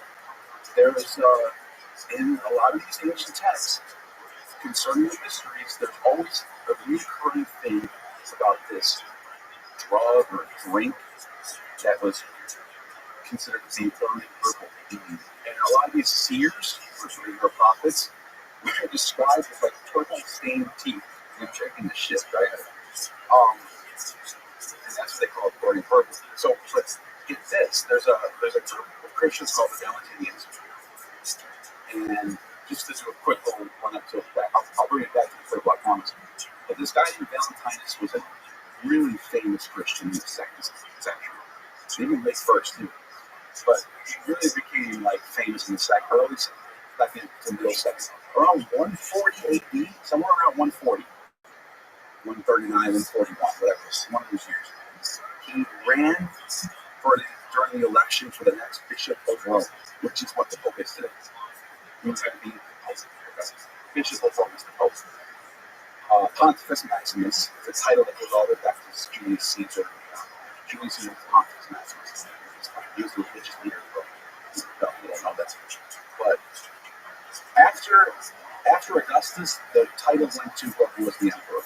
And then when Constantine, or somewhere before Constantine, at some point they changed it to no longer as the emperor as the Pontifex Maximus. They give it back to the bishop's again. So the Christian bishop became the Pontifex Maximus, the highest priest of the Roman Empire. And in the second century, when the Christians had their own bishop of Rome, Pontifex Maximus system that was different from what the pagans were doing. And they had the Pontifex Maximus. So this is a whole different thing. Anyways, Valentine ran for this office, and he lost by like a couple of votes. He would have been the Bishop of Rome. He'd be on everyone's list of popes right now. Peter was the first pope, right? And then there's John Paul and whatever, all the way down to who's the pope right now. He would have been on that list. He was in like the fifth one from Peter, fourth or fifth. He's like, there's only a few between Peter and this guy. He just barely lost. I just want to bring that up because I want to show you how important these people were in church earlier. It's not just some random nobody. His successor his name is Marcus the Valentinian. His other title was Marcus Magnus. And this guy got in trouble. He was in Rome. He was performing the Eucharist, and he was adding some purple substance to the drinks. And it was causing people to hallucinate. It was a psychedelic potion. He was adding it to the Eucharist. You get this from Hippolytus talks about this, and Irenaeus. We have two corroborating sources about this, saying that this guy Marcus, the successor of Valentinus, was performing Eucharist with burning purple. It says purple, it says burning, but it says he was adding purple to the drink. Which, put two and two together, purple psychedelics has to be, most likely it's this burning purple stuff that was talking about. Right? And so, just causing that people were tripping out and seeing the Spirit, seeing Jesus in there, he read. Yeah, and this is he was basically making it happen with this drug. So, Howells writes about this. He says this guy was a magician. He was an illusionist. He was causing people to trip out with this drug, this purple drink, they called it. And but yeah, so that text indicates that these early Christians were using this purple substance in their Eucharist. What was in the Eucharist itself? That's the wine. So the Eucharist is the wine, which represents the blood of Christ, and the bread is the body of Christ. Right. There is a precedent for this in the Eleusinian histories, because Demeter is the grain goddess, Dionysus is the wine goddess. So those two together, you're taking in the gods. And this is not like this is what they would say too. Dionysus was entering your body when you drank this, when you drank the wine. And Demeter is entering your body when you drink the grain of the beer. So this Kykeon mix was basically having these gods enter your body, just like the Christians are doing with you. Since we're on the topic of Marcus Magnus and this purple stuff, right? I probably should give a little rundown. This sounds like this is so out there. Wow, Christians don't do this stuff. That's crazy. This must be not true. But if you actually look at what these early Christian groups were doing, you'll see that this is not that out of place. I mentioned the Book of Rites, obviously, the one with that crazy gospel of Mary drinking the loaf. And there's another group called the Nazarenes. These are my favorite ones. 2nd century, they operated in Asia Minor, modern day Turkey. And they had this, they were led by a guy named Nazi preacher. His little name, the only sources say it's called the Nazi preacher. Never said his name.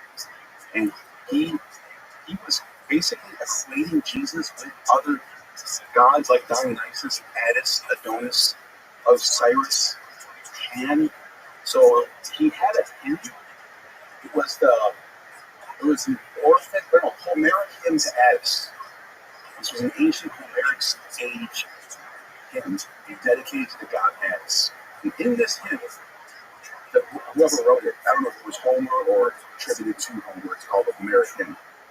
But in this hymn, basically what happens is it starts off with, "You are the son of Kronos, great son of Rhea, Dionysus, Bacchus, Attis. They call you, in Egypt, they call you Osiris.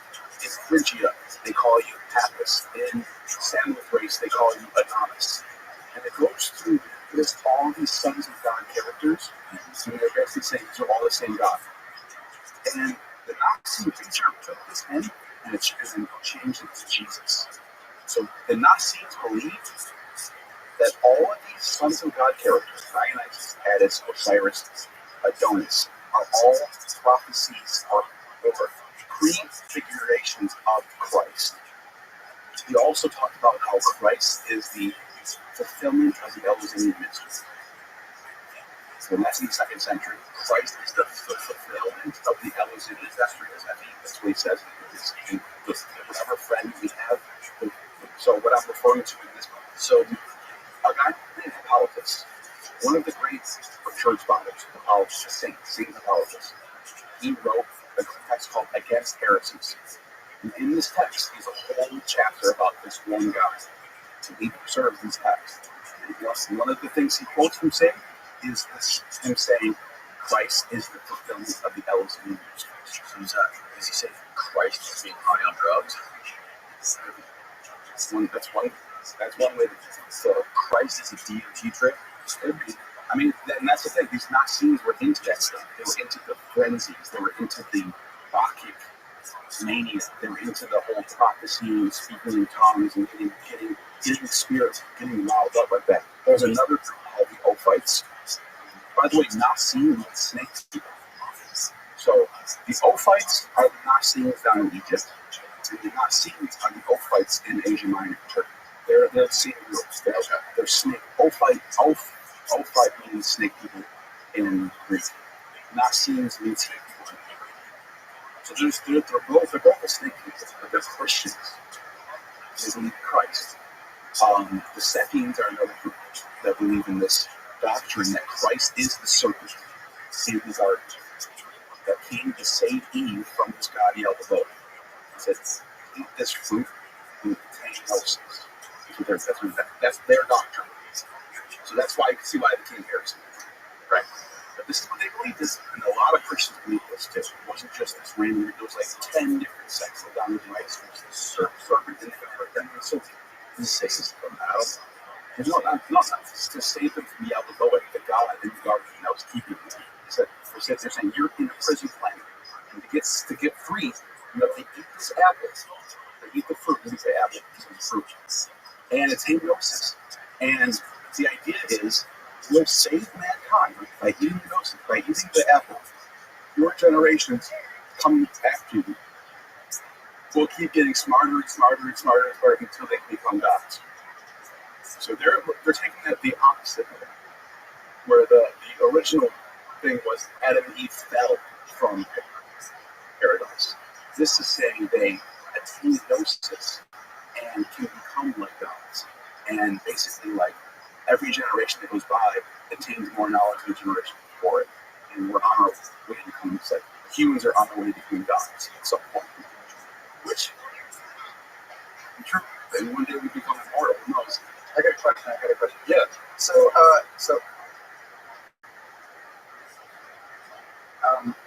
you said that these, the Nazi people, these folks are, Yeah.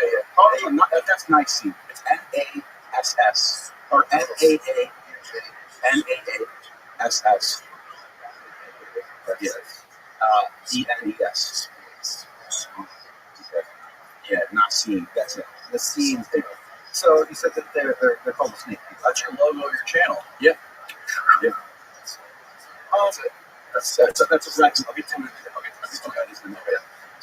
So Hillman was talking about how there was this drug that used a lot of snake. Yes, it was an antidote. Yeah, these people are snake handlers. They're obviously they're. Oh no, sorry, it wasn't snake. The antidote is a venom too. Oh really? Yeah, there's dotes and antidotes in both venoms. Okay. But I see a relationship there, but I don't know if that is true. I'm just curious if that is. No, that would be because they're knowing. That's what Hippolytus says. See Hippolytus is wrong right there. He says that these people are snake handlers. So they're known for carrying around snakes, doing things with snakes, and using snakes for their rituals. So it wouldn't be a stretch to say that they're doing some sort of using them or whatever. The Ophites are the ones in Egypt. The Sephians are also agreeing with them in the doctrine that Christ is the serpent. And this is how they argue with it. And when Moses is in the desert, this is actually backed up by the gospel. It's not that heretical that you can't get. I'll explain why. He was genuine. In Exodus, Moses, when they're in the wilderness, Moses holds up a serpent on a rod when they're all getting cross thirsty and dying. I don't know if you noticed that. Oh, yeah. And he says, just lift up the serpent and it'll save you. And so they're going to go and look at this bronze serpent and it would save them. Then in the Gospel of John, there's a passage that says, it's from Jesus' own lips. He says, just as Moses lifts up the serpent, the Son of Man must be lifted up. He's saying, I am the serpent. So these Christian groups are saying, no, we're not heretics. This is from John's Gospel. This is from the Gospel. So they're saying, that's how they're arguing. And it's interesting because the story about Moses being in the desert and they're all thirsty, that's what the snake venom does. It makes you feel like that. Yeah. Well, that's Yeah. The snake venom. It's another way. That's another crazy. It makes you super thirsty. They're all thirsty, and it's the serpent. Yeah, I love that. That makes a lot of sense. Look up just as Moses, the son of. Type in just as Moses lifted up the serpent. Just type that in, and then I'll show you the verse I'm talking about. There you go. See, look at John 3:14. Yes, from the Gospel of John. As Moses lifted up the serpent in the wilderness, even so must the Son of Man be lifted up. So Christ on the cross is the serpent in the wilderness, the Son of Man. That means that's another title for Jesus. Oh, really? So he's saying, just as Moses lifted up the serpent in the wilderness, I will lift it up on the cross. He's basically saying, I am the serpent. It's not like you can't say that's wrong. Like, I'm just saying this is what these Christians. What does that mean? He's the symbol of his wisdom. The snake was the symbol of knowledge and wisdom. To this day, the medical symbol that you see in every hospital is what? Look at the symbol of the Asclepius. Asclepius medical. Is it like a snake and shield? It's a snake on a rod. A rod? Yes. Oh, yes, That's the symbol of salvation. Whoa. That's from the ancient Jews. That's the ambulance logo right there. Yes. Look at the cross on and everything. Yeah, look, that's the Chiro. Yeah, no, I knew I was trying to make Chiro. CHIRHO. RHO. See? It's just that's good sense. He's making the same. Yes, snake. Yeah. But what I'm saying is they're saying that Christ is that snake on the cross. And so the medical symbol that we have to this day not only comes from this motif, but it predates that. It goes into the Greeks. This rod, a lot of Asclepius. You look that up real quick. Yeah. You just type in Asclepius rod. That'll work. Yeah. See? Yeah. That's an ancient medical symbol for Greeks. And so the Christians are just drawing from this motif. That's what Moses is doing in the desert too as well. They're applying the motif to Moses. It's the symbol of medicine. So this does play into online. So that would mean Jesus was medicine. Christ is medicine. Christ is medicine. He's salvation. Christ is drugs. Yeah, dude. Isn't that crazy? Wow. That's Asclepius. By the way, Asclepius is another dying rising god too. He gets killed and rises up to heaven. So it's this very common motif in the ancient Greek world for gods to die and resurrect. Very common. Attis gets killed by castrating himself, and then he resurrects. There's two versions. One of them says that a tree sprang up where he's representing his resurrection. The other version, he actually resurrects because he. What was the term for people who castrate themselves again? Yellow. And why would people castrate themselves? They're becoming initiated into the mysteries of the Great Mother. And a lot of people would think that, Steve, I can hear you crouching. The Great Mother's religion was in close proximity to these Nazi's. Because they would say the Nazi hymn, one of the Nazi hymns says Christ is the son of the Great Mother. So there's a lot of overlap playing. Osiris is another one who's dying and rising gods.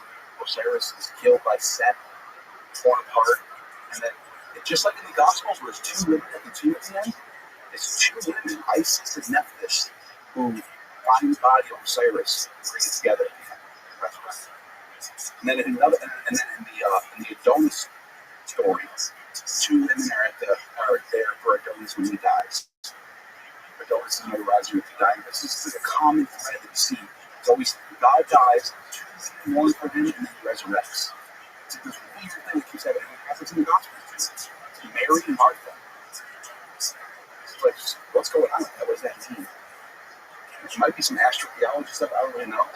But it's, and then even back in the ancient Babylonian story with the god Tammuz, when Tammuz dies, he's mourned over by the women. And then Ishtar descends into hell. It's called Kurdi. It's the ancient Babylonian word for hell. She goes down from there. It says in the text, in the translation that we have from Samuel Noah Crane, this translates to Mary. And it says that Ishtar was down in Hades of hell for 3 days and 3 nights, dead, transfixed on that. It says, it doesn't say crucified, but it says that she was transfixed on a piece of wood, dead as a corpse for 3 days, and it says 3 nights. And then God Inky sprinkles the water of life on her, and she resurrects, brings the dead up with her. It's like that set just lines up for Jesus. They said that Jesus was dead, he descended into Hades for 3 days and resurrects. So this motif of the God, and then check this out. This is where it gets crazy. When is Easter? March. April, springtime, right? It depends on what's called the first full moon after the spring equinox. So it can happen in March, it can happen in April. It depends on whenever the first full moon happens after the spring equinox, which is March 22nd, I think. Okay. So after March 22nd, whenever the first full moon hits, it's the next Sunday. You're already like that's some stuff, some pagan shit. They're basing off the stars and the moon and stuff. Yes. But we find out that in the ancient world, before Christianity was even existed, there's three big festivals actually. One of them's called the Adonia, another one's called the Hilaria, and then there's another Hilaria for Osiris. So down in Egypt, they celebrate the Hilaria. It's always in March, April. Same with the one in Rome for Attis, always in March, April. And it's always in March, April. All of them are celebrating the death of a god, Adonis, Attis, or Osiris. They're always weeping over a god. Welcome, how are you? Rejoicing over his resurrection. Welcome. And this one in particular, that's passed down to us from the back of Arnopius Pacific. He says that the Hilaria Festival starts on March 15th. How are you? And it ends on March 20th. It ends on March 10th. Correct. No, I mean, I go outside. No.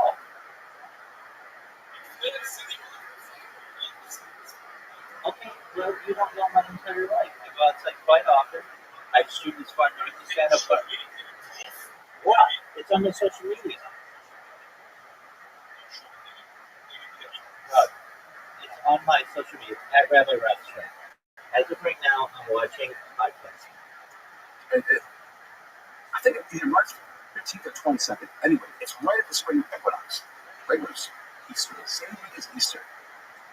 I think it ends on March 30th or something. And he says there's a day of burial where they take a pine tree that represents the god. He buried. This is all before the first century. This is all first century BC, before Christianity. Okay. They take a pine tree, they bury it in the dirt, and then they mourn for 2 days. On the third day, it's called the Day of Rejoicing. There's a day of blood, and that's the day where they castrate themselves. And the initiates would become priests of the Great Mother. So Attis dies from castration. The new priest, every year during this Easter festival, it was called the Hilaria. It was called the Day of Blood. It was the day after the day of burial, where they would weep. They would get new initiates. They would castrate themselves, and they become priests. They would wear women's clothing and everything. And on the third day, it's called the Hilaria. The Hilaria means rejoice in Latin. The third day is the day of rejoicing, and they would rejoice of the resurrection of Christ. This happens the same week as Easter. So if piece of the Easter tradition comes way before Christianity, way before. Osiris, Attis, Adonis, the Dionysus, they all have their own resurrection festivals. And they're always, and three out of four of those, they would bury same week as Easter. Right. And it would bury a pine tree? Bury a pine tree. Or no,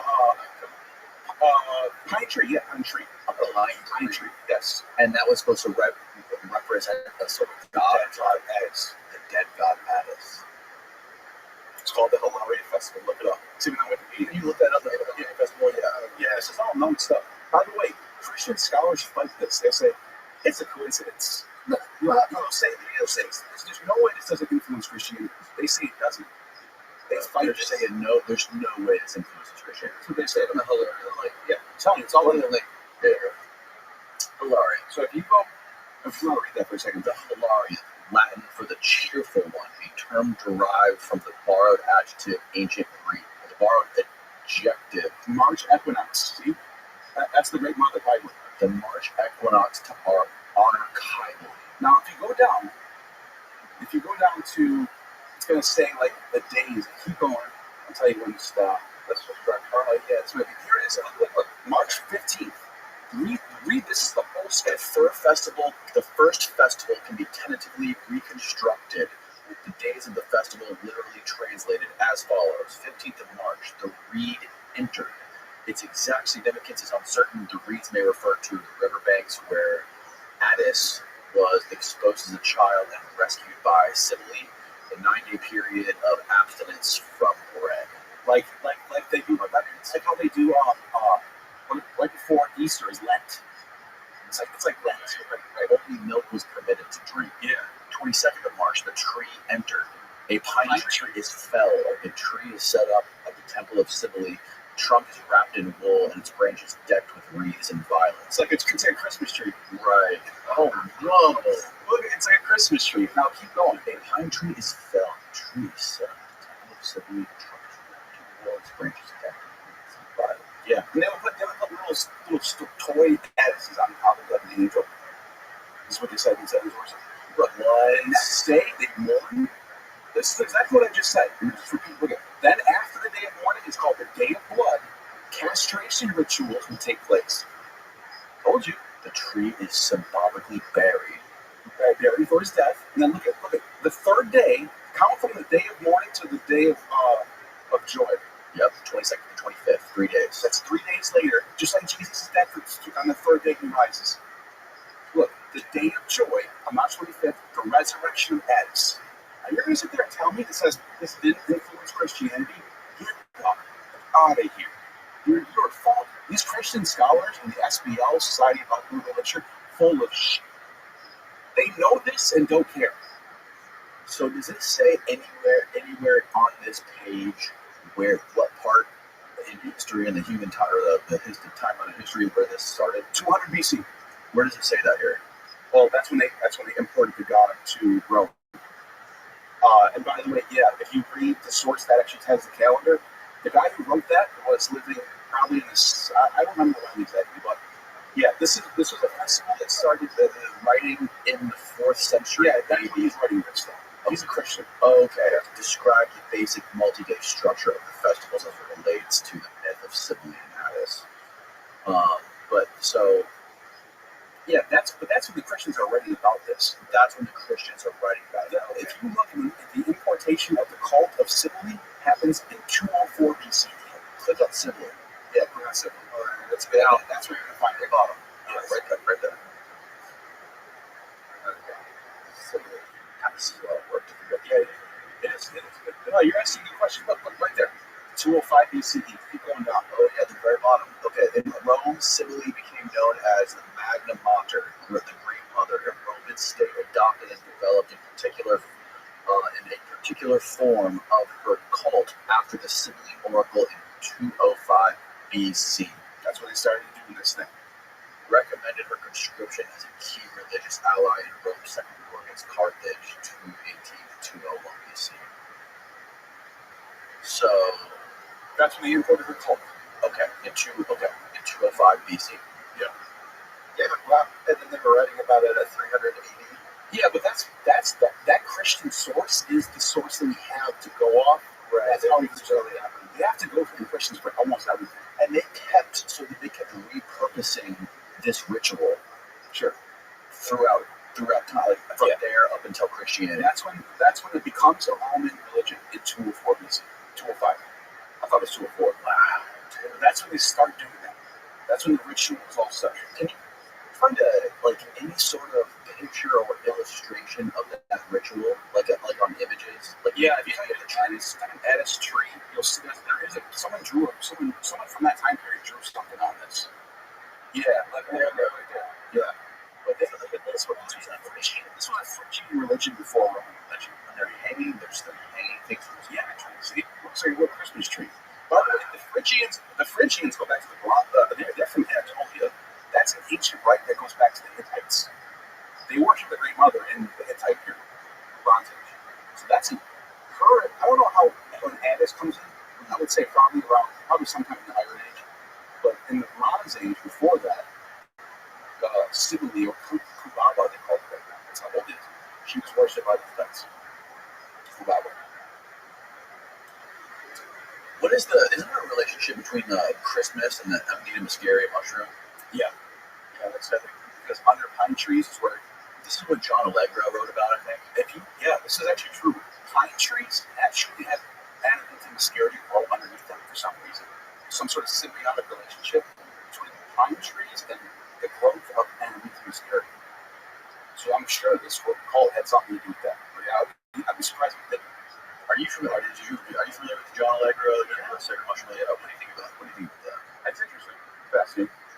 He thought that, I guess he was like the expert on Dead Sea Scrolls. I think he dedicated his life to translating the Dead Sea Scrolls. I didn't know that. No, I like his work. I think it's fascinating stuff. Yeah, and I guess his conclusion was that it was all based on ancient fertility cults. Yeah, that's what and eating mushrooms. But again, I think it's all based on that. But I think there's a layer of that going on, especially when you look at these other groups that I've mentioned that have these rituals going on. There is something going on with that. Right. What does it say? Symbolic relationships with many trees, including pine, oak, spruce, fir, birch, and cedar, commonly seen under. This is Amanita muscaria that forms. They grow underneath the pine trees. Yeah, they always. Whenever if you go on top of I don't know, some mountain that has a lot of pine trees, you will find Amanita muscaria underneath them. That's everyone knows that. Dude, there's so much to this. Yeah, there's a lot of shit. It's crazy. How do you know all this shit? Dude, from reading. You just nonstop reading. I like to read. Like that's why even coming here, I'll sit in Florida. I'm sitting at the beach, just read text. I'm reading. Right now, I have a text from Carl Jung, who wrote a book with Carl Karenni. It's like from 1940, and they're writing about Demeter and Persephone and Dionysus. That was that's what I was reading last night. Yeah. Just to keep going through this list, though. Yeah. So those are the whole things. That whole thing that you just went through. Yeah. Easter is mind bending. It's the Nazians, and they said Jesus was Addis. So that's how you know there was a connection. The Nazi preacher says that in his text. So that's even more evidence. That's why I don't understand why Christian scholars are so reluctant to even accept that. There are some that do. It's just not the consensus. Like M. David Litwell, PhD, he thinks there's an influence. He doesn't think they're like secretly worshiping Addis, neither do I. But I think they're just drawing from these motifs. Yeah. It's just like why wouldn't they? In any other genre of art, there's the influencing going on. Well, the thing is, people take it literally, right? Jesus died and coming back from the dead 3 days later. They literally think that. How is it literal? How could it possibly be an event that really happened was taken from a tradition? You would have to say that all of these traditions are prophesying Jesus. That's the only. And by the way, there's someone who does that. Eusebius argues that. When Eusebius is confronted with all these motifs from all these other cultures, his responses, they're just prophesying Jesus. They're all pointing to Jesus. That's what he says. That's his response to that, which is interesting. It's a slick response. Then you have the Canaanites. The Canaanites are a group who flip everything on its head. They're the most rebel Christian group you're ever going to find. They're called. Their names are after Cain. Canaanites. Not Canaanites. Canaanites. So Cain and Abel. Everyone knows the story. Cain was the bad brother. Abel was the good brother. Cain kills his own brother because he's jealous. Right. They call themselves after him. He's the good one. The reason why they say this is because in the story, Cain was a tiller of the land who grew fruits and vegetables. Abel was sacrificing meat, and Yahweh, Yahweh, they call him, he accepted the meat offering instead of the plant offering. So, no, he was a tiller of the land. He was a vegetarian. He was actually the peaceful one. So they flip the story on its head, and they say that Eve was raped by God. Garden. That's one of their doctrines. He was what? Raped. I'm not going to say the word, but our word. Oh, S-A. Oh. So they said that, and then they say, like, they have the whole idea that the Yahweh is the Benir is evil. They say Judas was a hero. Everything that's bad in the Bible, they say is good. Those are the Canaanites. Canaanites. Like the Gnostic and anti-Nomian sect known as the. That means that means like they do anything. That means libertine. It means like they'll do whatever they want. There's no laws. Identified by many groups as Gnostics of Yeah. That sounds That's a real group that existed. that sounds pretty nice. Yeah. And then you have Carpocratians, and the way I would describe the Carpocratians is first of all they're down in Egypt now. They ran to a group that's very communistic. Everybody was equal. You had to sell your property at the door. You couldn't. Everybody, it didn't matter if you're rich or poor. You all were now equal under Christ. They are ran by this married couple, Carpocrates and Marcelina, who had a son named Epiphanes. Epiphanes was like this young prodigy, writing all these amazing texts in his young life. He died when he was 21. I forgot how he died. But he was such a prodigy that they deified him. They made him equal to Jesus. They were like, he became a god. They were worshiping. He had his own temple and everything on the island of Capricorn in Greece. So that's a weird Christian group right there. When does that group? Second century. So this is second century. Okay. Yeah. Okay. So that was like, actually, no, late first, too. Because the Carpocrates and Marcelina were around at the end of the first century. And they had, actually, the sources say that they had their child Epiphanes on the year 100. So it was right at the turn of the century. This is going okay. Which, by the way, this is the beginning of Christianity. The Gospels aren't written until after 70 anyway. So we're talking, this is the first generation of Christians we're talking about. It's not the second generation. This is the first generation. Well, actually, if we get technical about it, it's the second generation because we don't know anything about, like, who were the first, who was actually around, following Jesus around. We just know, like, one of them's name is Peter, and we know James is his brother. That's crazy. We don't really know what they were doing, what it was like. We know Paul came after. Paul never met Jesus in person. These people claim to know Paul. By the way, the next guy we're going to name is Marcion. This is a perfect segue into Marcion. So Marcion is this character. He's one of the heretics of all. One of the big leading of the Gnostic Christians. His father, Philologus, was one of the 7 disciples of Jesus. Okay. So his father met Jesus, according to the sources. And the reason why I think this is true is the people that are saying this hate Marcion. Why would they make that up? Why would they give him that point? So this to me, that's like a solid, this is true. And the people who hate Marcion are willing to admit that his father was the side of Philologus. Philologus is considered, counted as one of the 70 in Luke, where that says that he dispersed the 70 disciples of the world to go preach the gospel. He was one of those guys, according to these sources. Now, what does that mean? It means he's like chosen by Jesus to start his church. So they will bring my church to another city and start up. Where he went was Snowbed, so the coast of the Black Sea. That's what Marcion did. So the story lines up. Marcion was his son. Marcion became very influential in the Christian church. And by the way, Marcion, the Marcionites, when Celsus names the great church, he lists Marcion in the church. So this is first half of the second century. they're still not heretics yet. They're still part of the church. That's how we know it. They weren't just heretics off the bat. They became heretics later when the church wanted to decide what are our doctrines, what do we believe in. So they ended up making him a heretic long after he was dead. So in his lifetime, he's never a heretic. After he dies, 50 years later, he becomes a heretic. So anyway, this guy goes to Rome. He was like a millionaire, like equivalent of a millionaire at that time. And he brings all this money to Rome and like tries to like gain influence in Rome. And then for some reason it didn't go well. He ends up leaving Rome to go back to Asia Minor and ends his days out there. But the Roman church didn't accept him the way he wanted to. He tried to go there with all his money and influence and try to become the boss. Like, it didn't work. And that's the Marcionites. Marcion was one of these Christians who said that the Old Testament God was the demiurge king of evil. He's one of those Christians. So that's how it's crazy because the son of one of the 70 disciples is saying this. It makes you think, was this doctrine really part of the Christian? It might have been part of like normal Christian mentality. To view the Old Testament God as not the same as the God of Jesus' Messiah.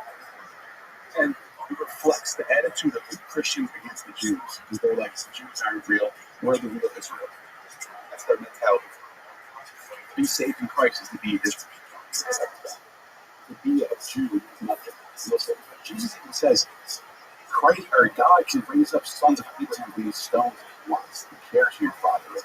He didn't care about genealogies or who was really Jewish. He cared about what was in their heart better than what their flesh was. Anyways, that's a Christian idea. Then you get this group called the Alphasites. These were Jews. It's now only the opposite. The Alphasites are actually Torah observant. So they actually follow the laws of Moses. And they don't think the Old Testament God is evil.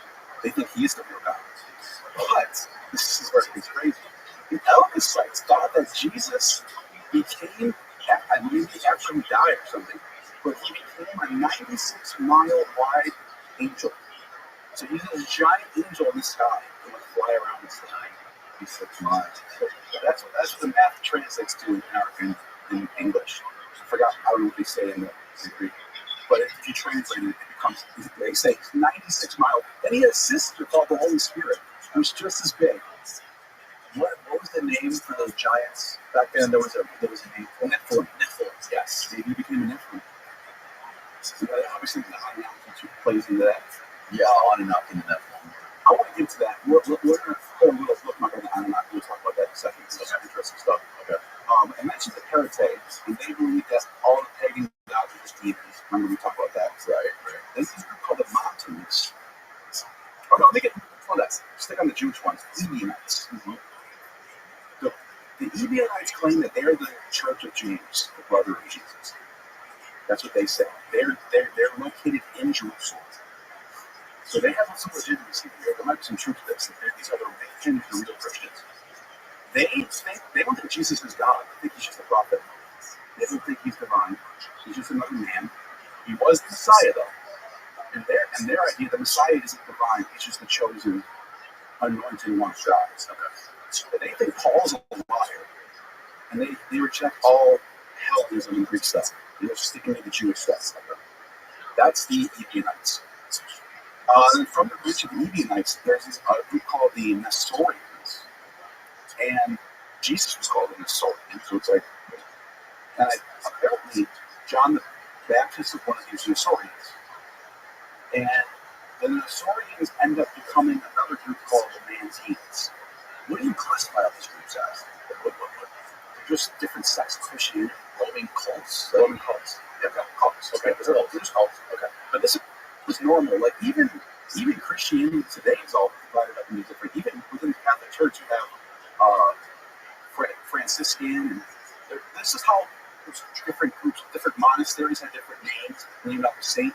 Okay, but it's not like even Christianity today within Orthodox still does this. Your name is basically named off your leader, like whoever you leader. Like Montanus, the guy named Montanus. But the Nestorians become Mandeans, and they're led by John the Baptist. They think John the Baptist was greater than Jesus. And they're like the Ebionites in the sense that they don't think Jesus was a God. He was just Messiah. But I think John the Baptist had a greater purpose than Jesus. And they are still around today, the bandites. You can find it in Israel to this day. They're still there. They still believe the same stuff. They still think Jesus was there. But John the Baptist was a great. It still exists today, called bandites. And Manda is Arabic for the word gnosis, means knowledge. So they're called Gnostics in Arabic. Mandates. Manda means knowledge. So they're in Israel today. Still exists. Yeah. So they claim to be the real ones. The Nestorians. Jesus was a Nestorian. And that's actually one of his titles, too. Jesus the Nestorian. Nazarene. That's what they call themselves. Anyways. Then there's a group called the Montanists. They're led by a guy named Montanus. And his big thing was, his big focus in his cult was speaking in tongues, prophecy. There are people who do think psychedelics were involved because they were really into the spirit stuff. But I don't know if the sources actually say that. But they were into the whole becoming inspired by the Holy Spirit, and prophecy, speaking in tongues. And their central book was the Book of Revelation. And in fact, Tertullian, one of the church fathers, he's called the father of Latin Christianity. He's the big saint in the Catholic Church. He was baptized by this heretic, Montanus. He called himself a Montanus before he became Catholic. So this is how close we are. They're so close together in the beginning, and then they become far apart as time goes on. As we look back, we're like, well, they were heretics, they were not. But in this time period, they were all together. They were all Christians together. So this guy Montanus led a group of I guess they were women. Two of the names we have are Prisca and Maximilla. And they were basically like the Oracle of Delphi. They were prophecy to tell you the future.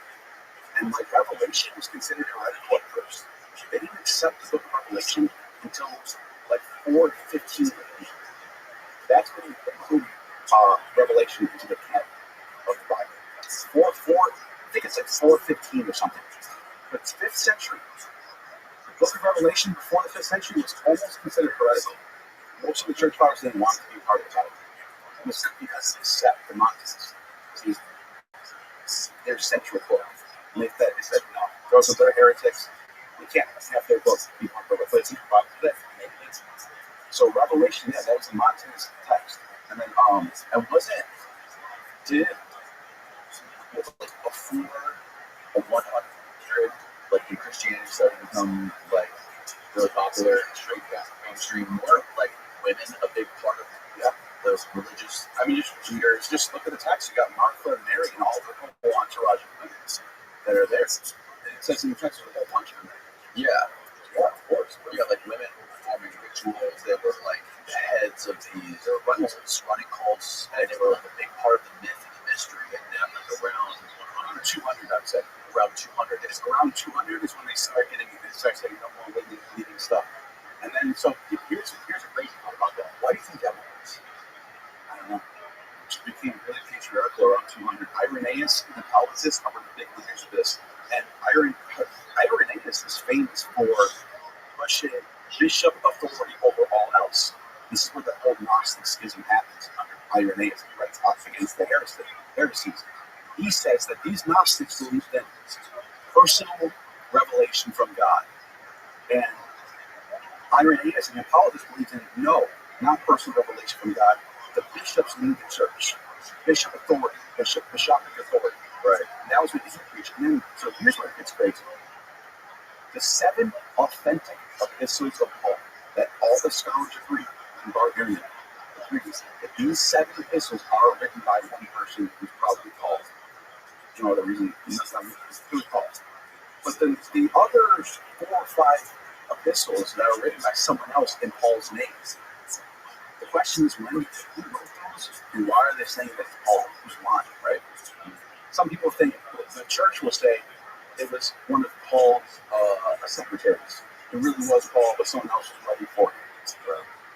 So here's the thing: Marcion had canon before anyone else. Marcion is the first Christian to put together a New Testament. Took the 7 authentic letters of Paul. He only had 7 epistles, and they happen to be the 7 authentic ones that scholars agree are authentic. So it just happened to line us up with. The 2 other texts that are included in Marcion's New Testament um, is what's it called? Timothy. First Timothy and Second Timothy, and Titus. Those three epistles that are supposed to be written by Paul are not written by Paul, and they're forged. This is what scholars think. And they happen to be not in Marcion's New Testament. Now check this out. What do you know? What's in this text? It talks about bishop's authority over everything else. So people think, I myself included, I think First Timothy and Second Timothy were written by someone, maybe Irenaeus himself wrote it in Paul's name to give it authority to say, look, even Paul says bishop authority over all else. And then what else is it? First Timothy? First Timothy has 18 Gnostic rhetoric in there, saying these people call it gnosis. It's false gnosis. That's in First Timothy. And no other, and even of the other 7 authentic pieces of Paul, he says gnosis is good. So what made Paul change his mind? Or what really happened is he produced these texts because they wanted the doctrine left to align with some bishops and have you forward. So right around 200 AD, you start to see this push towards bishops, and no more personal salvation, no more speaking in tongues, no more Bach mania stuff going on, Holy Spirit, all that stuff. That becomes heretical. So that's what happened with that. So the next thing I want to get into is talk about the Valentinians. The Valentinians, man, they had this crazy Pythagorean system where they do gematria. You heard of that? 20 names in Hebrew are given a numeric value. So 0 is 666, right? So there is 24 letters in the Greek alphabet, right? Okay. Jesus' gematria is 888. Now, what do I mean by that? They take the letter for Yeshua in Hebrew, or I'm sorry, Jesus in Greek, and they give it, every letter has a numeric that is well known. Gematria was a thing that did in the first century. So in Greek, Jesus equals 888. Now, if you go down, that's how you do the math. Jesus 888, Christos is 14, right? It's cool. The one that's important is the Jesus stuff. So keep going down. I just want to show you something that's pretty fascinating. What is this? So there's a lot of people who go way deeper than I do into this. They say like this number actually means something in the heavens or something. Oh yeah, that's sacred geometry. Yeah. There's always a truth to that, but the one that fascinates me the most is in the Greek alphabet. There are 8 different categories. There's 3 categories in the Greek alphabet. Maybe it's not on this list. Keep going down. Keep going. Yeah. Jesus, this is it. This is it. Oh wait, is this it? Alphabet. And the letters. Yeah, keep going down. You sound like I'm on Keep going down. You should just develop. You should just like. Oh, there we go. That's it. Go up. All right. So see how there's 3 lines of Greek. Yeah. There's yeah. So there's 3. The first three rows are doors. Yes, horizontal rows are Greek. So what this means put together, Valentine's brings together, he's saying that since Jesus is the Logos, he's the Word of God, his name in Greek also happens to be 888, which represents 8 and 8 categories of Greek. There's 8, it's called the heptamedes or something, 8 ogduas and 8 but if you know Greek, you'll know exactly what I'm talking about. There's 3 different groups of types of letters in Greek. Okay. And so it's 8 of one, 8 of another, and 8 of another, which is exactly what the gematria is. So a lot of mythicists will say, look, he didn't exist, he made it up. It's like, well, Jesus was a popular name for his individual, so it could have just happened that way. But yeah, that's why that's the Valentinian answer. Who is 666? Nero. So Nero is 666, and then the reason why we know it's Nero only because the way it explains in the text, it lines up to Nero. They say there's 5 kings before him, 2 after, which is what, and then there'd be the Flavians, whatever, Vespasian, Titus, and then the Domitian mentions the next coming year, right? He's the next beast that comes up. Right. So the numbers line up, the story lines up, but then it gets then there's a slam dunk on this why it's here. In the Latin version of the Bible, it changed it to 616 because the Latin gematria is 616. So it's like half. The only way around that, if it's not zero, was that the Latins, whoever wrote it in Latin, thought it was zero and changed it to that. So that's like it's probably zero. Right. But that's the Valentinians. They do all this crazy numerology, Pythagorean. They consider themselves to be Pythagorean Christians. Oh, okay. And they were the first group to have a trinity. They call it the triad, which is what Trinity is in Greek, the triados.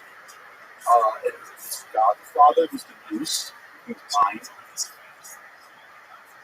Christ the Son, who's the Logos. And then Sophia, who's Zoe. And they're like, who's Zoe? It could be, that's in the Greek. But in John's Gospel, John 1, if you want to look up John 1 in Greek, you can do this. This is actually kind of fascinating. John 1 in Greek. Here you go, in the Bible. If you look, it says, an architect and O Logos, Kai O Logos, and Pros, Ton Theon, right? Keep going down. On the fourth verse, it says, in him was life, and the life was the light. Now in Greek, you hear that right there. It's in English. But in Greek, the word for life is Zoe. So it says, and unto Zoe, hen kai a Zoe, hen to phos. What did I just say? In him was the life, and the life was the light of the world. So John 1 contains inside of it the Trinity. Logos, Zoe, and God are all one with God. And even says the first page, in the beginning was Logos. Yeah, keep going to the top. Anarchy and Logos. In the beginning was the Logos, the Word. So John 1:1 is the Logos. John 1:4 is Zoe. They're both God. So the Valentinians are saying, look, our Trinity is right there. So by the way, even today they say the Trinity is John. As we use the Trinity. Oh wow. The Trinitarian fathers are adopting this. They do it differently with the Pythagoreans. Right. They take the whole Sophia thing out and they say Christ is life. They kind of simplify it, but that's where it comes from. As first, that's the oldest Trinity is a Gnostic idea. Greek is just Greek's amazing. The transit Greek changes. You cannot continue the essence of the Egyptian point. It's impossible. I'm understanding that, like, when you understand Greek, you start to learn Greek, he's like, just opens your mind. It does. It, like, changes the way you get it. It, like, changes what you think. It's the greatest language ever, really is. Especially classical Greek. Yeah. It's different than modern Greek. Right, obviously. Yeah. There's just something magic about it, man. It really is. What is it about, like, how much it expands the mind, man. It really does. A lot. I've been doing teaching, taking me through these workbooks for a year and a half, 2 years now. is it just like the word, like the words like we were talking about earlier, was it fear of God? You have like these words that They have somebody's it's technically terms that mean a lot of things. A lot of that stuff going on. Yeah, Greek's amazing. So the Valentinians had this idea of there being a triad. This is where it gets crazy. Basilides was a late 1st century Christian, and that's where you get that logo, the Abraxas logo, the one that's on my channel, with the guy with the serpent legs and the head is butter. oh yeah. Yeah, that's Abraxas. Now, this guy Basilides, who claims to be a student of science and he says that Christ's father was Abraxas, and Abraxas has a gematria, as we just talked about, of 365. Abraxas gematria equals 365, which means he equals every day of the year. He also he has 7 letters in his name, which is the 7 letters per week. And if you multiply this, is where it gets really complicated. If you multiply the consonants and the vowels, you get 12 for the 12 months. He's a calendar god, he's a time god. And then his head is of a bird, right? It's an air. His body gives him land, and his snake's legs gives him water. He's an elemental god. So he represents the cosmos itself. represents reality itself. And he's saying that this praxis, whatever you think of God, it's this. He's just reality itself. And he says Christ is the son of reality. It's like Christ is the son of this God. Praxis. He calls it the Megas Archon in Greek, which means great leader. And then, by the way, the Basilides were named after him. According to Clement of Alexandria, early 2nd century writer, or late 2nd century writer, he says that the birthday of Christ, which is on January 6th, before it was on December 25th, it was January 6th, by the way. In Eastern Orthodoxy, they still celebrate January 6th as the birthday of Christ. That's why you have 12 days of Christmas. December 25th to January 6th, 12 days. Okay. And to this day, Eastern Orthodoxy still celebrates the birthday of Jesus on January 6th. Clement of Alexandria says That's what the Russians celebrate. the Russian do that too. Clement of Alexandria says that the first people to decide this date was Basilides. He was the first Christian to declare that Christ was born at the end of the winter solstice. Epiphanius, the guy we talked about earlier, he says that January 6th turns out to be the birthday of 2 other gods too. This is where it gets crazy. He says one of them's name is Ion. Ion is like a version of Osiris and Dionysus rolled together. It's like this he's like this 1st century synchronistic god. You look him up if you want, Ion. And so they said his birthday was on January 6th. He was born of a virgin called the Corn, which is the name of Dionysus' mother. Corn. That's Persephone's title. It's also a title for Kybele too. She has the title of Kybele. Check this out. And this is all Epiphanius is the same thing here. He says another god named Dusharis. It's A-I-O-N. Yeah, it's confusing. There's a lot of words that sound the same in Greek. Yeah, that's it. Ion. Associated with time. Yep. Now, if you go down, I think it says something about the birthday here too, where it says, just look for Epiphanius. Go up a little bit. Oh, you're going to find it right here? Yeah. Having spelled the PH. Oh, E-P-I-P-H. E-P-I-P-H. There it is. Epiphanius says Alexandria, Ion's birth, according to the Virgin, was celebrated January 6th. That's the same day as Christ, dude. You got this God, this pagan God, born of a virgin on January 6th, the same day as Jesus. Isn't that crazy? They're just taking everything from the previous shit. And so guess what? You ever heard of Petra? No. Look up Petra. Oh, the city? Yeah. In Arabia. I was here. Yeah, I went to Israel for like a whole month, and I went to Egypt too. And Petra. Really? I did a whole tour. Look, click on that building. It's dead. It's another building on the top left. Yeah. Can you zoom in on that building at all? See that guy in the middle? Very, very, very good. Yeah, up top. Yeah, this is perfect. You're going to see it right now. Yeah, right there. That guy, that's Dionysus.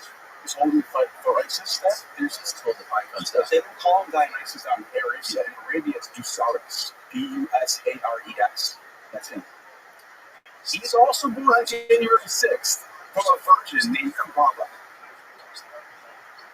Kybele. It's like all comes full circle. That's why I like. There's so much.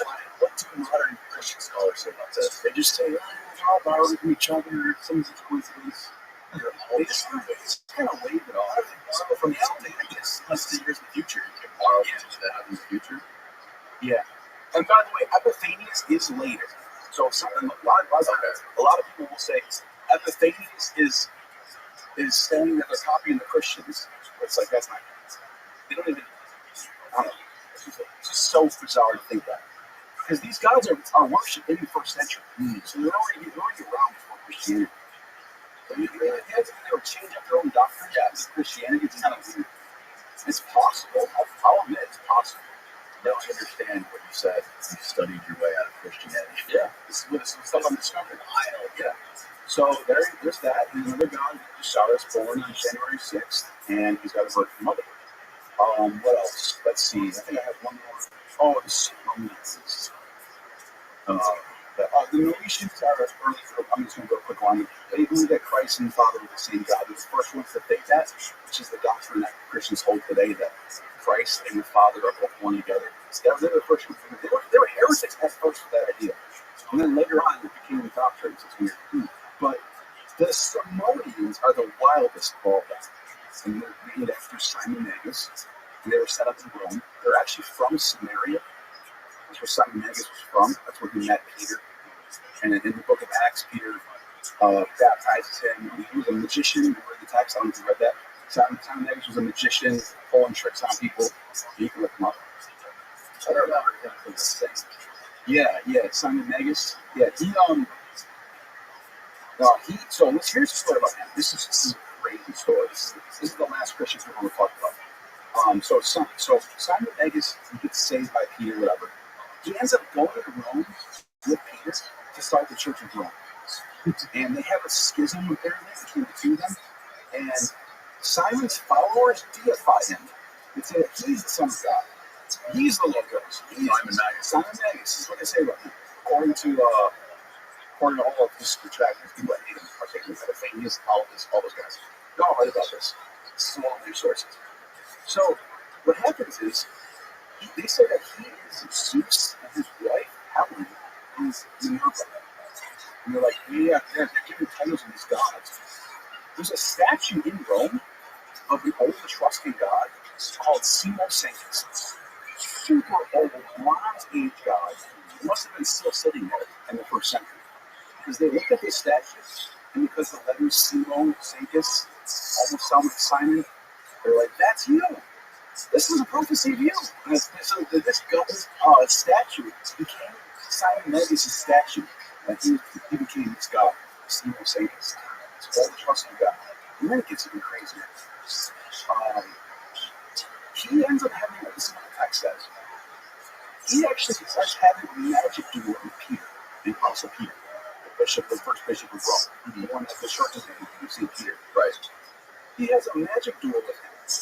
And Simon Magus was like, you know what, Peter? Let's do this, bro. He said, I know I have more power than you. I know I have more Holy Spirit than you do. Let's have a showdown. Oh, this is where he levitates. He levitates up in the sky, and then Peter goes, whacks him down and kills him. This is what the story says. So that's how Simon Magus died.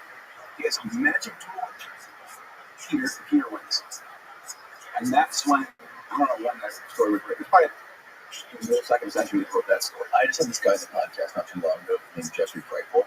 Yeah. He's a religious scholar, and he wrote a whole book about ancient levitation. Yeah. And he thinks, He told you about Simon Magus. he was talking about basically like all these priests and these people levitating in like just recounts and writings of people levitating. Yeah. And there was so much of it. A lot of it. A guy from an aerospace company. I think it was JPL. Like hit him up, and he's like, "Yo, we want to learn about this levitation for like aerospace." And he like ended up doing some sort of a talk. This talk at They was taking it seriously. MIT, and they had him talk about it because they're trying to figure out for modern aerospace. Dude, this is so wild. It's crazy. Yeah.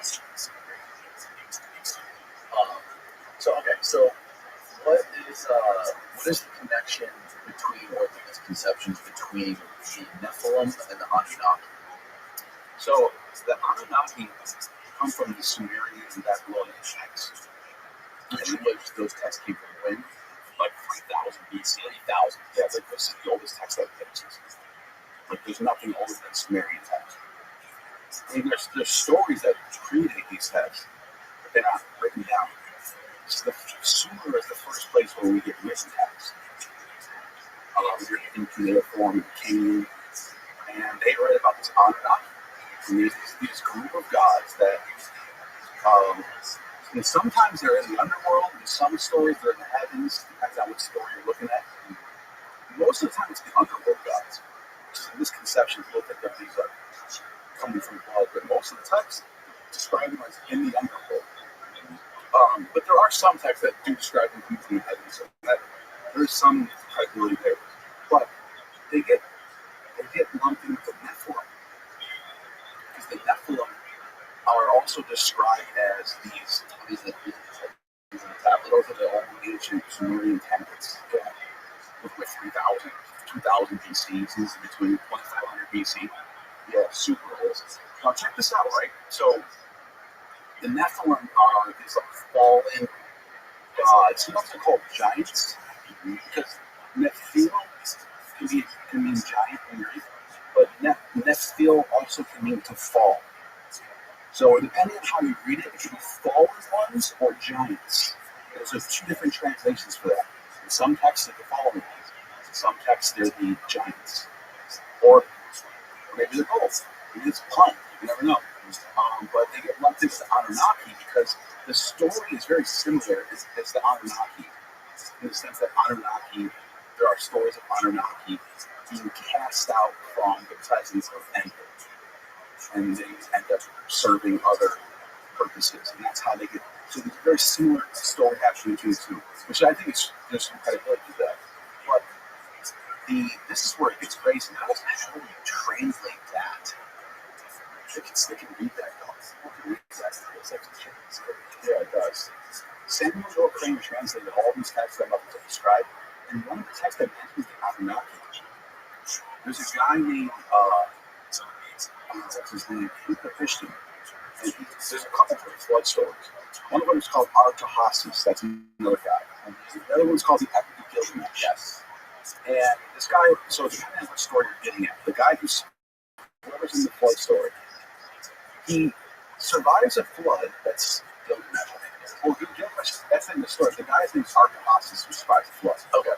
And he survives this flood, and at the end of the story, he lets off a dove and a raven and waits for 7 days when he comes back. This is exactly what Genesis says for Noah. When Noah is at the end of the flood, after 40 days, he lets off a dove and a raven and waits 7 days when he returns. It's exactly the same. They're literally borrowing from the story.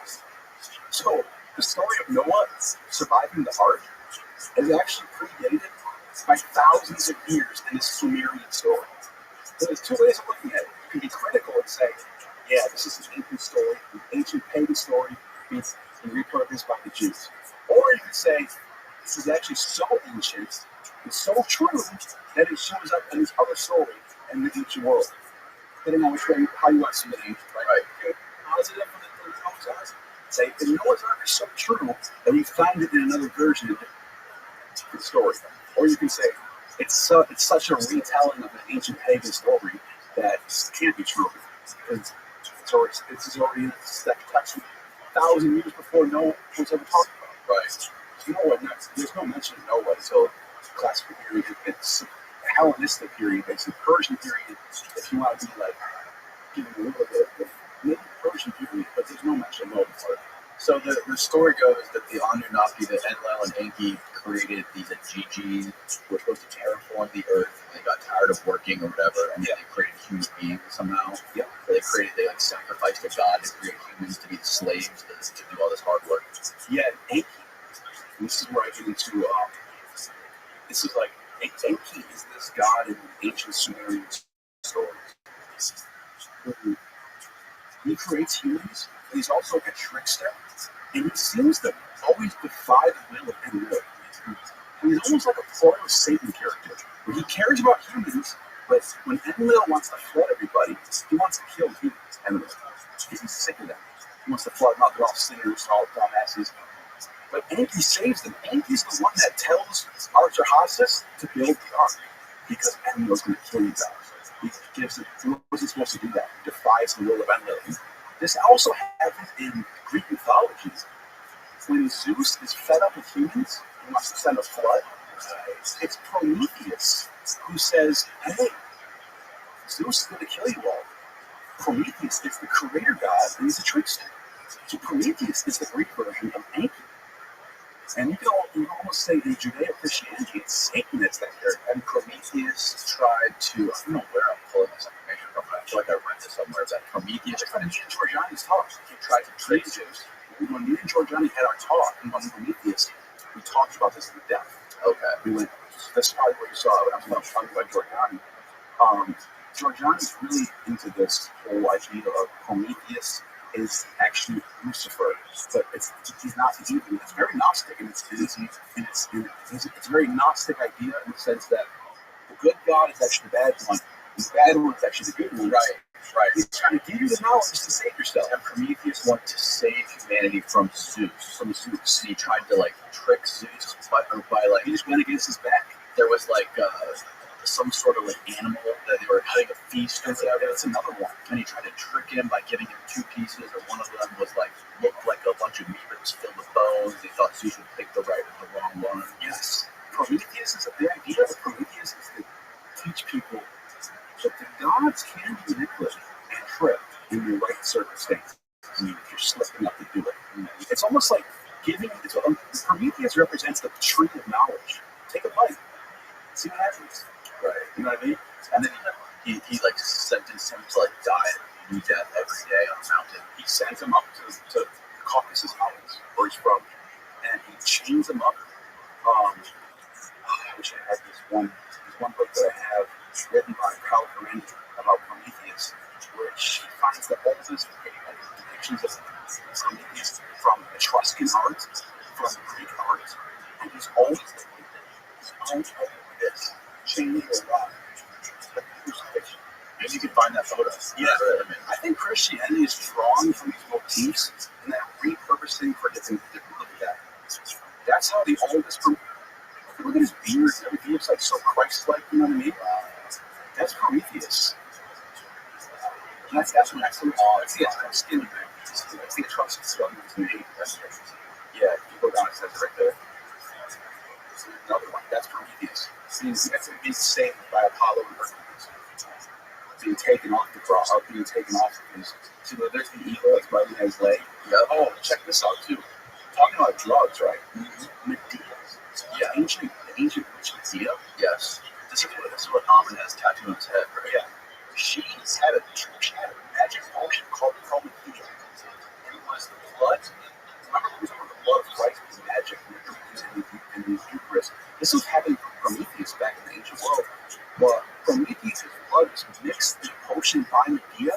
The same blood that dripped from him while he was on the rock was made into a potion that can heal you and make you immortal.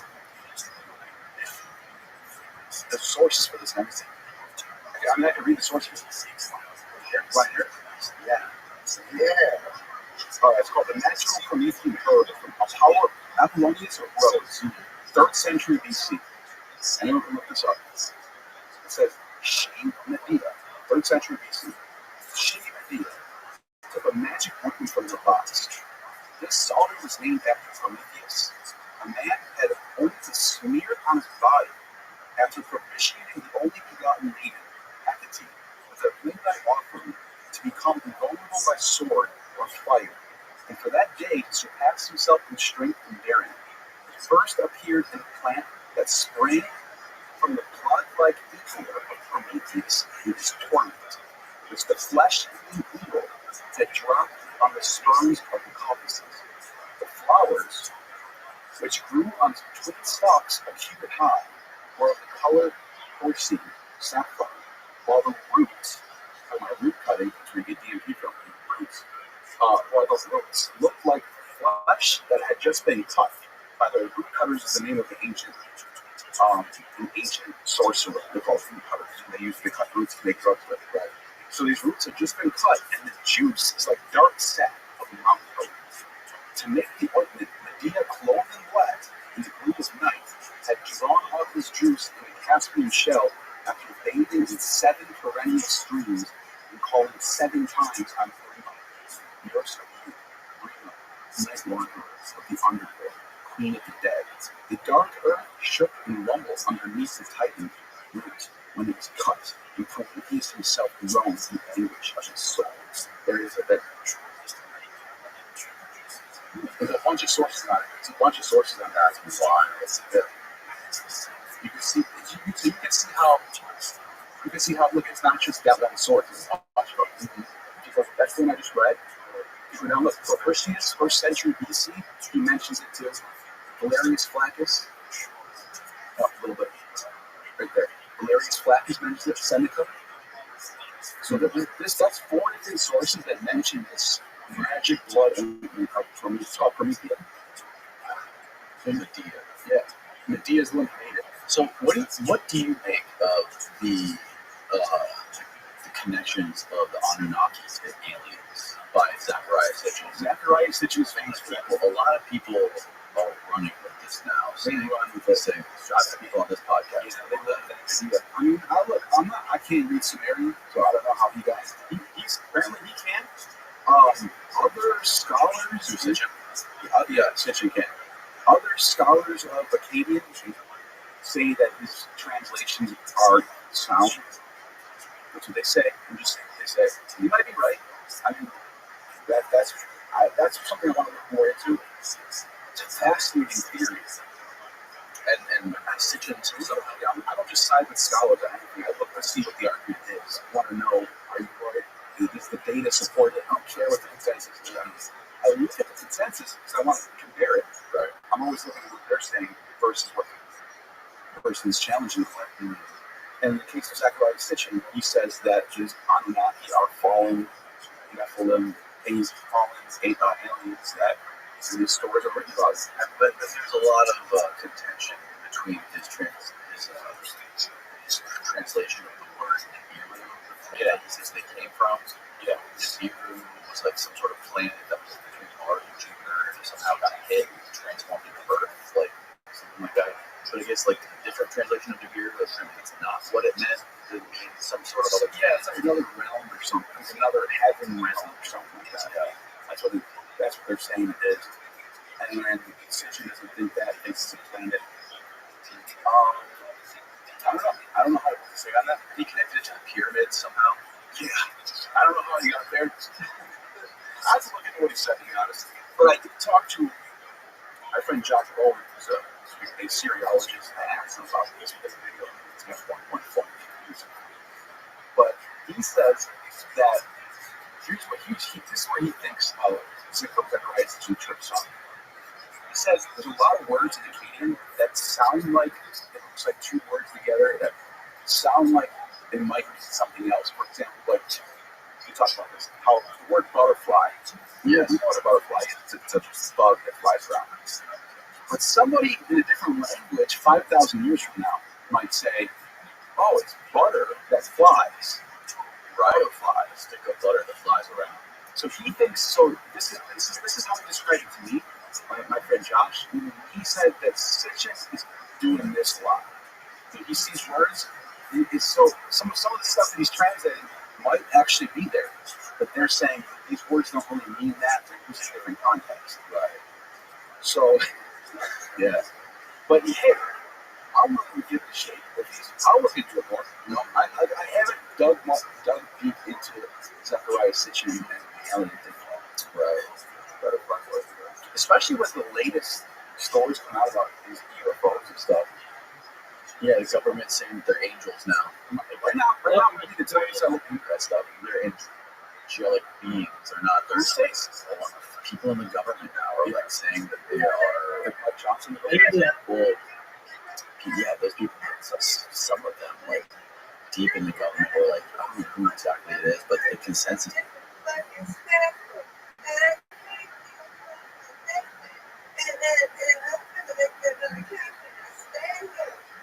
Okay, hold on. What did you say? What's going on?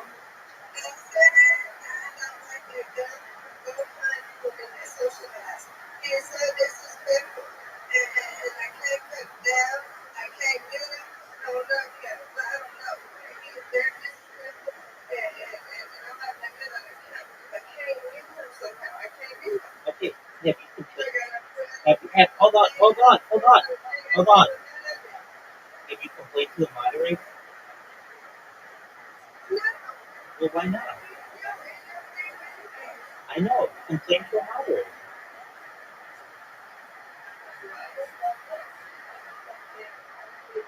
No, you just in socialize. It says moderation in one of the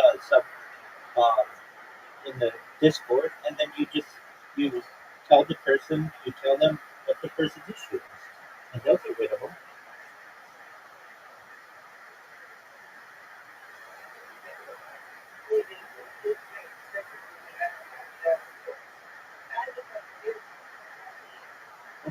And you can't turn it down.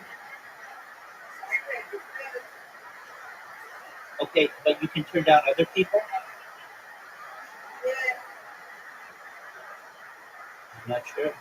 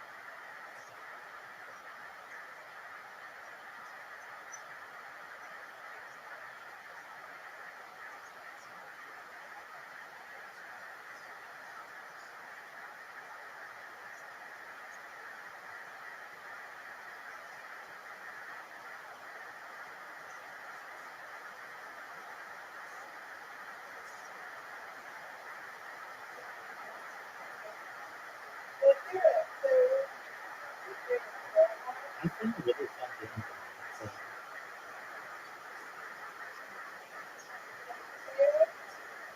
No, it's on the App Store. It's called Dictator. And I'm having a good time with it. Yeah, it's not really taking me.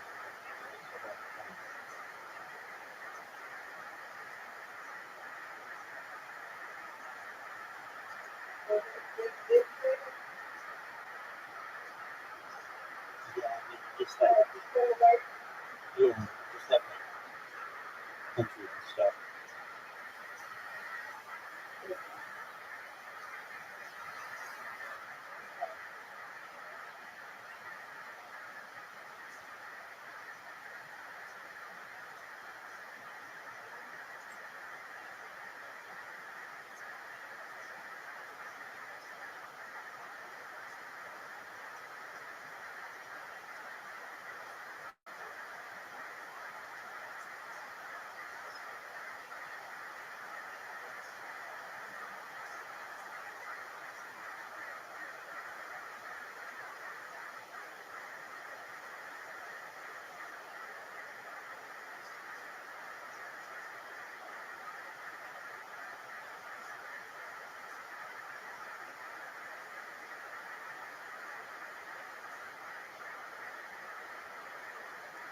This seems to be in like the UFO community that they're like looking for the next coming of Christ, and they're like angels flying around, or enlightened beings that are flying around. I'm telling you, this is you know who's the best person to talk about close encounters with is Giorgiani. I gotta get you introduced to Giorgiani. I was telling you about. He writes about Prometheus. That's what I was talking about. Oh yeah. Okay. But he also wrote a book called Close Encounters, and he comes in with a whole different. Because he's a philosophy professor. Okay. He knows about all the ancient philosophies. He's big into Persian history, Prometheus. Comes at it from a whole different angle that makes a lot more sense than what he did. It was like Ezekiel's wheel too. Like some people think like, oh, Ezekiel was seeing a UFO or a flying saucer or something like that. Yeah. I think he actually writes on that too. That's in the book. But anyways, that's who he should. I'll show you who he is. And who was the Daniel Pasaka was talking about? Yeah. Some sort of nun, Teresa, I forget her name, but there was a story she told about how it was a cherub or something, but the way she described the cherub was like depicting of like what we would think of as an angel. And she had, I forget his name. If you go back into that Daniel something episode, Saint Teresa, maybe. Maybe it was Saint Teresa, and then she like somehow like That was a good episode, right? transported to New Mexico or something like that. This was very recent, I think. Yeah. Anyways, But no, Pasuka, I saw her on this channel and I watched her on Lex's show. yeah, She seems very brilliant. yeah. She's a PhD, I think, right? Mm-hmm. So it's like there are credible scholars getting into this stuff. They are taking it seriously. They're not just crazy people. So, I mean, look, I'm open to see what's going on with that. And that's might be my next frontiers to look into. Yeah, it's super interesting. All right, we'll tell people where they can watch your videos on the YouTube channel, where they can follow you, where they can get in touch with you, all that stuff. Just look up Gnostic Format, YouTube. You can follow me on X. I'm not too crazy on there. I'm on there every day. I try to stay away from all that shit. But I'm on there, so you can follow me on X. I love what you're doing, dude. You're so deep into this stuff. You're so obsessed with this. Yeah, I love it. It's all about so cool. I love ancient religious stuff. And you learned about all this in prison? That's where I started reading. When I got out was my early music. Yeah, you got deeper down. That's where I started it all. Fell down this rabbit hole initially. Yeah, after high school and my early, actually no, just at age 20 was when I really went deep into. I was 20 and it had using a lot of substances and drinking a lot, and I ended up wound up in prison. But I was able to clean myself up because of, I guess you could say, going from one addiction to the next. Now I'm into like this ancient habits. How long were you in prison for? About 18 months. 18 months. For selling drugs? Yeah. Possession. You're talking about it offline. You're like manufacturing. I had a big DMT thing, but that's after. Oh, this was But actually, I gotta say this though. People talk all the time about DMT saves their lives and stuff, and it does. That shit, you rewire my brain. I had a whole phase for like 10 years of making DMT a lot, trying DMT, having experiences that I could wish I knew. I can't even, it wouldn't even do it justice to how to explain that here. People who've done it know what I'm talking about. Like meeting entities, having conversations with Brahma, the god Brahma, that happened once. Yeah. wow. Let's keep talking about it. Let's go on Patreon. Keep talking about shit on Patreon. So if you want to hear my DMT stories, you gotta go behind his Patreon. That's right. Let's go to Patreon.com. I don't know. We'll link it below. I think it's just Patreon/Danny Jones. Hallelujah, motherfuckers. We're on Patreon. All right. Good night.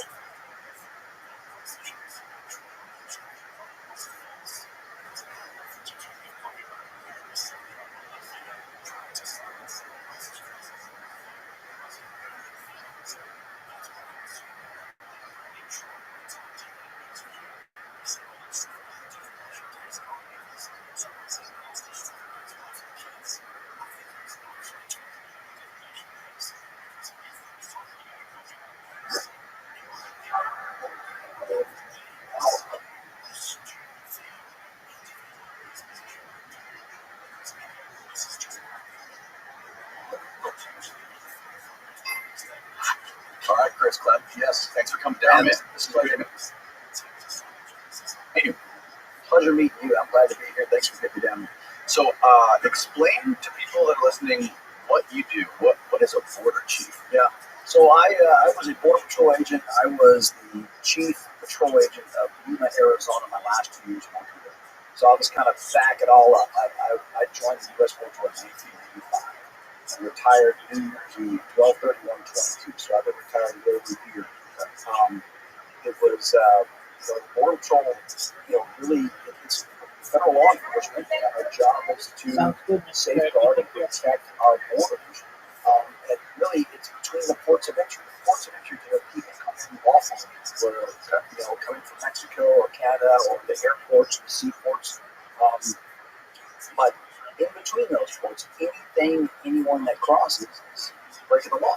And it's our job as agents to secure that border. We're really tasked with interdicting and apprehending anyone that comes in. And then we either prosecute them for criminal violations, or we can administratively remove them through an immigration procedure. Drugs, terrorism, terrorist weapons, all sorts of contraband, and obviously people, which is making the headlines today, that these people are coming through it. It's just changed so much in my 27.5 years of my career. Like, I retired after, again, I had done my job. I had been all across the southwest border, Washington, D.C. I was the deputy chief in New Orleans, but was the chief of Israel, was one of the business sectors in the United States. I have so many questions, but I'm going to start from like a 30,000 foot view of this, and we'll kind of drill down as we go. Sure. Why is it important for us to have a border and border security? Yeah, so border security is national security. It's America's first line of defense.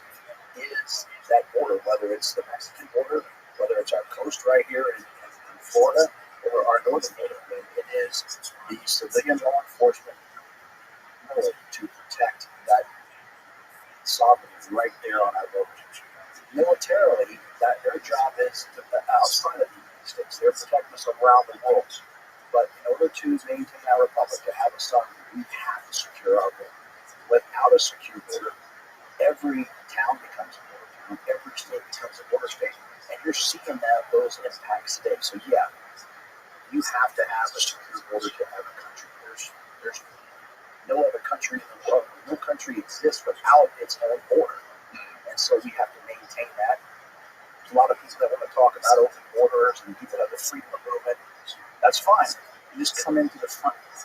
That's what I like to tell people. Is like, we just want you to come in to the front door, be invited while he's knocking the door and let us see you go through that street.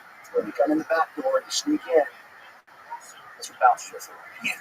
That's So you guys are like the bouncers of the border to make sure that people trying to break in unlawfully don't get through. Exactly. How much border is there? How many miles of border is there? Yeah, so on the southern border, going from Brownsville, Texas, out to San Diego, it's about 2,000 miles of southern border. Northern border is about 3,000 miles. Now the coast, you really have to. That's if you did the entire coast of the United States, I think it's going to be thousands. But we usually focus on the southern border and the northern border. But yes, we do have coastal landings here in Florida, coming from Haiti and Cuba. Obviously, it's very prevalent on the southern tip here. But really, the main focus that most people are concerned with, and we should be, is that southern border and Nevada's total border. Now, what is the difference between the southern border with Mexico and obviously, other than like the obvious that there's no giant wall, it's more of like a trail, the border between the United States and Canada. Yeah. So you look at the photos of it, and see if you can find photos. It looks like this dense forest with just like this carved out walking path. Yeah, they call it the slash on the northern border. Okay. It's a slash cut right through. So a couple things. Geographically, it is so vast and very sparsely populated on the northern border, other than we have like border towns, Toronto, Vancouver, places like that in the northern border. And we have arduous conditions up here in some areas. Mountainous, like you just mentioned, thick trees, and there's wide open, high mountainous desert up there, like in Montana and places like that. But you don't have the threat picture. You don't have a country of Canada that's controlled so much by cartel and transnational organizations. Now, that's not to say we know that there are bad actors in every city around the world, but it's not like Canada's immune to it. But you don't have that volume, although there are some uptick in numbers coming in from Canada. It's not the source country where Mexico, everything's coming up from the southern hemisphere, coming in from Central America, flying into Mexico directly and coming in. Plus, you have just a very well-established business network by the cartels, by those criminal organizations that are profiting hand over fist by moving people and things into the United States. So, I mean, it really has become it's just the danger and threat level that's coming in from Mexico versus the border. Aren't the cartels actually flying people to Canada now and like walking them across the border? Yeah, so they're really good about figuring out loopholes, right? So we have a lot of visa waiver, different programs. We're not required a visa. So they're flying them from Mexico, direct flights to Canada, and then they're coming south. And that's what we're seeing, especially in Swanton, Vermont. That sector has seen just this fiscal year. I think the latest report was like the last 6 or 7 months. It's almost been the last 10 years combined. I mean, people are entered through that part of the northern border. We focus on the sexy stuff, which is the southern border, because it's just the mass numbers. But we cannot, if we get, and when we do get a hold of that southern border, we cannot ignore the northern border. There's no rest for the wicked here. We've got to get that taken care of because we already make this mission. They're flying them in. So we've got to work with Canada to make sure that we can screen before they even get off the plane and leave the airport. If not, then they're coming over the border, and we're going to have to address those vulnerabilities up there as well. How many border patrolmen does it take to monitor that entire southern border? Well, how is that even found? Yeah, this is a great question. So there's just to kind of level set, and probably should have mentioned this earlier. There's 20 sectors across the United States. There's 9 on the southern border, 8 on the northern border, and 3 on the coastal. Okay. And there's just over 18,000 U.S. border patrols. Okay. There's a couple thousand support personnel, mechanics, administrative staff, things like that. But about just over 18,000 currently sworn border patrols. To give you perspective, I think I looked at the numbers a few months ago. New York City has over 40,000 sworn police officers. So it just depends on New York. Obviously, we look at a huge population, but just kind of give people perspective. There's about 16,000 of those border patrols on the southern border, and that gives the rest of the northern and the coastal. About 15,000 on the southern and 2 on the northern, and 1,000 spread across. The numbers are probably off a little bit, but in Yuma, as the chief, there was 950 of us, to include myself. And as the chief, you went out there and cut the sign and track it. That would be a luxury. I was in the office. We had 126 miles of border. We had 5 stations, 3 operating stations, and then intel and special operations stations. So you divide that across 5 stations, all working, 3 to 4 shifts a day. On a good day, you may have, in a 24-hour period, 150 to 200 agents patrolling that area. And, we need probably, in a place like Yuma, another 1,000 more people. Across the Border Patrol, we've asked for upwards of 25,000. We think that that's the right number, given the force multiplier that infrastructures can provide, technology can provide. But that really enhances our southern border. It also pads up the northern border and the coastal border. So that's been the sweet spot, between 22 and 25,000. That's the high end of 25,000. We asked for that in the final budget going into 23. We asked for 3,000 to 5,000 more agents. We got 3. Didn't even keep up with attrition. Yeah, we need more work agents, so there's no doubt about that. Now, who's responsible for providing this budget?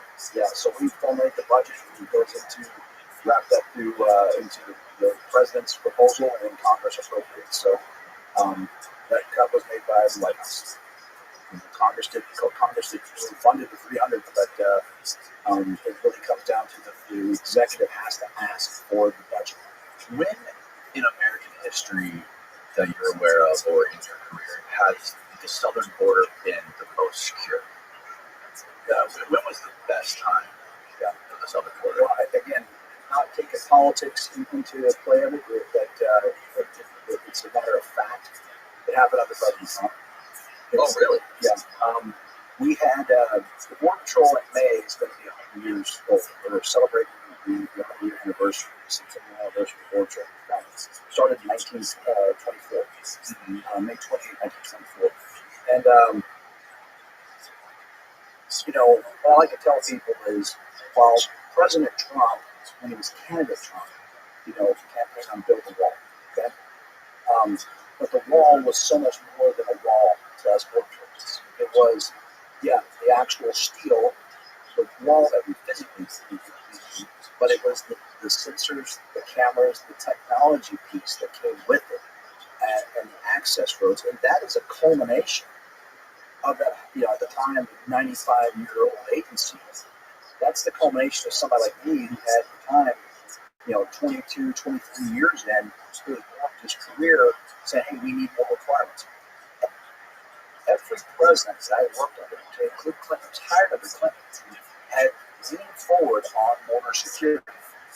Now, clearly, President Bush we had 9/11 happen, so there was a lot of focus on national security, border security. We started really updating a lot of our infrastructure in forms of barriers, whether it was pedestrian barriers or vehicle barriers that drive through the desert. But the technology packages, all that started building, gain under President Bush. We also doubled the size of the border, from 5,000 in the early 2000s. We went up to 10,000 by the end of 2010. Now we got up to close to 21,000 and we're back down. Obama built a lot of that. A lot of people don't remember, or some do, some don't, but there was a big push going into Obama's second term. He wanted comprehensive immigration reform, and the Republicans said, well, you give us border security, you build us our fence, you secure the border, and we'll get the immigration reform. And so he's on it. That's what Obama said. Yeah. And he built a lot of wall. He did a lot to secure the border. Then they got into arguing definitions of secure and control, and the whole thing kind of fell to pieces. And so he went with executive actions and really started creating his own immigration policies, and that he just kind of shut down a lot of the security apparatus that was being built. Like what? What kind of policies was he?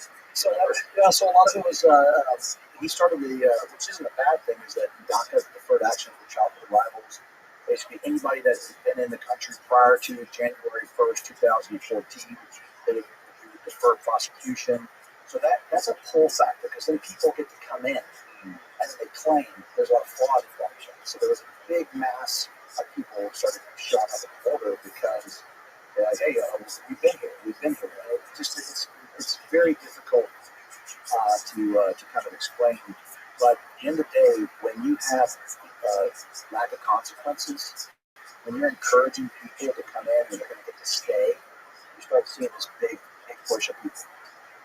So Our walls are falling apart. So, well, hey, you know what? So is the southern border, right? So we started seeing this big influx, right? We had a bunch of people, unaccompanied children showing up, again, really unaccompanied minors who had to build the overwhelming system.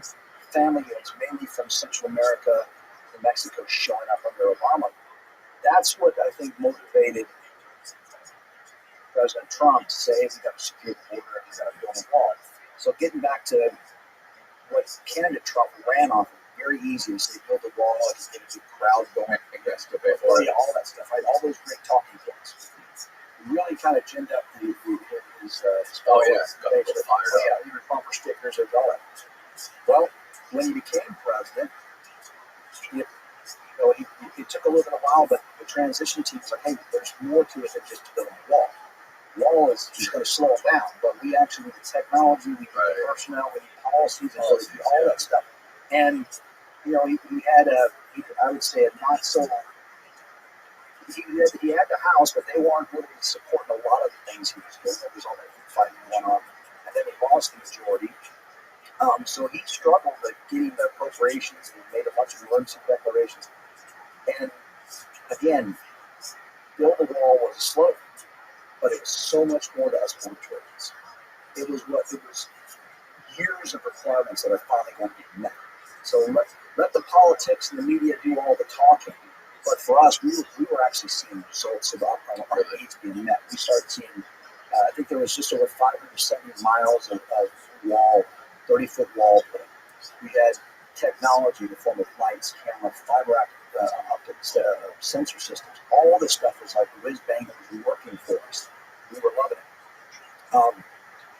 Access roads. A lot of people don't realize that we don't have access to some of the areas of our border because it's like a Jeep trail, or it's a dirt road, but then a monsoon season, big old storms come in, flash floods it.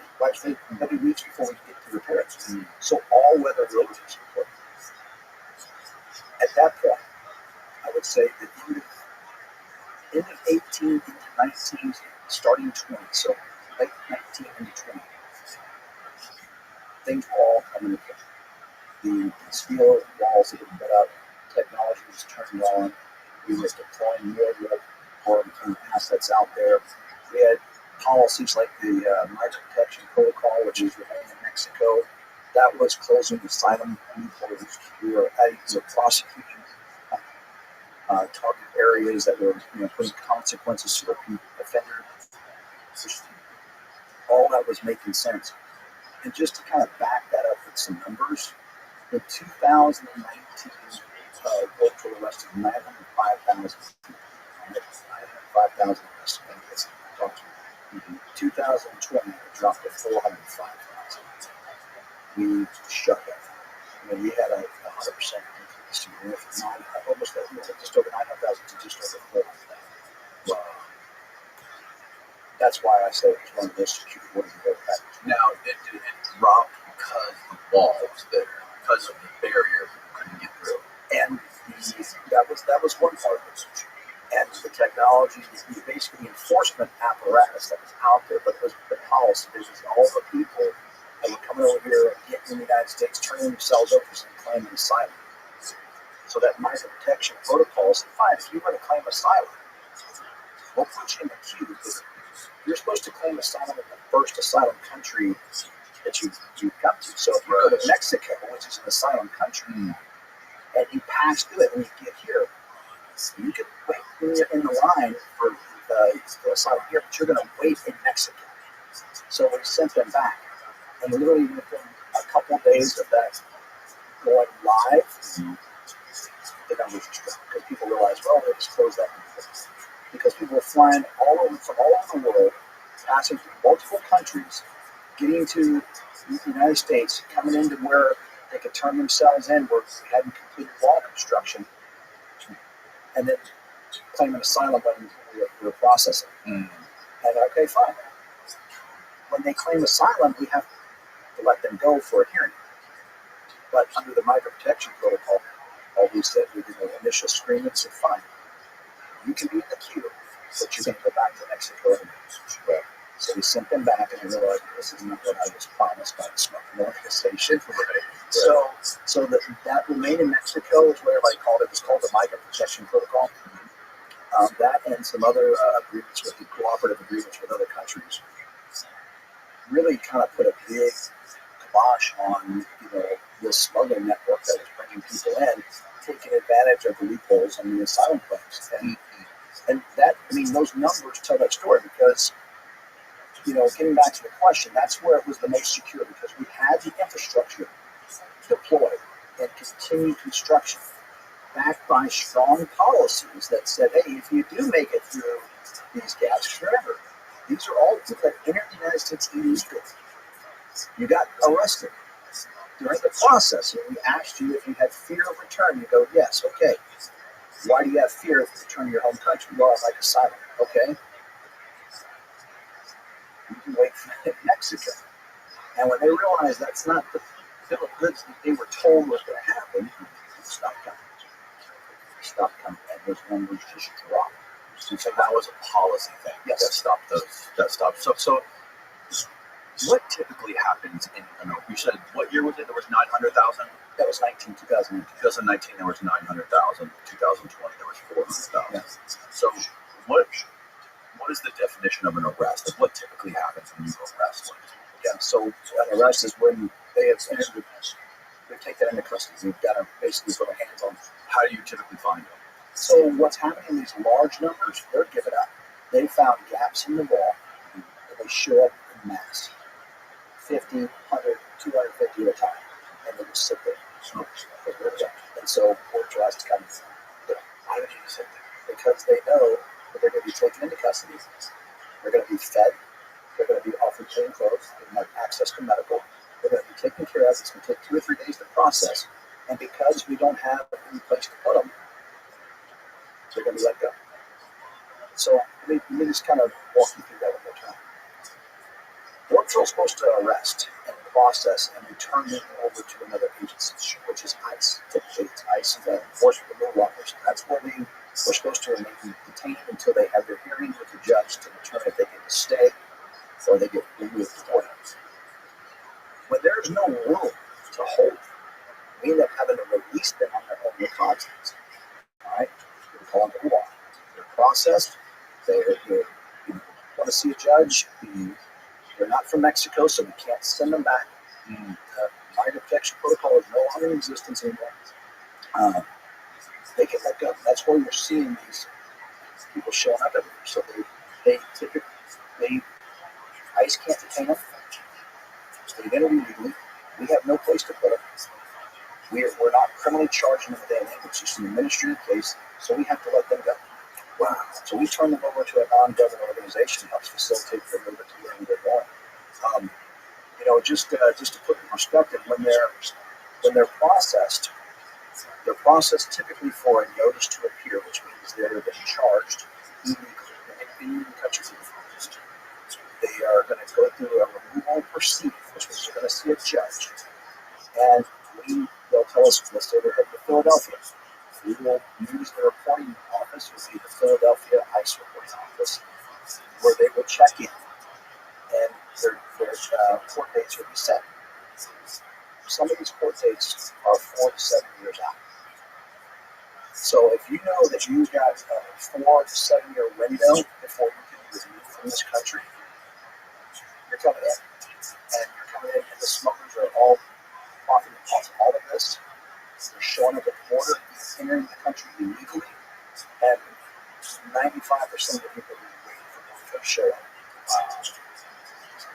Because they're going to be Cycling through the system and spit them out and go where they need to where they want to go. Absolutely. It's paid for typically by the non-government organization, which is ultimately reimbursed by a government fee. So, What is the name of the NGO? well, there's a lot of them. Okay. I mean, so it just depends. There's like The Open Society out there. What's the Soros one called? I think that's society. Yeah. But they're actually working in Central America and Mexico, helping facilitate some of those groups that are outside the country. But every border patrol sector, there's 9 on the southwest border. There are local NGOs that are helping, and because we don't want to put them on the streets. I mean, by law, I've released you. I can walk you out the front door to the street. Oh, that's not. And a town like Yuma, we couldn't do that. We're catching more people than the town had begun in the population. So we had a non-government organization that stepped up and said, "We'll help this crisis." I think it's also just important just to go back because I kind of jumped ahead. Border Patrol is just like the first cog in this immigration enforcement continuum. Like we're the ones that they can't say no. Like we have to catch them if they cross. Like we can't just leave them out there. Right? ICE, for example, I'm not really here to bash my ICE, cousins, but the investigative teams, they don't have to come out. They can say we can't respond for whatever reason. Detention can say, well, we don't have enough room, so we're not going to respond. Other agencies, whether we know the criminal charge, U.S. Attorney's Office, say, well, we're not going to take the case. So we're still stuck with these people. And when you're catching now, the average the last couple of days has been anywhere from 6,500 to 7,000 people a day on the southern border alone. That adds up.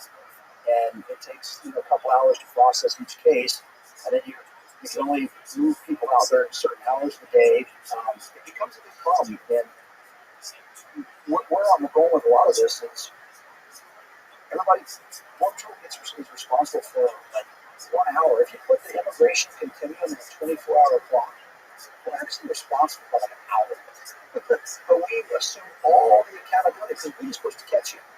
And process, if you're from Mexico, we can send you back to Mexico. If you're not from Mexico, you're supposed to go to detention, which would be ICE. But ICE says, hey, we don't have any more room. So they'll The GO's take. yeah, and they're released because we have to set it because we can't keep them. And that's what you're seeing. So that's that hundreds of thousands that have been bused to New York, Washington, Chicago, Denver, all those things that are happening because of some of the Texas and I said, hey, they're not going to stay here in Austin.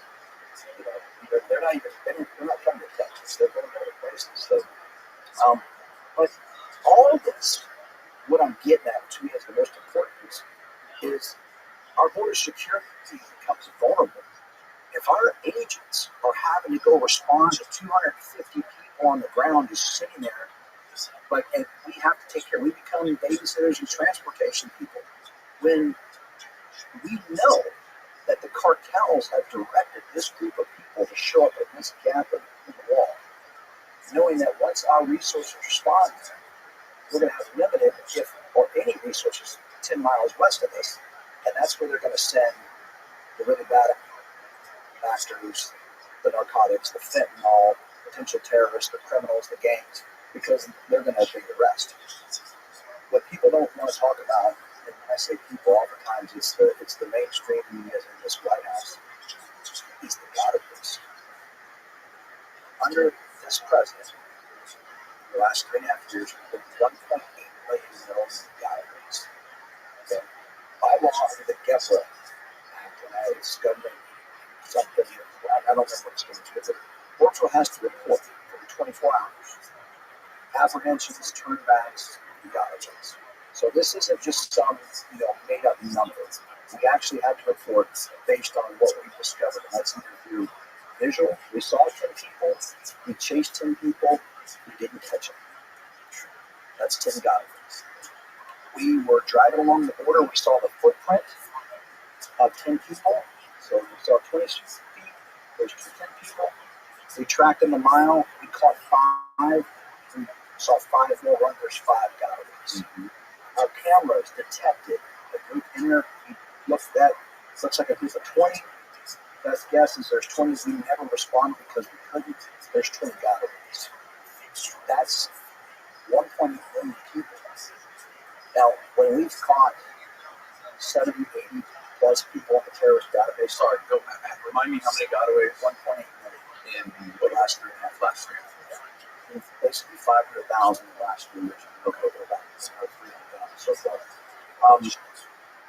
We don't know who's in that mix, but statistically speaking, there's going to be people that are just wanting to get, have been working here, maybe went back south, just want to get back, and they don't want to get caught. So there's going to be malicious workers, right?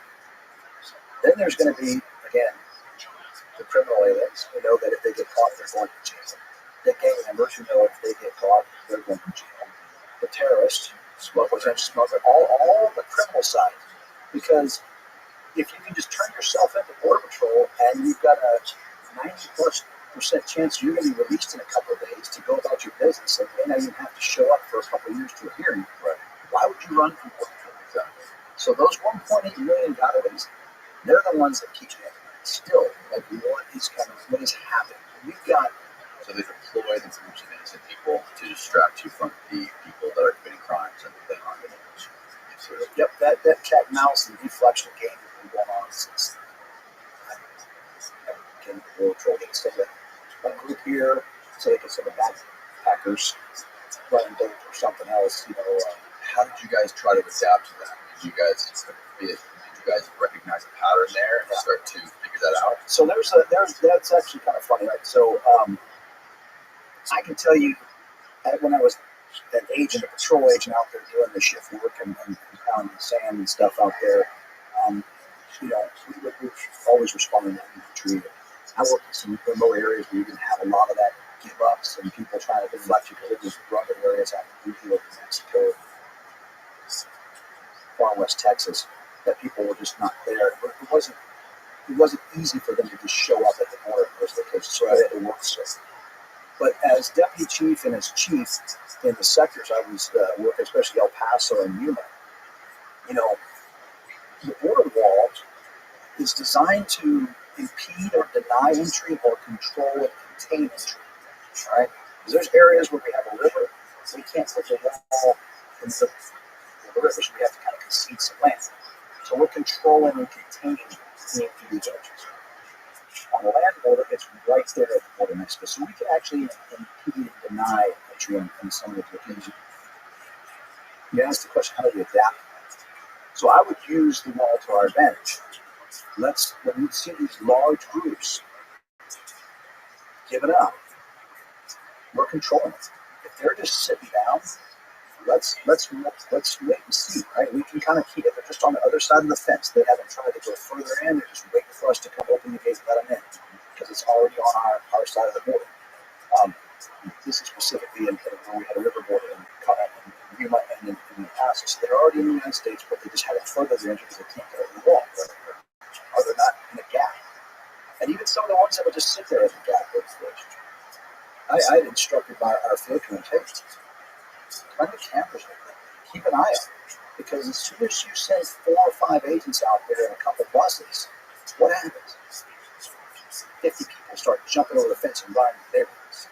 So we kind of play that deal again. I don't want to give up too much of our, inside tradecraft here, how we do it, but that's kind of what we do. Is like we want to lay out response because we wanted to create what the bad guys become more because they begin to say, hey, we got to run this group through there. So if you track what I'm saying, like we'll send this group here, we see it, let's monitor it to see what happens because we know if we go right away over here to the big group, something's coming right behind us. Right. And so this is typical of what's always happened. It just happened in scale. That kind of was the game, for decades. And then in the last few years, we've been seeing this huge increase. So I want to kind of, I know you got a question on this, but what I want to kind of make sure that I connect some dots here is I told you what happened in 19, 905,000. It dropped to 405,000 in 2020. Mm-hmm. Well, guess what happened in 21? It went up to 1.66 million. And then it went 22, it went tripled. Yeah. Then it went up to 2.2 million in 2022. And then in 23, it went up to 2.4 million. And we're trending right now. Let's get to 21 is 1.66. 22 is 2.2 million. 23 was around 2.4 million. And we're trending where this year, if they continue to hold, it will be somewhere between that 1.6 and 2.2 million. You're talking arrests. Arrests in the summer. Yeah. Yeah. To which, what percentage of those arrests are just getting let loose? How many are getting turned around? Oh, so a good percent of those, 75, 85% of the people that we catch are doing this. Yes. So why does that jump? Well, we have change of administration. Right? Inauguration. President Biden signed multiple executive orders. The first one was stop the wall. Okay? This is a very important piece. This is why we're in this situation today. Remember when I said the wall was just a campaign slogan, but the wall system was our requirements? Yeah. Well, so when he canceled the contract for the bill to stop the wall, it was all those contracts associated with it. So they stopped building the wall. They stopped installing technology. They stopped working on the access roads. I can tell you in Yuma, Arizona, when that happened, we had all these gaps in the wall that were just where the contracts was going to change over. We had camera poles that we couldn't put the cameras on. We had light poles that we couldn't plug in the lights because that was all part of the bigger contract. We had miles of dredged lines where we would install fiber optic cable. We had schools of fiber optic cities. There are still to this day, I was just 2 weeks ago, stacks and stacks of steel that we could use to fit those gaps. So when we cut that off, all the contracts that we bought and paid for were stopped. He ended the mine protection protocol. He shut down importations for over 100 days. He canceled private contracted facilities for detention, and he reduced the daily capacity for ICE detention. That was a perfect storm, and that's how you go from 400,000 to 1.66 million. Why do you think that? Do you think political spite. do you think it's just political spite, or do you think that they believe that there is some sort of good they're doing? Well, again, the simple answer is political because he campaigned on everything against Trump, and he talks to this day, talks everything against Trump. Yeah. But I do think there is a larger, more sinister kind of like wild, because no country can absorb 8+ million people, plus the Gaza with these 3-year span. I mean, it's not happening anywhere in the world. Why us, right? Right. So they got to be thinking, oh, well, it's a humanitarian crisis. People are all refugees. No, most of them do not meet the basic tenets for asylum claims anyway. So I think there's a part of it. There's a part of people in this administration think that it's the right thing to do. Okay? And I'm not against immigration. I'm not pro legal immigration. A lot of people. Then there's a part of it where you kind of you did it. Your conspiracy theories you can talk about it, but our brain is designed. You've got to find facts to reason and make sense of something. Well, why on earth would you allow 8+ million people to come to this country when we're dealing with all the hardships we're already dealing with? There's a play, or not a play, but there's a conversation going around, and I think it makes a lot of sense. Our census is based on population, not citizenship. Actually, Trump made it to be a citizen to be counted. That's been revealed. But that's how you get your representatives, and that's how you potentially increase electoral college votes from areas. So, By most people who live there, yes, live there, but they don't have to be a citizen. right. So if you have a heavily blue state or blue district, and you can send more people in, and there's a population count, say, hey, we've had an increase of 100,000 people in the representative. That's a heavily blue area. You can get another blue representative. If you can add more electoral votes by adding to the population, you can swing that. If you are in a purple state, you can send more people in there and hopefully shift it back to one of your colors.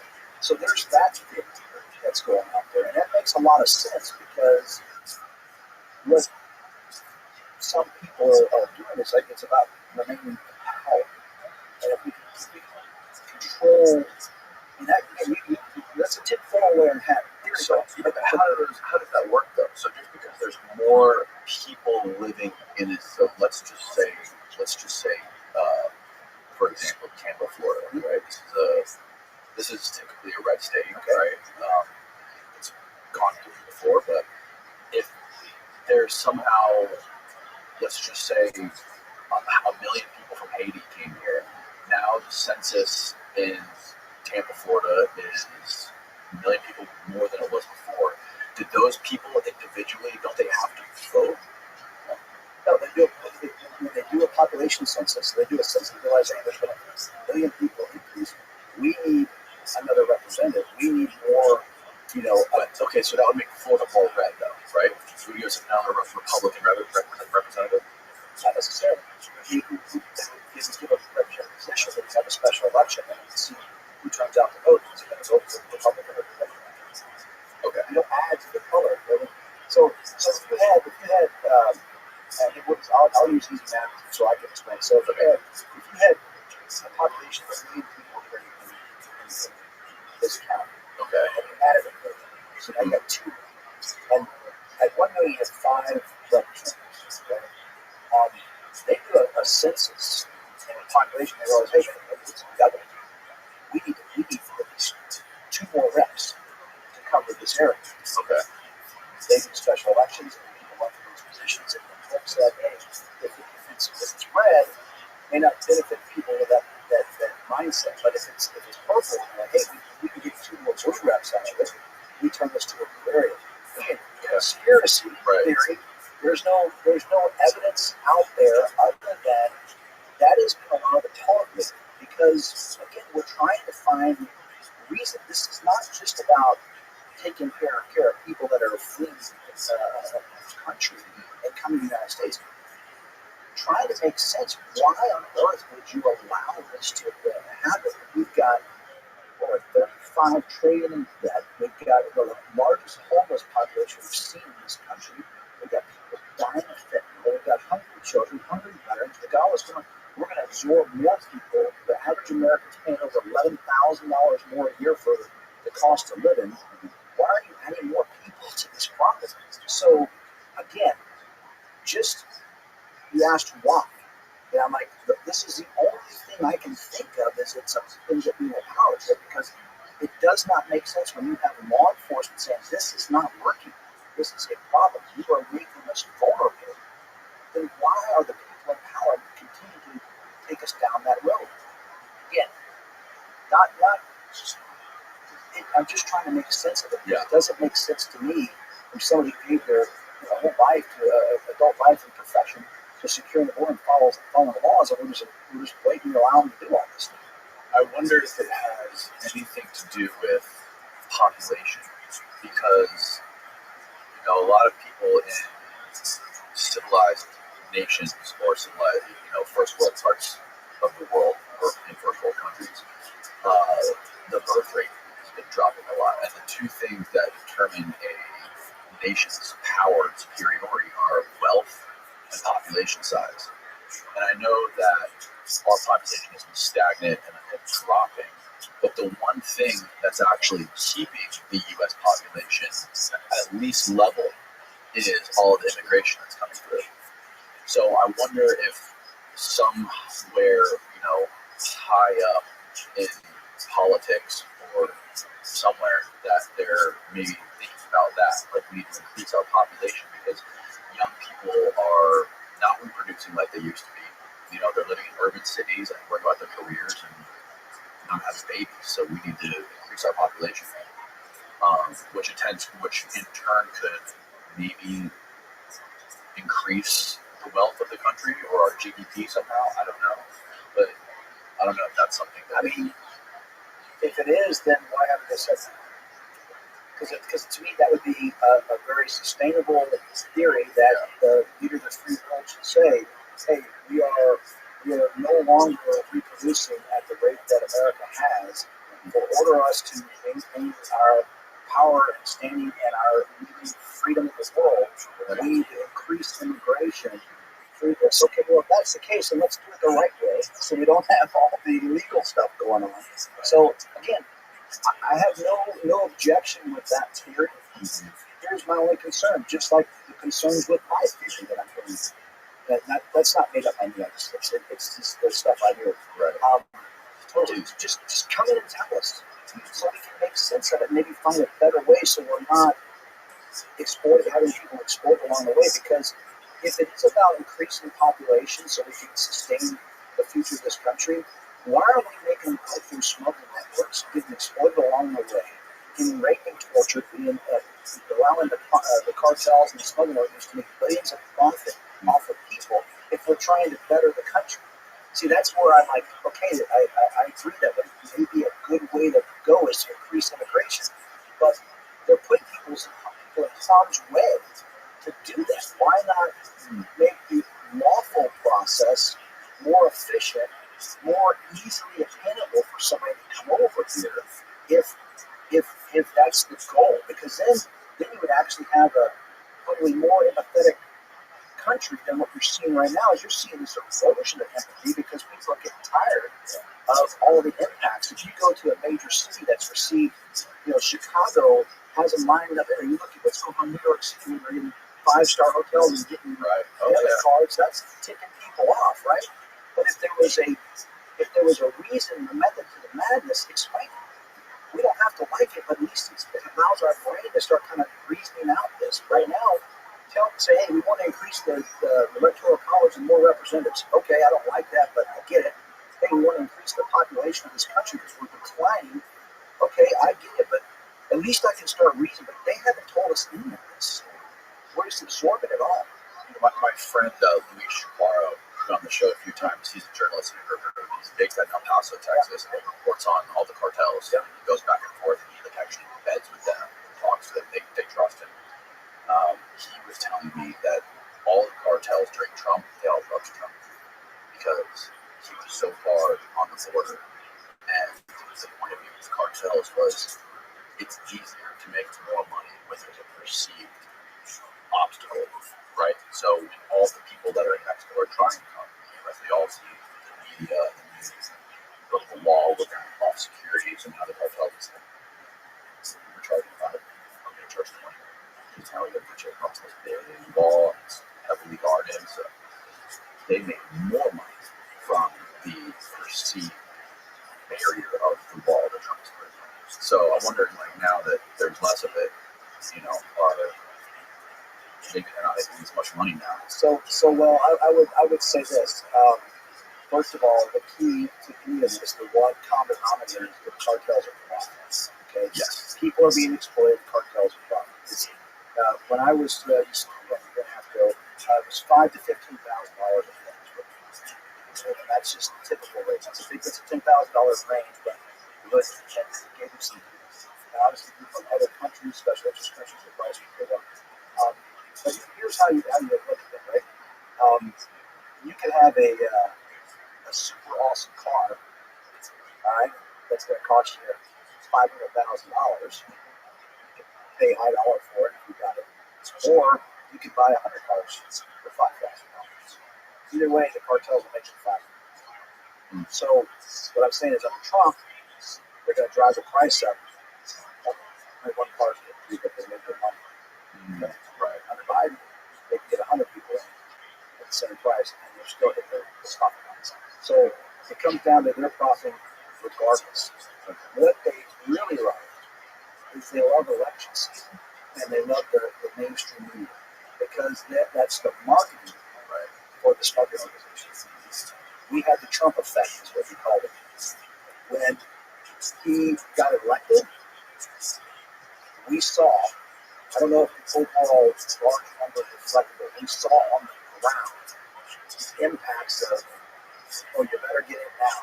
You're going to start building this reform, right? Every election cycle, whether it's midterms, whether it's senatorial, whether it's presidential, the hype on the border comes in. And that's a marketing opportunity for the smuggler to say, get it now. Come on now. Right? I just don't see where that ends until somebody really grabs the bull by the horns and says, all right, enough's enough. Right? We've got to shut this down. Because my big concern here is the national security, the security piece. Politicians, mainstream media, they like to give us virtue signaling with false choices. They tell you that if you want to secure the border, that means you're anti-immigrant. If you're pro-immigrant, then the other side says, well, you must be open border. I'm trying to tell you is that you should be pro-lawful immigration, and you can have your ideas of why and how and who you should come over. But as an American citizen, it shouldn't be a political issue to secure our border. Right? I like to talk about our country should be tall fences and wide gates. The tall fences represents that border security apparatus. That's the wall where it makes sense. That's the cameras, the lights, the technology package, the access roads, where the border patrol agents need. The wide gates is the lawful immigration piece that this country still needs to continue to flourish, as we talked about, Joe. If our communities can't provide the labor force, small business owners need to be able to, or business owners need to be able to find an efficient, cost-effective, kind of all kinds of efficient way of bringing in workers without jumping through, 4 federal agencies, waiting 2-3 years and spending thousands of dollars on an application you may not. Why do we do that to ourselves when there is clearly a need? People want to come over here. We know, for whatever reason, there's a lot of unemployed people that can work, but they're not working. And you got people trying to come over here and looking for a better life.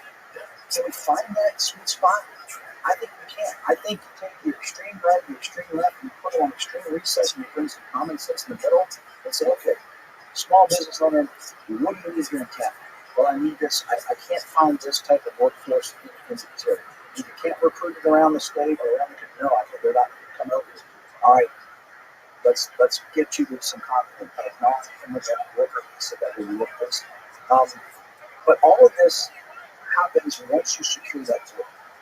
You know, that's going to keep us safe. That's going to mitigate the threats that are impacting us, whether that's gang members coming through here, potential terrorists coming through here, fentanyl getting in here, because the fentanyl, I mean, it's coming in, it's getting brought in from China, and it's being pressed into the clandestine labs in Mexico to the smuggler in the United States here, and it's killing people every day. But we have to secure that border first. That's that tall fences piece, where it makes sense, because walls do work when you put them in the right place. When you have your buddy Luis in El Paso, the vanishing point seconds to minutes in El Paso. They can literally cross the border and be in a high school in a 200-yard sprint. They could be in downtown, they can be in apartment complex, neighborhood. So you absolutely have to have that solved. Because as I mentioned earlier, it's designed to impede, deny, control, can slow it down. You got the cameras that's put in that the agents can be vectored right in there. They have a better chance of making that connection. When you get out in some of those remote areas, 10, 20 miles outside of urban and rural areas, the wall's not going to do anything. Because if you don't have an agent there, it's not going to do anything. But you know, cameras and sensors, drone technology, so even higher tech stuff can help us, because there's areas out there where they'll walk 5-7 days till they get to that vanishing, they get to interstates. The wall's not going to stop that. They're going to go up and over there if it's in a very remote area. They got a 7-day walk. But if you have cameras and sensors out there, you have agents out there on patrol, you can make that difference. So I don't know any agent that I've known closely or ever heard of being a 2,000-mile walk from Brownsville, Texas to San Diego, but where it makes sense, we absolutely need that. If we get a new administration at the first year after the selection, the plans are, the requirements are there, the plans are in place. I think we're just going to revamp it and say, hey, do we still need this wall here, or are we going to go with technology? Well, we didn't have technology here. We're seeing shift in migration patterns. Should we put technology here? I think that plan that would be so easy to vamp up and get it done that would allow the people to have a standalone border security bill to secure the border, and then they can focus on standalone immigration. To say, okay, how do we regulate what's happening? How do we get the American workforce, whether it's agriculture, whether it's STEM, whether it's academia, whatever it is, how do we get them what they need?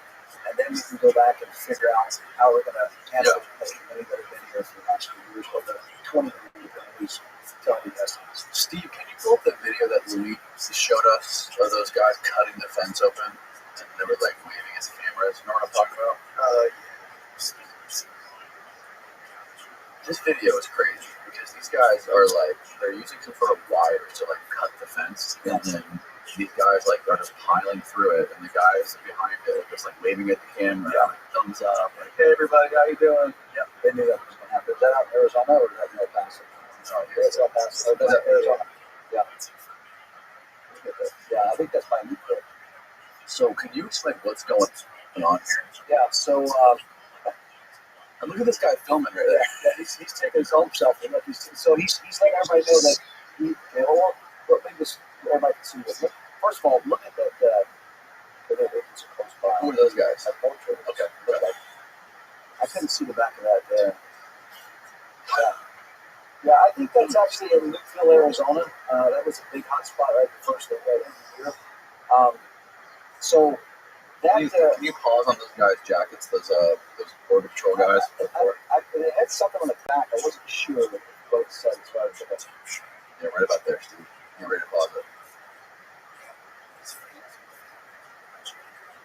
It was before that. Yeah, earlier.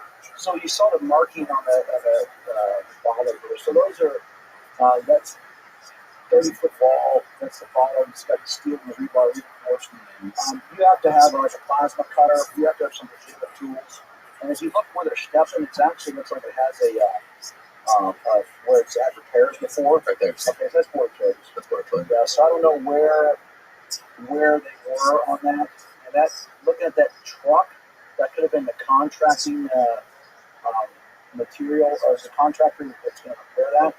So a couple things that I can take away from this video. Try to provide some context. One, More concrete in the middle of this. yeah. So it's video with him. Okay, so that's what it was, right? So that's what they're doing. So the bad guys, obviously, that's Arizona. Wow, look at that freaking elevation change. Yeah. That's So wild. the bad guys have found a kind of a remote area where they were able to get their whatever tool they had. Looks like probably a plasma cutter or something. To cut that bollard and moved it back and forth. And coordinated this whole group to come through here. And he's just like, sorry, That's a coyote. that's a coyote death. I just got paid.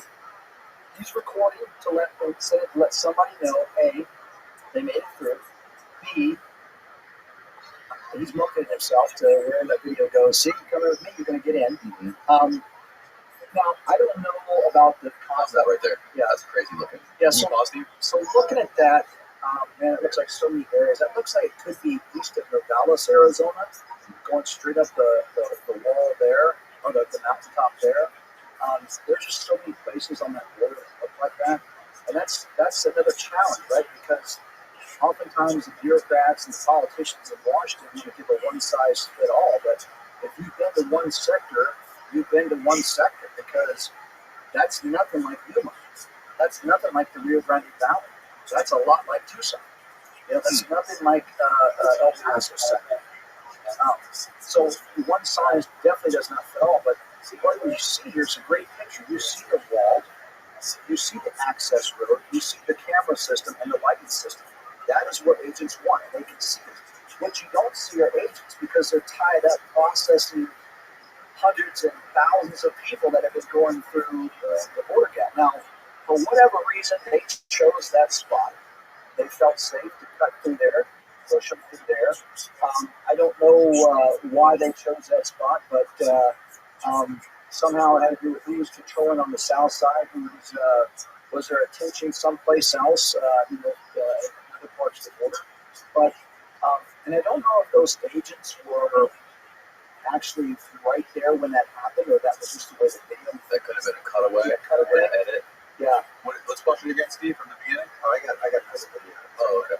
But even if they were, I mean, once they're here, there's alleys in Newville right there on the bottom left. Yeah. So what's going on here? This is different than this part. So that's Border Patrol right there, and yeah, so they're already. So he just stopped it. That's the coyote on the other side. Yeah. Yeah, so this looks like it's right there at Nogales. Looks like Nogales. But notice how they're all over the world. He's just like, all right, guys, hurry it up, let's get this over with. Yeah, so, there's nothing, he's, There's a coyote making sure he did his job and show his bosses. I've never seen that video where they're actually just letting them come in. Why did he stop them? He's trying to put something up right now, like a barrier. He's just trying to. Yeah, why would he be like trying to hurry them up, like get through? I guess he figured there's nothing. He's not going to stop them. Like they're already there. I can't believe that he didn't just. I don't know. I don't have an answer for that. I mean, like, Human traffickers easily getting migrants. Yeah. I mean, look, if that was me, I would have been like, yeah, that's Newville. See, I've been down there. Right. I've actually, I know. Is that behind her? Yeah. Is that those blankets, those thermal blankets? Yeah.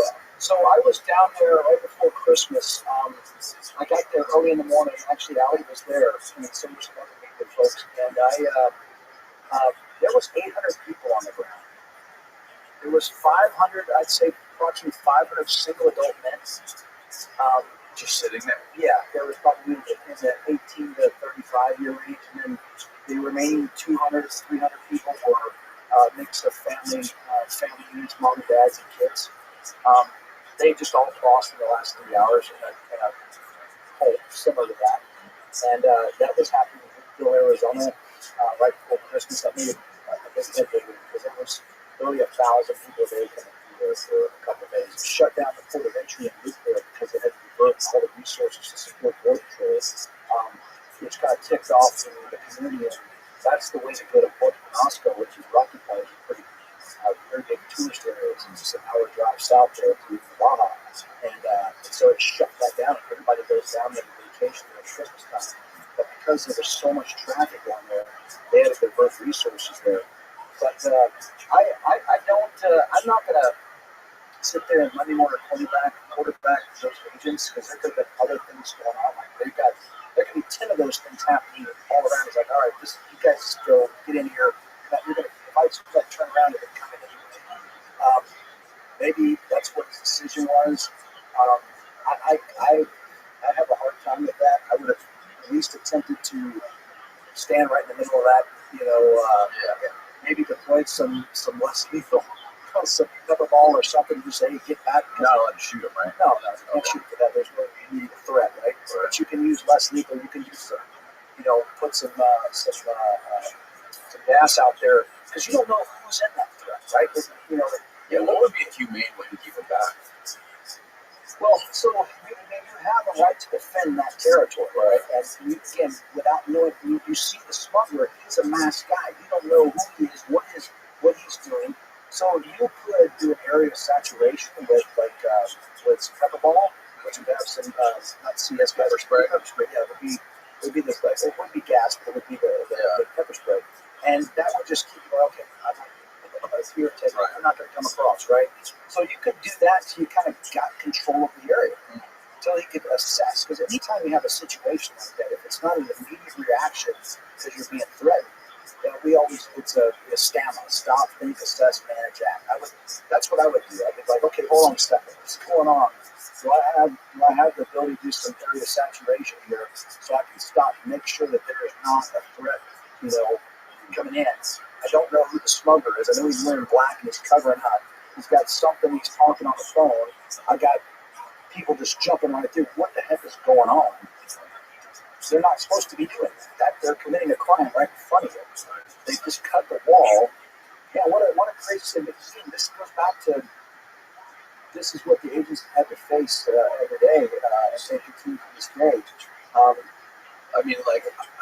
like what Bobby Kennedy was saying about if he was president, he would make the passports free and accessible to people who can't afford them, right? Because I know what it's like to get a passport. I've never gone through immigration, but I know it's like to get a passport. I've had my passport renewed 3 times. Every time I have to my kids, it's a pain in the ass. It's time consuming. You got to take time out of your day to drive to the post office or the passport office, and it's not easy. And I can read. Right? I'm somewhat educated.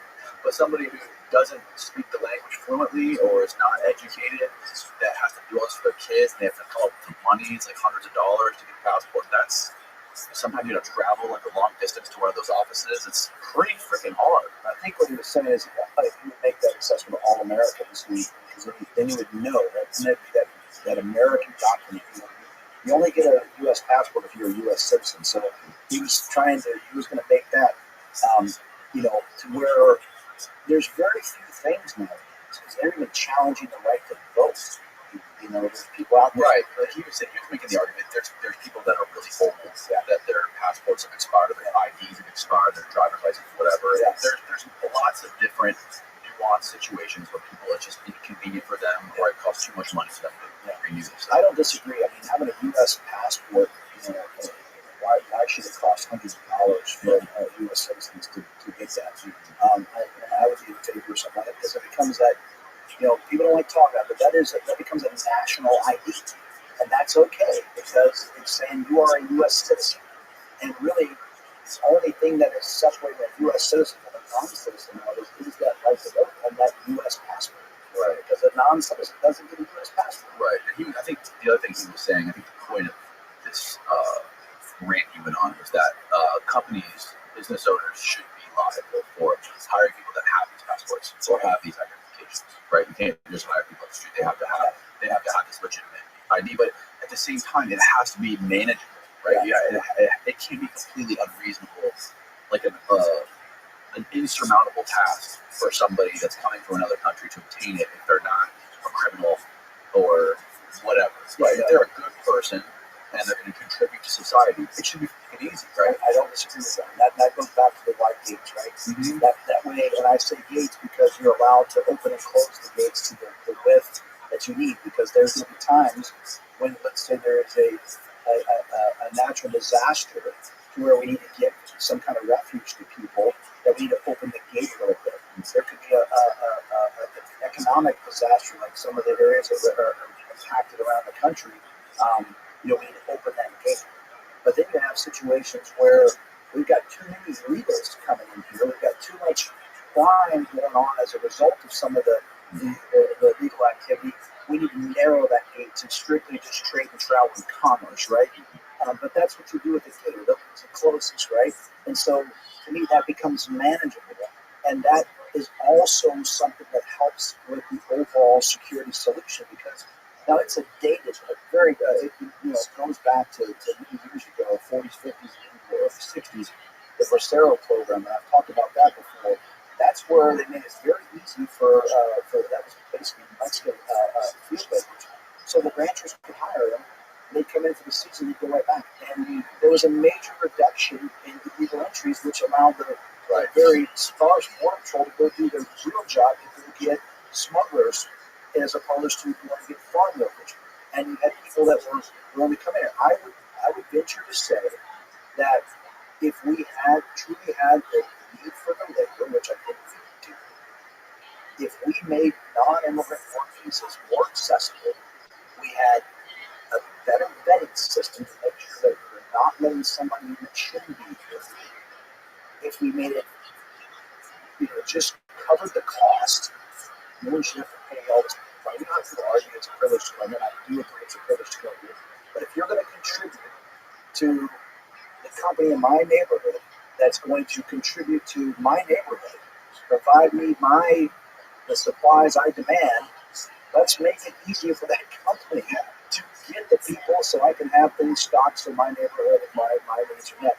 I think that, again, we should start with here at home, but if our workforce is not willing to step up or not able to step up for whatever reason to fill those gaps, why should we make it almost incentivize the underground world? Let's expose it, let's tighten it up, let's make it more accessible. And I know that there'll be a direct correlation to mitigating our vulnerabilities on the border if our agents are not having to deal with these mass give-ups, people trying to use loopholes, people trying to game the system to get over here. We can go back out there and do the job that we intended to do at the secure border. I think that there's that piece gets so conflated with immigration and border security that's why nothing gets done. It just becomes a quagmire because Washington is not about solutions. Washington's about trade-offs. And when you create that environment to say, I go back to Obama, I want comprehensive immigration reform, Republicans tell you want border security. So instead of saying, okay, well, let's secure the border, and we're all in, 100%, left and right, down the middle, all in, secure the border. That's done. Now we're all in. Let's work on a viable immigration reform system that makes it right for the people in this country and the people around the world that we live in. But when you turn around and make it, you throw it together, because, well, I'm going to give you 100 miles of wall.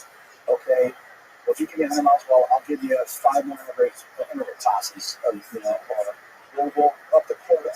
Okay, well, if I give you 500 miles of wall, then it becomes trade-offs, right? Not solutions, and that's politics. And you know who suffers? We the people. And the ones that suffer the most are the agents, the border communities, and the migrants themselves, because they're caught in this vortex that becomes, hey, I'm gonna try to make my way to the United States for a better life. Well, I can't do it on my own, so I'm gonna hire a smuggler so they can help me facilitate that. I'll pay the cost, whether it's real or perceived or actual cost or some kind of payment plan. Oh, meanwhile, I thought I was paying a smuggler. Now I'm caught up in this trafficking world, and now I can't get out, and bad things can happen. I had a dude on this podcast a few months ago. He I think he was actually born in San Diego, but his whole family lived in Tijuana. Yeah. And his mom actually has a job in San Diego where every day she's allowed to cross the border. Her and all these Mexican national, or these people who live in Mexico and Tijuana, they all just like get in a big line and they all walk through the border because they all work in like service industry. Like his mom, I think, was a maid at a hotel. And some of them, the cartels get to some of them, and they get those people to smuggle drugs.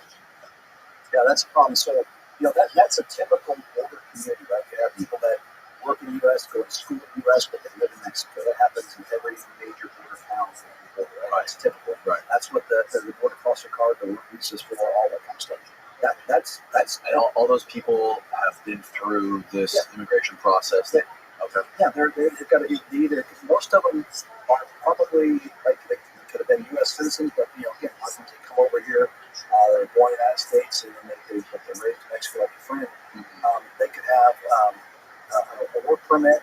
They could be resident aliens, but they live in Mexico. But there is a process. There's farm workers. There's all sorts of visas and requirements that they met, right? Because they're coming through the port of entry. They're coming into the front door. They're being scanned in and brought in every day. But to your point, the cartels get over it. And they say, we see you come in now every day. You know what? And then this becomes human exploitation. And, not to get graphic, but they'll turn around, they'll basically say, well, you know what? I've got your sister, and I know where she lives, I know where she goes to school.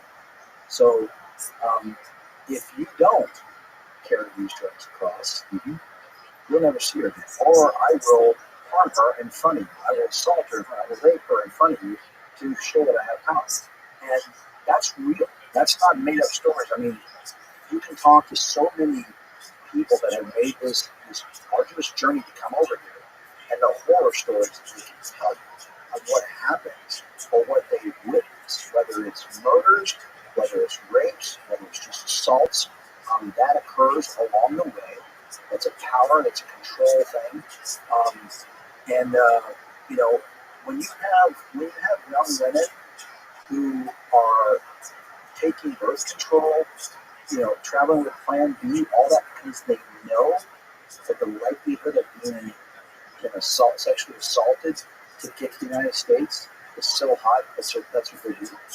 I mean, is that the right way to have is that for real? That's for real. That's 100%. And you can talk to any non-government organization, talk to anybody that's gone through these journeys and what they've seen, what they'll tell you. The women are carrying Plan B and birth control because they know that they are likely to get there.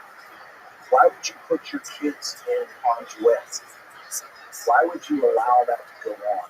And that's what frustrates me when you hear politicians say, oh, it's a humanitarian crisis. You're damn right it is, because these policies, and you're allowing this exploitation because you won't secure the border, you won't address the lawful and efficient means of bringing people into the country for the right reasons. So you're giving these people this false sense of this American dream, so they put themselves in harm's way. I've got some friends that have done a lot of research and experts in all that. And something that no one talks about that's ongoing is even organ harvesting is going on. And these same groups, people will realize that, hey, $5, I need a kidney. Well, I need a kidney of a young person. And all of a sudden, this person is disappearing. This stuff goes on. This is the embellishment, hyperbole. This is the stuff that happens. And this is what is a profit-making business that people are being exploited. That's why you have to send a very clear but kind message that there is only one way to come to the United States, and that's the lawful way, through the lawful channels, not through a smuggling organization, not through some guy you met online. That you go to the State Department, you go to your consul, and while we do have a nurturing heart as a country, we are that beacon of hope where immigration is something that has sustained us and should sustain us. So we got to do it the right way. And that's where I get very frustrated. Having seen it, play out in the political world, having seen it, for whatever reason, cause great harm to this country by creating vulnerabilities at our border, that they can't get this right. Why are we having a system in place to where we are allowing people to be put into the arms of unscrupulous smugglers and trafficking networks and things like that. That I get it. I would do whatever it takes to take care of my family, but I am not going to willingly put them in the arms of a trafficker that's going to exploit them if there is another way to do it. I think that's another way to do it is to get our system right. It's a very clear message. I'd rather wait a few more years in squalor if that was the case to make my journey than to put my wife or children in the way. And that's happened. It's real. What is the sentiment on the ground with the Border Patrol agents that you spent your time with, where the different places you were? What is their attitude towards are they into politics? What do they think about politics? Are they all frustrated? And I assume there's got to be some level of empathy when you're dealing with mothers and children that are coming to the border, or maybe not. Or do you just build up this callousness after doing this for years and dealing with hundreds of thousands of people? Yeah, it's all of the above. So we didn't really want to be in the politics of it. It just kind of became part of it. And we saw, and I guess it was kind of a roll of the dice with the. Of course, I was in leadership positions, went to management, so I was not part of our youth and actually got involved in politics under then candidate Trump. And they rolled the dice and won because they got what they wanted. They wanted that border security support from the President of the United States, and they got it. But that put a lot of things, put us on the spotlight. Then we became a political football for people. Exactly. So that's what I'm saying. That must be frustrating to be God on the ground, spending your time every day dealing with these people in real life, and then you just see people using it as an optics. Oh yeah, you couldn't. When I was in El Paso under President Trump, especially these last 2 years, I couldn't turn around without tripping over a Democratic congressional delegation that to come do oversight investigations and see things firsthand. Funny how I didn't have a single Democrat delegation come in the Biden when I was in that. But we got thrust into the politics. Now it was my job as a deputy chief and a chief to deal with it. That was my job. But they're also humans, those agents, right? So they see all this. They understand the impacts when corporations get reduced because the House controls the purse strings and they didn't like what the president did, so they respond to make a big noise. That was a problem. They see it firsthand, and I will tell you this: anybody in law enforcement, anybody that wears that badge, if you don't have the heart, you're doing this to save lives. You're doing it to protect people. There's always going to be the bad apple somewhere in the bunch, but everybody I have is professional. They really care about people. It would be, you would get jaded, you would get callous, but then you'd see that 2-year-old that was left in the desert with nothing but a safety pin that says, call my grandma at this number, and they kind of reset you with, man, what the hell is going on, right? So you'd see that. That's a common practice. You would see that all the time. They take off that badge, and right under the badge is their heart. So I have no doubt that the men who control any law enforcement is dealing with some of this type of crisis. They're in it for the right reasons, but it does take a toll on them. And especially when you see what happened, when you were just like, man, this was great, and all of a sudden it's taken away from us. We're dealing with all these numbers, and we're kind of doing our job with one hand tied behind our back. And it's so difficult, so frustrating that the morale was just at an all-time low. Look, even as the sector chief, my morale was low. Like, how do I go in there and go to a station, visit the command and the muster where all the agents are for your assignment, and try to motivate them when this is bad, man. There's not going to be a change. So you do the best you can. What we did is we actually started investing in some resiliency programs, health programs, because we noticed we had, for it's a fact, there was 14 suicides by road trips in 2022. I had actually one permanent staff member that worked for me take his own life, and we had some of the detail him from the visiting sector that took his own life all in a 6-month period because I'm not saying it was the border crisis that did that, but not feeling like you have a purpose and a mission or you feel that what you're doing is of no value, you add that to whatever else is going on in your life, whether it's personal, financial, emotional, physical, whatever. If you've got a bad home life, if you come to work and you're like, all I got to do is process and people let it go, or know people getting away, I got to say that contributed to it. So the morale is still, they're still very frustrated. I think there's talking to, I still have a very good relationship with a lot of colleagues and agents, and I think they feel like, out of the three presidential candidates right now, at least at the top, obviously President Biden and President Trump, and we got Bobby Kennedy, who's making an impact. They know 2 out of the 3 have said border security is a priority for them. So I think there's a level of hope, like, hey, if this administration is no longer in charge, we're going to at least get back to where we were, and that's what's right for us. It's right for America, and I just know that. They really hope that there is a regime change come November. Because How did you meet Bobby Kennedy? yeah, so that's a great question. I was reached out by the campaign last year.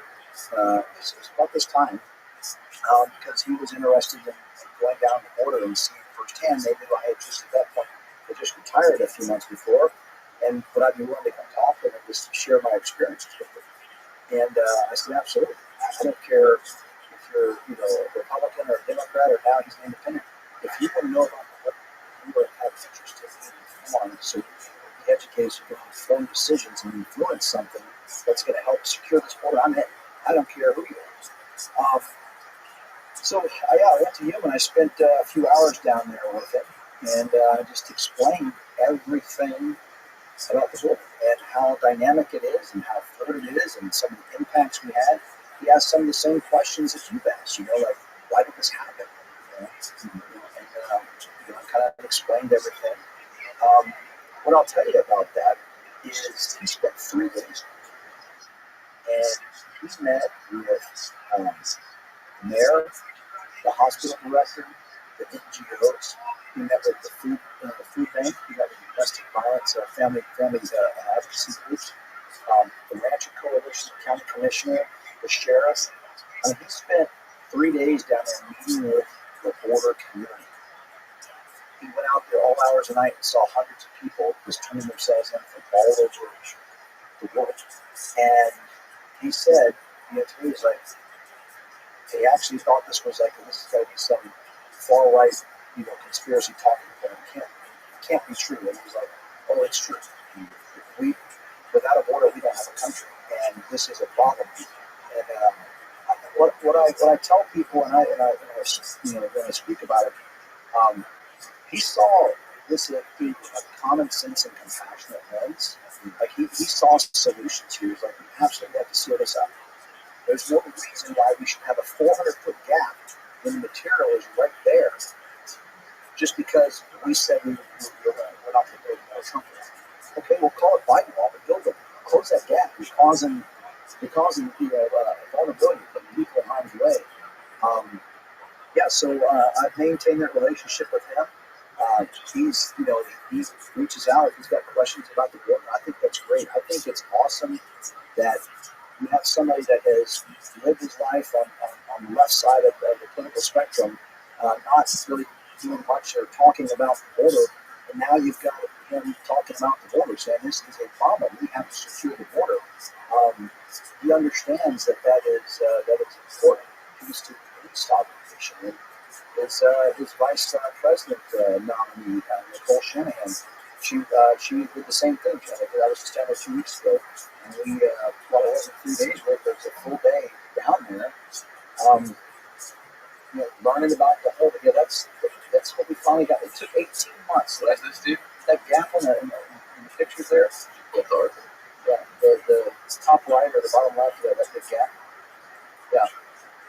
So it took 18 months for this administration to approve closing that gap.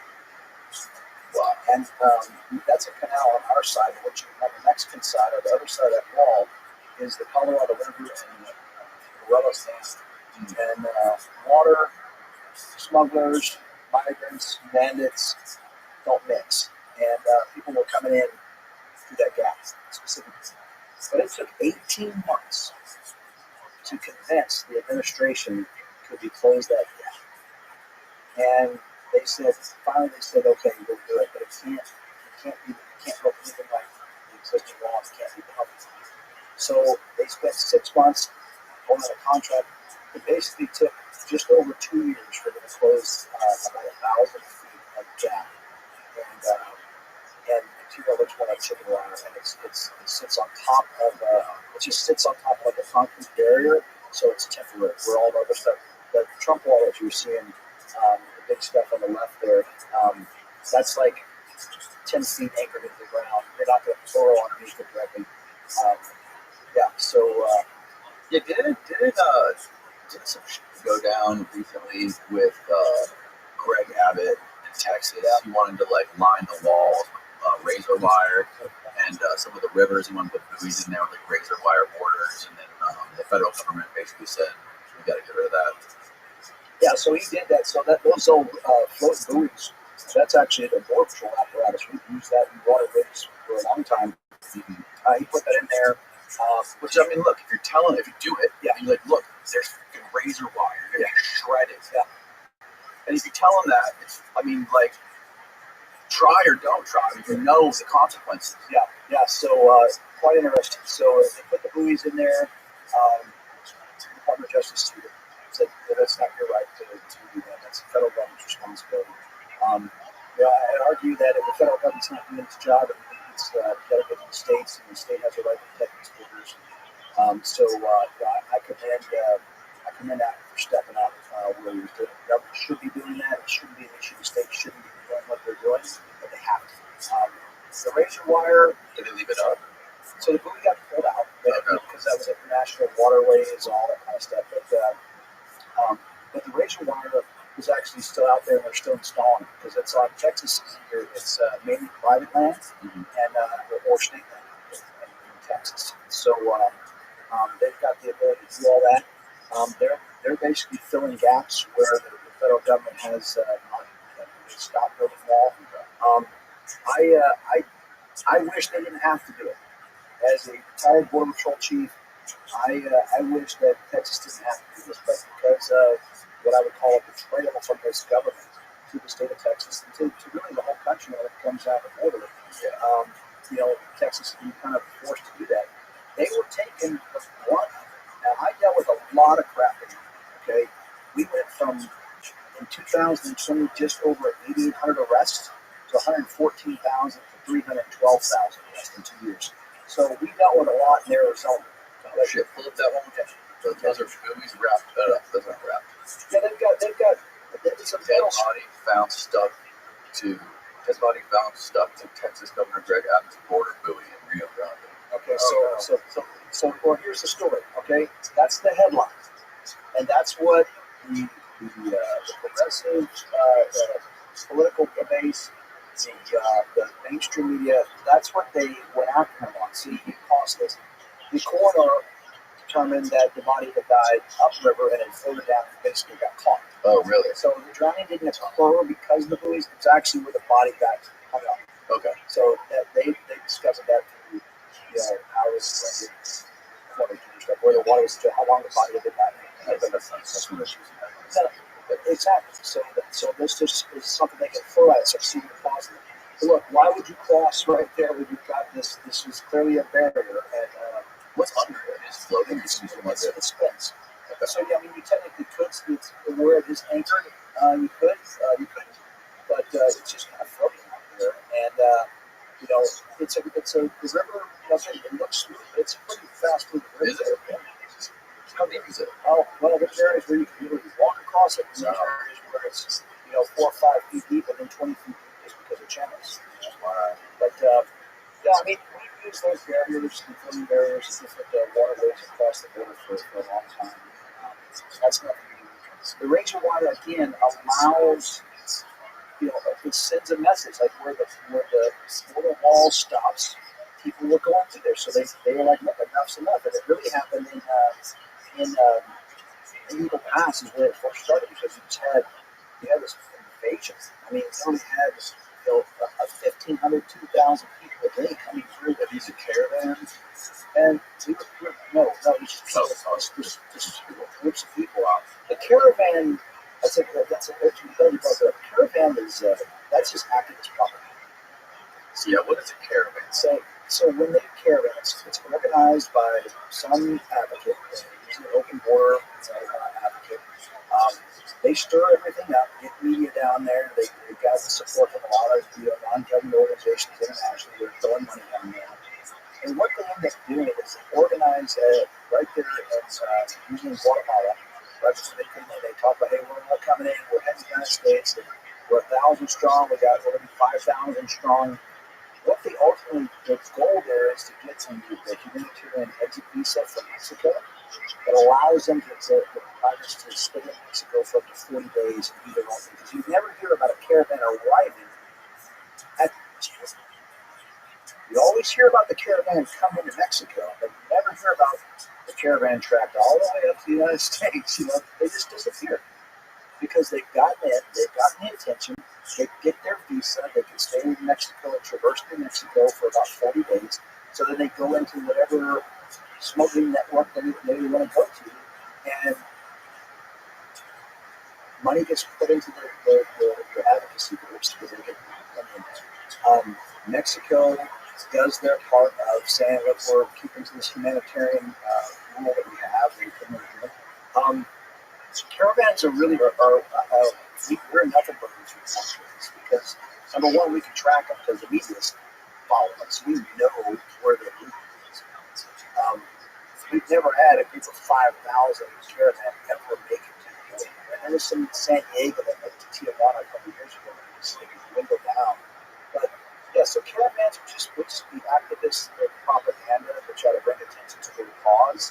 And do you know what Mexico's border policy is on their southern borders? So they have their constitution basically prohibits criminalization of migration. So they basically have an open border.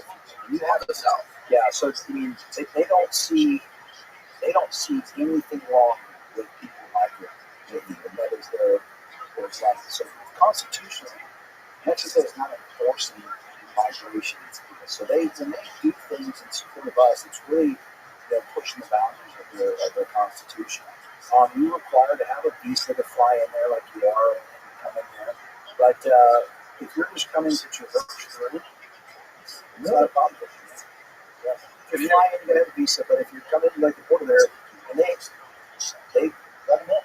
Have you ever had a conversation with any other border patrol agencies or border patrol agents of any other countries? Yeah, we work directly with Mexico for sure. They created their national guard with suppression of President Trump to shut some things down.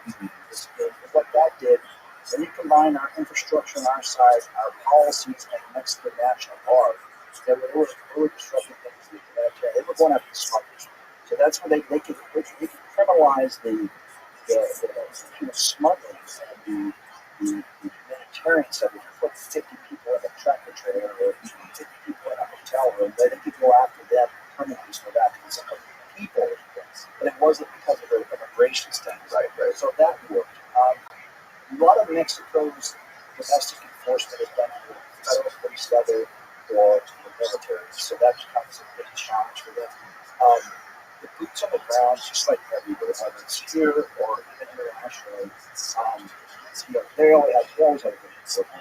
I never had a problem with any of my counterparts in Mexico. But I will tell you this, that when there is intestinal fortitude in Washington, it resonates in Mexico. If there is no will in Washington, Mexico's like, sorry, I can literally tell you stories. It's a true story.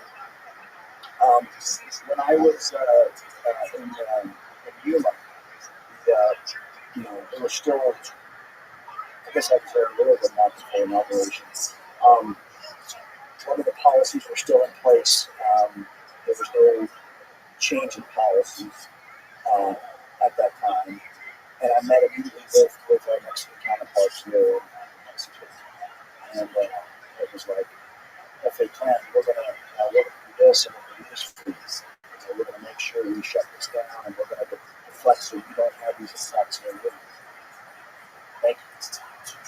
Fast forward about 6 months later after the new administration, everybody's in place and all the changes have been made. Same meeting, this time in Tijuana, because we would do things regionally. And it would be, F.A. Clam, good to see you. Have some coffee. I wish there was stuff we could do for them. There was no pressure from them. I could take it even further when I was the deputy chief in El Paso and even the acting chief there in Mexico City having meetings. And this was under President Trump. They were literally they'd be in Mexico, moving assets to help things at the border. That same meeting happened when I was chief of HEMA with a lot of the same people, and it was that same type of response. Sorry, we really wish we had, because there was no diplomatic pressure from Washington to stop it. Right. Where under President Trump, he was like, that's the, I think, where he was like, Mexico's going to pay for it. You know, I don't think we'd ever expected checks written from Salvador to Trump. It was, you're going to help us. This is a shared border. We're going to secure it together. And that's another thing. And I think, even Bobby Kennedy mentioned that. Like, Mexico has a stake in this claim, too.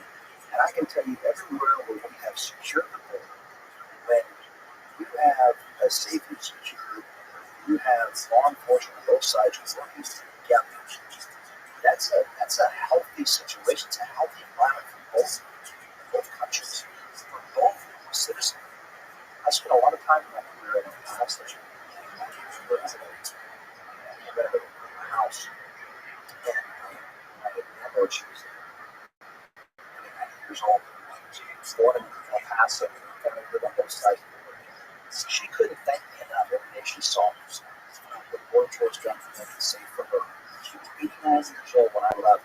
Every week, she and her sisters would go to church and go to lunch bars and come back. She's like, there was times when we couldn't do that because it was so dangerous. But y'all came in here and built that wall. She said, oh, I love that wall. It keeps us safe. But this is an 89-year-old person who's born in El Paso, lived her whole life, saying how important, family on both sides of the how important that is. I say that because that's what a lot of people don't want to believe. They don't want to believe that, hey, if you build that wall, if you have the technology, you have good, strong law enforcement, that makes it safe and healthy if we can go back and forth and trade, travel, and tourism, all that plays out. Why wouldn't you want that? So just gets shifted around. I mean, like, I wonder what other countries are doing. Because I know, for example, Australia has a very, very strict immigration policy, and they have very strict border control.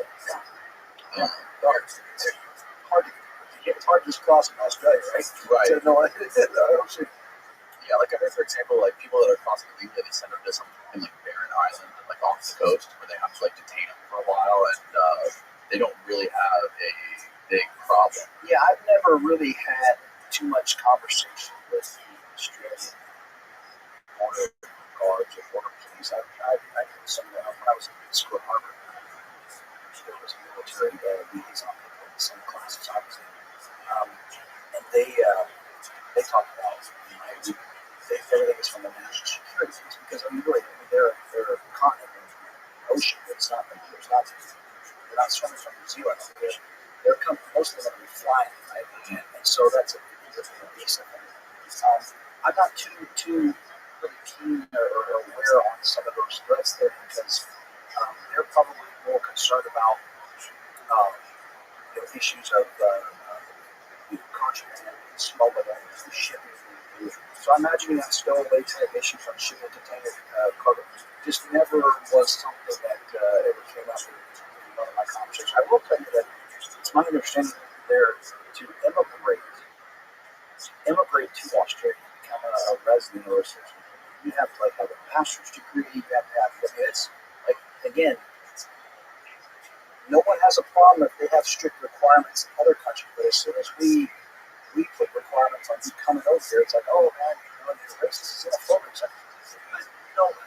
other countries. Mexico's got very strict immigration policies. If you want to be a landowner or to buy things, you have to my understanding is you have to prove you have the income and the wealth and stuff. If you want to buy a property, it's a lot of challenges. And I mean, again, We don't have that here. no.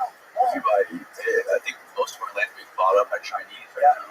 Well, that's again, I don't ever like to I mean, that's a fact, first of all, that there's a lot of land buying by country China.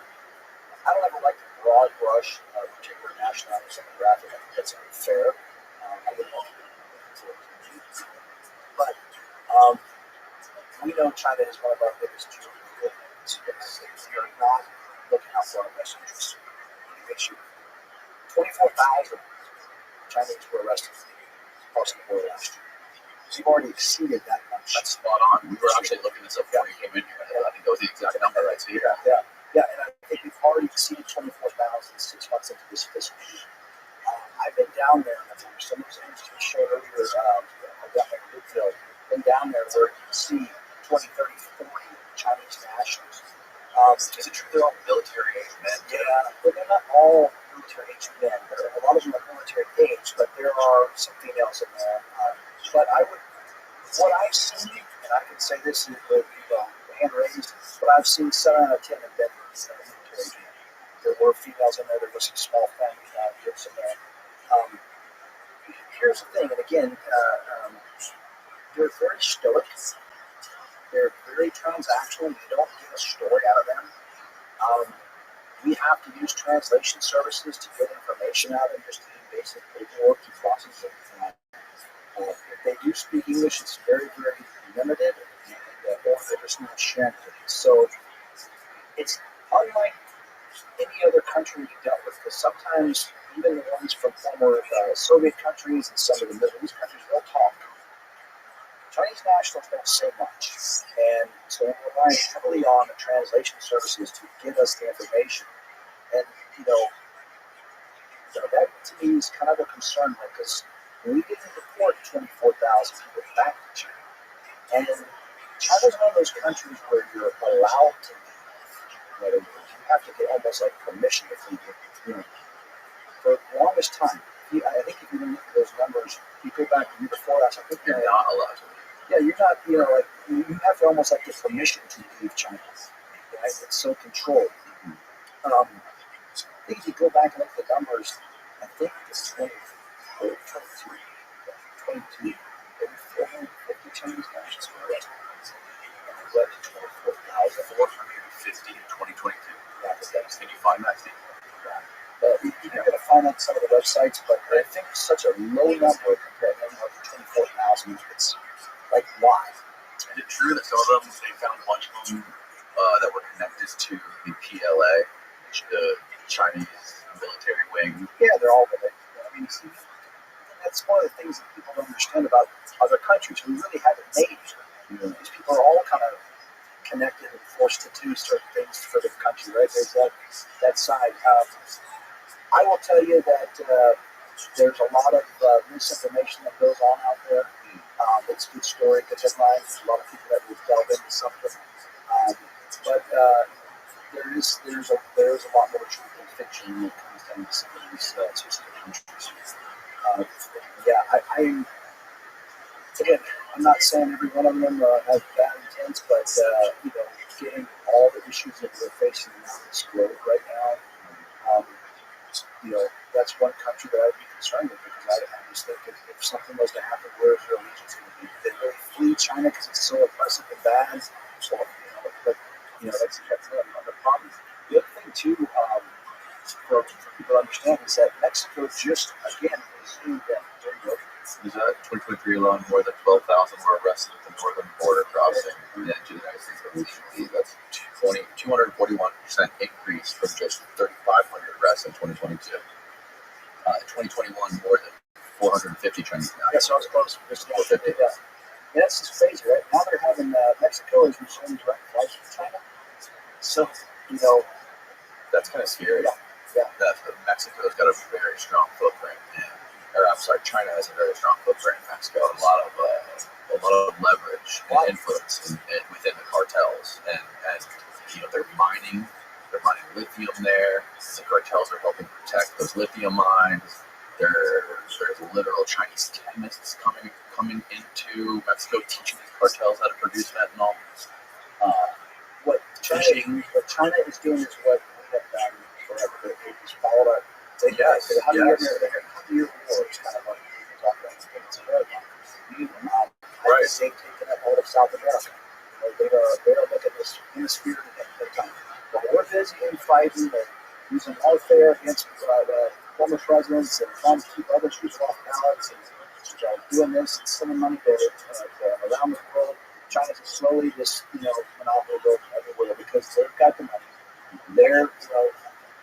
They're back in Africa helping build nations out there. They're, to your point, they're working directly with the government of Mexico, Central America, South America. I don't know about Central America, South America. The fentanyl is flying in or coming in from China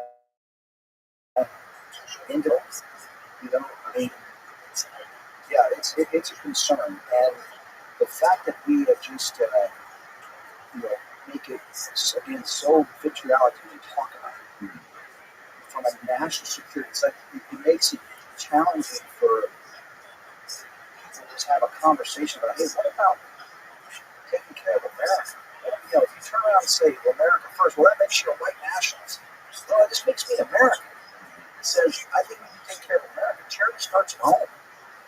When we no longer have homeless veterans and hungry veterans and homeless children and hungry children and fentanyl poisonings and things like that, and we're actually moved up in the ranks of education, then we can start worrying about everything else. But I do think it's we need time out to kind of clean up our own mess and start to secure the border and take it so we don't bring any more poison and problems to the country, and start working and cleaning up our own situation.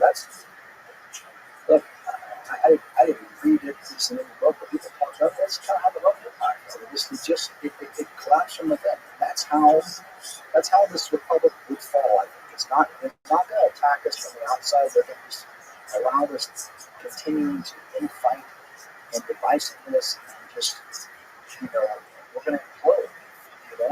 Yeah, it makes me wonder when you see so many foreign nationals coming from in the southern border, especially like Chinese. So the Chinese are going into Mexico and then coming across the southern border. Well, already the northern border too, right?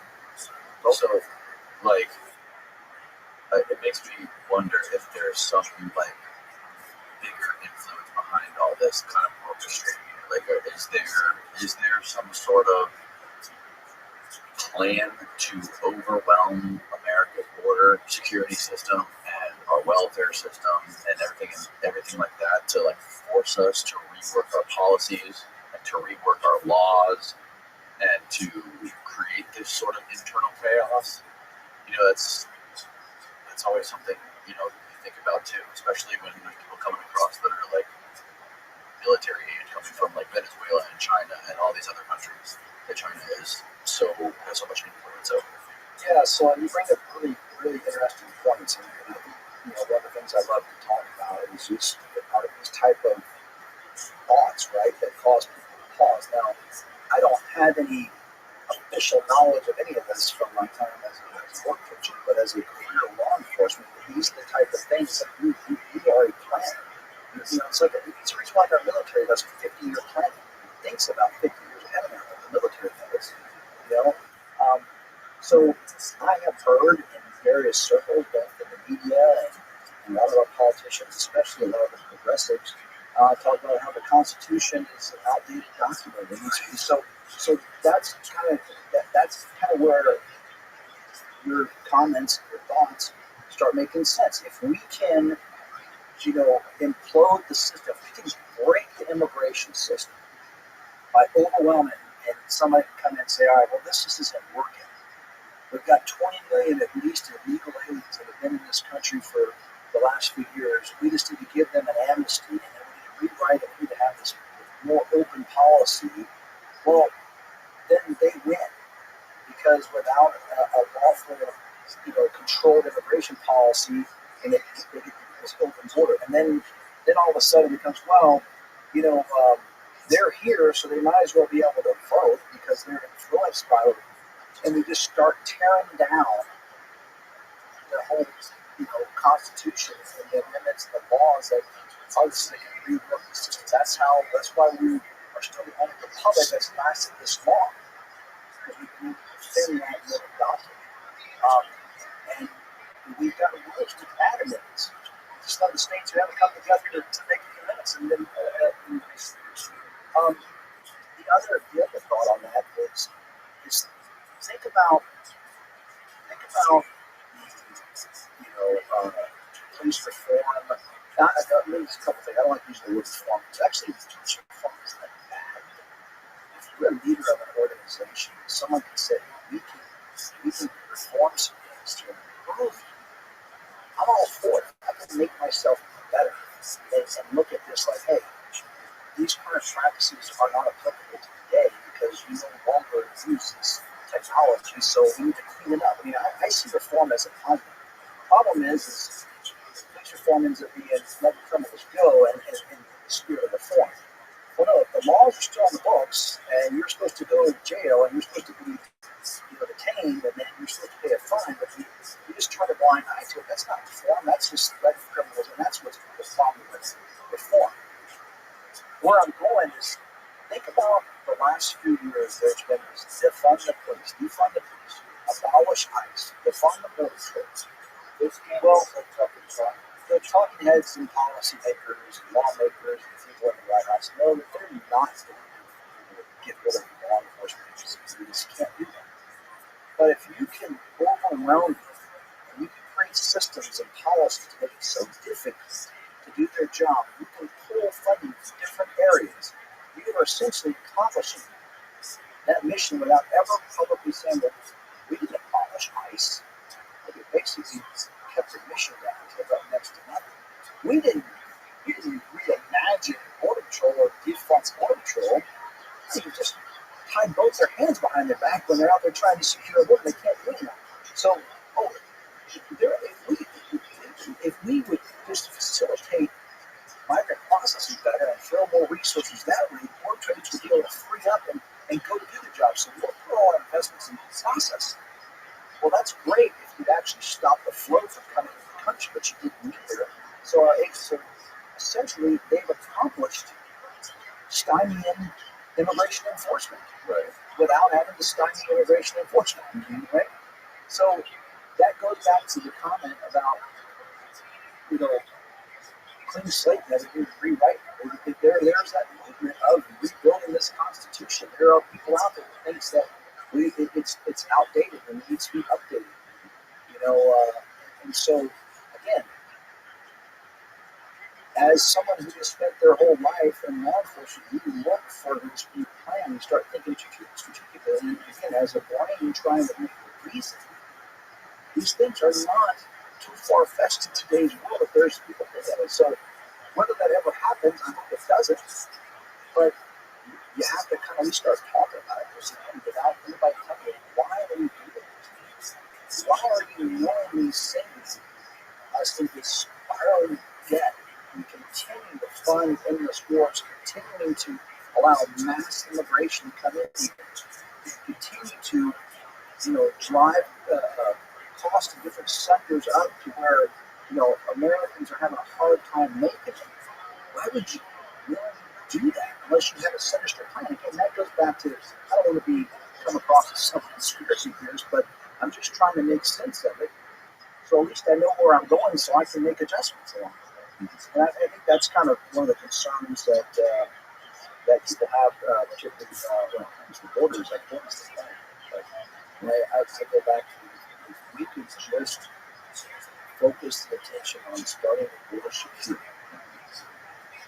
shore up the gaps with technology, and then address the blind needs piece. I think we'd be in a better place there. A good start there. Then again, that's just my wheelhouse, right? I know that probably every audience listeners would say, well, what about this one? Well, hey, talk about that. I'm talking about how it impacts us. That is one of those areas where it's absolutely from the national security perspective. You have to start with security. You have to get the resources there.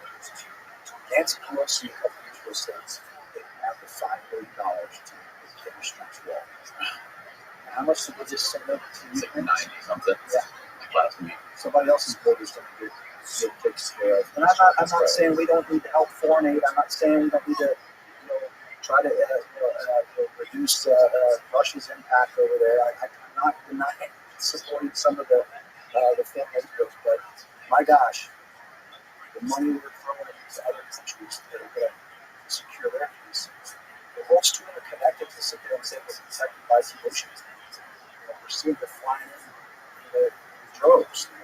We've got to think about secure that border and that give us some more opportunities for other things. Yeah, it really makes no sense the amount of money that we're spending to secure other countries' borders that are on the opposite side of the world, but not spending a dime on how much money. You know how much money is given to secure the southern border every year? Like a budget, yearly budget that's given. You know how much that is. Oh, so they've kind of changed that. We used to own it when they broke it down. Like we had CBP had an $8 billion budget. That's Customs and Border Protection. That's a full transparent agency. We had like 2.1 billion of it. That when I was really all those budget numbers. In Yuma, I had a $11 billion budget at one point. But infrastructure programs, those were carried out of the large parent budget. So what ends up happening, it's a shell game by Congress and a shell game by the executive branch too. So we'll have an operating budget of $8 billion and war funds, $3.2 billion, if I'm not mistaken, is what we had a year or so ago from Border Patrol. That was for non-discretionary stuff or discretionary, which is that's like you got to pay the lights and the gas and all that kind of stuff. Right. Very limited in operations. The actual infrastructure is those are usually done as supplementals and different appropriations based on the department's requirements. Don't know what that was, but I know that it was like $5.3 billion is what Trump spent on 571 miles of wall. And then there's multiple, technology system packages and things like that. So I mean, it's costly. Don't get me wrong, but they're dropping their buck for it. Yeah. And again, I just look at like the $100 million we just sent over to sign off on. I'm like, what could that secure our border, help with education, help with the homeless, help with the fentanyl and addiction recovery issues, and then save a little bit for Ukraine, Israel, Taiwan. I'm okay with that. But charity starts at home, and we've got enough problems here. I mean, I'm married to a lifelong educator, so education is very important. She's a special education learner, so it's even our most vulnerable. And we're just failing there miserably as well. While teacher salaries are down, education, just there is so much we can do here, and I just think that's where we've really got to get our priorities right as we move forward. This current trend line is not comfortable down the road. Again, I don't want Chinese aggression in Thailand. I don't want what's going on in Israel to continue. I don't want Russia to advance into parts of the night. None of us do, right? But at the same time, I also don't want us to employ from within what if these evil forces are behind this stuff? What if China is purposely they're all, if half of them are going to end up being, notified when they're going to act? I mean, that's kind of how like the traditional, sleeper cells. Yeah. I mean, it's not a make believe story. These people they're born and raised into hating infidels. So I mean, at some point, we have to accept that is a possibility. Could it happen? Yeah. Is it likely to happen? Probably not. But we can't rule it out. We can't not have the conversation. I don't think we need widespread panic. I think we need to tell everybody, oh my gosh, something's going to happen. But I also want people to have a level of awareness. Who would have thought? I saw this morning when there's like 6-7 major universities were having complete chaos, pro-Hamas, pro-Palestine. Oh yeah. What the hell? I mean, that to me is like this. I mean, protest has been around since this country was founded. Founded this country in protest. what we're seeing now, you combine that with this They've been infiltrated by intelligence since at least the 60s. yeah, so you think about it. And we really need to kind of put the brakes on, and say, hey, we're going to get our act together. Again, where my laser focus has been is the vulnerabilities that have been created over the last few years at our building, and the numbers don't lie. There's got to be an end. If there's 24,000 Chinese names, let's say all 24,000 has no chance. So I make a good chance that some of those 1.8 million getaways may have something to have that. Right? I mean, just the statistics are, the likelihood is there. My buddy, the guy I was telling you about earlier, Luis, he was explaining to me, he just recently published a story where he had a couple sources within the Mexican military and within one of the cartels, I think it was the East Coast Generation cartel, where the higher ups in the Mexican military they have this software that I believe they got from Israel. It's called the Titan software, and essentially what it is it's a software that the police and the military have in Mexico, where they can type in someone's name, their social security number, their phone number, their address, and they can essentially hack into their phones, and they can geo-track them anywhere, wherever their phone is. They can pinpoint wherever it's on a map. They can look through their recent texts, their recent calls, all this stuff. And my buddy Luis, they sell licenses to the military, to their military and to law enforcement. And Luis was like, I gotta see if this really works. So he got the source that had been sold or licensed to this technology. And he got the phone number, got the software, whatever. He tried tracking my buddies, called his buddies who was in Arizona or something, back to the States. Typed in his phone number, literally got into the guy's phone. So it legitimately works. Like they can just get anybody's name or phone number, figure out where they are, and the Mexican military is selling it to them to make money. Not only that, but they're also selling weapons. They're selling to them like guns and drones, all kinds of crazy stuff. So these cartels are like essentially like a black ops military in Mexico. Like it's insane, and that combined with the intelligence they got now from being sold the licenses to these crazy software programs is terrifying. Yeah, no, this is real stuff. I mean, this is, and that's why we have concerns with our own intelligence agencies and how they have been operating over the last few years. And working with the cartels. Yeah, because they're not supposed to do anything domestically, so they do everything outside the United States. Yeah, I have no doubt about that. That's why it's important. I look at, we don't ignore when they talk about redoing FISA. That we don't ignore when they have acts about, Fourth Amendment issues. Of course, Verizon can do the same thing because it's their phone, right? They're going to go, but what they can do with that. See, there's products out there that I think that should be restricted, and then there's things that we should be able to use, right? Like I don't want someone should not be in trouble for browser history, right? But if you're going to extort somebody or exploit somebody, because extortion's a real thing. If you're advocating violence online against somebody, that information needs to be shared, and we need to get that out there. We need to stop that. But your browser history, or the number of likes you clicked on, that should be protected.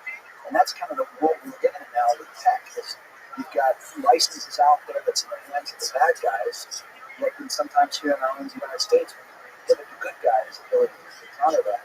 So I mean, it's a conversation, a question that needs to happen. How do we, for years, I spent my career going against what I would say a conventional adversary. There was a line of demarcation. That was the border, right? But somebody's going to cross it. But over time, the adversary has become unconventional. And it's been the advent of technology, social media, our cell phones or our smartphones, and So we've got to look at it. It's one of the things I'm doing in many projects I'm involved in with AI company. You know, the massive billions the companies made of Overwatch is our program. We target online human trafficking and sexual exploitation. How do they communicate online? You'd be surprised. I mean, some of these, it's kind of like high-level catfishing. You know, a lot of emojis. There's clear web, there's dark web. There's, you know, they start chatting with people and then they DM me and all this kind of stuff. But and that's on like the human trafficking, the sex trafficking piece. They do this every day in the smuggling network for the human species smuggling. I mean, in Arizona, Tucson, the area where I live, it is not uncommon for someone to put out something on a social media platform, and you know, hey, you want to get $1,000, you know, DM, and they send a digital message, and they get an SUV, you get a pin drop, you get 1,000 ahead, and if you see Border Patrol or law enforcement, don't stop over to Phoenix, DM me again, I'll tell you where to go.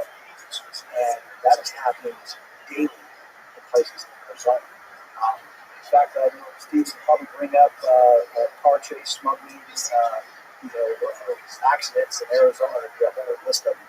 Wow. That's happening where innocent lives are being lost because smugglers, these teenage smugglers, are taking mom and dad's SUV, driving from Phoenix, Tucson down to the border, overloading it, and then driving 100 miles an hour. And there's one just from last year. But they'll actually, yeah, That's fucking yeah. So there's other ones like this coaches camp that's one of the business areas too. Where they're just these are kids, and 15, 16-year-olds, 16, 17 driving cars that they're not familiar driving with, overloaded mom's SUV, and taking a slow curve at 100 miles an hour, and you're going to lose it. And here's the other thing. So let's say they're successful. I mean, this is some of the bad things out there. You probably could keep coaches playing something. So they're successful. They get down to Naco, Arizona. They pick up 7 people. They head out to, they make it to Phoenix. They do the pin drop. The guy meets them in the parking lot and says, "You did good. I'm not going to pay you, but I want you to just keep them on if you're going to accomplish." And then, somebody who got his mouth and said, "Hey, well, I thought you were going to pay me." He's like, I know the car you drive. It's your mom's car, right? I got the driver's, I got the license plate. I think you guys have this. I mean, so now he has brought him into the traffic because he has basically said, "I'm not paying you. You're going to just get from me. And if you decide to call the cops, I know this is your mom's car. I got the driver's license. I'm going to figure out. I know we're going to find out where it is, but I've got you on this." So now you just put them in there. And, so some of the bigger events that we unfortunately haven't had as many fatalities lately, but it's probably the common one just from 2 years of action. Service that was I mean, these are all being recruited on online apps. And so, and not only are they doing that, but that's also how a lot of people are getting poisoned by fentanyl because they're ordering, what they think are Percocets or something online. And there was something recently, DEA said that 7 out of 10 pills that are not purchased from the U.S. pharmacy have drug effects in the fentanyl. Right. And all the stuff that comes in, and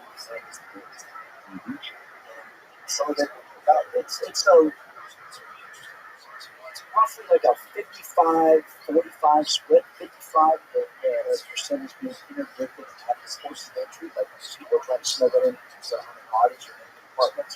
The other is being bought between the ports by the road patrol or by the highway patrol and things like that. But that's how we're catching it. And so it's good that we're catching it, but I also, like I mentioned, that 1.2 million database, how many of those may have been smuggled into hard bodies? Right. And you don't see really just see marijuana being smoked in New York that's legalized in state like Arizona is state legalized. So I heard they also just like converted a bunch of their pot growing fields into like poppy fields. yep, that's true. That's true. Because they're able to make other things. And again, all the clandestine labs are, and that's the thing, right? They use a kind of scary thing for a lot of. I've always concerned with it.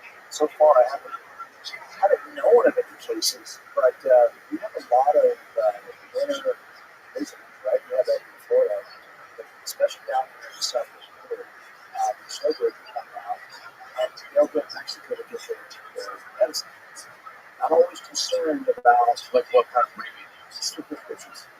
They just go down to. It's cheaper for them to go to, Alabama to Mexico to get it than it would be in Europe.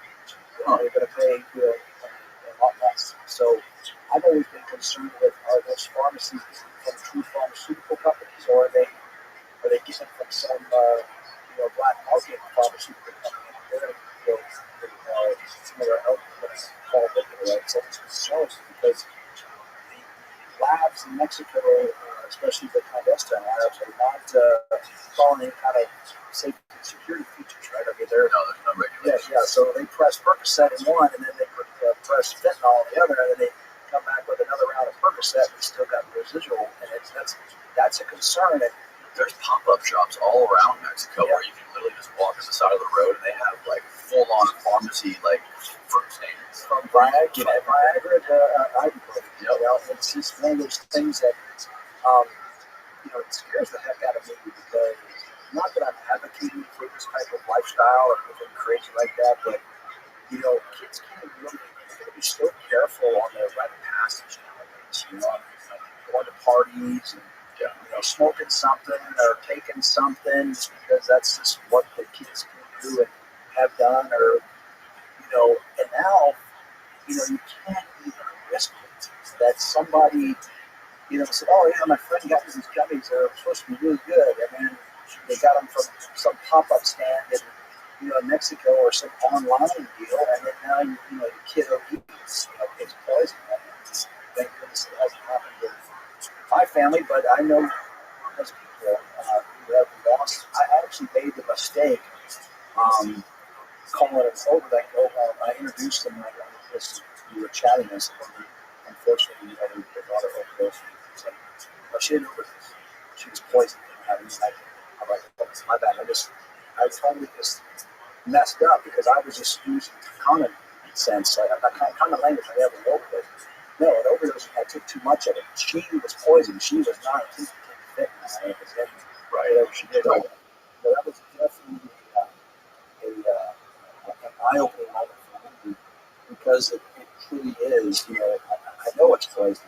I know all that, and it just really hit home when I was the dad, and I'm glad he corrected it because an overdose is something that could be considered intentional. What it should be, right? And that's the problem. That kind of goes back to all this stuff. We've gotta focus on keeping it from the beginning. Right? We got to secure our borders, secure our there's efforts out there. I know that was there's bills that have been out there. You have the Senate bill recently with the administration has been pushing, but that was not a border security bill. That was an immigration facilitation bill. There was very little. There was some push for some technology in that bill to help process migrants faster. There was some counter narcotic technology that's out there. They can still use that. They tried to hijack it in that bill. The only thing that I saw in it that was truly positive was an increase in the detention space. But that was to bring up to 50,000 a day, an average daily population of ICE detention. That's what we started with in this administration. We reduced to half. Now they're at 25,000 a day. Yeah. And then, but the House bill was all about border security. And sure enough, they sat there, and the first four bullets of that were finish the wall construction, consider asking technology. Yeah. Was put the migrant protection protocol in place and then increased border patrolling to 25,000. I think that was the first four chapters in that bill. That all you hear is like Why didn't it pass the Senate? Because that was a bill based on conflating immigration with security, and the House bill was mainly focused on border security. And there was some more immigration judges in that. But that's how I would challenge. I would challenge Congress right now. Is I would tell them, and I did tell them. I was on the Hill last week, speaking to a governance group. Do a standalone border security bill. Just talk to just talk to DHS and specifically Customs and Border Protection leaders and Border Patrol leaders to say, what is it you need now? What, give me that, and let's put that in the bill. Let's not talk about visa quotas. Let's not talk about, administrative immigration judges. Let's talk about what is it you need to secure the border and what policies back it. Let's put that up there, and let's see who votes for securing the border for America versus, let's do the trade-offs. No, a standalone border security bill specifically talking about the physical needs to secure requirements backed by the appropriate policies to support those agents and requirements. Let's put that bill in standalone. Let's see who stands up for securing America. And when that passes, then say, okay, we're going to get that. Now let's talk about how do we clean up this system? How do we increase immigration, lawful immigration, while reducing the opportunities for exploitation of immigration? How do we right-size the ones that have been here? Who do we allow to stay? Who do we order removed? These are complex questions that require complex solutions, but you cannot muddy the waters by throwing in 5 miles of wall here and there with paroles and asylums. So that's where it gets, then it becomes emotional again. Same people that are arguing this had no problem putting a fence around the Capitol, right? To include razor wire.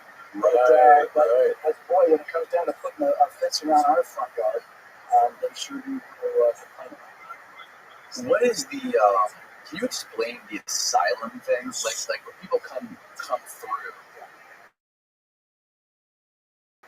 asking for asylum, some of them come through and they already have asylum from other countries and they're still coming here. What are the rules involving asylum? And maybe you can explain exactly what defines asylum. Yeah, I'll make it very clear. I'm not an asylum expert, right? Okay. But I have a little bit of knowledge on some of these things because, again, it didn't matter what you thought you had or what you wanted to claim. If you cross between the codes of entry, you were right or wrong. That's where my space was, right? Regardless of your intent, it didn't matter. You broke the law. You robbed the bank to pay for food, but now you robbed the bank. We'll deal with the consequences. But asylum, there's two types of asylum. There's an affirmative claim. That's where you are in your country. You're like, hey, this is not a good place. I am, and I'm always doing that. There's a couple of them that persecution for race, gender, sexual orientation, political affiliation, religion. It's those, right? That's like the main, very simple to our anti-discrimination laws. It's very. Like someone who's in Gaza right now wants these bombs, they can come here for asylum. So if you if you are playing, yes and no. Just because you're there and bad things are happening doesn't mean that would be more of a moral refuge and things like that. We're talking about what's happening before now. It's close. Okay. If you are a Christian, a Muslim country, and you're being stoned every place by rocks, maybe clear that. You can beat up anybody simply because you're a Christian. That is persecution, and you can request asylum because of a religious. Okay. All right. So let's think of it that way. So that would be where you apply to an affirmative claim. It's actually an application for asylum. It's $5.95. You can submit that to the American Consul, your embassy. You come to the United States. It's like, I've got a $5. I want to fill out a $5. Apply for asylum. Here's what's happening. Okay. There's the defensive claim. Okay. And that's where 99.9% of the people that work Charleston County are claiming asylum. What happens there? So again, you have the affirmative claim. Let me flesh that out a little bit further, how that works.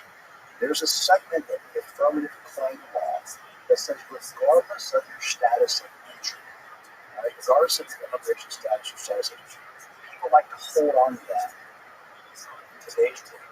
But the intent behind that was you're a Ukrainian student at the university, and your visa is good till June. You just finished the semester. It's May 25th, and you're like, okay, my visa expires. I don't have classes again until September. I'm going to go home to Ukraine. Well, you realize that there's war broken out. There is no home. You have no place to go. Russia has now advanced through your neighborhood. You have no contact with your family. It is now June 2nd. Your visa has expired. You are technically illegally in the United States. You are out of status. You go to the nearest immigration office, you go to the nearest consulate, you go to Ukraine embassy, whatever it is, and you say, hey, I need asylum. My neighborhood's gone. My family's gone. My visa's expired. So you can apply for asylum. Okay, that's all an affirmative claim, regardless of your status. Okay? Now, back to that 99.9% of what border patrols are counting. When we arrest somebody and the Bureau processes to get to removal procedures, we ask them, do you have fear of returning to your home country? There's only two answers, yes or no. If you say yes, then we would put you in for a credible fear screening. That's where they will use asylum. You can claim asylum because I have fear of returning, and they make a defensive claim. In other words, they've got to prove that they are not removable because they meet the merits of asylum. What that means, they have to say, I'm persecuted for X, Y, Z. I fled for X, Y, Z. They get those hearings, and that is a defensive claim. They're doing it on the back end. In other words, they didn't apply for asylum. Now, these people we can't say, oh, I'm eager for asylum. It's usually after the fact. Like, okay, you're going to be removed. You're going to go see, you're going to get deported unless you have fear. And if you have fear, then we can ask you these 5 questions, and if you say yes, then you're going to go and get an asylum hearing, which could be years down the road. Okay? So that's where that whole loophole is. So, all I have to say is yes. Now, what happens? And these people, unfortunately, are in terrible situations. But, if you are living in a neighborhood and you're getting a shakedown every week for ransom, and you're getting beat up, you're being threatened, being assaulted, that's not asylum. That's just sorry. I mean, that's a tough life, but that's not asylum. I know stories where, and I've heard this from an immigration attorney friend of mine, where he had clients that came from Central America. The mother was being extorted by the local gang, said, you got to pay me $40 a week. So I'm not going to pay you $40 a week. And they came back and said, well, not only are you going to pay us 40, you're going to pay us 80.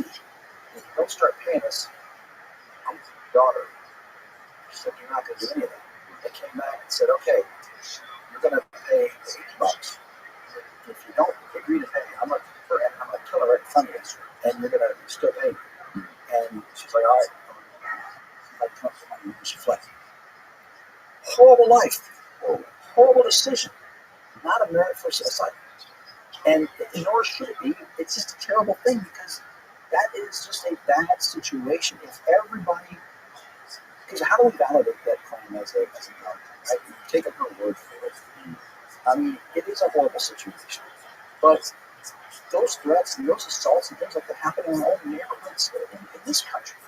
It's just a very difficult situation that this world has put everybody in, is that there's that evil out there that would ransom somebody's daughter in front of them to say, I'm going to put her in front of you, then I'm going to kill her. And if you don't pay it, I'm going to kill you afterwards. But you're going to see her die before this.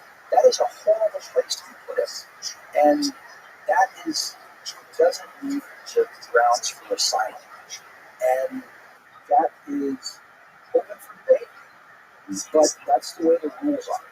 And I think it is going to open a Pandora's box to where is that line of what's horrible and what's tolerable.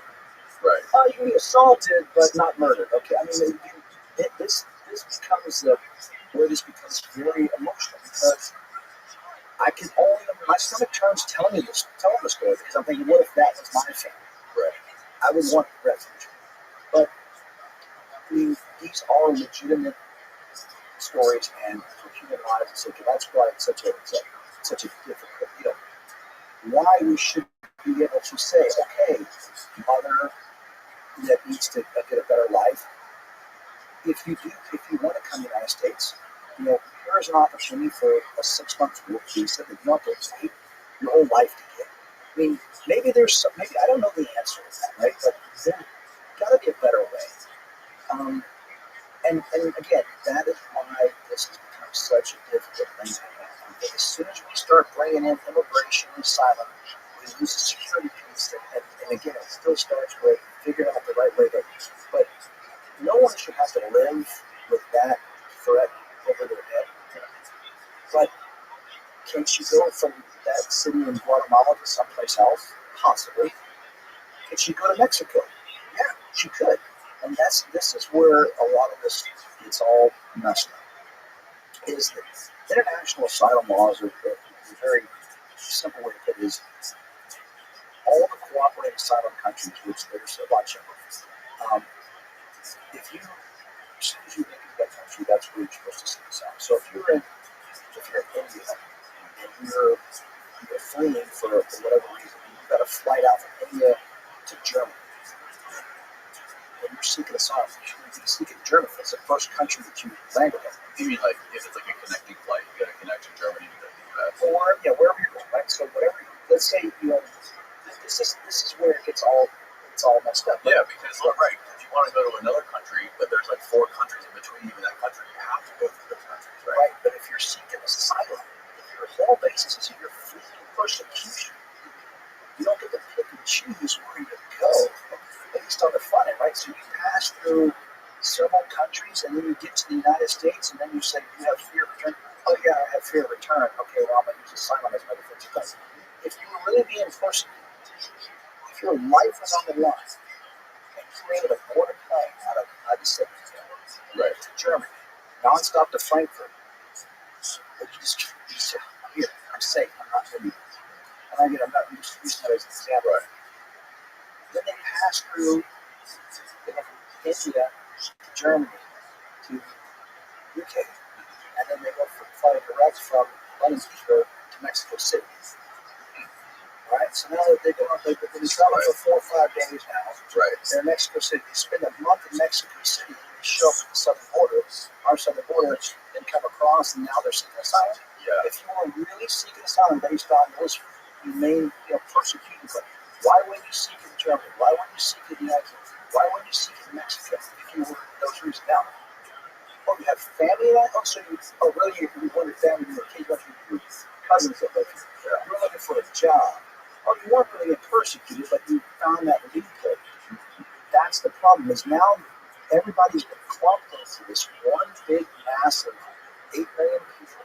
So the true asylum seekers, the ones that are fleeing, which is very limited, as I said, very limited in scope, are now in the same line as the people that are economic migrants looking for a job or family unification. You don't get the whole system. So now this asylum seeker waits the same time as somebody that's just trying to get a benefit and relief in the United States. That's why it's all jacked up. Yeah, if I was like, well, maybe, what about flying to Canada? Because if the border's easier to cross from Canada to the U.S., why not just fly to Canada? Because Canada won't want them in. Well, no. What's your intent? Are you seeking asylum? Seeking asylum, yeah. Go to Canada. Seeking asylum. You can fly. Why are you choosing the United States? Maybe I like watching, maybe I'm a New England Patriots fan. I want to go to a Patriots game. I want to go to the U.S. because they got good hamburgers. I want a Ford truck, and I want to go to a Patriots game. Apply for a non-immigrant visitor visa. And that's easy? Well, you gotta wait on it. Everybody else. Have you ever heard the story? There's a My point being is that is not asylum if you go to the Patriots game. That's not asylum, correct? So if you want to pay, you go as a tourist visa, you wait in line. Right. Yeah, and then when you get that time, you finally get a chance to go, and you got to have a return ticket. Right. There's this guy, this DJ named Deadmau5. Have you heard of him? He's like one of like the top famous electronic DJs in the world. And he had this story. We were just watching it before he came in. He was in Canada. I think he lived in Canada. He was a Canadian resident, right? And he had a buddy that he worked with because they made music together. And this guy had a band and whatever. And they wanted to meet up and like hang in LA for the weekend or something like that. And so he caught a cab, which was like 20 minutes away to the border where you cross. It was like near Niagara Falls. Yeah. And he went there, and they were basically like, "Oh no, you can't go to the U.S." It's like, "How do you know this guy?" And I was like 2,000 miles away. How do you know this guy? Like, what do you mean? It's like the internet. I talked to this guy that I met him online years ago. We've been talking ever since. I'm gonna go meet him and hang out with him for the weekend in L.A. Like, that's fishy. And they were like, "Oh no, we see what you do. You're a skilled musical artist. You're going to go here to work and make money. No, you're not coming across to the U.S. whatever." And they ended up banning him from the U.S. for 7 years. They probably would have to have a P visa, which is a performer visa, because they see him as a performer. And basically, he tried to get in as a non-immigrant visitor to come see him, but he didn't have the right visa. And so answer the right questions. And so, yeah, that's just going to hang out. He wasn't even going to work. They just assumed because he's this highly skilled, world-famous DJ that he was going to work, and they're just like, "Do your fans." Why? So again, get into immigration and quagmire.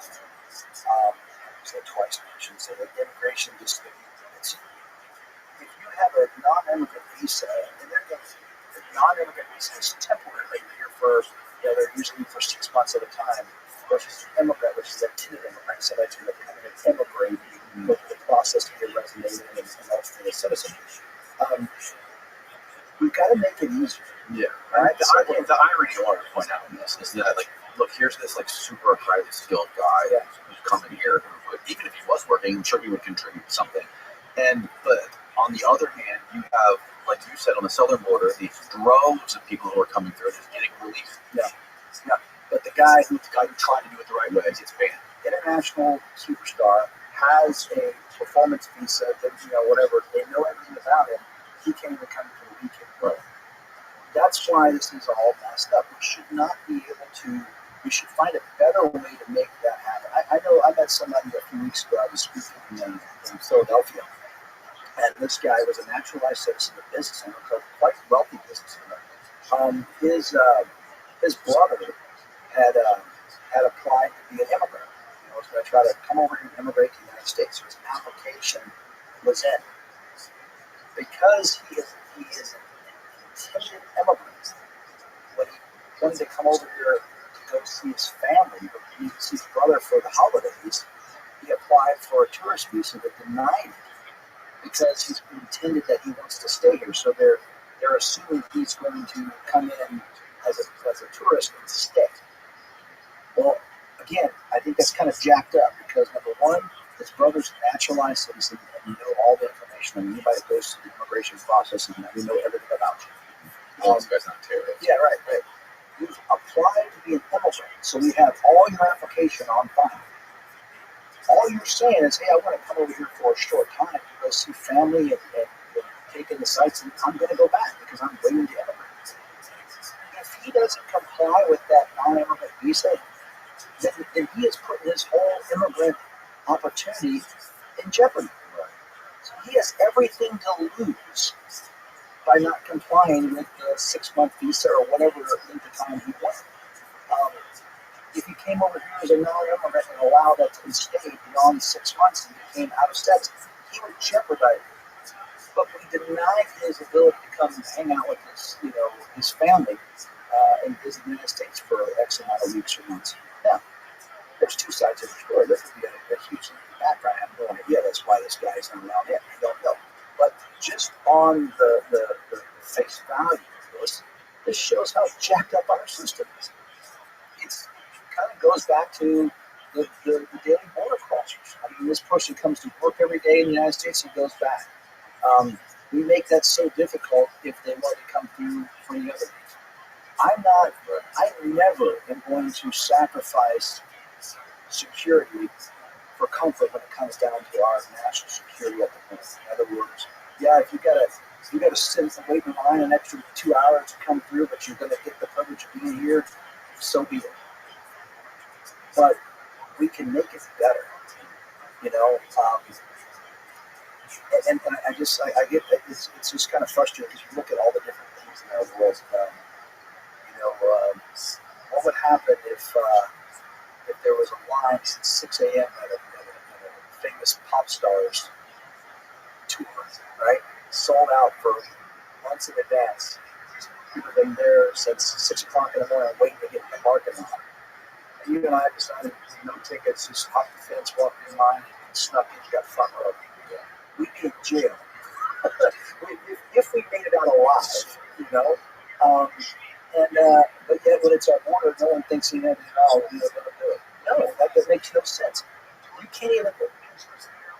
You walk in front of Starbucks and cut in front of somebody to order your latte, you're going to get yelled at and screamed at. If you don't go fast enough at a green light in Tampa, I figure out that you're going to get honked. That's right.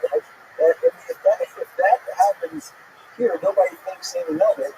But if you jump in line at our border, everybody knows it's okay.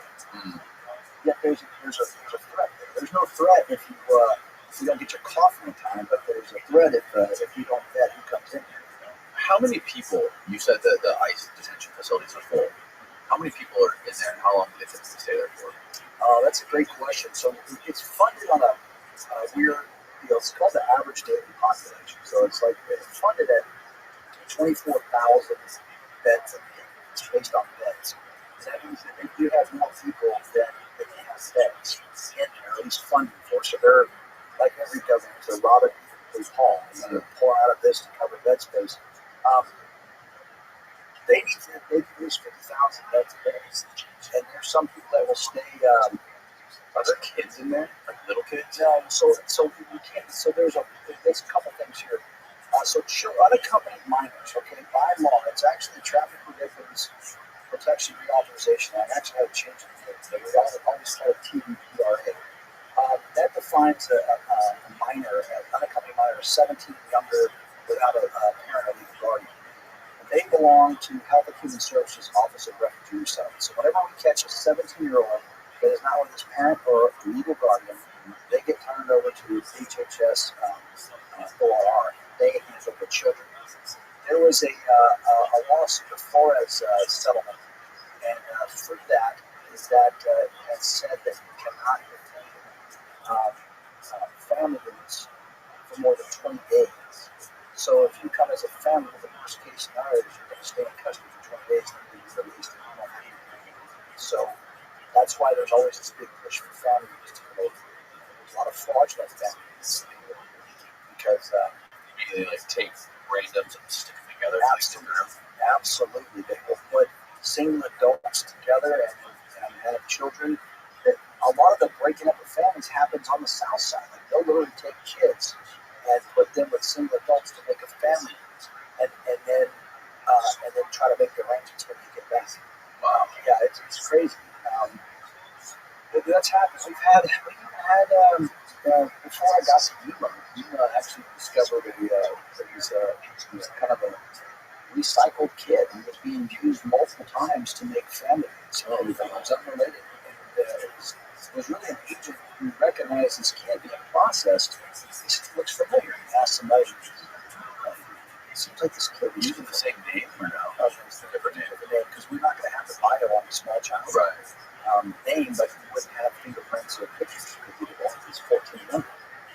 You guys do all kinds of fingerprints. Yeah. So we can't do that with a child. So, but they recognized it, and when they started talking, and they basically do interrogation, broke the parents that no, this isn't my kid.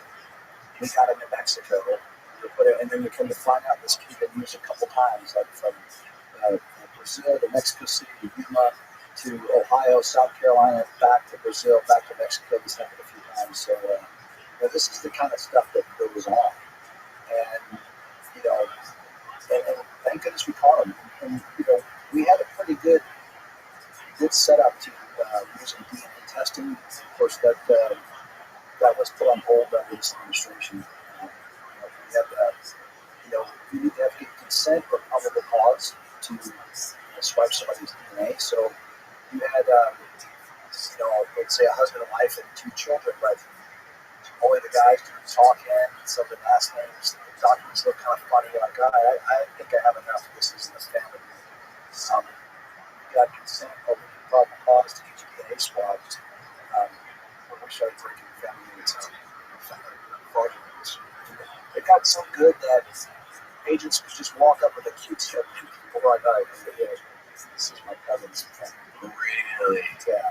That happened in El Paso. We broke a few up just by being able to take the swab. They just kind of confessed right on the back because they didn't caught. Once if we test you and it comes back and you've been lying to us, we can charge that lying to fellow agent.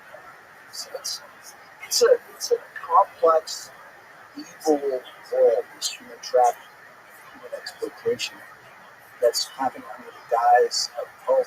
It's a humanitarian border crisis. It is. But we kind of created it with some really lackadaisical policies or looking the other way. And I think if you secure that border and you basically funnel it through those wide gates that I talked about, which is our legal pathways, ports of entry, we could at least narrow it down. It's not going to end evil. It's not going to end human exploitation. But it sure could mitigate it. Let's give the good guys a better chance of going after the bad guys and identifying them and saving some lives. Because I could only it's just trying to imagine what the horrors people go through. Because what do you do if you can't pay off that debt? You make arrangements to if you think that all the arrangements are going to be good paying jobs to pay off your debt, you're fooling yourself. These are people that are going to be put into prostitution and indentured servitude, and that stuff goes on. And right now, it's very, very country. What would you do if you were even like, if good old Joe Biden came down and said, Mr. Chief Clem, we're going to give you the blank check, magic wand, to fix this southern border security problem? Yeah. What would you do? What's like the lowest hanging fruit of problems that you could solve? The first thing I would do is I would institute the migrant protection protocol that basically closes those asylum rooms right off the bat. That was working when we had it. It's very fullest intent, robust. I would do that because that sends a message day one that you can't try this legally. And that can be done instantaneously by a directive, like effectively. Okay. Then I would resume the construction of the border wall where it made sense. We already have the plans to include the technology. I would do all of that right off the bat. Those are the first 2 things that I would do that would send a very clear message that we need business. Like, you cannot come in here just the current way. I would also, I want to make sure that it's not considered a roundup or any kind of, anything like that. But I would end the parole system that's being used right now, because that's that 300,000, 400,000 people that have been flown in because they're claiming their status before they even get to the United States. That can be shut down right now. What's that? That's the Cuban, Venezuelan, Nicaraguan parole system that this administration has created, where they can apply for a humanitarian cause and they're flying in the United States. That's Plane load, though. Yeah, 400,000. Well, yeah. It's called parole. Yeah. Cubans, Haitians, Nicaraguan. That's right. DHS, Cuba, Haiti, Nicaragua, Venezuela, parole process. Yeah, they've applied for asylum. They're basically allowing them to come over here from countries that they can get asylum with. And so, yeah. I heard that some of the day were. It's an unlawful process. I look at how this is creating a classification of people. Congress can do that, so I'm very, I don't think this will hold up to challenges one time. It's all challenged. So, those are a couple things right there that come to terms. Again, let's finish what we started. Let's get through the high protection protocol, and then let's and I guess the fourth thing, which would be, I think, most profound yet most difficult thing, let's clean up the immigration pathways. Let's figure out so the guy from Canada can go spend a weekend with your friend that he's met. The guy's got no criminal history or immigration history, right? Let's figure out a way to where cousins that live on in San Diego and Tijuana can go hang out on either side of the border, for the weekend in a very efficient manner where they don't have to jump through all the hoops to do that. So we can have that shared border, but then, but also accountability for security on that same border. Those are the things that we can do.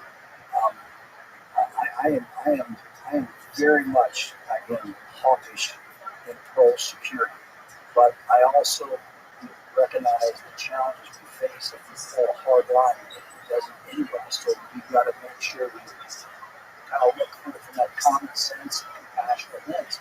Secure the border, but let's find out a way to encourage a more efficient pathway for those that need our help, and also let's help spur commerce and trade and travel.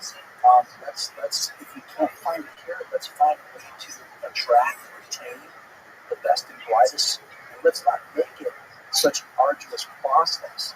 Let's figure out a way to where an intended immigrant can still come over here to see his family here on a tourist visa for a limited time without jeopardizing his application. But at the same time, if you violate the system, if you exploit people in the system, there is a big consequence. So if you come over here under a tourist visa after you've applied to be and you violate that tourist visa, you start from scratch again. You don't get to a second, third bite of the apple because you totally violated the process. And I think that's probably the top 4 or 5 things I would do. And they're all doable. Some are can be done overnight. Some will take amount of time. But it's the president asked me today. It started the fundamental intent that you have to secure the border. Government's requirements for safety is to secure our border. Then we can go to Well, comment, man. It was a super enlightening conversation. I hope so, man. I really appreciate it. I mean, it really is one of those things where, and we can talk and go on. Just because sometimes I'll say something, I'm like, yeah, it's been an hour kind of giving me a backstory on that. You know what I mean? But I'll just think of this. And thank you for having the conversation. Right? It may make perfect sense to some people. Some people may walk away more confused or I don't know. But my intent is for people to understand that what is happening right now is that we have to secure our border for national security purposes. That but we can do it in a very meaningful and deliberate way to keep Americans safe, and then also address that the need to be that beacon of hope for those that need it, and also find a way to where we can have American benefits from continued lawful immigration, right, to help businesses and prosper. That's the whole interest of the conversation wrapped up in 30 seconds. Yeah, and I've always wanted to talk to somebody like you who has like firsthand experience, like boots on the ground at the border to see what's going on. Because all I ever hear is just people talking about headlines or something they've read. Or I mean, that's for the most part when you talk to people about any sort of big issue, it's very rare to find somebody who's actually witnessed it firsthand for years, like you did. So half my life, I mean, I just told you war stories, scary moments, vehicle pursuits, all that stuff. And anybody can talk about this stuff. This is important stuff that is, I think that can actually shape the future of this country and have these conversations. So I really, truly, thank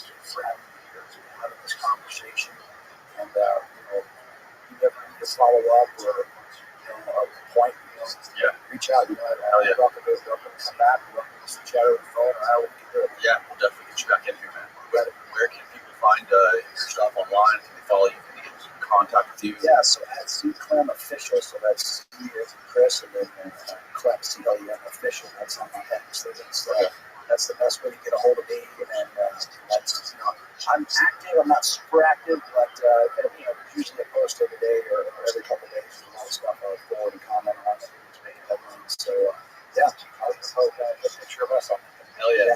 I'll make sure I link it all below. You got it, man. Thanks. All right, good night, folks.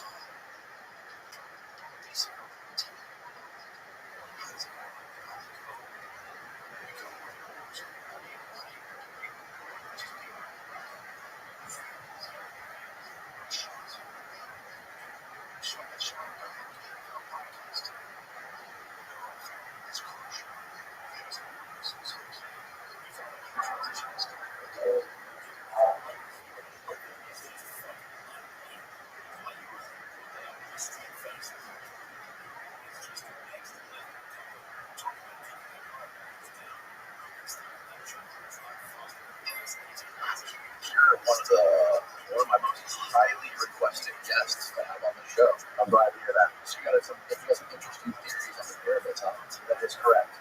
A comprehensive theory that addresses the function of all of the Egyptian pyramids and other ancient structures across the world, specifically now focusing on some of the ancient stone circles of England and Ireland. How did you get interested in the pyramids and everything? So I've been interested in Egypt since I was a kid. I remember watching Raiders of the Lost Ark with my dad back when I was a kid in the 80s. And I always wanted to go to Egypt. I was always interested in archaeology. And I finally had the opportunity in 2017. I was working my first good corporate career job. And I had the opportunity to go. I finally financially afford a trip to Egypt. And this was right after my godmother had passed away. And she was a huge influence in my life in terms of pursuing my dreams and fulfilling what I feel to be my destiny here on the planet, which was going to Egypt and inevitably moving there 5 years later. So 2017, I went on my first expedition to Egypt to investigate the alternative theories about the function of the Great Pyramid. And I contacted the late great Yusuf Albion, who is still one of the most prolific tour guides in Egypt, and basically the gatekeeper for the alternative Egyptology community.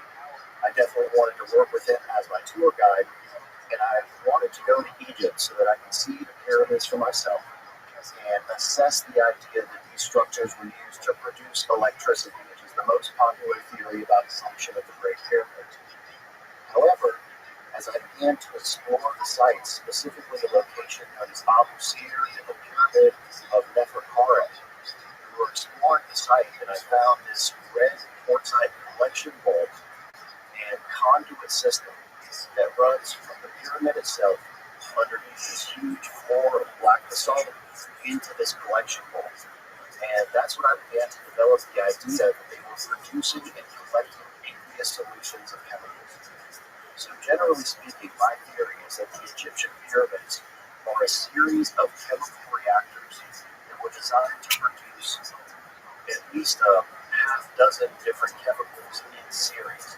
But they were powered by electric fields coming from lightning, which I'm sure we'll get to in a little bit. So overall, that's my theory, is that the Egyptian pyramids were designed for chemical engineering and chemical manufacturing. So what made you come to this conclusion about them being chemical processors and the holes being collectors of chemicals? Did you have a background in chemistry?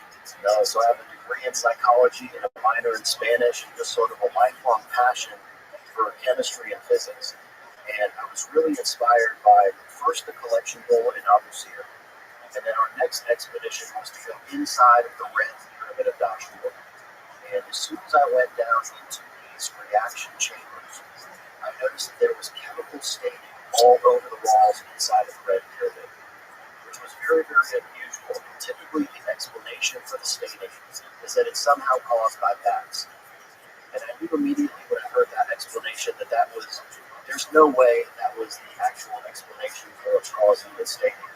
And fast forward now 5 years later, we have a chemical analysis from samples of that staining that were taken from the walls of the chambers that conclusively prove it has absolutely nothing to do with bats. It is extrusions of metal compounds that are coming out of the stone itself due to high temperature reactions occurring inside of these chambers and fluctuations in temperature and pressure. So you gotta imagine like a sponge, right? Squeezing out the material. So the stone itself has to be heated to a high enough temperature to be able to liquefy these compounds. And there has to be fluctuations of pressure inside of the structure that cause these extrusions to come out of the stone. So that was the first thing I noticed inside of the Red Pyramid that began to inspire the idea that these were designed for chemical reactions.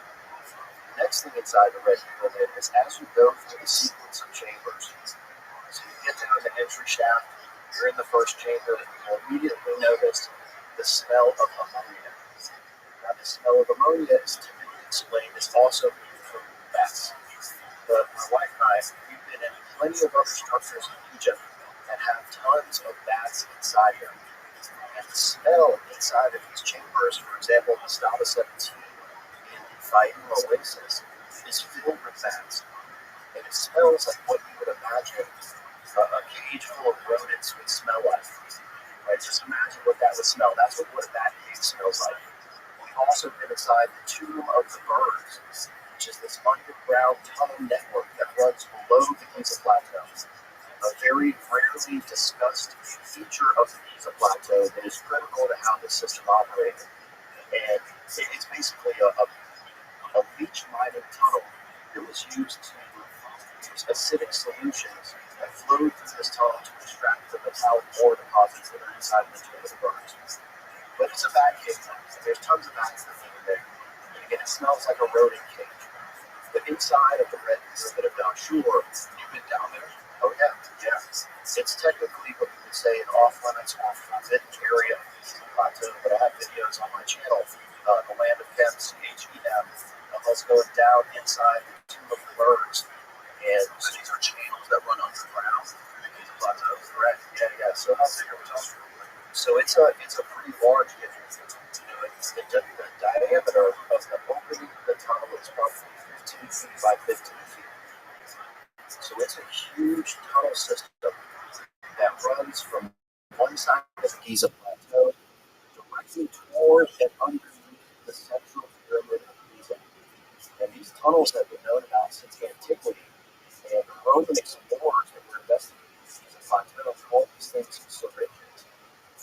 And the original name for the Giza Plateau is Rostam, which means mouth of the passages. So there's all of this nomenclature in regards to the Giza Plateau that is indicative of the knowledge of these underground metallic ore mining tunnels. And we did have an opportunity to go inside of this thing, and it was pretty wild because this whole tunnel is filled with iron ore deposits. And we also have chemical analysis that's been taken from a variety of sample locations across the Giza Plateau of these iron ore deposits, which nobody ever talks about these things, but they're a critical part of the operation of the Giza Plateau. So this is actually the Osiris shaft, which we've also been down inside the Osiris shaft, which is another underground chamber system running below the Giza Plateau. This one is below the causeway of the central pyramid. But I do have some videos on my channel showing the inside of the Tomb of the Birds. So, but after this experience inside the Red Pyramid of Dashur, we're seeing the chemical staining and smelling this. It is pure ammonia, and we have the smelling salts over there, and it's the exact same experience. So you start in the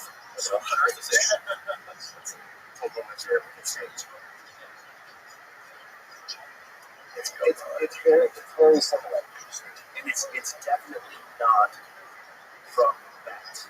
It is a completely different smell. It is pure chemical ammonia, as if you were to take a jug of ammonia cleaning solution from underneath your kitchen counter, put your nose in it and smell it. It gets progressively stronger as you pass through the three chambers. You get into the first one, the smell of ammonia is a little weak. You get into the secondary reaction chamber and it gets stronger. And then as you climb the stairs to ascend into the final synthesis chamber, the smell of ammonia is staggering. It's like putting your nose inside of that, inside of this final synthesis chamber. And in my opinion, bats don't have a coordinated strategy for their urination plan, and they're all going to decide just to go into this one chamber and pee inside of this one chamber. And people also say that it's because the guards going down there and urinating. And I can assure you, it takes at least 10 minutes to get down the shaft into the red pyramid. It's a very laborious process to get down inside these pyramid structures. And if you have to take a leak, you're just going to do it on the outside of the pyramid because it's a heck of a lot easier just to pee off the side of this thing or go into the desert as opposed to crawling down inside of the chamber. So that is a fallacious explanation of the cause of the staining and the smell of ammonia. Again, now we have chemical analysis thanks to my colleagues at the Acidic Project, where they took probably hundreds of samples back in 2010 of a variety of different things throughout Egypt and all of the ancient structures around there. And they did chemical analysis of all this stuff. So we actually have some detailed information about exactly what these compounds are that are on the walls of the Red Pyramid. So it's definitely not from bats. So when you were younger or something, did you just toil away with chemistry in your spare time? And how do you know so much about chemistry and chemicals and all this stuff? So it was really after I got back from this 2017 research expedition, I dedicated my entire life to the pursuit of understanding what I experienced in Egypt. I've always had a passion for chemistry and physics. It was one of my favorite courses as I was coming up through school, but I don't have any professional background in this. I literally immersed myself in learning everything I could about industrial scale chemistry to try to understand the processes that were occurring inside of the Egyptian pyramids.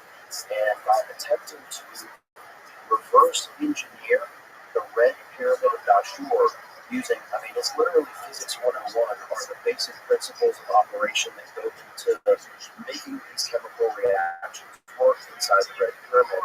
So by attempting to understand all of that and immersing myself in trying to understand industrial scale chemistry, I gradually developed this knowledge over the past, so now it's been 7 years that I've been working on this. Literally, being moving to Egypt is a testament to how much I believe in this theory. So my first trip to Egypt was 2017. I also knew that there was a connection between the structures in Egypt and some of the structures in ancient Ireland, such as Newgrange and the so-called passage chamber tombs. So in 2018, I went to Ireland for a research expedition so I could see those structures up close and personal and help finish writing my book. I published my book in 2020, and my intention was to go back to Ireland in 2020 for a follow-up research expedition. But as you know, the world was shut down at the time, and Egypt was one of the only places where you could still travel. So I went to Egypt. I went in 2020, 21, and 22 to continue developing my theory about the function of these structures, gather more data, and then in 2023, last year, I sold my car, I sold my house, I quit my career job, I sold everything that I owned, and I left for Egypt to live there permanently with basically 2 bags of clothes and a dream. And so that's kind of my testimony to how much I believe in what I'm doing. And now that so now my next goal is just to go out to the sites every single week, put out Sunday site visits and on-site explorations on the Egyptian pyramids that are directly connected to attempting to explain my hypothesis on the function of these structures while you're actually looking at it and seeing it up close and person. So it's been a really cool experience living in Egypt and probably the best decision I've ever made. Okay, so yes, can you explain your hypothesis in a nutshell? Basically, you think that the Red Pyramid was manufacturing chemicals for what purpose, and what was the function of the other 2 pyramids? Yes. How did the whole thing work? Okay, so there are 2 major pyramids in Dashur, the Red Pyramid and the Bent Pyramid. We also have the Step Pyramid of Saqqara, and then there are 3 different major pyramids on the Giza Plateau. There's actually 12 pyramids on the Giza Plateau. So there's a lot more than just the Great Pyramid, I think. Okay. So let's start with the Red Pyramid. So ammonia is by far the most important chemical that we have synthesized in the modern day. So during the Industrial Revolution, chemical manufacturing on an industrial scale was being developed as a legitimate science. And one of the first chemicals that we synthesized on an industrial scale was ammonia. And ammonia is one of the most important chemicals that we use today for fertilizers. It completely transforms the modern world being able to manufacture massive scale of fertilizer in terms of population expansion and everything that we've seen in the development of the modern day is literally dedicated and dependent on our production of ammonia. Still to this day, we use ammonia-based fertilizers because it has a very high content of nitrogen. So the two pyramids of Dashur, the primary function for these two chemicals, which is ammonia and ammonia bicarbonate, is for fertilizer production. You got to feed the people. So I do believe that there was a massive civilization that lived in the upper eastern corner of Africa, basically what we know today is Egypt. And fertilizers would have been a huge part of what they were producing in terms of the chemical supply that they had. So now that takes me back to trying to reverse engineer the step pyramid of Saqqara. And I can show you some diagrams here. This would be a perfect place for me to jump down some of these presentations. So let's start with this. You can see the collection hall at Abu Sir. So this is the pyramid complex known as Abu Sir, and there's three major pyramids out there. And the two that we're going to be looking at are the pyramid of Neferkare and the pyramid of Nayusare. So the reason I wanted to bring this up is to establish the function of the geology of the Egyptian pyramids.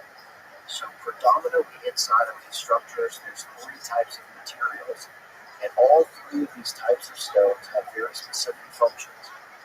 So when you're looking at limestone, which is the majority of the body of the pyramids are made from limestone. Limestone is a dielectric material that has the capacity for storing electric fields. Then you have red granite. Red granite is also a dielectric material. But there's a very special property about red granite, is that it has high content of crystalline quartz. And a lot of people talk about the piezoelectric property of quartz in regard to the function of the Great Pyramid. But in my research, I've determined that it's actually something called the inverse piezoelectric property, where the stone and the quartz is introduced to an electric field, which leads to the production of ultrasound. So a lot of people talk about the sound properties of the Egyptian pyramids, and the big question is, how are these sound properties activated? Well, it's activated by the interface of these electric fields coursing through the red granite, causing vibrations within the quartz that produce ultrasound. And we'll get to that when we talk about the function of the Great Pyramid, which utilizes ultrasound as a sonochemical acoustic catalyst. So this is a sort of a breaking field of modern day chemistry, where they're using sound waves to catalyze chemical reactions. And that'll be directly applicable to the conversion of sulfur dioxide into sulfur trioxide inside what I call the contact process chamber, or the grand gallery of the Great Pyramid. So let's get through. So this is black basalt, and this is going to be particularly relevant when we get back to the function of the Great Pyramid. The Great Pyramid also has a black basalt temple floor on the eastern side of the Great Pyramid. And one of my most interesting discoveries was that black basalt, you say temple floor, yes. Where's your floor? Yep, so it basically looks like this. So this black basalt flooring, You're saying like the base, the foundation of the whole pyramid is on this? so it's just on the eastern side, very similar configuration to what you see here. And this is adjacent to the pyramid of Userkov in Saqqara. And I also have had special permission access with the pyramid of Userkov, which is also on my YouTube channel. And this is one of the locations where we discovered the mysterious blue stone of Egypt. It's a completely destroyed container. It's made of this blue sandstone, which is a very unusual material. So black basalt, even in the modern day applications, is used as a material for heat storage. And there's tons of research that specifically references black basalt from Egypt being tested and analyzed for a material for heat storage. So here at the pyramid of Nayusare and Abu Sir, there's this red granite conduit, this red quartzite actually, red quartzite conduit system. So you're looking now at the inlet of this conduit system, and this red granite conduit runs underneath this black basalt temple floor in this direction, and it leads into a red quartzite collection bowl at the end, the conduit system. And the conventional explanation for this component is that it's for drainage of rainwater. Okay, which to me doesn't really make a lot of sense because red quartzite, it's not an exotic type of geology. But if you were just making a drainage channel, you would just carve it out of bedrock or limestone, and you wouldn't need to go through all of the extra effort of transporting this red quartzite to the site, carving it out of a much more difficult material to work with than limestone. And in my opinion, you don't collect rainwater. So why would you be collecting rainwater drainage running off the side of your pharaonic burial? Again, the conventional stories that these things are pharaonic burials. So that explanation is correct, right? So why would you want to collect the drainage water running off the side of your tomb? So this little channel that's dug into this piece of rock here, correct? Water or liquid can drain through it and let me on. What happens in the right there? Right. So this is the collection hole. Okay. The conduit goes underneath this black basalt floor, and it deposits whatever they were collecting into this red quartzite collection hole, which is exquisitely crafted. So they went through a lot of effort to make this component. And to me, this is not indicative of rainwater drainage. This is indicative of collecting something that had very particular importance to the civilization that built these things. The first time I saw this, the immediate thought that popped into my head was aqueous chemicals, liquid chemicals. Because it had to be something that was very, very important for them to collect it, and then they would do something with that chemical. So the reason that they utilized rain, if it rains, that things be overflowing, like power. Right. And if you were draining rainwater, you would just drain it back into the bedrock or back into the Nile River. Exactly. And you have a huge source of water that could definitely purify water. So you don't need to collect rainwater drainage when you're right next to the Nile River, which is an abundant source of water. So that never really made sense. So this is the first artifact that completely changed my perception about the function of the Egyptian pyramids and pointed me toward the production of chemicals. And this is, there's so many things to unpack about this particular site, but I'll mention two things. The black basalt paving stones. So anytime you see black basalt, just remember heat storage. Okay, so once this material gets hot, it's interfacing with these electric fields that come from lightning strikes. And you get to have this occurs, how it's attracted, harnessed, and distributed through the pyramid systems here in just a little bit. But electric fields are going into this dielectric material. Okay? Dielectric materials are the most important thing about the ancient science, is understanding the properties of these stones as being functional components of the Egyptian pyramids. So the electric fields are coursing through this black basalt, heating up the material and it would stay hot. The reason they implemented this black basalt was to prevent coagulation of the liquid solution that was flowing through this thing, and to maintain any suspended particles within the solution. So let's say you have a viscous chemical flowing through this conduit. If it gets cold, it could clog up the pipe, right? So they implemented a material that could be utilized for heat storage applications, because once it got hot, it stayed hot, and it maintained the fluid flow through that channel into the collection hole. And let's say you have valuable suspended particles in this solution. Where's the solution coming from? Right, so directly from the reaction chambers. Where is the reaction chamber? This is inside of the pyramid. Inside the pyramid, yep. How far away roughly? So the base and the inlet of this conduit is right up adjacent to the eastern side of the pyramid. How distance would you say? I mean, 5 feet. Oh, that close. Yeah, so literally, so this particular pyramid, the casing stones have all been removed off of the exterior. So the edge where the original casing stones would have been, it's several feet back because you have the body of the core still intact, but the casing stones have been completely removed. So the distance between the core and the inlet of this conduit system is 5 or 6 feet. But if the original casing stones were still in place, it would literally be adjacent to the side of the pyramid. Okay. So essentially, the conduit is running underneath this whole black basalt paving stone. And that black basalt, this is just showing dielectric constants, which is a way to gauge the capacity of material to store dielectric materials with the capacity for storing electric fields. So I just wanted to show you that artifact. This is basically the configuration of This is Abu Sir we're talking about still. Abu Sir, correct? The configuration of the pyramid of Niuserre. And you can see in red that is the path of this conduit system. And there's another one adjacent to it as well that also has a collection hole, which I've never found that in person. This is from the 1900s from an archaeologist called Borchardt. It's in the original excavation of the pyramids of Abu Sir. I haven't ever found the second one, but it's on my list.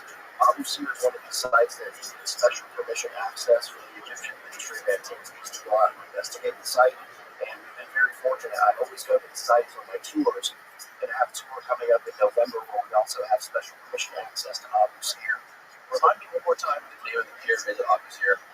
Yep. So there's the pyramid of Neferkare, the pyramid of Niuserre, and the pyramid of Sepphoris. There's three major pyramids out there. But Abu Sir is also adjacent to a site called Abu Haram that has those white calcite crystal bowls that have almost the gear-like configuration around the outside. And they also have some very interesting, and this is just an image of, the electric fields from lightning strikes permeating this dielectric material that cause it to get hot, maintaining the fluidity of the solution running through the conduit. Okay, so at Abu Sir, what were the chemicals involved there? What were the chemicals being created with those three pyramids? Yep, so Abu Sir is one of the sites where I have not developed a conclusive theory about which chemical was being produced inside of the chamber, maybe because I've never had access inside of the structure. Okay, so the interior chambers have completely collapsed, and they do not let people go inside of any of the three pyramids in Abu Sir. And for me, personally, going inside of the pyramids is an essential part of developing a solid theory about how it operated. I can look at the configuration, study diagrams, but it's never sufficient to really help you understand what was going inside of these things. Because, for example, inside of the Red Pyramid, there's all sorts of staining that is indicative of fluid dynamics, right? Movement of gases and water throughout the structure. So there's actually staining all throughout the Red Pyramid that kind of shows you the fluid movement process of the chemical reactions that were occurring inside of the structure. Okay, and the Red Pyramid, you think this was being used to release fertilizer? Ammonia, correct. Now there's a whole bunch of other applications for ammonia, and it just so happens that there is a metallurgy, right? So you can use it for mining and extraction of copper, and so this direction was never really my intention, but once I moved to Egypt, I really started to understand that this was a civilization that was predominantly involved with metallic ore mining and extraction and processing of different metals. So all of these chemicals are directly applicable to both metallurgy and mining. Yes. And that was a huge preoccupation of this civilization. And they discovered in chemical analysis of all the iron ore deposits on the Giza Plateau that this stuff is filled with incredibly valuable metal deposits, including gold and silver on the Giza Plateau, filled with deposits of gold. So they were using the chemicals to make solutions that were being produced on the Giza Plateau for leach mining of metals. And we kind of hinted at this last night about the civilization, this ancient mythology about a civilization that was preoccupied with gold mining here on this planet. And there's a ton of On and on for gold. Correct. Yeah. Well, I mean, that's if you believe Zechariah Sitchin. Correct. Yes. That's he's been widely contested with his translations of the Sumerian texts. Yes. People say that he was no scholar, not a linguist. A lot of linguists push back against what he's saying that his translations are extremely inaccurate. Yes. I say the stories are fantastic. I think the stories are fucking amazing. Yeah. I also agree with him on the pyramid. I don't know if I agree. I don't know what the pyramids are, but I certainly don't believe that the conventional theory that they were used with pulleys is what happened. I don't understand how you can move 20-ton pieces of granite that high in the air and across 500 miles through the forest. Yes, I don't know, but just a little bit of context there that Zechariah Sitchin is, you have to take that with a grain of salt. Yeah, and I 100% agree with that statement. I don't necessarily believe in that theory. It's just interesting that my research has pointed in a direction that there was a civilization here that constructed these pyramids, and they were utilizing these chemicals for mining applications. Now, this could be applicable to the dynastic civilization, which we know was doing significant mining operations all across Egypt. And this is well documented in the archaeological record that the dynastic Egyptians were incredibly proficient at mining operations. Have we ever found any evidence or remains of any sort of metal materials that they've fashioned, any metal tool other than the copper chisels, stone, copper tools that they claim they used to create these perfectly symmetrical blocks? Oh yeah. So they found iron implements all across Egypt. And they're actually in the Cairo Museum in a very obscure case. They have a whole case full of iron saws, different types of Iron saws? correct. Yeah, kind of the long saws. Saw blades, yeah, big saw blades. It's in the Cairo Museum. It's a very obscure case that hardly anybody goes and looks at. But they do have some iron implements they found in museum saws. They also saws. Do they think those saws are what cut the granite? Is that So we were talking about metallic saw blades. So they've actually found remnants of not only the metal that was used in cutting these things. So, for example, the black basalt on the Giza Plateau adjacent to the Great Pyramid. There are saw blade cuts all in this black basalt. And if you look down in there, you can see grayish material, which is copper oxide. Now, one of the big myths about the metal that was being utilized by the Egyptian civilization is that it was pure copper. That is not correct. They've done a chemical analysis of the material that was found inside of these saw cuts. It's something called arsenical copper. So it's an alloy of 90% copper and 10% arsenic, which completely changes the properties of the metal. It was not pure copper. It's arsenical copper or arsenical bronze, which was widely used in the ancient world. And this is the magic of alloys. If you combine metals, it can completely change the properties of the metal to make it much harder and much easier to cast.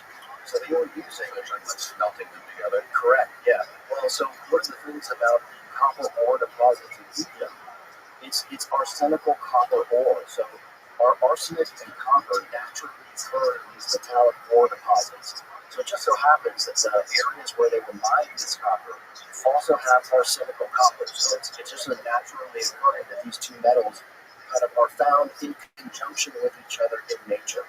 And again, yeah, ancient Egypt, arsenical bronze and copper. So again, that's a big myth about ancient Egypt, is that these things were pure copper. If it was pure copper, it would not be utilized for a saw blade. It's not the right material. So I want to introduce, because they have done chemical analysis of these metal particles that were found in these saw blades.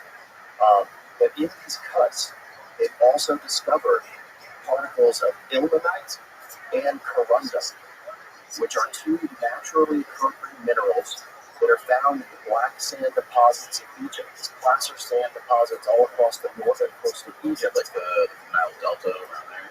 yeah, so this is actually more on Alexandria, on the Mediterranean coast. They have this stuff called the black sands.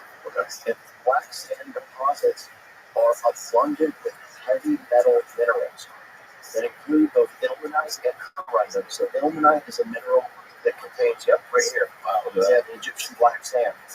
So my book is called The Land of Chem, Chem, which is a play on words for the original name of Egypt, which is the land of Chem, Khem. That's the original name of Egypt. Correct. Yeah. Really? Yeah, so my book is The Land of Chemistry, Chem. But Khem is the etymology of our modern word for chemistry. So you have chem, you have alchemy, and now we have modern chemistry. So literally, the original name for Egypt is the etymology and the genesis for our modern word for chemistry. Egypt was the birthplace of chemistry, even according to conventional archaeology. They were the first civilization that ever manufactured synthetic compounds. something called Egyptian blue, which is calcium copper silicate, which is a very sophisticated molecule that we still don't understand today. The manufacturing process that was utilized by the Egyptians to produce this paint, Still don't know how to get it. still don't know. And wow. So the miraculous thing about Egyptian blue and the compound, so Egyptian blue, let's say it's just a paint, right? You find this paint over all of these temple walls covering the entire country of Egypt. So how many gallons of paint do you need to paint all of these temples? We're talking about hundreds of thousands of gallons of paint. This is indicative of an industrial scale chemical manufacturing process that had to be required to produce all of the paint for this industry. So it's a perfect example that it's a ton of paint, hundreds and hundreds of thousands of gallons, and they've discovered that the chemical composition of all of the samples of Egyptian blue taken from all of these temples is incredibly consistent. And the compound has not changed over thousands of years. The molecule has not degraded, so it's an incredibly resilient chemical compound. They've also been testing Egyptian blue with modern day applications, and they've realized that it's a material for heat storage as well, and insulation, and it also emits photons. So when Egyptian blue absorbs light, it also emits light. This has, as I say at the end there, this is usually it was known to the Romans by the name Circula. After the Roman era, Egyptian fell from use, and thereafter the manner of its creation was forgotten. In modern times, scientists have been able to analyze the chemistry and reconstruct how to make it. The ancient Egyptian word W, what's that say? I don't know how to say that. It signifies blue, green, and green. First one, Egyptians as the color in conclusions. Calcium, copper, Tetrasilicate. Calcium copper silicate, yeah. So it's a very sophisticated chemical compound, and they do have a general idea of how to produce this molecule, right, in a modern application. They still don't understand exactly how the Egyptians were doing it, right, because they've never found the reactors that were utilized to produce this thing, right? So we can make it using modern applications, which give us an idea of how it was produced in the ancient time. But they still don't know exactly how we're manufacturing the compound. right? Are you aware of any sort of evidence of any sort of salt waves that can explain those cuts on those massive stones that Ben Kirkwood talks about? Like those massive circular saw cuts that are in those stones where it looks like they're using a circular saw. Yeah, it's a good drill. Yeah, tube drills. Yeah, so they've also taken chemical analysis from inside of these tube drills. Like these. Yeah, so you find these all over the Giza Plateau, the bottom left one. Yeah, so that's on the Giza Plateau. Those are salt lake cuts that are in the Black Basalt Temple of the Eastern floor of the Great Pyramid. And they found this great, I've seen it in person up close, where you can see the remnants of this bluish green material down inside of these salt cuts. Yes, it's this arsenical copper or arsenical bronze with a mixture of the slurries. Now, So this slurry you're talking about is something that was used to make it more abrasive, so the solid, whatever solid they had, can penetrate the stone further. correct. You still use this in modern stone cutting applications where you have the blade, but you're also pouring an abrasive slurry during the cutting process, which facilitates the removal of the material. So we were talking about how it's not necessarily the speed of the tool, but it's the feed rate.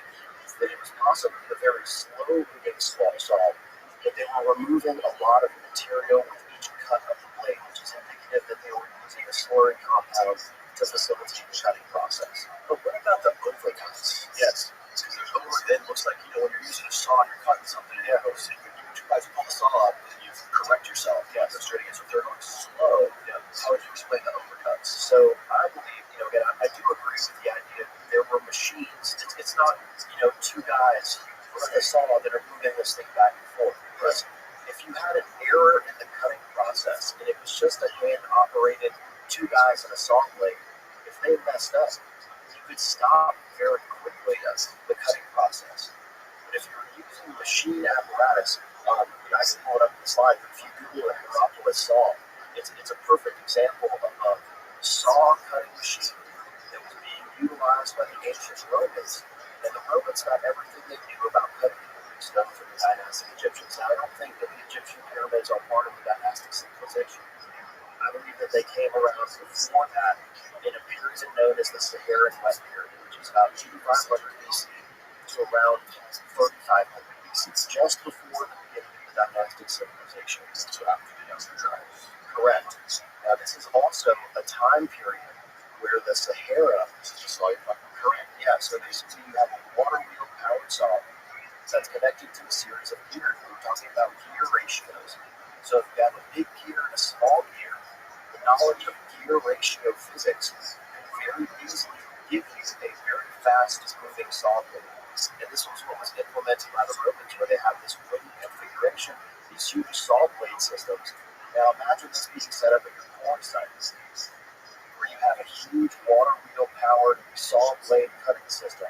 And this is like, there's hundreds of these set up all over the corn sites. They're constantly just cutting stone, cutting stone, cutting stone. they're made of wood and making the saws and Metal saw blade. So by the time they were probably still using arsenical copper during the time, but then this also sort of moves into the Iron Age a bit later on. Okay, so they use these giant saws with some sort of slurry chemical compound that would help those things cut the stone and then slow. But then how do they get these blocks that they talk about here?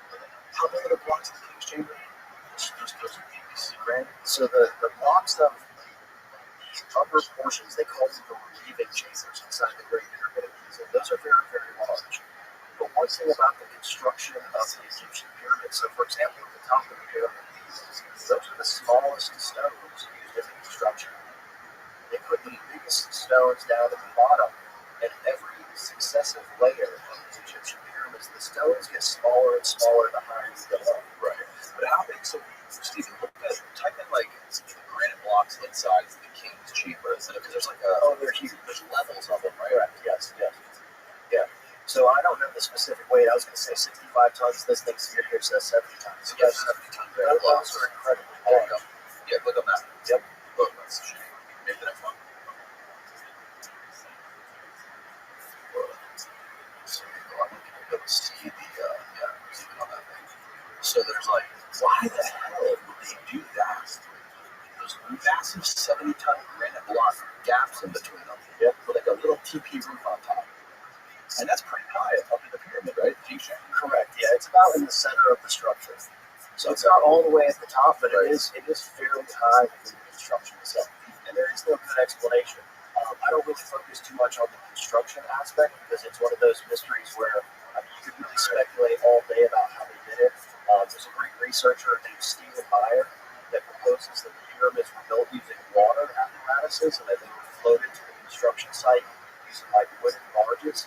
And they recently published an article that corroborates that idea, where they found a system of channels leading up to the Giza Plateau. Right. Then you can use water enclosures and a system of water runs to move these stones up to the pyramid sites. And then let's say you establish your outer layer of casing stones first. Yes. You could then fill that area with water and use that to float the stones up to each other layer.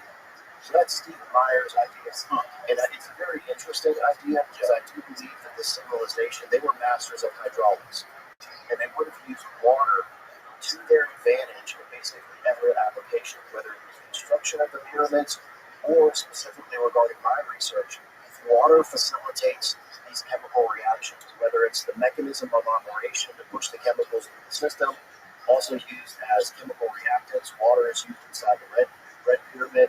It's also used inside the Great Pyramid. Well, it's used inside all the pyramids, actually, in terms of the mechanism of operation that drives these things in water. What do you think the reason that those granite blocks inside the King's Chamber, the bottoms of them are like perfectly flat, right? The tops are kind of like they're not perfect, they're rough. Yeah, so that's from the construction. So you see where the rough part is in the core, and the flat part is laying on the level of stone below it. So they used that to make sure that it was level, going all the way up each level.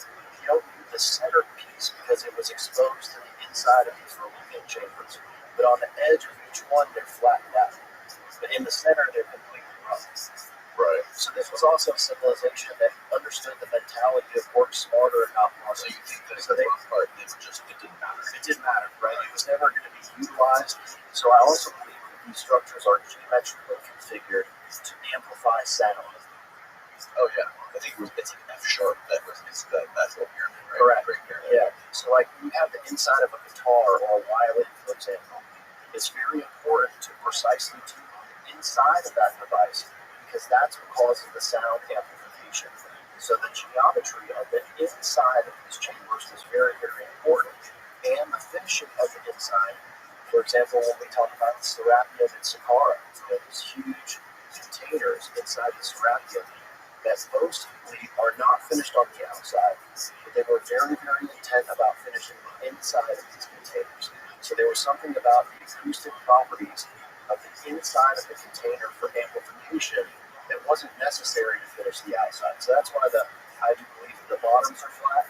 It's just to ensure that each level went up correctly, but then the rest of it wasn't necessary to flatten everything out. Okay. Should we talk about the Great Pyramid? Talk about what your theory is on how it works, show the schematics and all that. Yeah, so let's kind of go back in time a little bit. So I want to go back to the Red Pyramid and kind of explain the mechanisms of operation that went into the Red Pyramid. Okay. And then I want to go through all of the structures. You think the red pyramid was somehow connected to the main pyramids on the East Plateau, or no? Is it completely separate? Yes and no. Okay. So yes, I do believe that all of the structures on the western bank of the Nile River are an interconnected system. It's a huge network of temples and pyramids that were all functional structures. However, the specific chemicals that were being manufactured are somewhat independent. That being said, there's a lot of anecdotal evidence that says that there's underground shaft systems that connect all of these pyramids in sequence. So Yusuf Al-Ghan's father, for example, has reported that as kids they used to run through these underground shafts that connected, and they used to be able to go from one pyramid site to the next pyramid site to the next pyramid. So I do believe that these things are interconnected. We just don't have any archaeological evidence to substantiate that at this point. I have had an experience we were talking about last night, how the lead inspector at the Plateau escorted one of my tour groups, and he kept saying over and over that they know for sure that there's tunnels that connect the Great Pyramid into the Sphinx enclosure, which is something that the conventional dynastic pharaoh burial theory, it doesn't corroborate that, and these two things don't work in conjunction. Why would you have underground tunnel systems connecting the burial of Khufu into a structure that was supposedly built by Khafra, which came around later? Again, this is the conventional succession of the building was Khufu, Khafra, and then Khafra built these three pyramids on the Giza Plateau. I believe they were all built at the same time. And then all of these major Egyptian pyramids were built in a relatively similar time period as connected chemical manufacturing plants. How long did you build those things? Oh, it's impossible to say. They say that conventional wild guess. I mean, it depends on the sophistication of the civilization that was building. So whatever they were doing to build these things, it was easy for them. Yes, because you look at the execution of the construction and the amount of times that they replicated this perfection. The alignments, the measurements, the geometry, all of the sciences that go into designing and executing these things. They clearly had the knowledge to do it. They had the capability to do it. They could do it over and over and over again and could continue to replicate the results. With that being said, there are some examples of pyramids that failed. For example, the Pyramid of Maidun out in the Bahoun Oasis, which I believe was a test structure to implement the physics and chemistry that would later be used in the Red Pyramid. But this thing experienced a catastrophic collapse. The whole outside of the pyramid collapsed. So they never activated the structure because there were design flaws within the structure. So there are some indications that they did test these things. Sometimes it didn't work out. And there's also an indication of evolution in these designs. Yeah, the pyramid of Maidun. That's the one that collapsed. Yep. So that used to be a completely tetrahedral pyramid with casing stones, and it was a perfect pyramid shape. But all of the casing stones collapsed on the outside. Do you think but I was wondering, it's huge. maybe it could have been like later civilizations trying to copycat, but Right. No, this thing is that's still pretty incredible. it's one of the most impressive pyramids. When you go out there, I mean, you're staring up into the sky at this towering core. It's look how small people are on it. It's unbelievable, and it's one of the most. So that pyramid is attributed to the pharaoh Seneferu. Okay. Which they say that he built the pyramid of Baitu, the bent pyramid, and the red pyramid. So three massive pyramid structures are attributed to the same pharaoh within his lifetime. That's the conventional story, is that he built all of these things. He started with the pyramid of Baitu. There was catastrophic collapse of the structure. So then he moved to Dashur and built the bent pyramid, right? This thing that has, it's like starts out kind of wide. Yes. Absolutely immaculate construction. And it's still one of the only pyramids that has the casing stones intact. You can walk up to the corner of this thing, and it's like a razor blade down the side of this thing. Take a piece of paper and just slice it down. But it's so sharp. Yep, correct. And if you go to the northeastern corner, the casing stones are still completely intact on the northeastern corner, and it's just immaculate. It's an unbelievable sight of the person. It's one of my favorite views in Egypt. Do you think the shape of this thing is intentional? 100%. Is it the only one that looks like that? Yes. Okay. So I believe there's communication encoded in the design of the Egyptian pyramids. And if you take the tapered top of the bent pyramid, it is the exact same geometry of the red pyramid, which is adjacent to the structure. So they took the ammonia solution that was being manufactured inside of the red pyramid, transported it underground in a shaft system into the bent pyramid, where they were converting that aqueous ammonia into solid ammonium bicarbonate, right? If you want a fertilizer, it's much more effective to have it as a solid compound, so you can take it out to the farms and easily distribute it.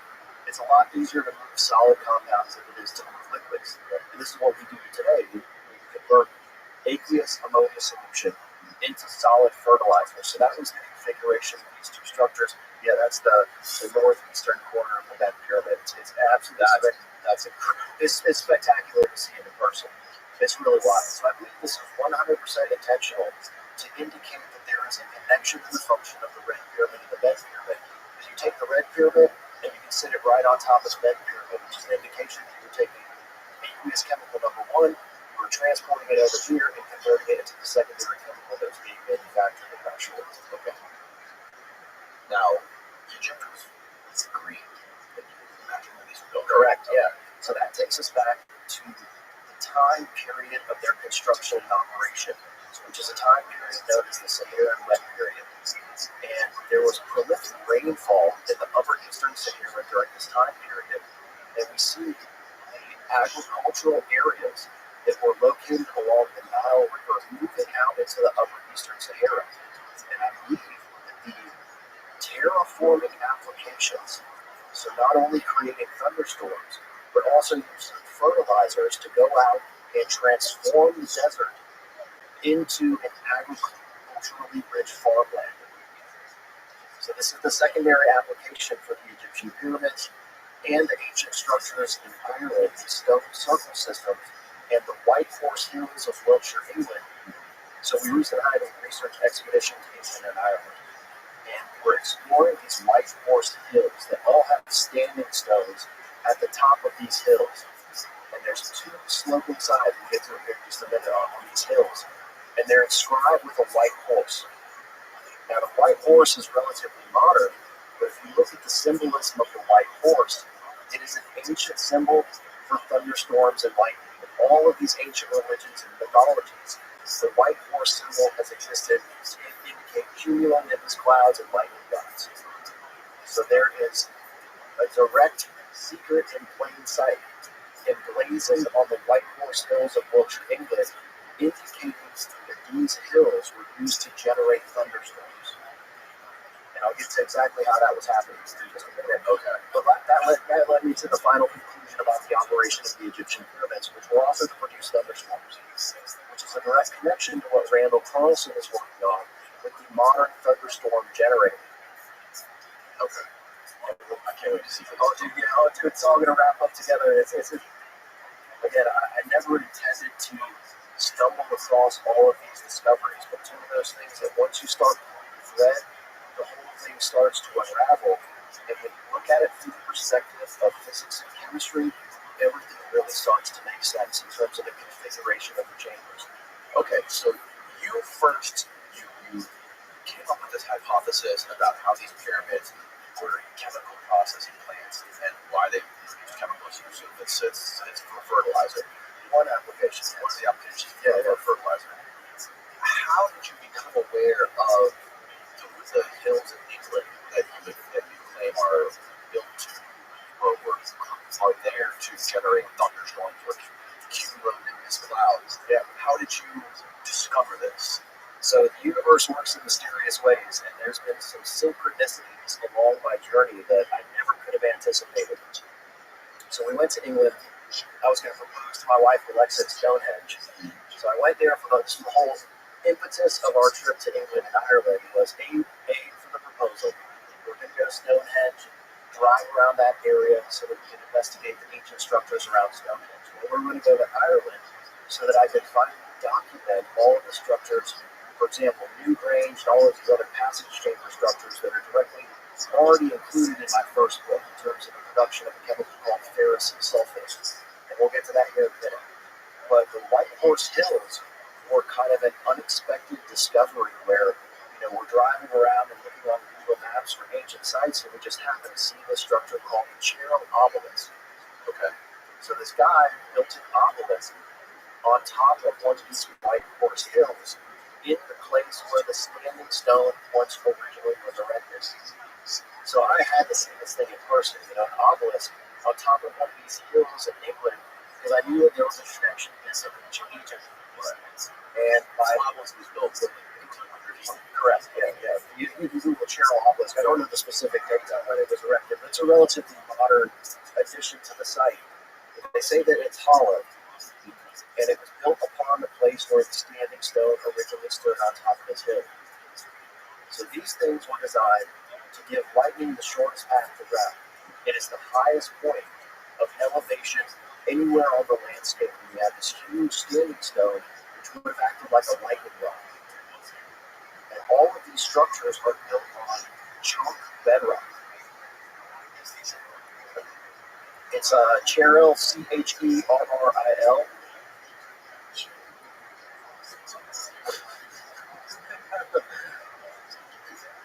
Yep, the Cherril Obelisk.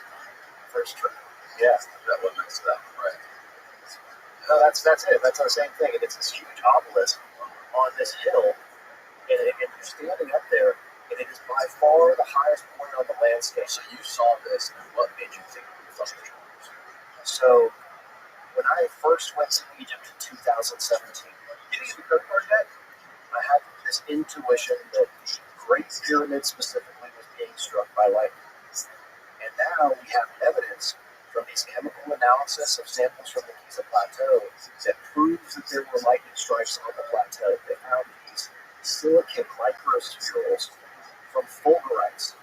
So fulgurites are essentially fossilized lightning. So when lightning strikes sand, for example, it'll fuse all of the sand together and it produces silicate microspherules. So in some of the chemical analysis that was taken by the CINA project, they found these silicate microspherules from fulgurites, which is direct evidence that the area around the Great Pyramid was being struck by lightning. They found these next to a structure called the Trial Passages, which is on the northeastern corner of the Great Pyramid.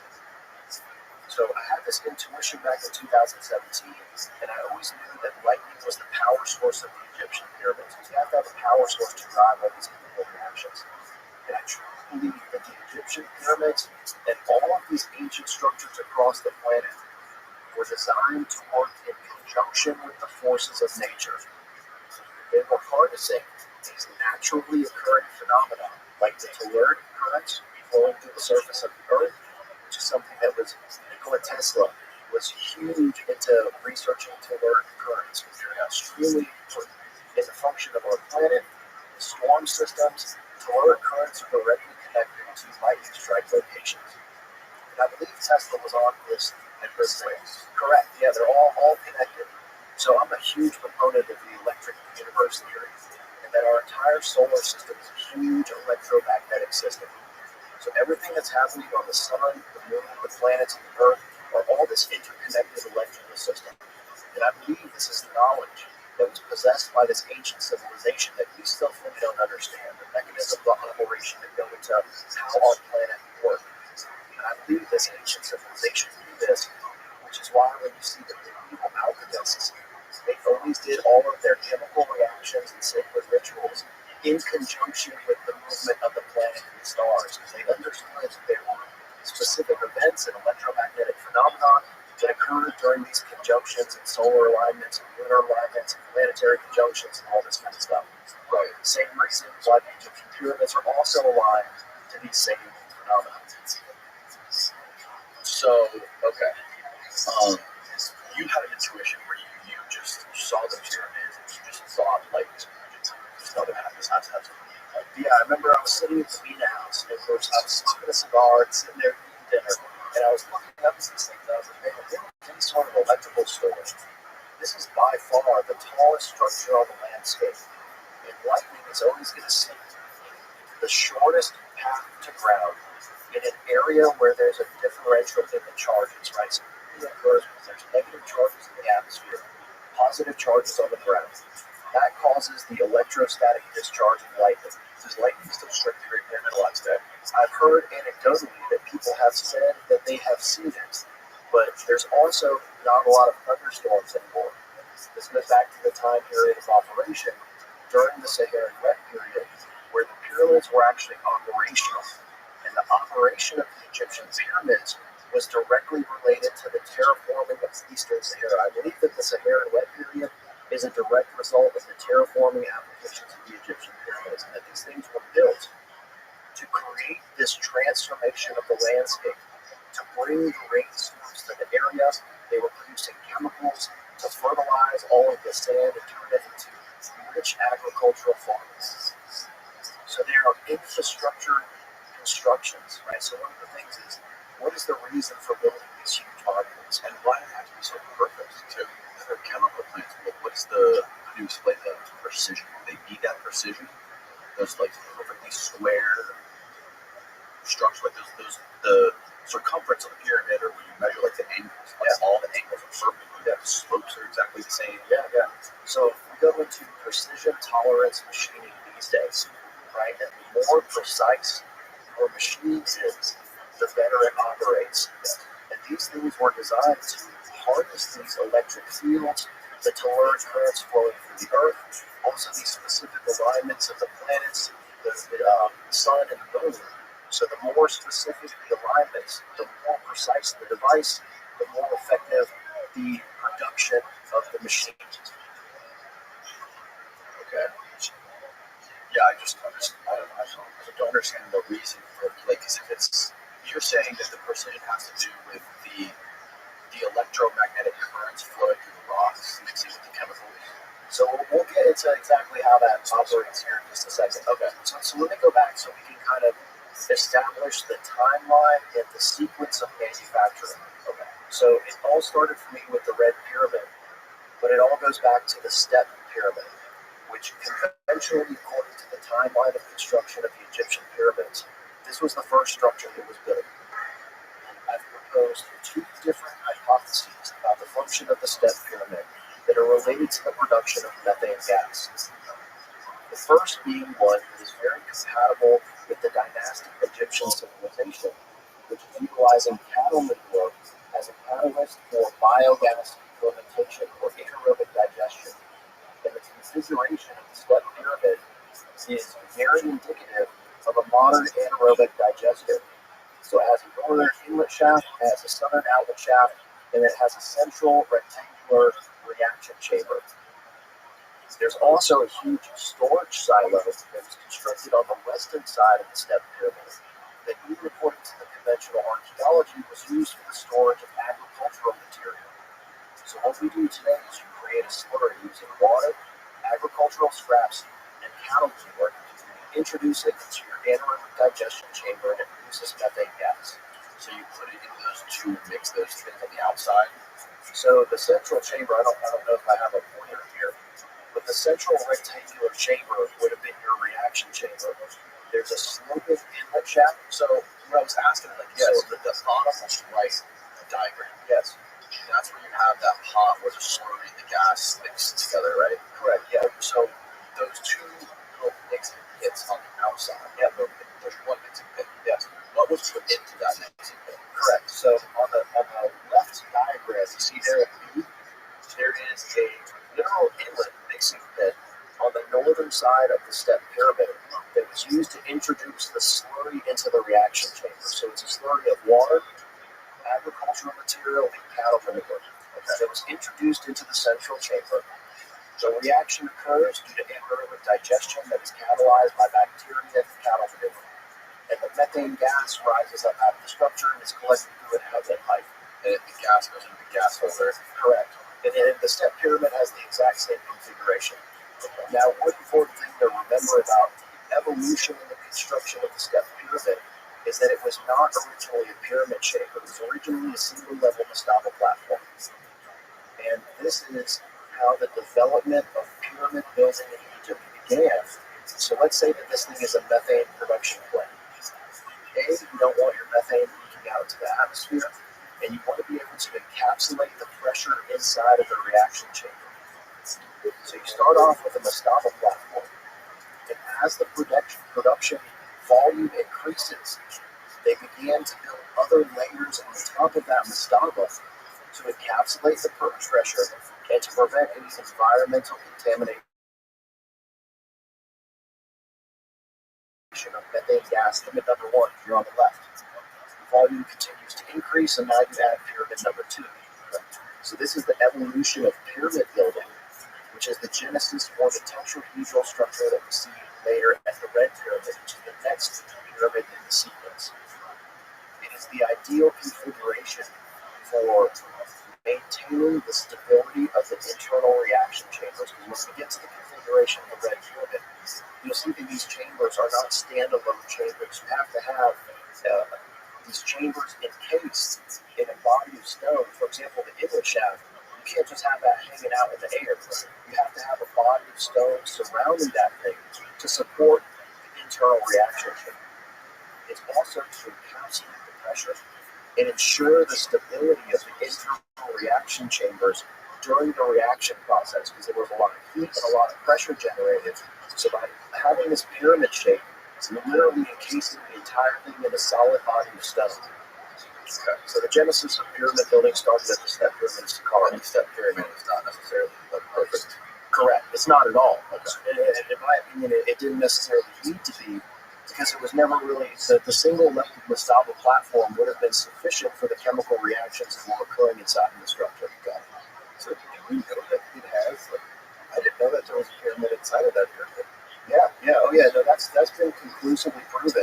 And they've actually found that other pyramid sites, for example, the Pyramid of Menkaure, which is the third pyramid on the Giza Plateau, also has a finished smaller pyramid inside of it, and the entire pyramid was later expanded, leaving the pyramid structure that you can see today. So there's several structures that are indicative that it was originally a smaller structure inside of it, and the entire thing was later expanded. So, like I was saying, with the compatibility of this original hypothesis about the function of the step pyramid with the dynastic Egyptian civilization. So I believe that a lot of the symbols and the hieroglyphs from the dynastic Egyptian civilization encode information about chemistry. They're esoteric symbols where they have multiple layers of interpretation depending on your issue. Right? So the more you understand the symbols, they encode information about chemistry. So for example, the scarab beetle. The scarab is a dung-collecting beetle that, according to the conventional religious interpretation, represents the god Khepri, the rising and setting sun, and the process of resurrection. To me, this symbol, a dung-rolling beetle, was never really indicative of something like the glorious rising sun. I never understood that connection. But if you look at it from the basic mechanism of operation, a dung beetle collects dung. And that's literally the first step in the chemical manufacturing process for producing methane using anaerobic digestion is collecting the cattle dung, because that's literally the catalyst that's generating the methane gas. So I believe that the symbol of the scarab esoterically encodes information about methane gas production. Same thing with the deification of cattle. Right? Cattle were extremely important to all of these ancient civilizations. Well, if you were harvesting cattle dung from these sacred cows to produce this miraculous chemical methane, which is an incredibly powerful fuel source for all sorts of domestic applications, heating, lighting. You can also use it for metallurgy. High temperature methane flames could be used for smelting applications.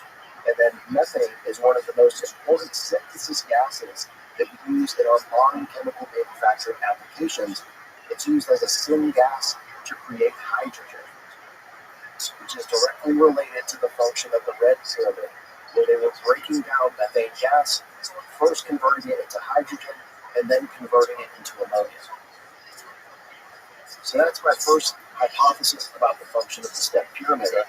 But you also see all of these underground tunnels below the step pyramid. So I did a two-step analysis of this structure, and I proposed a hypothesis with the original configuration being the northern inlet shaft and the southern outlet shaft. And I also have a secondary hypothesis, so the bedrock inside of the step pyramid is basically completely black. And it is very indicative of bedrock that has decayed organic material that is associated with natural gas deposits, natural gas being methane. And this is one of the ways that we identify methane seeps and methane deposits today, is by this agricultural material containing bedrock. And the bedrock below the step pyramid looks completely different than all the rest of the bedrock in the local area. So there was something very specific about the selection for the location of the step pyramid. And I believe that they could have been tapping into these naturally occurring methane deposits below the step pyramid. This is now pushing the timeline back and taking the function of the Egyptian pyramids further away from something that was compatible with the dynastic civilization and pushing it a little bit farther back to this civilization that had profound knowledge of geological deposits, not only of things like natural gas, but also metallic ore deposits, and extremely proficient at mining and extracting applications. So I believe that these could be methane mining tunnels, and this entire system was filled with water to extract methane gas out of the bedrock. And I have a new episode, this is episode 94, which is a bit further back, and I just did an updated episode where I have an active diagram that shows exactly how these 11 shafts work as pumps, increase and then reduce the pressure within the system using hydraulics to release methane gas from these underground deposits. And then after this pyramid created the methane gas, where did they collect it? Did they bring it somewhere else? Yeah, so the step pyramid actually has these things that they call dummy chapels. So it's a huge 40-acre complex that has literal storage containers on site that conventional archaeology calls dummy chapels. But they literally have storage containers on site that could have been used for methane storage. And I also believe that the majority of this methane was distributed for other industrial applications, so directly to the red pyramid, for example. And you can see, so here's that really, really dark colored bedrock inside the step pyramid. And this looks completely different than all of the other bedrock in the surrounding area. The pyramid that we were just talking about. Yeah, this is the inside of the central reaction chamber inside of the step pyramid. Yep, it's huge. No, it's an immense structure. You can never really get the sense of how big these things are until you step inside it and you're like, oh my God, I had no idea the scale of this operation. And the tunnels below the step pyramid, there's 3 kilometers worth of tunnels below the step pyramid. And this is where they found all of these vases. Oh, there we go. Yeah, underneath the step pyramid is where they found all of these artifacts, which, according to the conventional story, were put down there after. Correct, by the Pharaoh Joseph. So one of the interesting stories is that this is supposed to be the burial for the Pharaoh Joseph. Joseph's burial was never found inside the structure, but they have found other burial artifacts inside the step pyramid. One of them being the body of a woman that was carbon dated to 500 years before the reign of the Pharaoh Joseph.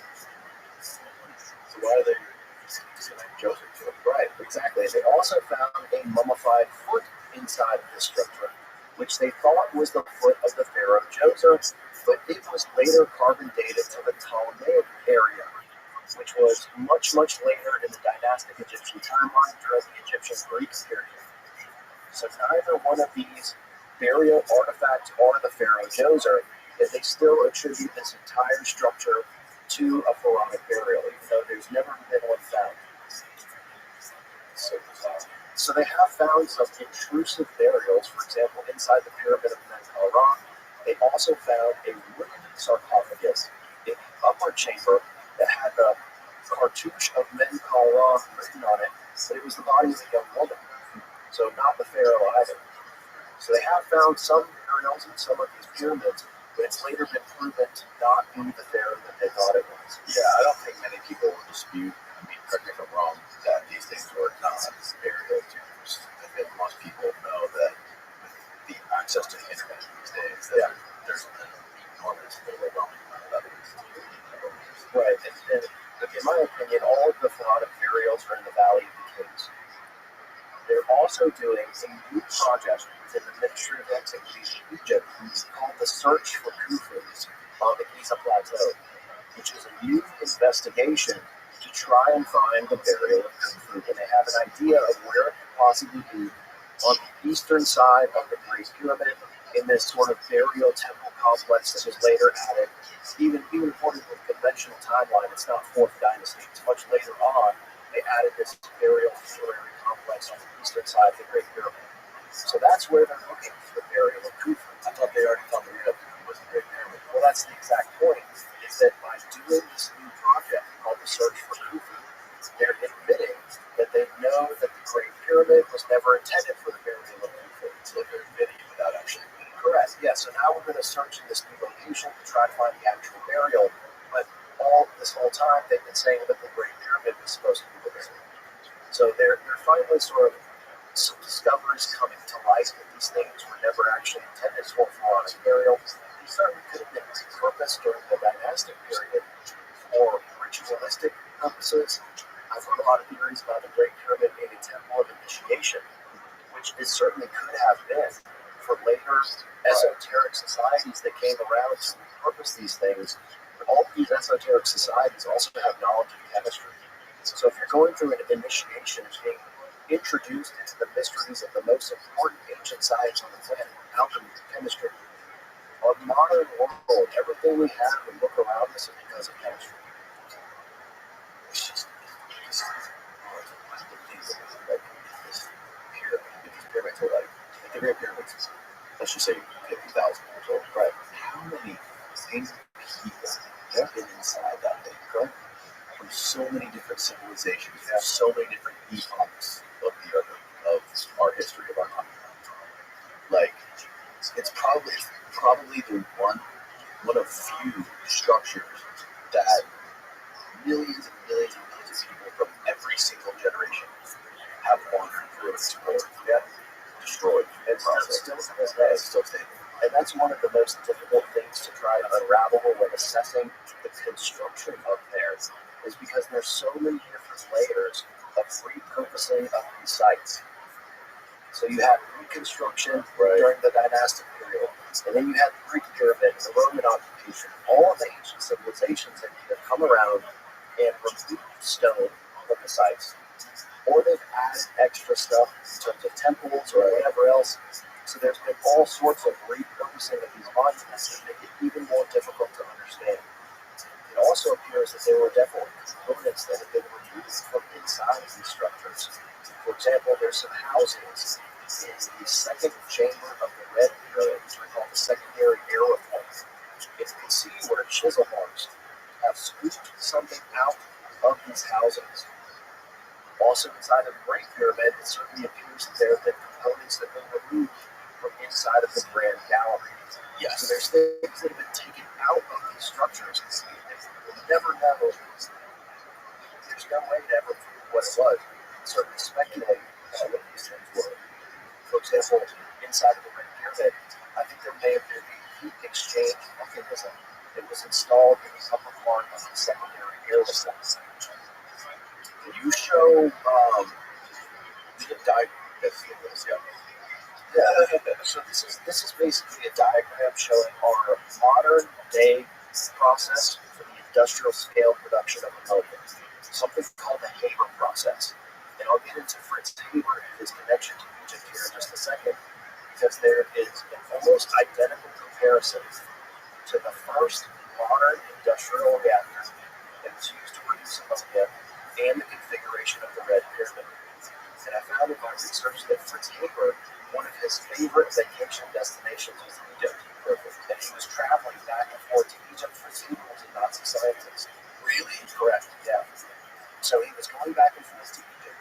And I believe that he may have stumbled across the same information that I've extrapolated by trying to reverse engineer the Red Pyramid. And he created the first apparatus to manufacture ammonia during the modern day. Was he one of the paperclip scientists that we got? No, so he actually he committed suicide because they ended up using ammonia for to kill people. Yeah, they used it for explosives and they used it for toxic compounds. But he never designed it for that application. There was also some stuff with his wife. The story for his paper is very tragic. But anyway, he was a chemist that was very, very interested in Egypt. And I'll show you here in just a second the configuration of the modern apparatus compared to the Red Pyramid.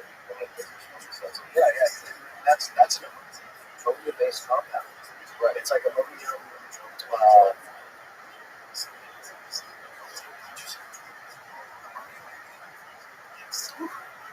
So this is ammonium chloride, the smelling salt compound. You can also make explosives. Oh, right. Yeah. So before I get to ammonia, it's that Roman clip. The ammonia sacraments. They're listening to that Blade, this one Brave Stock song from Ray, Joey Diaz, and Brendan Shaw.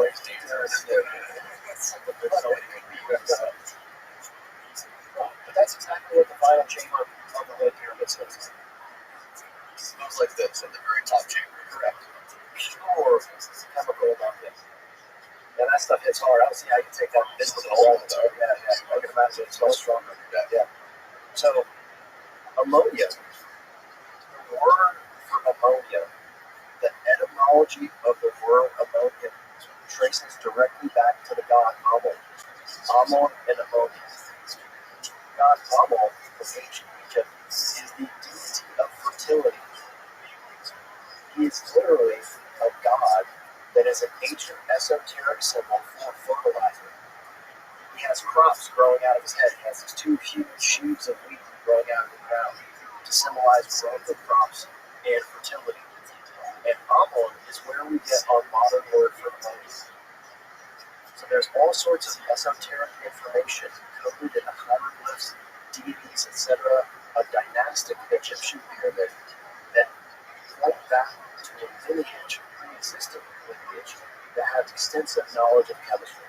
So this is our modern process for manufacturing ammonia, where you see there on the top left, they take methane, react it with water, and the final synthesis happens in the last chamber where you're introducing nitrogen from the air. So I'll walk through this process.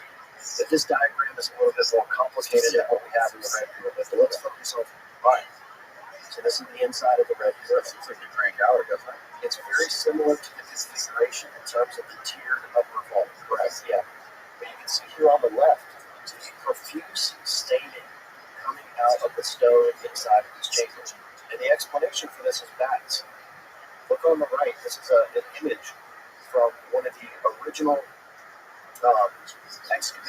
excavations, but modern cleaning process and renovations inside of the structure. This is before they installed the wooden floors. There's now wooden floors that cover up all the stone. And you see how dense and intense the staining is on the southern wall of this chamber. So again, they say that the staining is from bats, particularly at the top of it. Correct, yeah. And you can see here on the left that there is a fluid dynamic pattern that leads from the top of the vault down into the connecting chamber, the connecting passage. They couldn't clean that off. Right? Well, they've actually tried, and it's so fun. The lower part is much cleaner today, but you can still see it as you go inside there. And you can see on the bottom left corner of the chamber, it looks like a wave crashing up into that. Yeah. So we actually did an experiment. We took a rectangular container with the exact same dimensions and configuration of the red pyramid, and we introduced water through the proposed inlet shaft, and it creates that exact same wave pattern. As the water is flowing into the lower part of the chamber, it crashes into that back red corner, and then it wraps around the lower part of the chamber, filling up the first chamber of the red pyramid. Okay. But all of these are extrusions, and the chemical analysis of these extrusions has shown that it's calcium carbonate from the limestone,